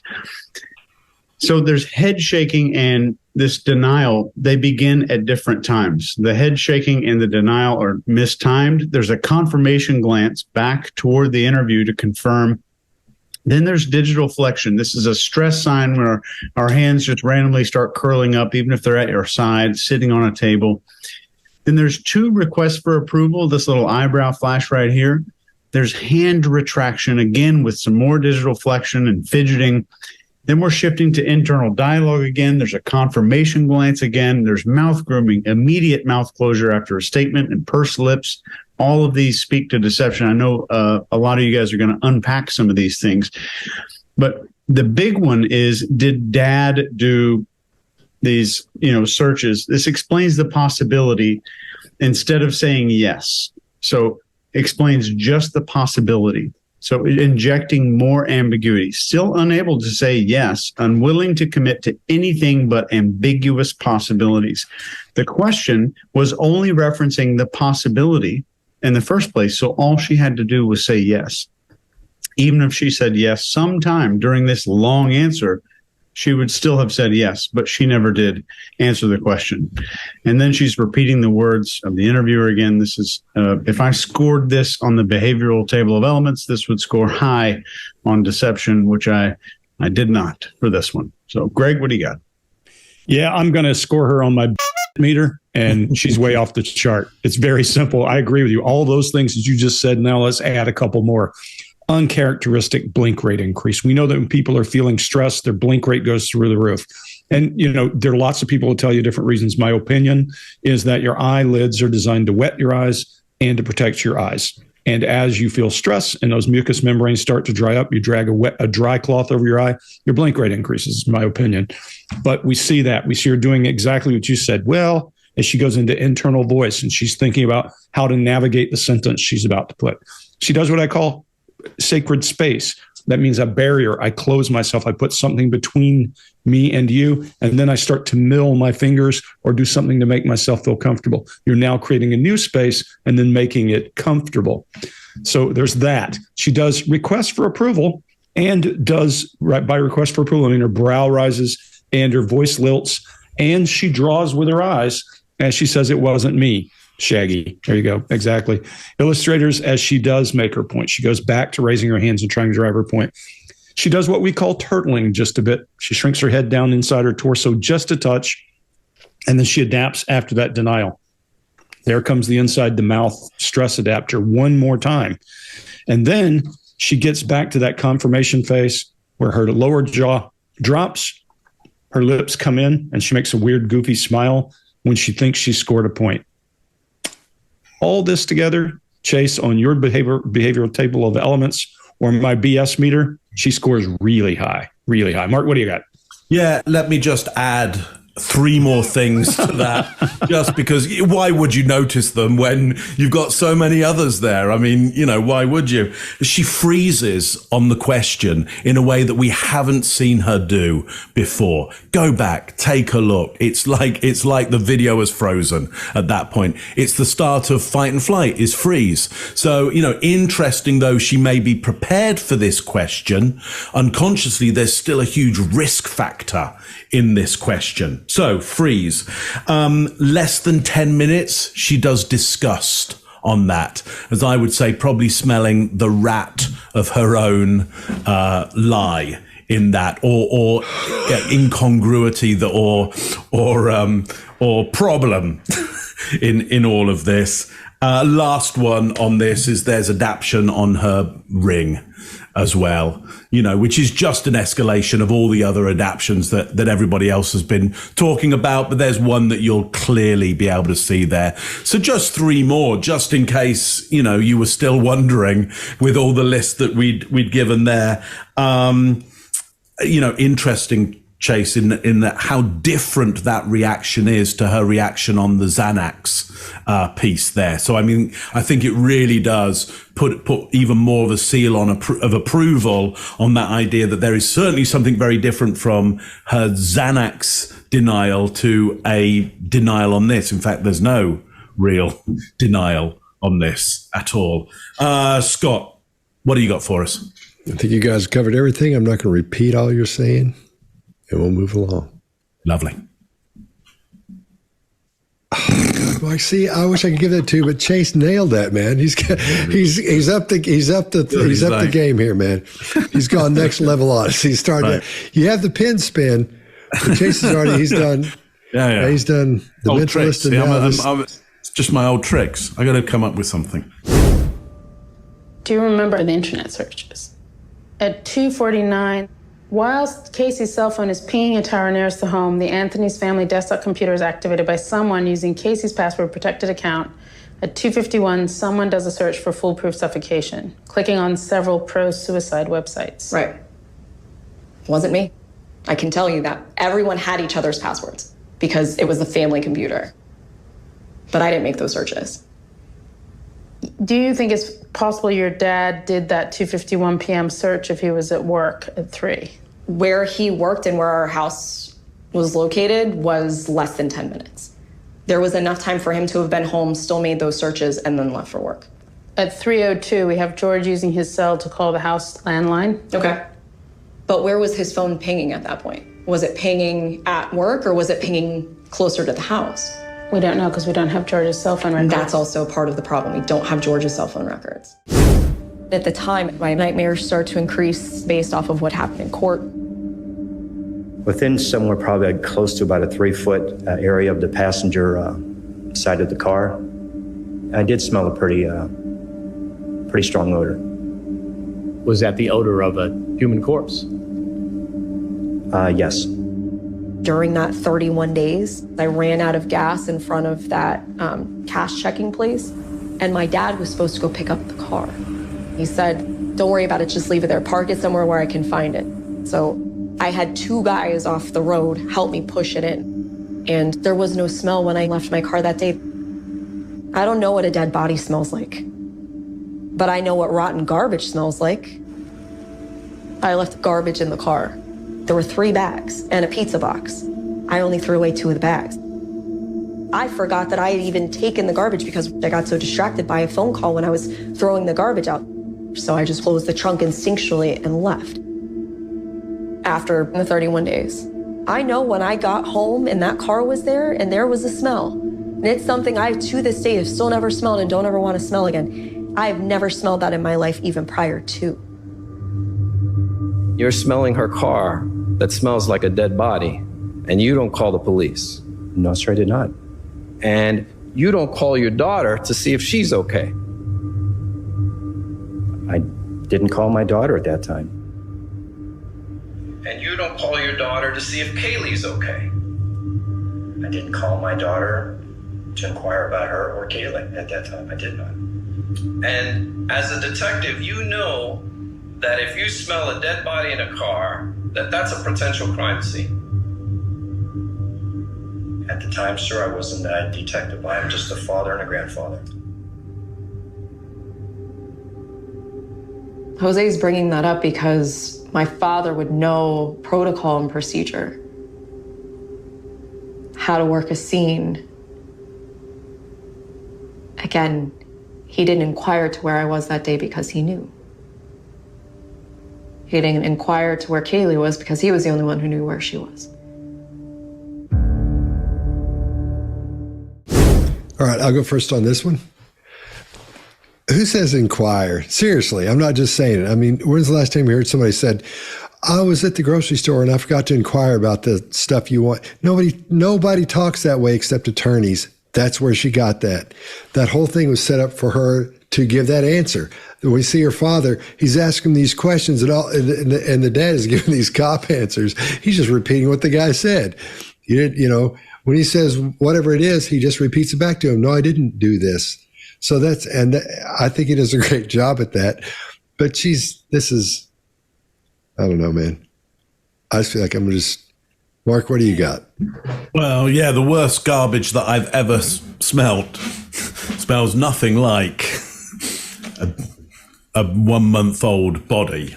So all of this is confusing to me, and I'm not sure. I can't get my finger on any of the logic anybody's trying to use here. It's just all over the place for me. So I find it quite confusing. They both show disdain. Both the father and the daughter show disdain. Lots of indirect illustrators that she's using as well, an agitated rhythm. So the breakup of logic around some really clear olfactory situations, like the smells of both these two things are you don't mistake one for the other. It's very hard to be close to the worst of those smells. It defies all logic, and I think she realizes that, and her story's all over the place. None of the gestures are in the right place or direct. The rhythm is broken up. This is a complete mess as far as I'm concerned. Greg, what do you think? Yeah, Mark, there's a reason it's a complete mess. If you want a great indicator as to what's going on with her, she transposes the words for check cashing. Early in the story, she said, I was in one of those cash checking places. Her brain is on high alert right now. And I think we're starting to see her kind of come apart in the story. Now, if she had some help with her story, it would come apart even better, because she says something that would give me a reason to just unravel her story very quickly. I know what old trash smells like, but I've never smelled anything like that. Clearly, it was not the old trash you left in there. If that's your story just went out the window. So now I would help her out a little bit and say, what do you think that was, Casey? And that gives me now a tether to start pulling her story apart. But they don't do that. They let her continue to talk. When she's talking about this cash checking place, she does a lip compression. She's kind of on the ropes early, so we know that's what's coming. She suddenly starts uncharacteristically to illustrate out of frame. When a person's talking about a fish that's this big, they're probably telling you the truth. But when the fish is this big, they're probably not, because they're moving out of frame because they don't even want to look at it themselves. She does a request for approval, that brow up when she's asking you to believe what she's saying, like a little child when they say the cat broke the cookie jar, and she's telling you about putting trash in the trunk. Now, the other thing that she does is that pre-rage thing again when her dad comes up, bites the inside of her mouth, twists her jaw, says that pre-pub fighter move, and we can see fight or flight in her because we're looking at her in an angle. You can see her pulse. You can see her pulse in her neck. So I think that predecessor to real rage, every time I see her father, is an interesting one. Don't know what causes it, can't read her mind, but can read symptoms. Chase, what do you got? Yeah, I just want to go through a statement here. I want you to just try to logically process this statement. To this day, I have never smelled, and I also never want to smell it again.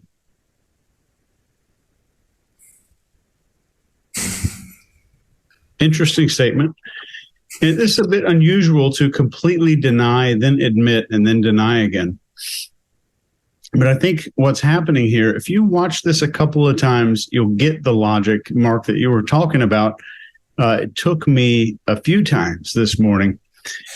Casey is shining the light on the wrong thing here. She's saying her dad should have known what to do with the smell. This indicates the smell was in the car when she had possession of it or when she turned it over. But the opportunity to use this to cast doubt on his character might have been just too much to resist. She's claiming to simultaneously not know where her daughter is and also that her dad should have known that her car was a crime scene because he was a detective. So really quick, here's a breakdown. She denies the presence of the smell and then says the smell should have triggered a detective to work a scene, accidentally, I think, revealing the presence of the smell while attempting to cast doubt on her father because the ambiguity she couldn't resist. There's some ambiguity there. I'm going to cast some doubt here and inject some ambiguity. And on accident, I think she made that revelation just by doing that. That's all I got. Did you also notice she's talking like she's wearing a wire? And she's because she has the smell. We keep saying smell like every other word. At the time, my nightmares started to increase based off of what happened in court. Within somewhere probably close to about a 3-foot area of the passenger side of the car, I did smell a pretty strong odor. Was that the odor of a human corpse? Yes. During that 31 days, I ran out of gas in front of that cash checking place, and my dad was supposed to go pick up the car. He said, don't worry about it, just leave it there, park it somewhere where I can find it. So I had 2 guys off the road help me push it in, and there was no smell when I left my car that day. I don't know what a dead body smells like, but I know what rotten garbage smells like. I left garbage in the car. There were 3 bags and a pizza box. I only threw away 2 of the bags. I forgot that I had even taken the garbage because I got so distracted by a phone call when I was throwing the garbage out. So I just closed the trunk instinctually and left.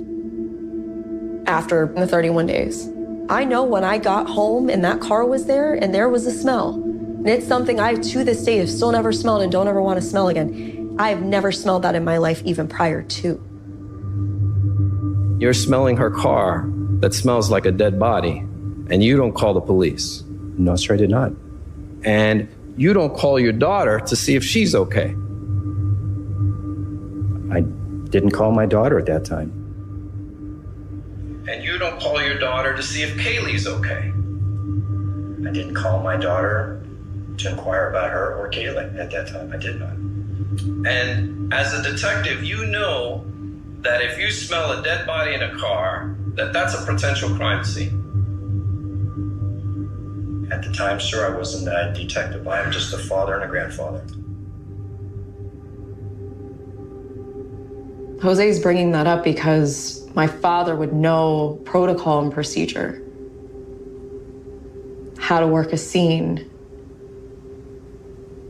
Again, he didn't inquire to where I was that day because he knew. He didn't inquire to where Kaylee was because he was the only one who knew where she was.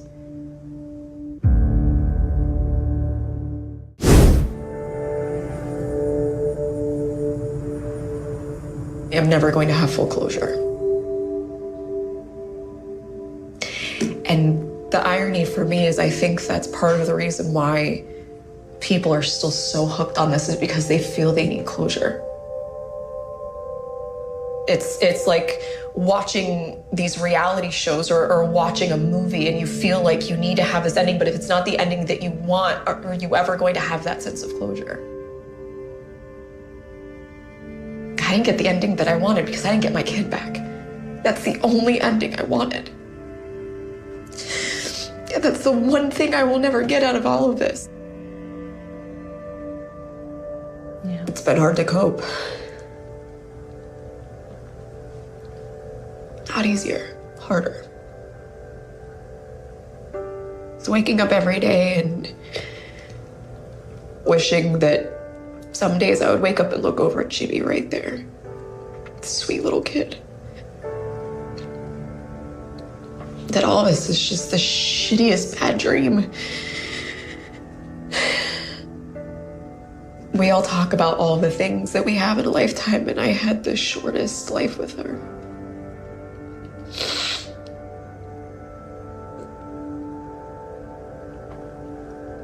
It's so hard to deal with.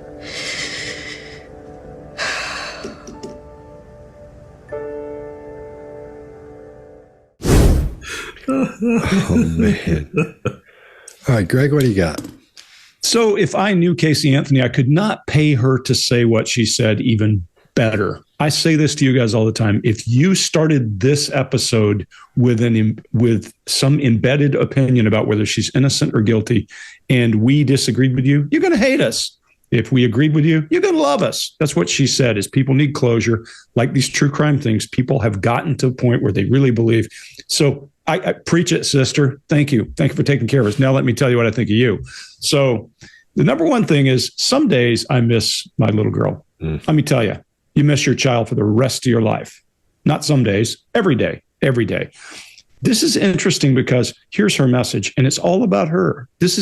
Look, when we get to closure, I'll wrap up, but I had the shortest time of life with her. What about her? What about the fact she didn't have a life? This is all about self. Everything I've heard, just at the end of this piece, all I want to say is, what a crappy parent with father issues. Now, I don't know if her father caused that, if what she's saying is true or not, but man, this one is just awful to watch. Mark, what do you got? Yeah. So just so you know, while we were off camera, Chase was making fun of me because he thought that I was going to go, oh, we're back to the whole dream sequence thing. He was absolutely right. He was absolutely right. There it is up there. Back to the dream. Say it, Chase. I hate you, Chase Hughes. Say it. We have come full circle back to the dream state. Perfect. You're absolutely right. Not only have we come full circle, Chase, it is the snake eating its own tail going on here, because there is somewhat of shall I say, a kind of a meta tautology. Let me unwind those words for you, which is, there is an irony in her own irony. There is that I won't even try and put my head around it, but it is ironic that she's talking about irony at this point. So it's just extraordinary what's going on. Let me give you a piece of body language, which I just think is just fantastic in this. Notice how she starts adapting the pen that's on the piece of paper. Now, somebody who has experienced a high level of trauma or anxiety with the environment around them, you will often see them start to maneuver objects around and place them in different places. I see it in all kinds of situations where I'm working with somebody who is going through or explaining or is in a situation of high anxiety and traumatic experience, that they start adapting the world and testing out objects and it can look weird from the outside. You can go, wow, why do they keep moving that to there and then back again and then back over here and then back over there? And I think she tries to start that kind of process, that kind of act for us. But all it turns into is a little bit of twisting of the pen, and then she just drops it.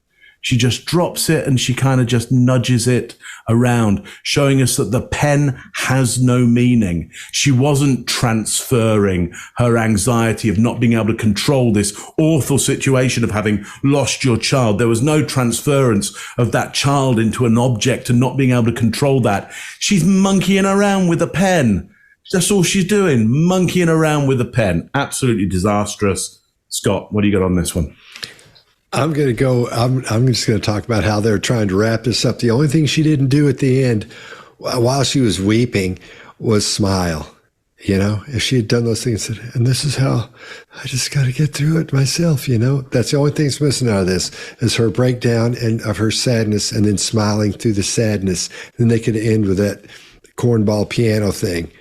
I'm not buying it. I didn't buy any of that at all. It's just gross. Chase, what do you got? Yeah, let me go on a different line.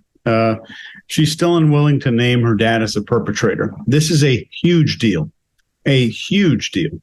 If her dad was responsible and there's a possibility of finding this out, that means there's a chance for people to have closure that she's talking about. Her hands become open and expressive when she's talking about there never being closure on the horizon for anybody. These gestures and baton movements that she's doing with her hand while she's speaking are mismatched. It's not a major red flag, but it's certainly not representative of honesty. And in this video, she uses the word kid to refer to Kaylee. And she says, I wish it was all a bad dream. I had the shortest life with her. There's fidgeting and adapting and behavior. All of that skyrockets with the pen at this moment. And there's zero desire for justice. There's zero desire for justice, only for people to realize there's no closure, and the perpetrator is always described behind some veil of wax paper that nobody can really see. It's just a figure back there that's just vaguely described to everybody.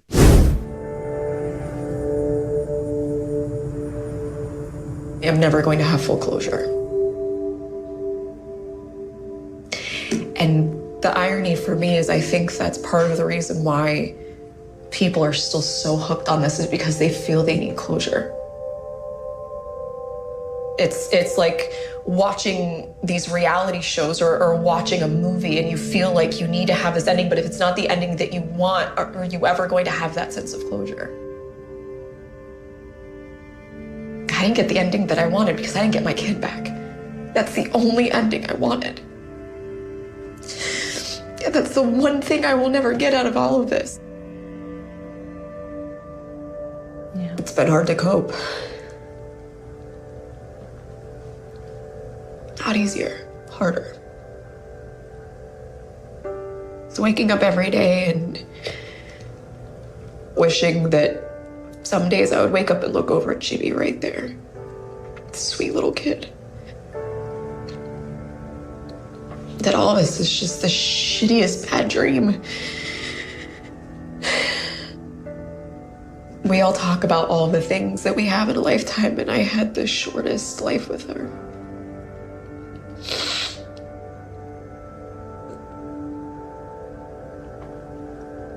It's so hard to deal with.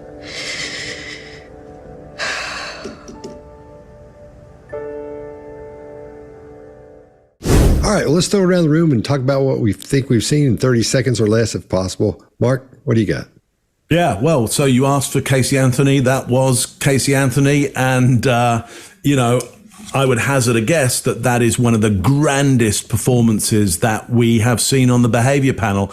And I would stake my life on it was a performance that we saw. Chase, what do you got?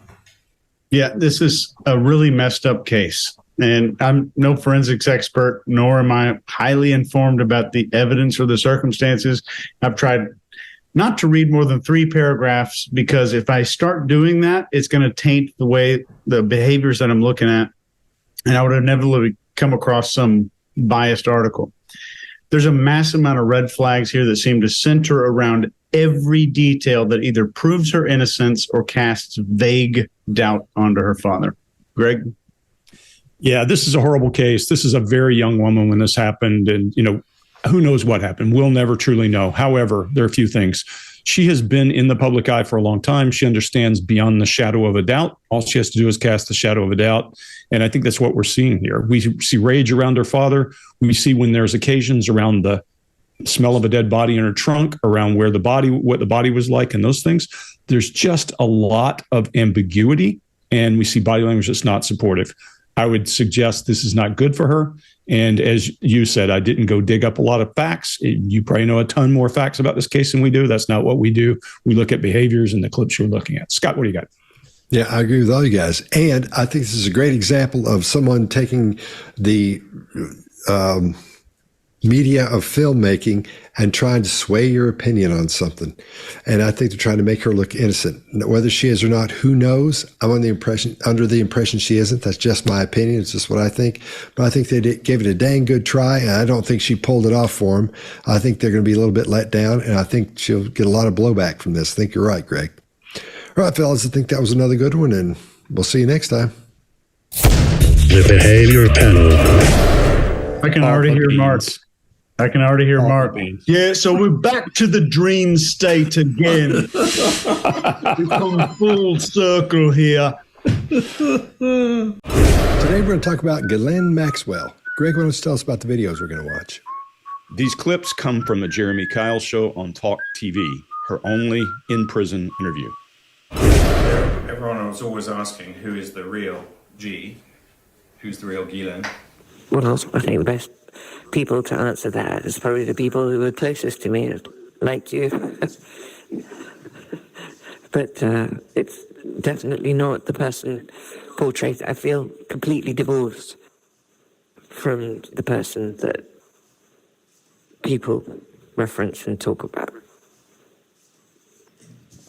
in all the various newspaper articles and TV shows and podcasts.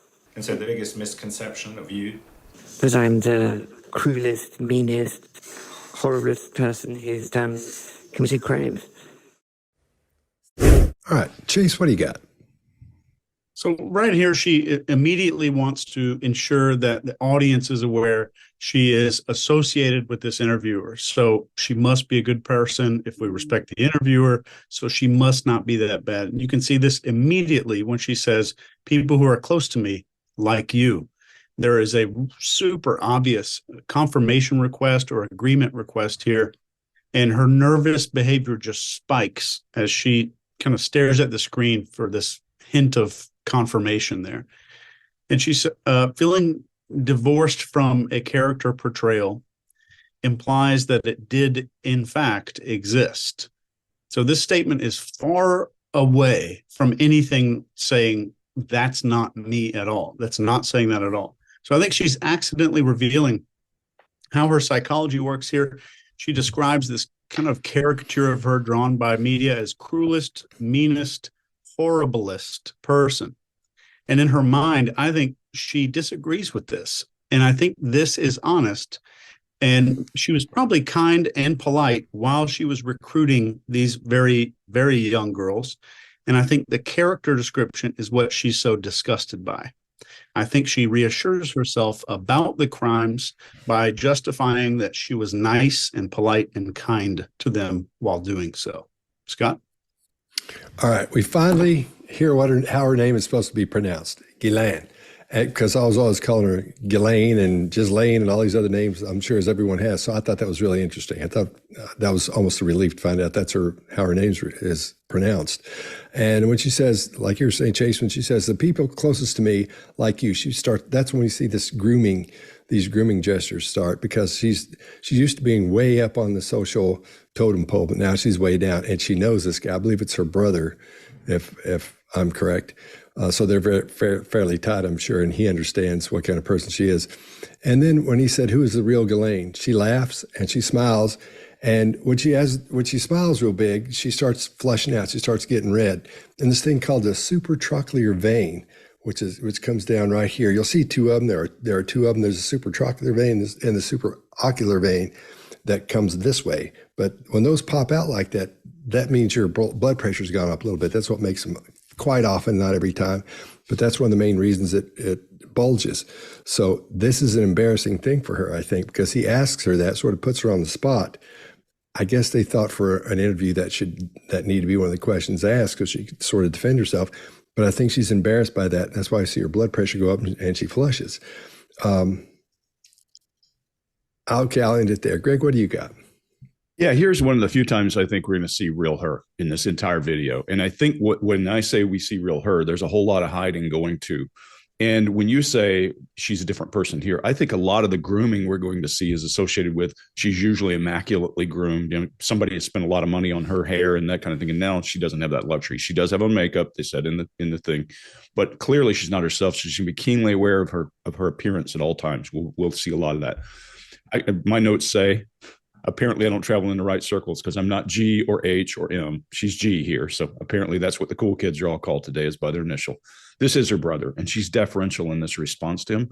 And when I say I think we see her, I think we see that coy personality that she uses has been her strength, because she tucks her chin, looks from under her brow. She does smile. She moves her hair back, and she's in that kind of coy, drawing a person in behavior. My guess is that's how she deals with people on a regular basis before she got into this place. And so we see a little bit of residual from who she was. She adapts with her palm against her face, and she fluffs her plumage. And I think that's because she's keenly aware of her appearance, and it's not what she usually had. So this is one of those cases where we're going to talk a lot about adapters and self-grooming. This is both, I think, in this case. She puts her hand to her face and moves her hair. in the adapting and in the self-grooming because she's keenly aware. She navigates on what to say, and she even halts when she's saying, I'm not the person. We see this taste in her mouth as she draws the sides of her mouth back, and she outright throat protects as she addresses the newspapers. When she's saying this newspaper thing, I think it's part of her baseline and awareness that she's, not herself when she's in front of a camera. When she does that horriblest, I'm not the cruelest, horriblest person who has committed crimes, that's a really awkward set of words compared to everything else we hear her say. Maybe you're not the cruelest, horriblest, but you might be one of the more cruel and more horrible. So careful how you use words in this case. But her forehead comes up in uncharacteristic fashion at request for approval when she says that. She's asking you to believe her. And this is a whole new frame of reference for her. And this is probably going to be one of the more positive ones we see. Mark, what do you got? Yeah, so this is in her brother, who there's 9 siblings. If one of my siblings said, hey, you're one of the people that knows me most, you might see a reaction on my face. You might see delight or recognition of that. With Ian, you see nothing happening in his face. He doesn't respond to that idea of him knowing her best. He has a history with some of his family members of them getting in trouble with the law, including himself, him and his brother being left to carry the can of his father's fraudulent work with British pensions. So does he know his sister? Has he ever really known his family? Did he really know his father? An international man of mystery, pretty much.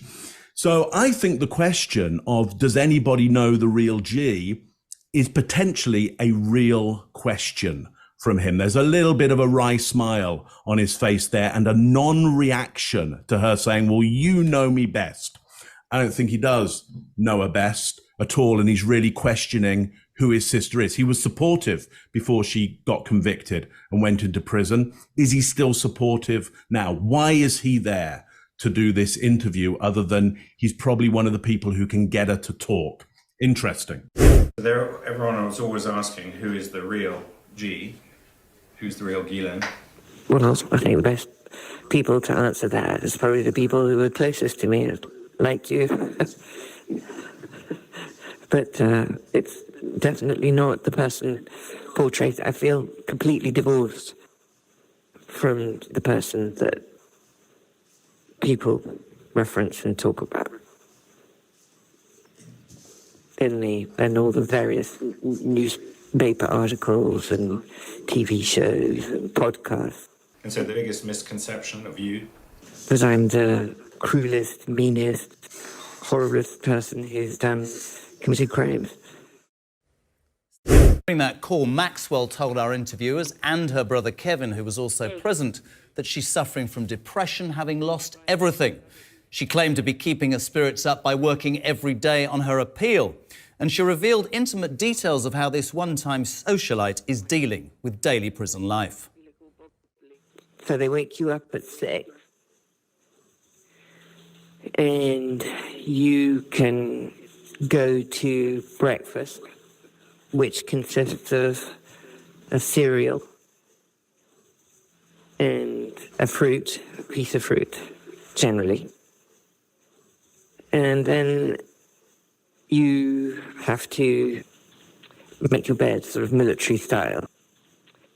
So there's nothing that's sticking out or whatever. It has to be a prescribed way, otherwise you can travel. You can get what's called a shot. And then at 7:30, you go to work. And for me, that means I go to the law library to help people.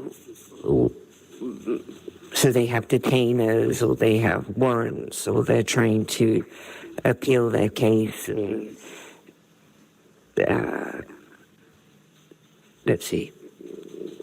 get a compassionate release, or they ask about the First Step Act and how credits are applied to their time, that sort of thing. And I answer those types of questions. I also help people file out their administrative remedies. And that is until 10 o'clock when you have to come back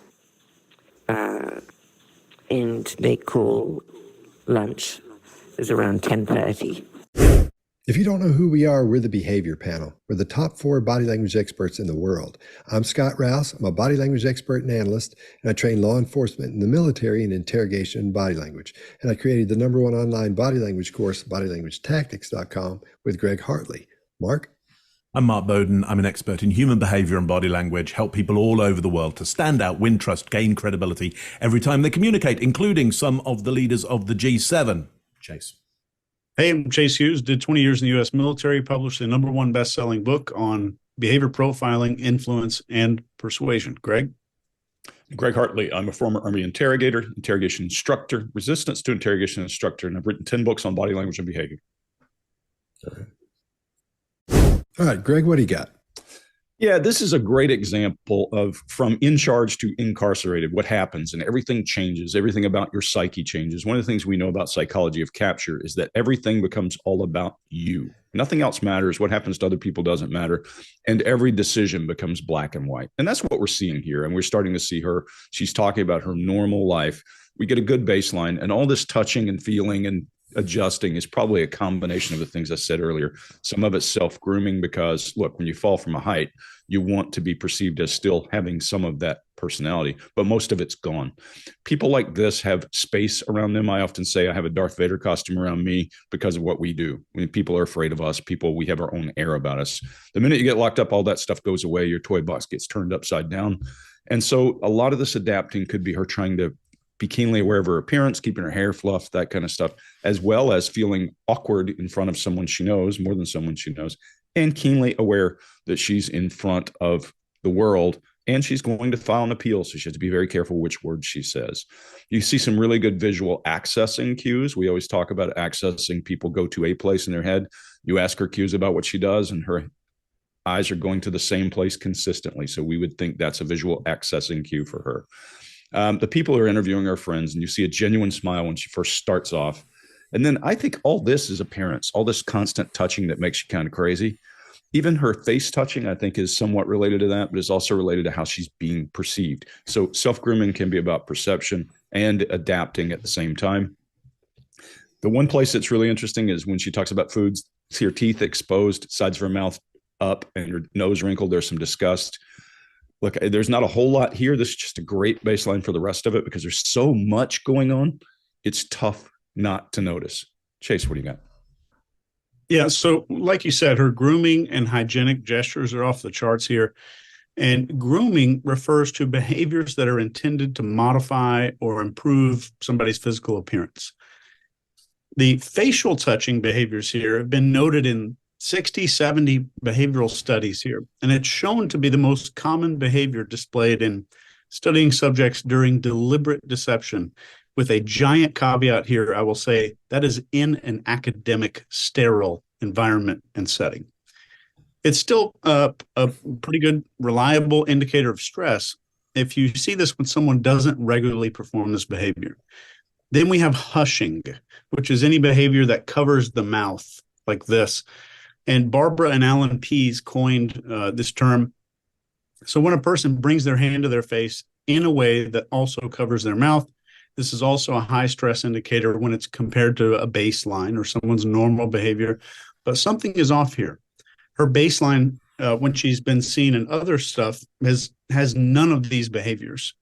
So when we look at information context, she's offering information at low stakes, probably truthful, not likely to be deceptive. So the stress behavior is probably more about appearance. So, Greg, I agree with you, just a different angle.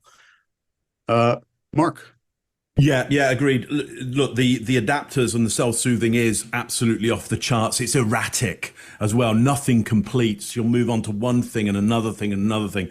I would put that down to the stress of incarceration, potentially depression as well. Just nothing is functioning as it would normally function. Maybe the stress of being there. There's a lot of looking up to one corner as well.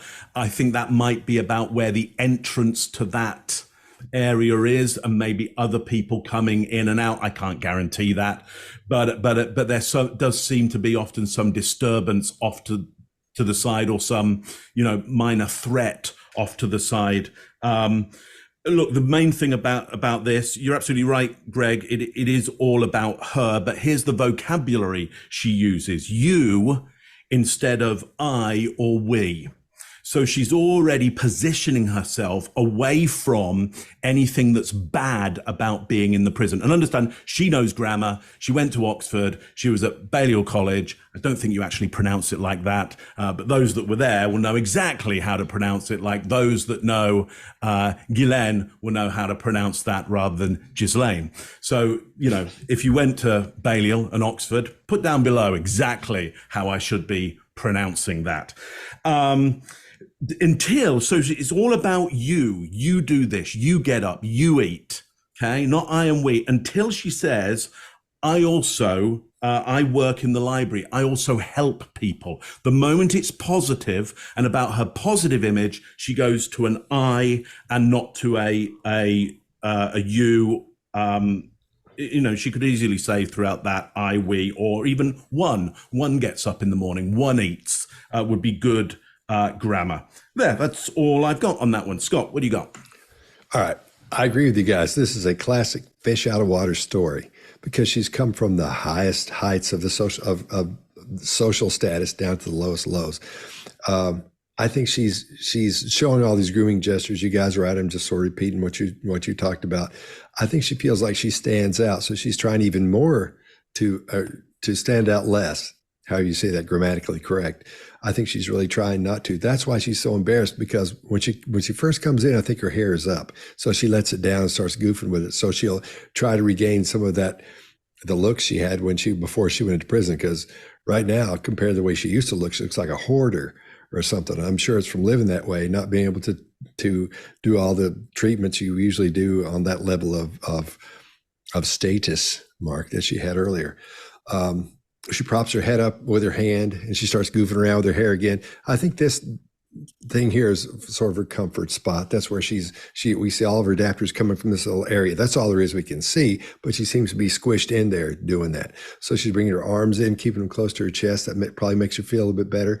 And these repetitive behaviors we're seeing, we understand those to be pacifying behaviors from what Joe Navarro talks about. So anything we do that's repetitive is something that helps us calm us down and get rid of that built up stress or tension. Again, I think this is a great fish out of water example, going from the highest to the lowest in the world of status.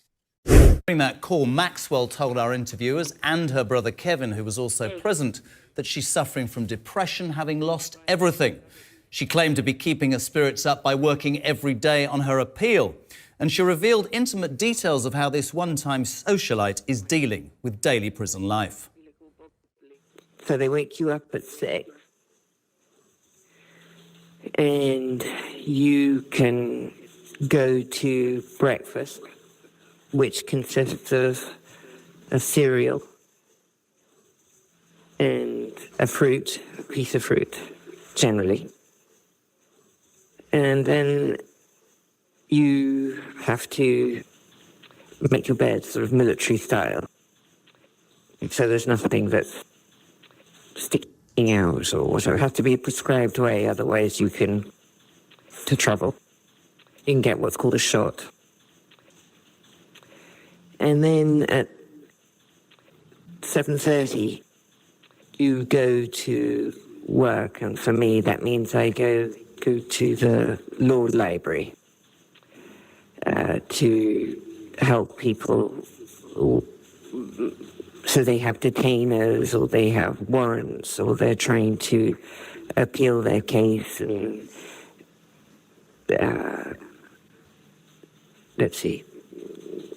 get a compassionate release, or they ask about the First Step Act and how credits are applied to their time, that sort of thing, and I answer those types of questions. I also help people file out their administrative remedies. And that is until 10 o'clock, when you have to come back, and they call lunch is around 10:30. The portion control is very odd, and then because I'm on a no meat diet, they're supposed to have either hummus or cottage cheese or tofu for you, but mostly, I'd say about 95% of it's tofu if it's anything, or beans. And I'd say 95% of it's beans, and then otherwise you have like a tofu substitute. And the tofu has there's no seasoning allowed, so there's no salt or pepper or anything. So it's beyond tasteless. And then you go back to work at 12.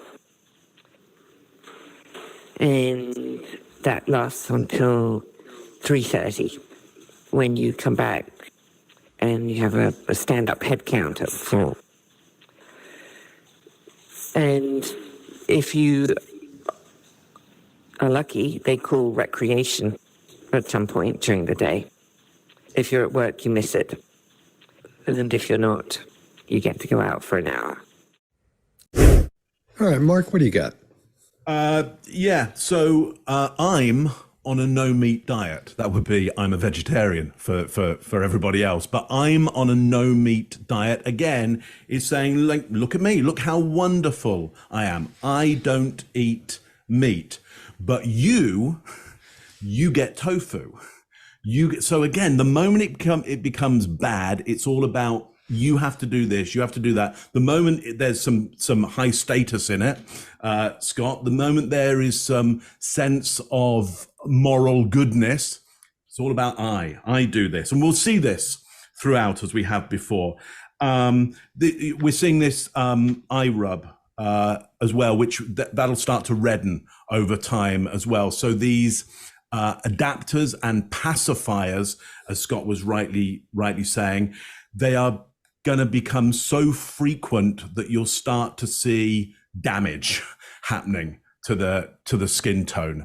And therefore, again, that's why I would put this in the class of this is probably about incarceration, because if you can cause some kind of self-harm in some way, or you be the cause of irritation or pain, it means that they're not the cause of the irritation, of the pain. You have some control over yourself. So some extreme pacifying behaviors. What's interesting as well, just the banality and the mundanity of what she's talking about here. It is utterly mundane. That's prison. Don't go there. Don't, whatever you can do to avoid that, you should be avoiding that. Greg, what do you got on this one? Yeah, a couple of things. I always say that adapters, like Joe talks about it being comforting, I say it makes familiar the unfamiliar. So if I put you in a cage and you start doing the same thing over and over and over, it becomes familiar. Whatever that thing is, and it can be all kinds of weird things. If you've ever been around prisoners, they pick up lots of weird things. The other one is the pronoun shift, Mark. I had it in my notes as well. And I run into it all the time in corporate world. The person who is a narcissist and who has a team of people who bust their ass to get things done says I when things go well, and we when things go poorly. You see it every day in your corporate life. Those are narcissistic tendencies in people. So they want to take the credit for it. Only a couple of things really other than that to push here. One is her baseline kind of stabilizes at the beginning. She starts to not adapt as much. Where she is adapting is when she's describing the food. And you have to wonder why, because that should be a thing you just puke up and say, look, I eat tofu 90% of the time with me, but she doesn't. She's careful and she's navigating. She's adapting more than normal right there. I wonder if she's afraid of how that will be perceived by people that feed her. Remember, your caretakers, and Mark, you say it all the time. We defer to those who own resource. And so we see a lot of that. And I also will go back to, she's fallen from a great height. She had a ton of stuff going on in her world. She probably didn't have to adapt much. She would just be poised and quiet and do that coy thing when she was talking to normal people. But when you go to prison, to your point, Mark, everything changes. Nothing's good. When your big to-do is to talk about going to the library and eating tofu, your day is pretty mundane. Scott, what do you got? Yeah, I agree. And I agree with you at the first there, it's kind of calm. But then when she starts talking about the food, this apparently is a big deal for her, because that's when she starts moving around. She moves around so much and squirms around so much. It's like a 1980s Times Square crack tweaker. She can't sit still. She's just moving around and just looks weird. But this is normal for a situation like that. Again, coming out of where she came from her higher status down to this lower one. And right now, this is the highest I'm sure she's felt on that level in a long time, because all the attention is on her. She knows everybody's going to be watching her. She knows there's interest in her. The reason for the interest is not good, but still she's getting that validation of attention that personality type needs. So that's another reason, going back to which we see pretty much the whole time, the grooming, the trying to look cute, because she hasn't been pretty in a long time, or what she would consider that, because she's not having anybody do her hair. Obviously, it's the longest it's ever been of pictures I've seen of her. And I think this is a real psychological situation she hasn't been in, if she ever has been. It's a tough one for her. So I think that's why we're seeing so much movement and so many adapters, and we're seeing psychological upset. Chase, what do you got? Yeah, so there's a lot of the same self-touching, self-soothing behavior here. We're still seeing the stress spike with these, and her blink rate's really high. And we use blink rate, which is how often you blink. The more often you blink, the more stressed you are. There's some exceptions to that, like dry eyes and things like that. But on another note, she has a problem being observed when she cannot control her appearance. We saw this in court when the court artist was sketching her and she stared them down and sketched them back. So she drew a picture of the court artist sketching her. So we know there's a problem with being observed here, and I think that's what we're seeing. One thing we can take away from this for future analysis is her eye home. And this means where she normally looks to recall truthful information. So from this video, when she's recalling places and activities, she has a very strong tendency to look at her or our 1 o'clock. So at 1 o'clock, if you were looking at the clock, and this is up and to her left. This one behavior is so critical to know that if an interview ever happens in the future, you would be able to see a deviation from this during critical questions about places and activities. So keep that in mind. Where does somebody normally look to access truthful stuff that you know is most likely true? And then look for that a little bit later in the conversation.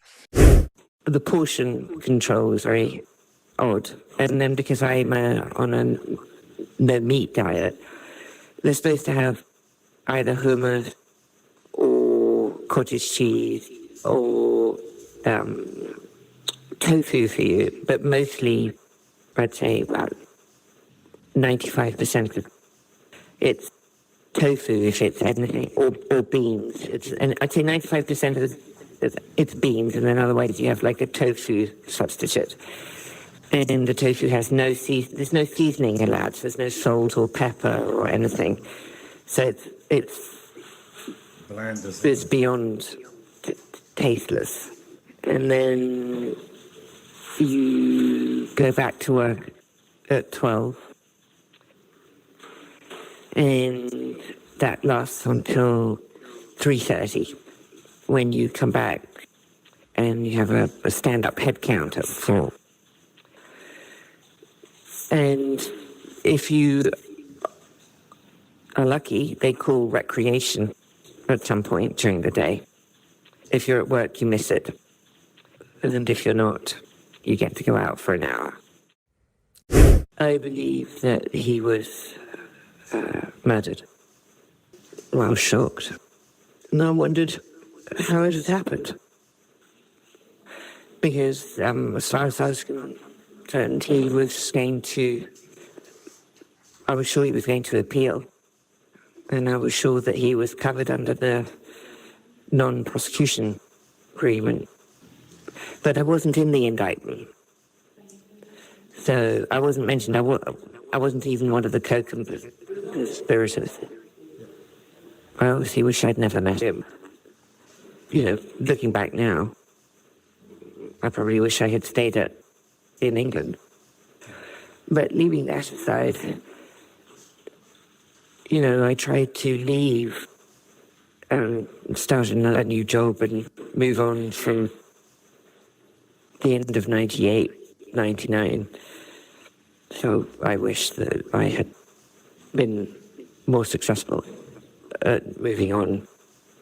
Because I became a banker, so I should have,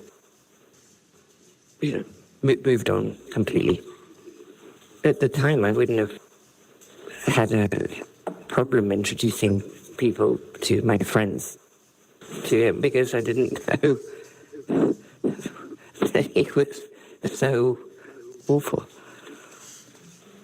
I mean, obviously now, looking back with hindsight, of course, but at the time, I mean, he had lots of friends. I mean, he was friendly with just about everybody you can imagine. There was no reason to imagine that he wasn't someone of interest to people.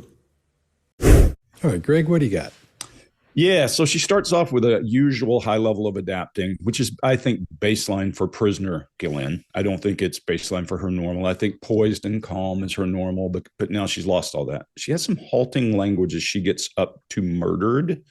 That could be because she's concerned about how this is going to be perceived, all kinds of things. Remember, she's preparing for an appeal as well. So how that is perceived is important. Well, she should pay more attention to other things. She goes to a new adapter when she says that. She rubs at these muscles in the middle of your forehead that show concern or grief and tighten. That's an interesting one for her to do. We don't see other times. Her voice intonation lilts and sounds almost if it cracks or weak, or it's weak when she says how it happened. So I do believe she's surprised how that happened. Maybe she's got some fear about it. Who knows? And then her adapting goes away. All this adapting stops. And then she gets to this point where she comes to a halt and she's talking about covered under appeal and non-prosecution, and her brow rises. That's an interesting place that all this stuff she's been doing disappears. Now I want to know a lot. I want to know a lot more why that happened. Her blink rate goes through the roof. And then she starts to slice herself off from him by saying, I wasn't a co-conspirator. The only remorse we've seen to now is her wishing she hadn't met him. That's the only thing we've seen. And I don't think we're going to see much more remorse as we go through these. I found two places. Listen to that convoluted BS around what he was. And then her voice intonation go to lilt again, saying, I didn't know he was that awful. There's a voice intonation lift. And then she did, this is some of the most severity softening language I've ever heard in my entire life when she says, didn't know he was of interest to people. Is she hiding something bigger than the stuff we know has happened? Maybe there's more to all that. Maybe all that's been conjectured is true. Don't know. This sounds like I'm sorry that we got caught, or sorry that you feel that way. When somebody hurts you and then tells you, I'm sorry you feel that way. I'm sorry we got caught. That's what I see here. Chase, what do you got? Yeah.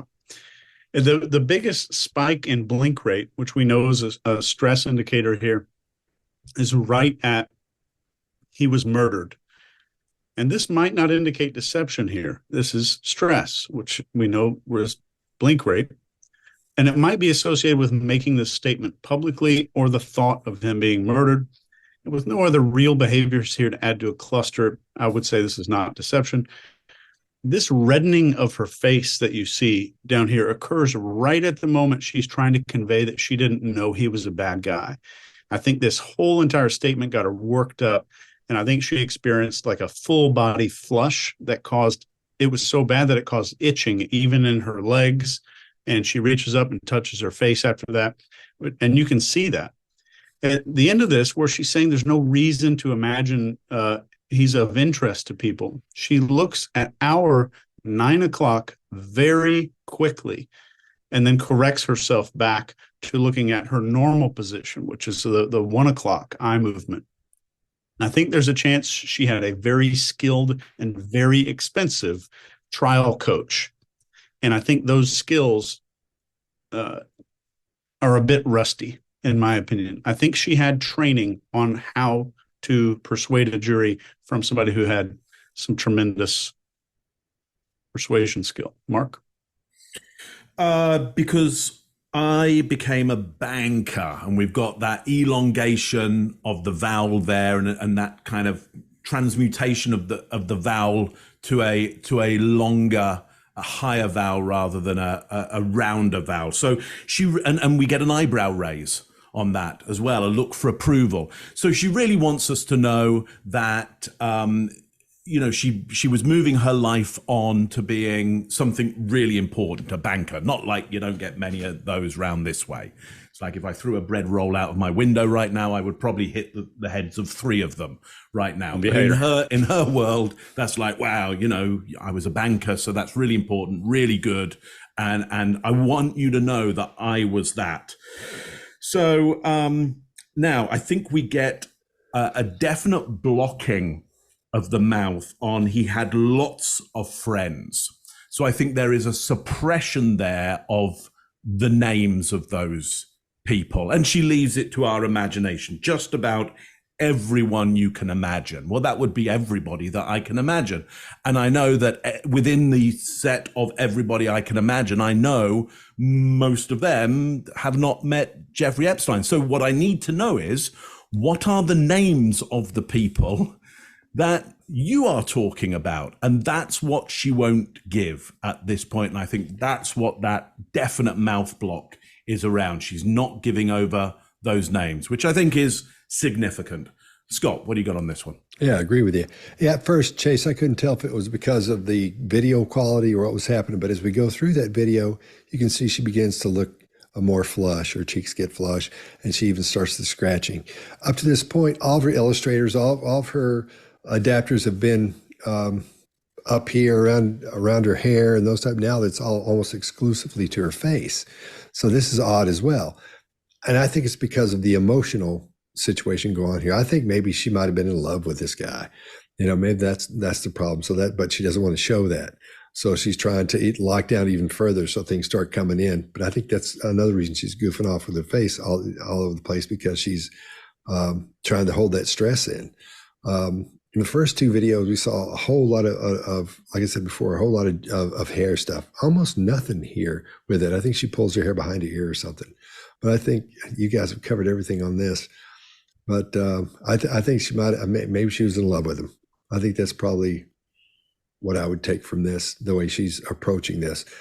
Being guarded in all the ways you've got to be guarded during that because of the subject matter. I think we're actually seeing her emotion, a true emotion coming through on this. All right, we good? Yeah. Oh, Mark, yeah, man. See? Yeah, hands down. Happens. That's what happens. It's very British of you. I believe that he was murdered. Well, I was shocked. And I wondered how it had happened. Because as far as I was concerned, I was sure he was going to appeal. And I was sure that he was covered under the non-prosecution agreement. But I wasn't in the indictment.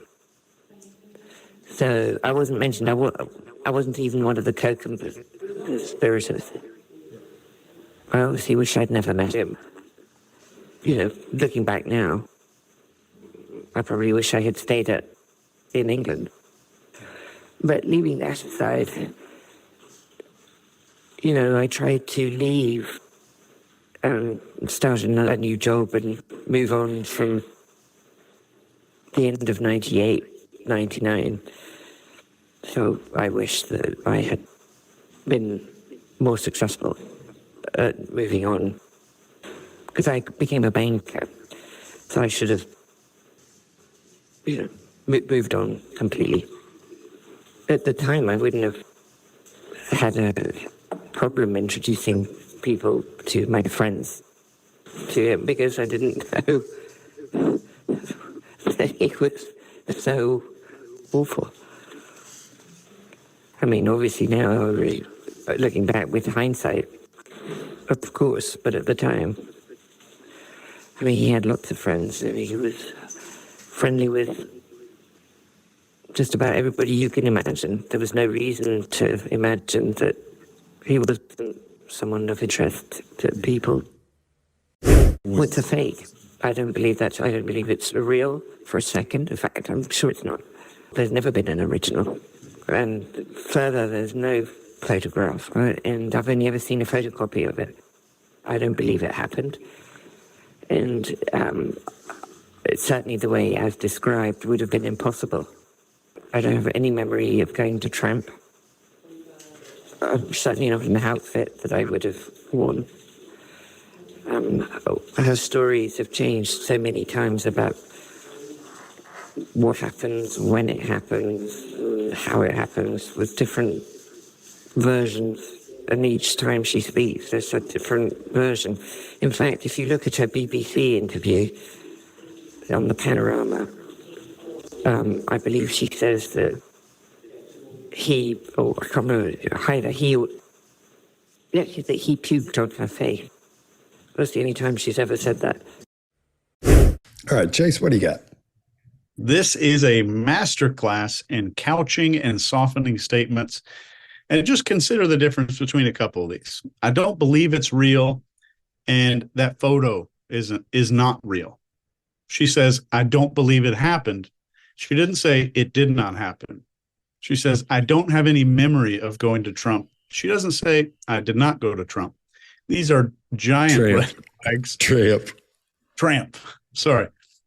Giant red flags for any interviewer. This is the point where we might suggest deception is occurring here and ask some more probing questions. But this is also a masterclass in internal dialogue eye movement. So Ghislaine's recalling what she read, what she heard in the interview, and how the words sounded to her. And you can see it when her eyes move down and to her left.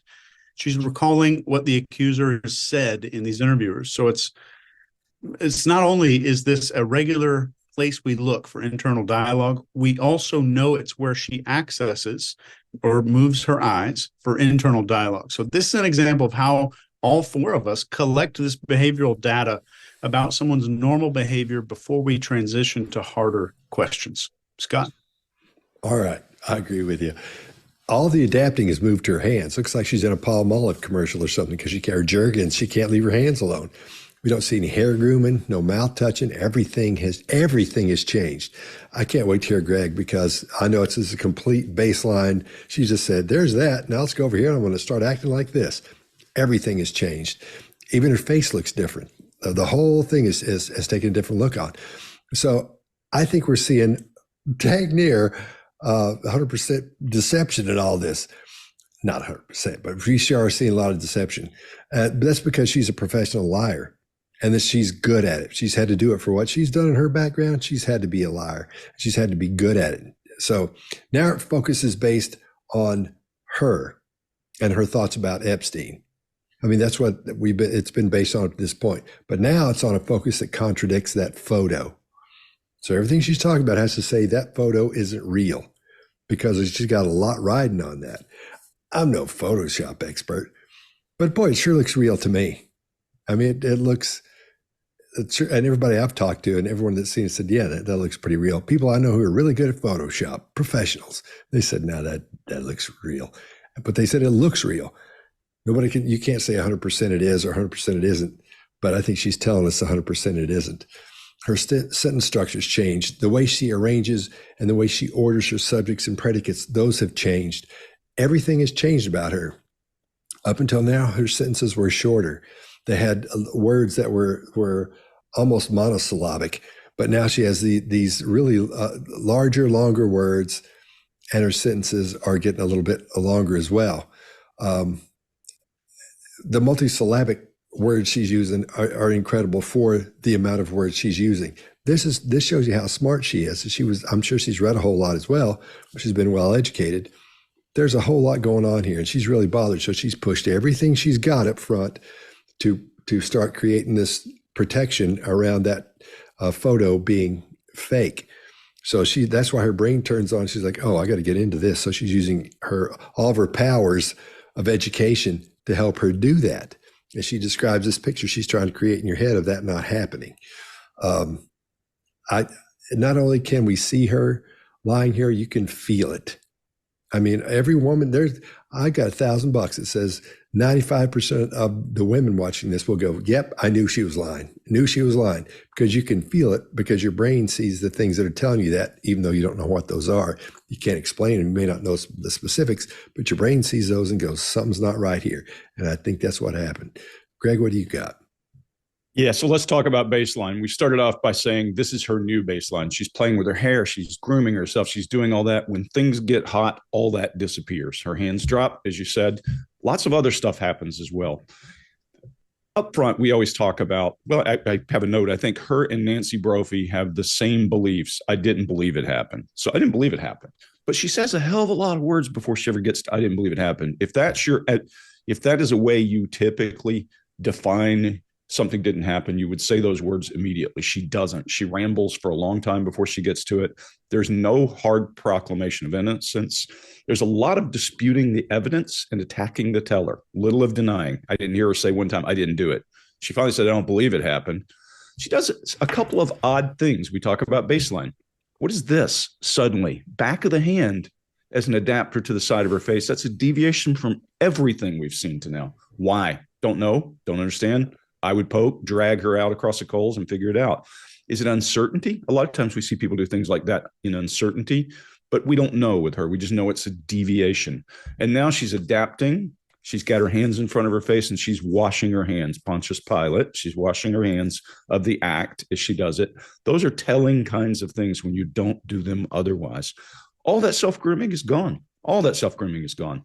Now, when she talks about tramp, she does a downright eye access. And when we say downright, we typically associate, we're talking about the person's downright, we typically associate that with emotional recall. Now, could she be emotional about the fact she feels like they're lying? Certainly, but likely not the case because everything else is changing as well. And then back in the 1870s, Duchenne and Darwin, they said for sake of shortness, they would call this cluster of muscles right here the grief muscle. It's really 5 muscles that pull together. So they coined the term we use all the time. But that grief muscle, bam, pops out when she's talking about this action. First time we've seen it, when she's talking about disgusting food, when she's talking about being in prison, no grief muscle. Now we're talking about something hot, grief muscle. Lots of concern as she starts talking about he puked on her face, and she has a nonsensical sentence. And Mark, to your point, this is an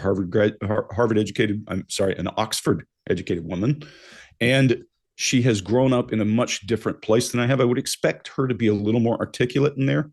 And right as she says, that's the only time, there's a brand new face. We haven't seen any of that expression up to now. All of this tells me that something is dramatically different in this than everything else we've seen to now. Mark, what do you got? Yeah, I wish I could throw a hand grenade in and blow all of that out the water, but I just can't. It is a massive deviation from baseline. Those hands burying it and washing themselves. We haven't seen that before. Huge difference. All of her certainty. She does start off with, it's a fake. That's very certain. And then after that, it's just tempered and tempered and tempered with ideas of belief, ideas of not as described, ideas that are clauses to it's a fake or having no memory. So everything is degraded from it's a fake onwards. Well, you know, when she speaks with such certainty with it's a fake, it would be great to kind of leave it there and go, oh, well, that's fine. But she spends most of the time then undoing what she's put forward as the proposition. So that is very, very odd. And it's all about doubting the victim. It's all about putting doubt at the, I guess, you know, the main victim that we all know about that put Epstein inside and really probably put her inside as well. Cast that doubt. Why? Well, because she's looking at getting back into court and starting this whole routine up again, along with Andrew, it would seem, as well. There, that's all I got on that one. Let's see the next one. Oh, Greg's so serious. I'll give you that one, Greg. Bless your heart. It's not serious. That's just inanimate. Greg exerted minimal effort for that. Like I always do. What's a fake? I don't believe that. I don't believe it's real for a second. In fact, I'm sure it's not.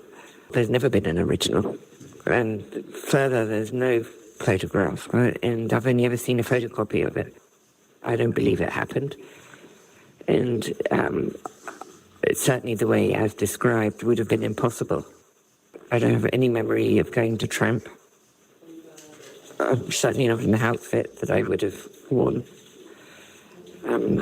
Her stories have changed so many times about what happens, when it happens, how it happens, with different versions.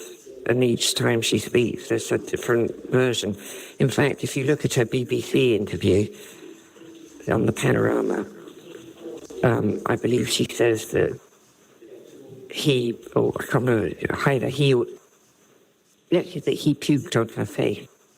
That's the only time she's ever said that.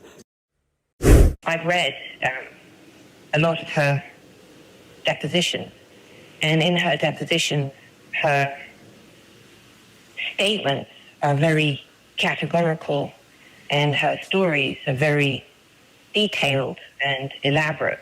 If her memory is so poor, then how can you rely on anything that she says? So I don't know on which it is. Whether her memory is so bad that you can't really credit anything she says, or it's more disingenuous than that. I can't obviously tell you which it is, only she knows definitively the answer to that. You know, and like I said, I think once you retract on two men that you make claims against on the grounds that your memory is faulty, like I said, I think that, you know, you have to question everything that she says. All right, Chase, what do you got? There's one thing you'll notice here. Ghislaine is following a protocol to attack credibility based on memory, but her claims about not being a tramp are all about remembering the event. So this is the case with dozens of her denials. They're all about memory. And there's a shift that takes place here in this audio. You'll hear it toward the end, but you're not meant to consciously hear it. Mark's been talking about this a couple of times. Its technical name is called a shift of referential index.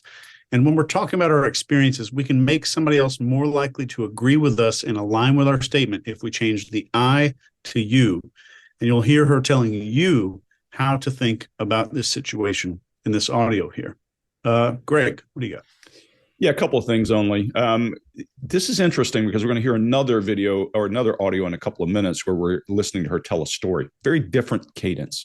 Compared this to that will be the best part, but listen to that cadence shift as she's thinking and speaking. She should be freely going, but she's navigating what to say, in my opinion, here. She has a ton of time on her hands.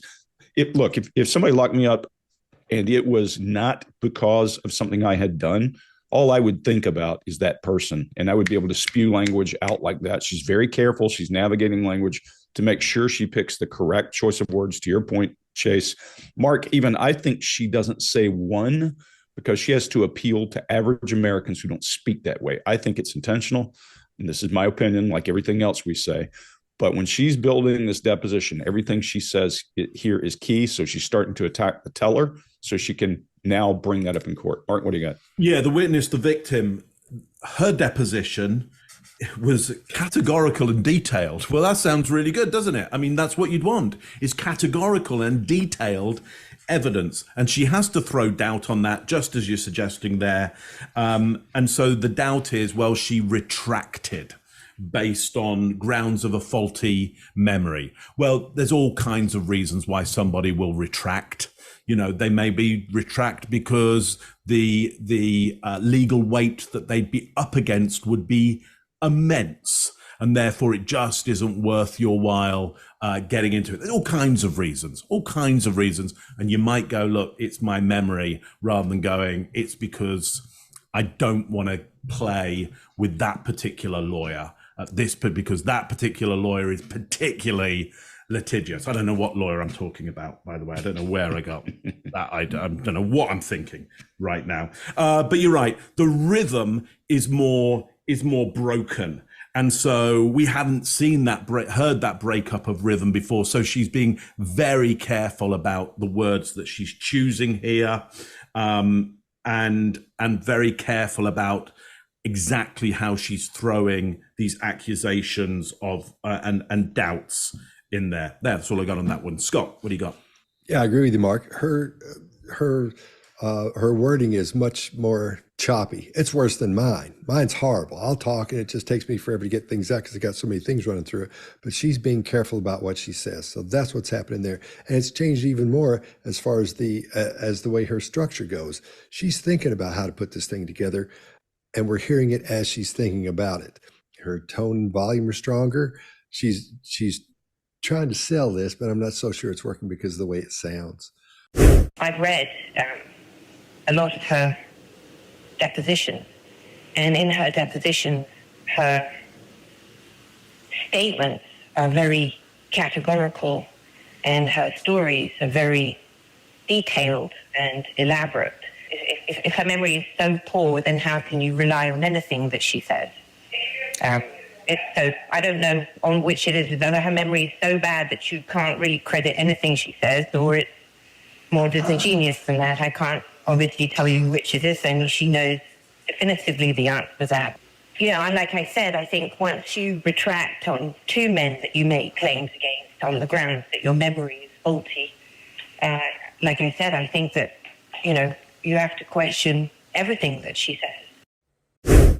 I thought that the Queen was one of the most exceptional women I ever had the honour and privilege of briefly meeting. And I think anybody of her stature, the longevity of her reign, her elegance, and her sheer capacity for dedication to her work and to her job, really, was just astonishing. And it was one of the greatest privileges of my life to have the honour to meet her. She radiated a warmth and a sparkle in her eyes that was just mesmerizing, really. And I shared the story that we shared was about horses, because I love horses and she loves horses, and so we talked about horses briefly, I remember, and just shared a love of horses, and that was one of her great loves. All right, Mark, what do you got? So Greg and I were laughing earlier watching that, because Greg said, well, AI could have written that. And I've got, this is like written by Chat GPT. If you put in, like, how would you describe meeting the Queen? This is the generic answer that would come back at you. It's got all the branding pieces of Queen Elizabeth II in there. And it's all about this. There's a narcissistic trait, which is associating yourself with people of high rank, essentially. And this is, I think, what's going on here. Sharing that love of horses, sharing the conversation about horses. Yeah, we all know if you talk to the Queen about horses, she'd have something to say. We all know, like, I know that. Everybody knew that. So there is nothing really very genuine and individual about this, any of the information that she gives here. Totally generic and all about raising her up in the ranks in our estimation by associating herself with somebody who is now, relatively speaking, fairly well loved and respected. Chase, what do you got on this one? Yeah, I agree. And with the narcissistic statement there, I was surprised to hear her say that she met the Queen briefly. I was surprised she used the word briefly and not that it was an elongated event. And I'll just say one thing about this clip. When somebody compliments another person, pay very close attention.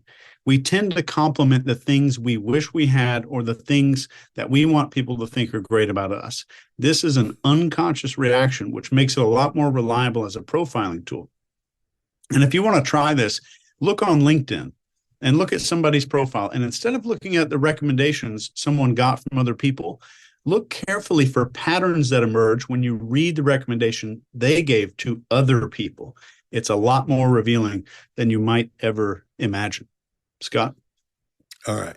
The things I've been pointing out about her wording and sentence structure are showing here even more. They're becoming more evident. Her cadence is slowed down. Her words are more drawn out. Her tone is stronger. Her volume's up just a little bit, and her diction is improved. She wants to make sure everything she says comes across clear and clean. She wants you to know how she felt about the Queen and meet her and what a wonderful person she was. She wants us to be as pure and clear and clean as she can possibly get it.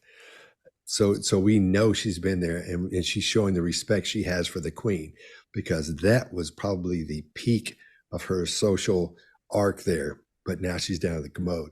So she's making sure that we all understand that she understands how wonderful the queen was, and what a good person she was, and how she got along with her, because she's that kind of, not because she's that kind of person too, but she understands that she can get along with anybody.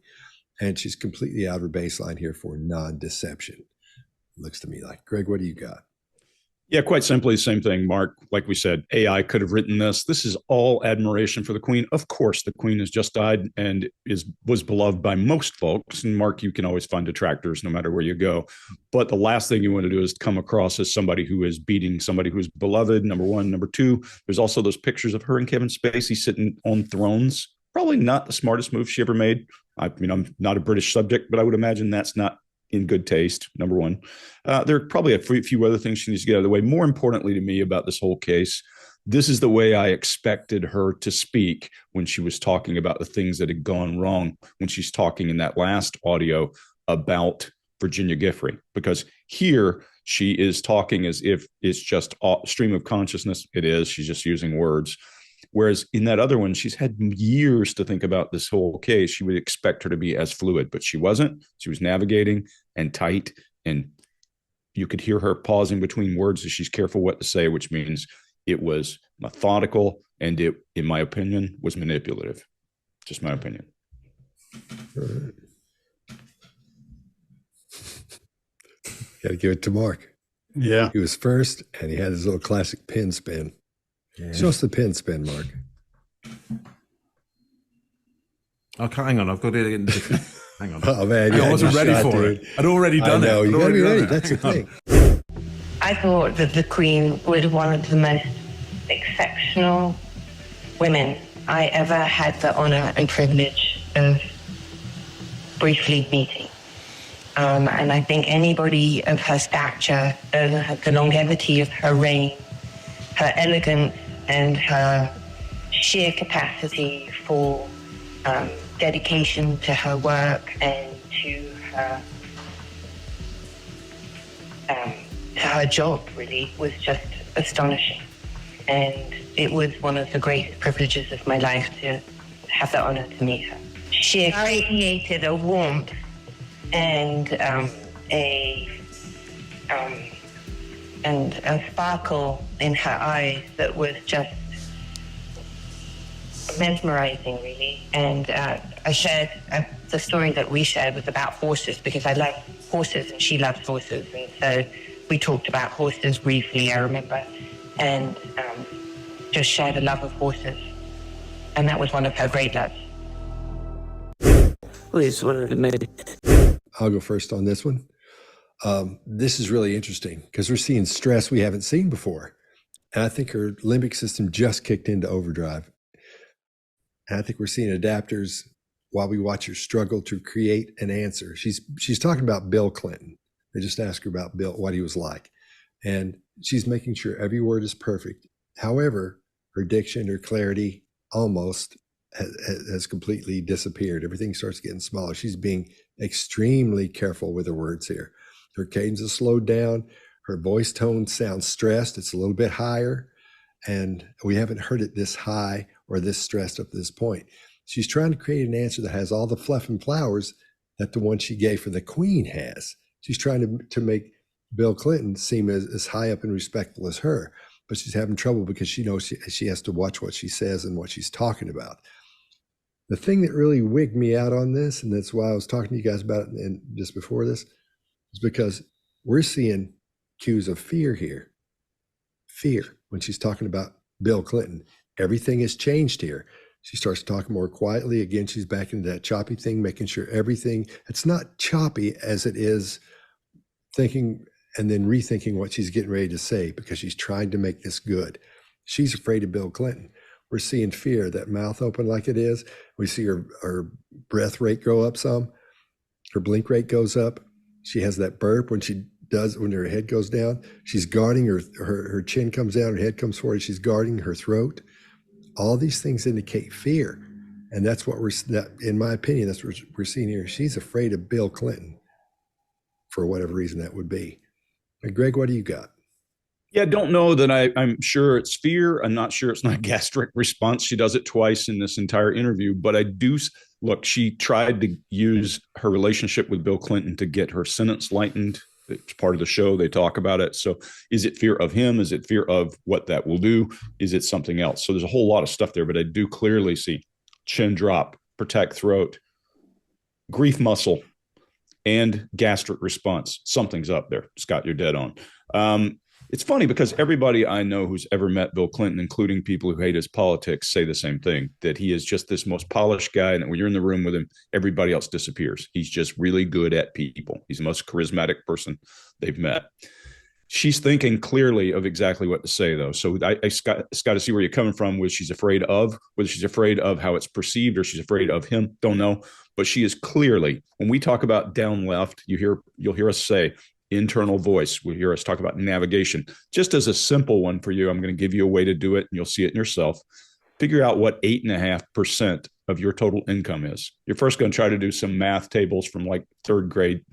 9 times 9 is 81, that kind of thing. It won't work. So you'll have to go into some internal conversation, and you'll sit and dwell on it for a few minutes, and you'll watch your head drop. Your eyes go down into your left. It happens with all of us. It's about as close to an absolute as I know, and you guys know how much of a non-absolutist I am.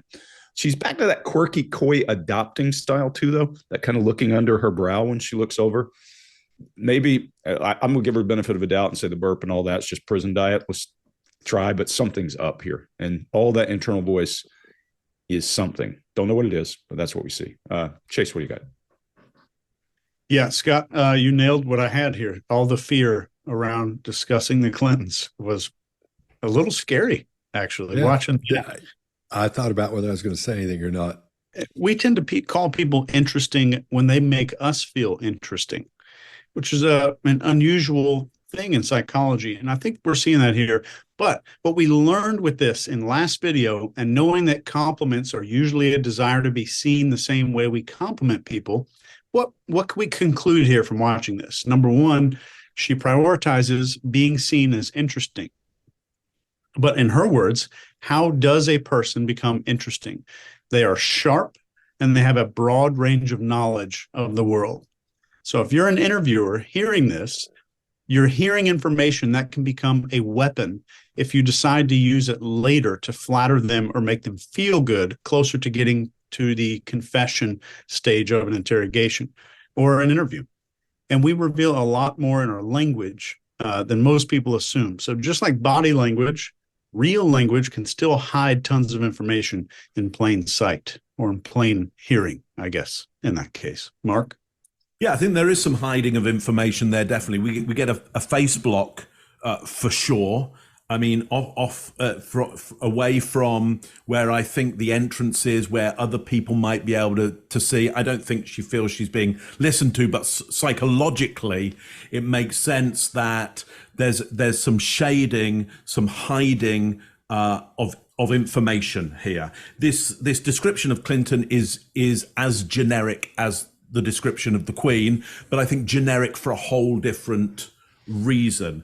I think there is a loss of fluency there, so there's some editing that's going on along this. And yeah, we get this broad range of, and then some stomach gas discomfort there. We see that later as well, but we haven't seen it throughout.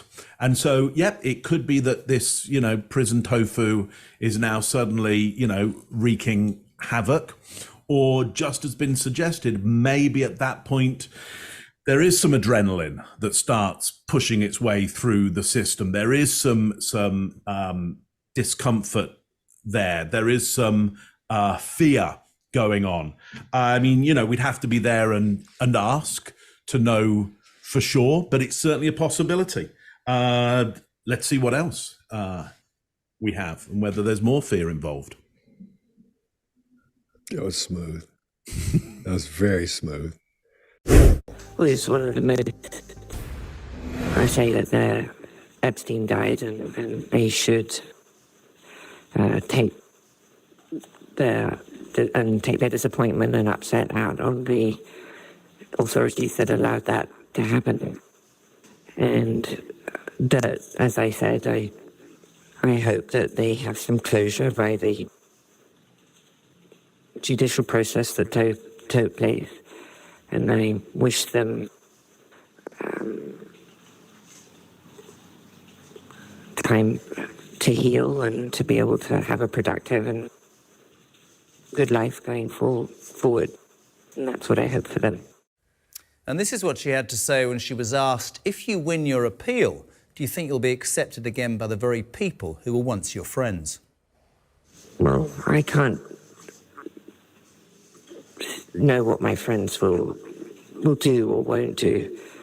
I mean, my focus won't be on that. I will always turn to what I've now decided that will form the rest of my life, which is helping other people who are or have been incarcerated. All right, Greg, what do you got?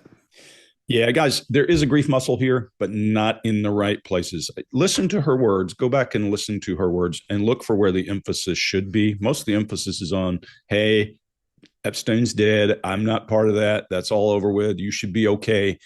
Epstein died, and they should be upset with the people who allowed him to die, not the process, none of that. And then the whole court thing. All this stuff she says is with internal voice. Remember, I told you about 8.5% of your income. It should be with emotion. If you're feeling any remorse, if you're feeling any sorrow for these people whose lives have been wrecked. Now, maybe she doesn't think they've been wrecked, don't know. But her grief muscle engages this grief muscle, this arch right here, when she addresses time to heal and good life going forward.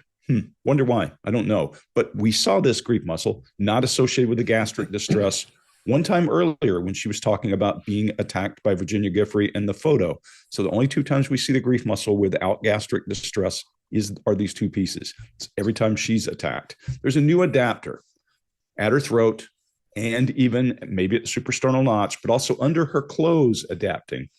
Whatever she's saying there is very hard for her to say. She's trying to get something out. I don't see remorse, but I also realize there's a fine line to walk when you're admitting guilt or expressing sorrow. You got to be careful not to say, I'm sorry it happened because. If you do that, then when you get back, they're going to use it in court. So when she's asked about her friends is when we see the same exact thing that Clinton brought out in her, that gastric distress, that ducking of the chin, and that arch in the forehead. Does this mean that she perceives Clinton and the rest of her friends as having let her down? Or does she perceive that she's not going to be let back in, or that the people that she relies on to get her out of this bind are not there? Likely, when you see two of the same thing, exactly the same thing, something's going on. I'll just leave it at that and say, Scott, what do you got? All right. This is where we're hearing true vocal fry for the first time. And she's watching her words and she's being very careful here. And after her friend asks her the question or is talking, then we see her, like you were saying, Greg, she's guarding that reaction. She's breathing a little bit more heavily here. And I think she still hasn't come down from that Bill Clinton question. And I think that's why we're seeing all the little things that are firing off from that. I think it's very similar to that. I'll leave it there. Mark, what do you got? Yeah, just a big reaction on what they should do. The head reels back. I think there's a moment of disgust there as well. So really no empathy for the victims in this case. In fact, she does say they should take their disappointment out on the authorities that perhaps allowed the death of her former partner. So it's kind of that blame the government, not me kind of situation. It's all the authorities' fault. It's nothing to do with me. I agree. There's that discomfort in the stomach again, that belch again around helping and other people, this not needing friends now, and now she's going to help people who are wrongly in prison like her. So there's a narrative there. There's a piece of branding going on here that I don't need friends anymore. I'm now a crusader to help the victims of wrongful imprisonment, just like myself. Let's all go and fight the system together. Chase, what do you got on this one? I agree with you. And the whole time she's talking about becoming this pariah. She's using internal dialogue, Greg, to your point, where there's either just recalling something she's memorized or written or coming up with words on the fly that sound good. That's when we see a lot of that eye movement. there's no emotion when talking about the people or the victims. The one time, which I think is the only time, we see her go into emotional eye movement, which is down and to a person's right, is right at this time she's thinking about her friends at home and how will they respond. And I think this might tell us more about her behavior profile than a lot of other indicators we've seen so far. But in real life, we would need to ask her probably a few more questions to ensure that this is a good hot point for her emotionally. But just with these available resources that we have, this is a big point for her. She gets emotional about how the friends will potentially react to her coming out. And that's all I got. I say that Epstein died and they should take their disappointment and upset out on the authorities that allowed that to happen. And that, as I said, I hope that they have some closure by the judicial process that took place. And I wish them time to heal and to be able to have a productive and good life going forward. And that's what I hope for them. And this is what she had to say when she was asked, if you win your appeal, do you think you'll be accepted again by the very people who were once your friends? Well, I can't know what my friends will do or won't do. I mean, my focus won't be on that. I will always turn to what I've now decided that will form the rest of my life, which is helping other people who are or have been incarcerated. All right, Mark, what do you think we've seen so far? How's it so look to you? even... Sorry, I cut you off. Go with that again. Okay, sorry. I'll just say... All right, Mark, what do you think we've seen so far? Yeah, so even though we've got somebody in incarceration and they're doing behaviors we wouldn't normally expect, erratic, lots of self-soothing, notice that there are still those deviations from that baseline. We can still see when she's under even more stress, when she's being careful about what she's saying, and maybe as well when she's definitely holding back information from us. So that's really important. Chase, what have you seen so far? Well, I think it's important. Let's not lose sight of what we're dealing with here. This woman strategically groomed very young women for abuse, girls, and she socially isolated them, then gradually normalized this behavior, and then left them in this isolated circle so that behavior was all that they saw and everywhere they looked. So it became extremely normalized. And in these videos, we're seeing a desperate attempt, I think, to appear wholesome and without any understanding of why she's been dragged into this. She's exposed or expressed no remorse and no emotion about any of her actions that I've seen, and we continue to see that here. There's not any remorse for those people. So up till now, Greg, what have you seen? Yeah, interesting for me. I would call this how not to win friends and influence people. Number one, she fell from great height where she had no normal. What's normal for me and you, she never experienced, never. And now she's also not experiencing what is normal. So when she has to appeal, and she has to appeal to normal people, she doesn't have a standard for that. I think that shows. I think she's among prisoners. Those are not everyday people. She was among the wealthy. Those are not everyday people. I mean, she met the Queen. How many of you have met the Queen? Maybe Mark. All that adapting and self-grooming gives us a baseline. And that's a good thing because, guys, we always say a baseline. If you have your finger up your nose all the time and you pull it out, it matters. Here's a good example of that. This is the equivalent of having your fingers up your nose and then pulling them out. Her grief muscle only shows up when she's talking about the tramp expedition and the overall what happened to these young girls, young women and girls. So those two things make me go, why does she have this grief muscle then? The only real emotion that we see any of the rest of the time appears to be around what her friends will do. She's declaring an intent to help others. This is a new normal that she's trying to project so she can get to appeal. That's what I think. To now, what have you seen, Scott?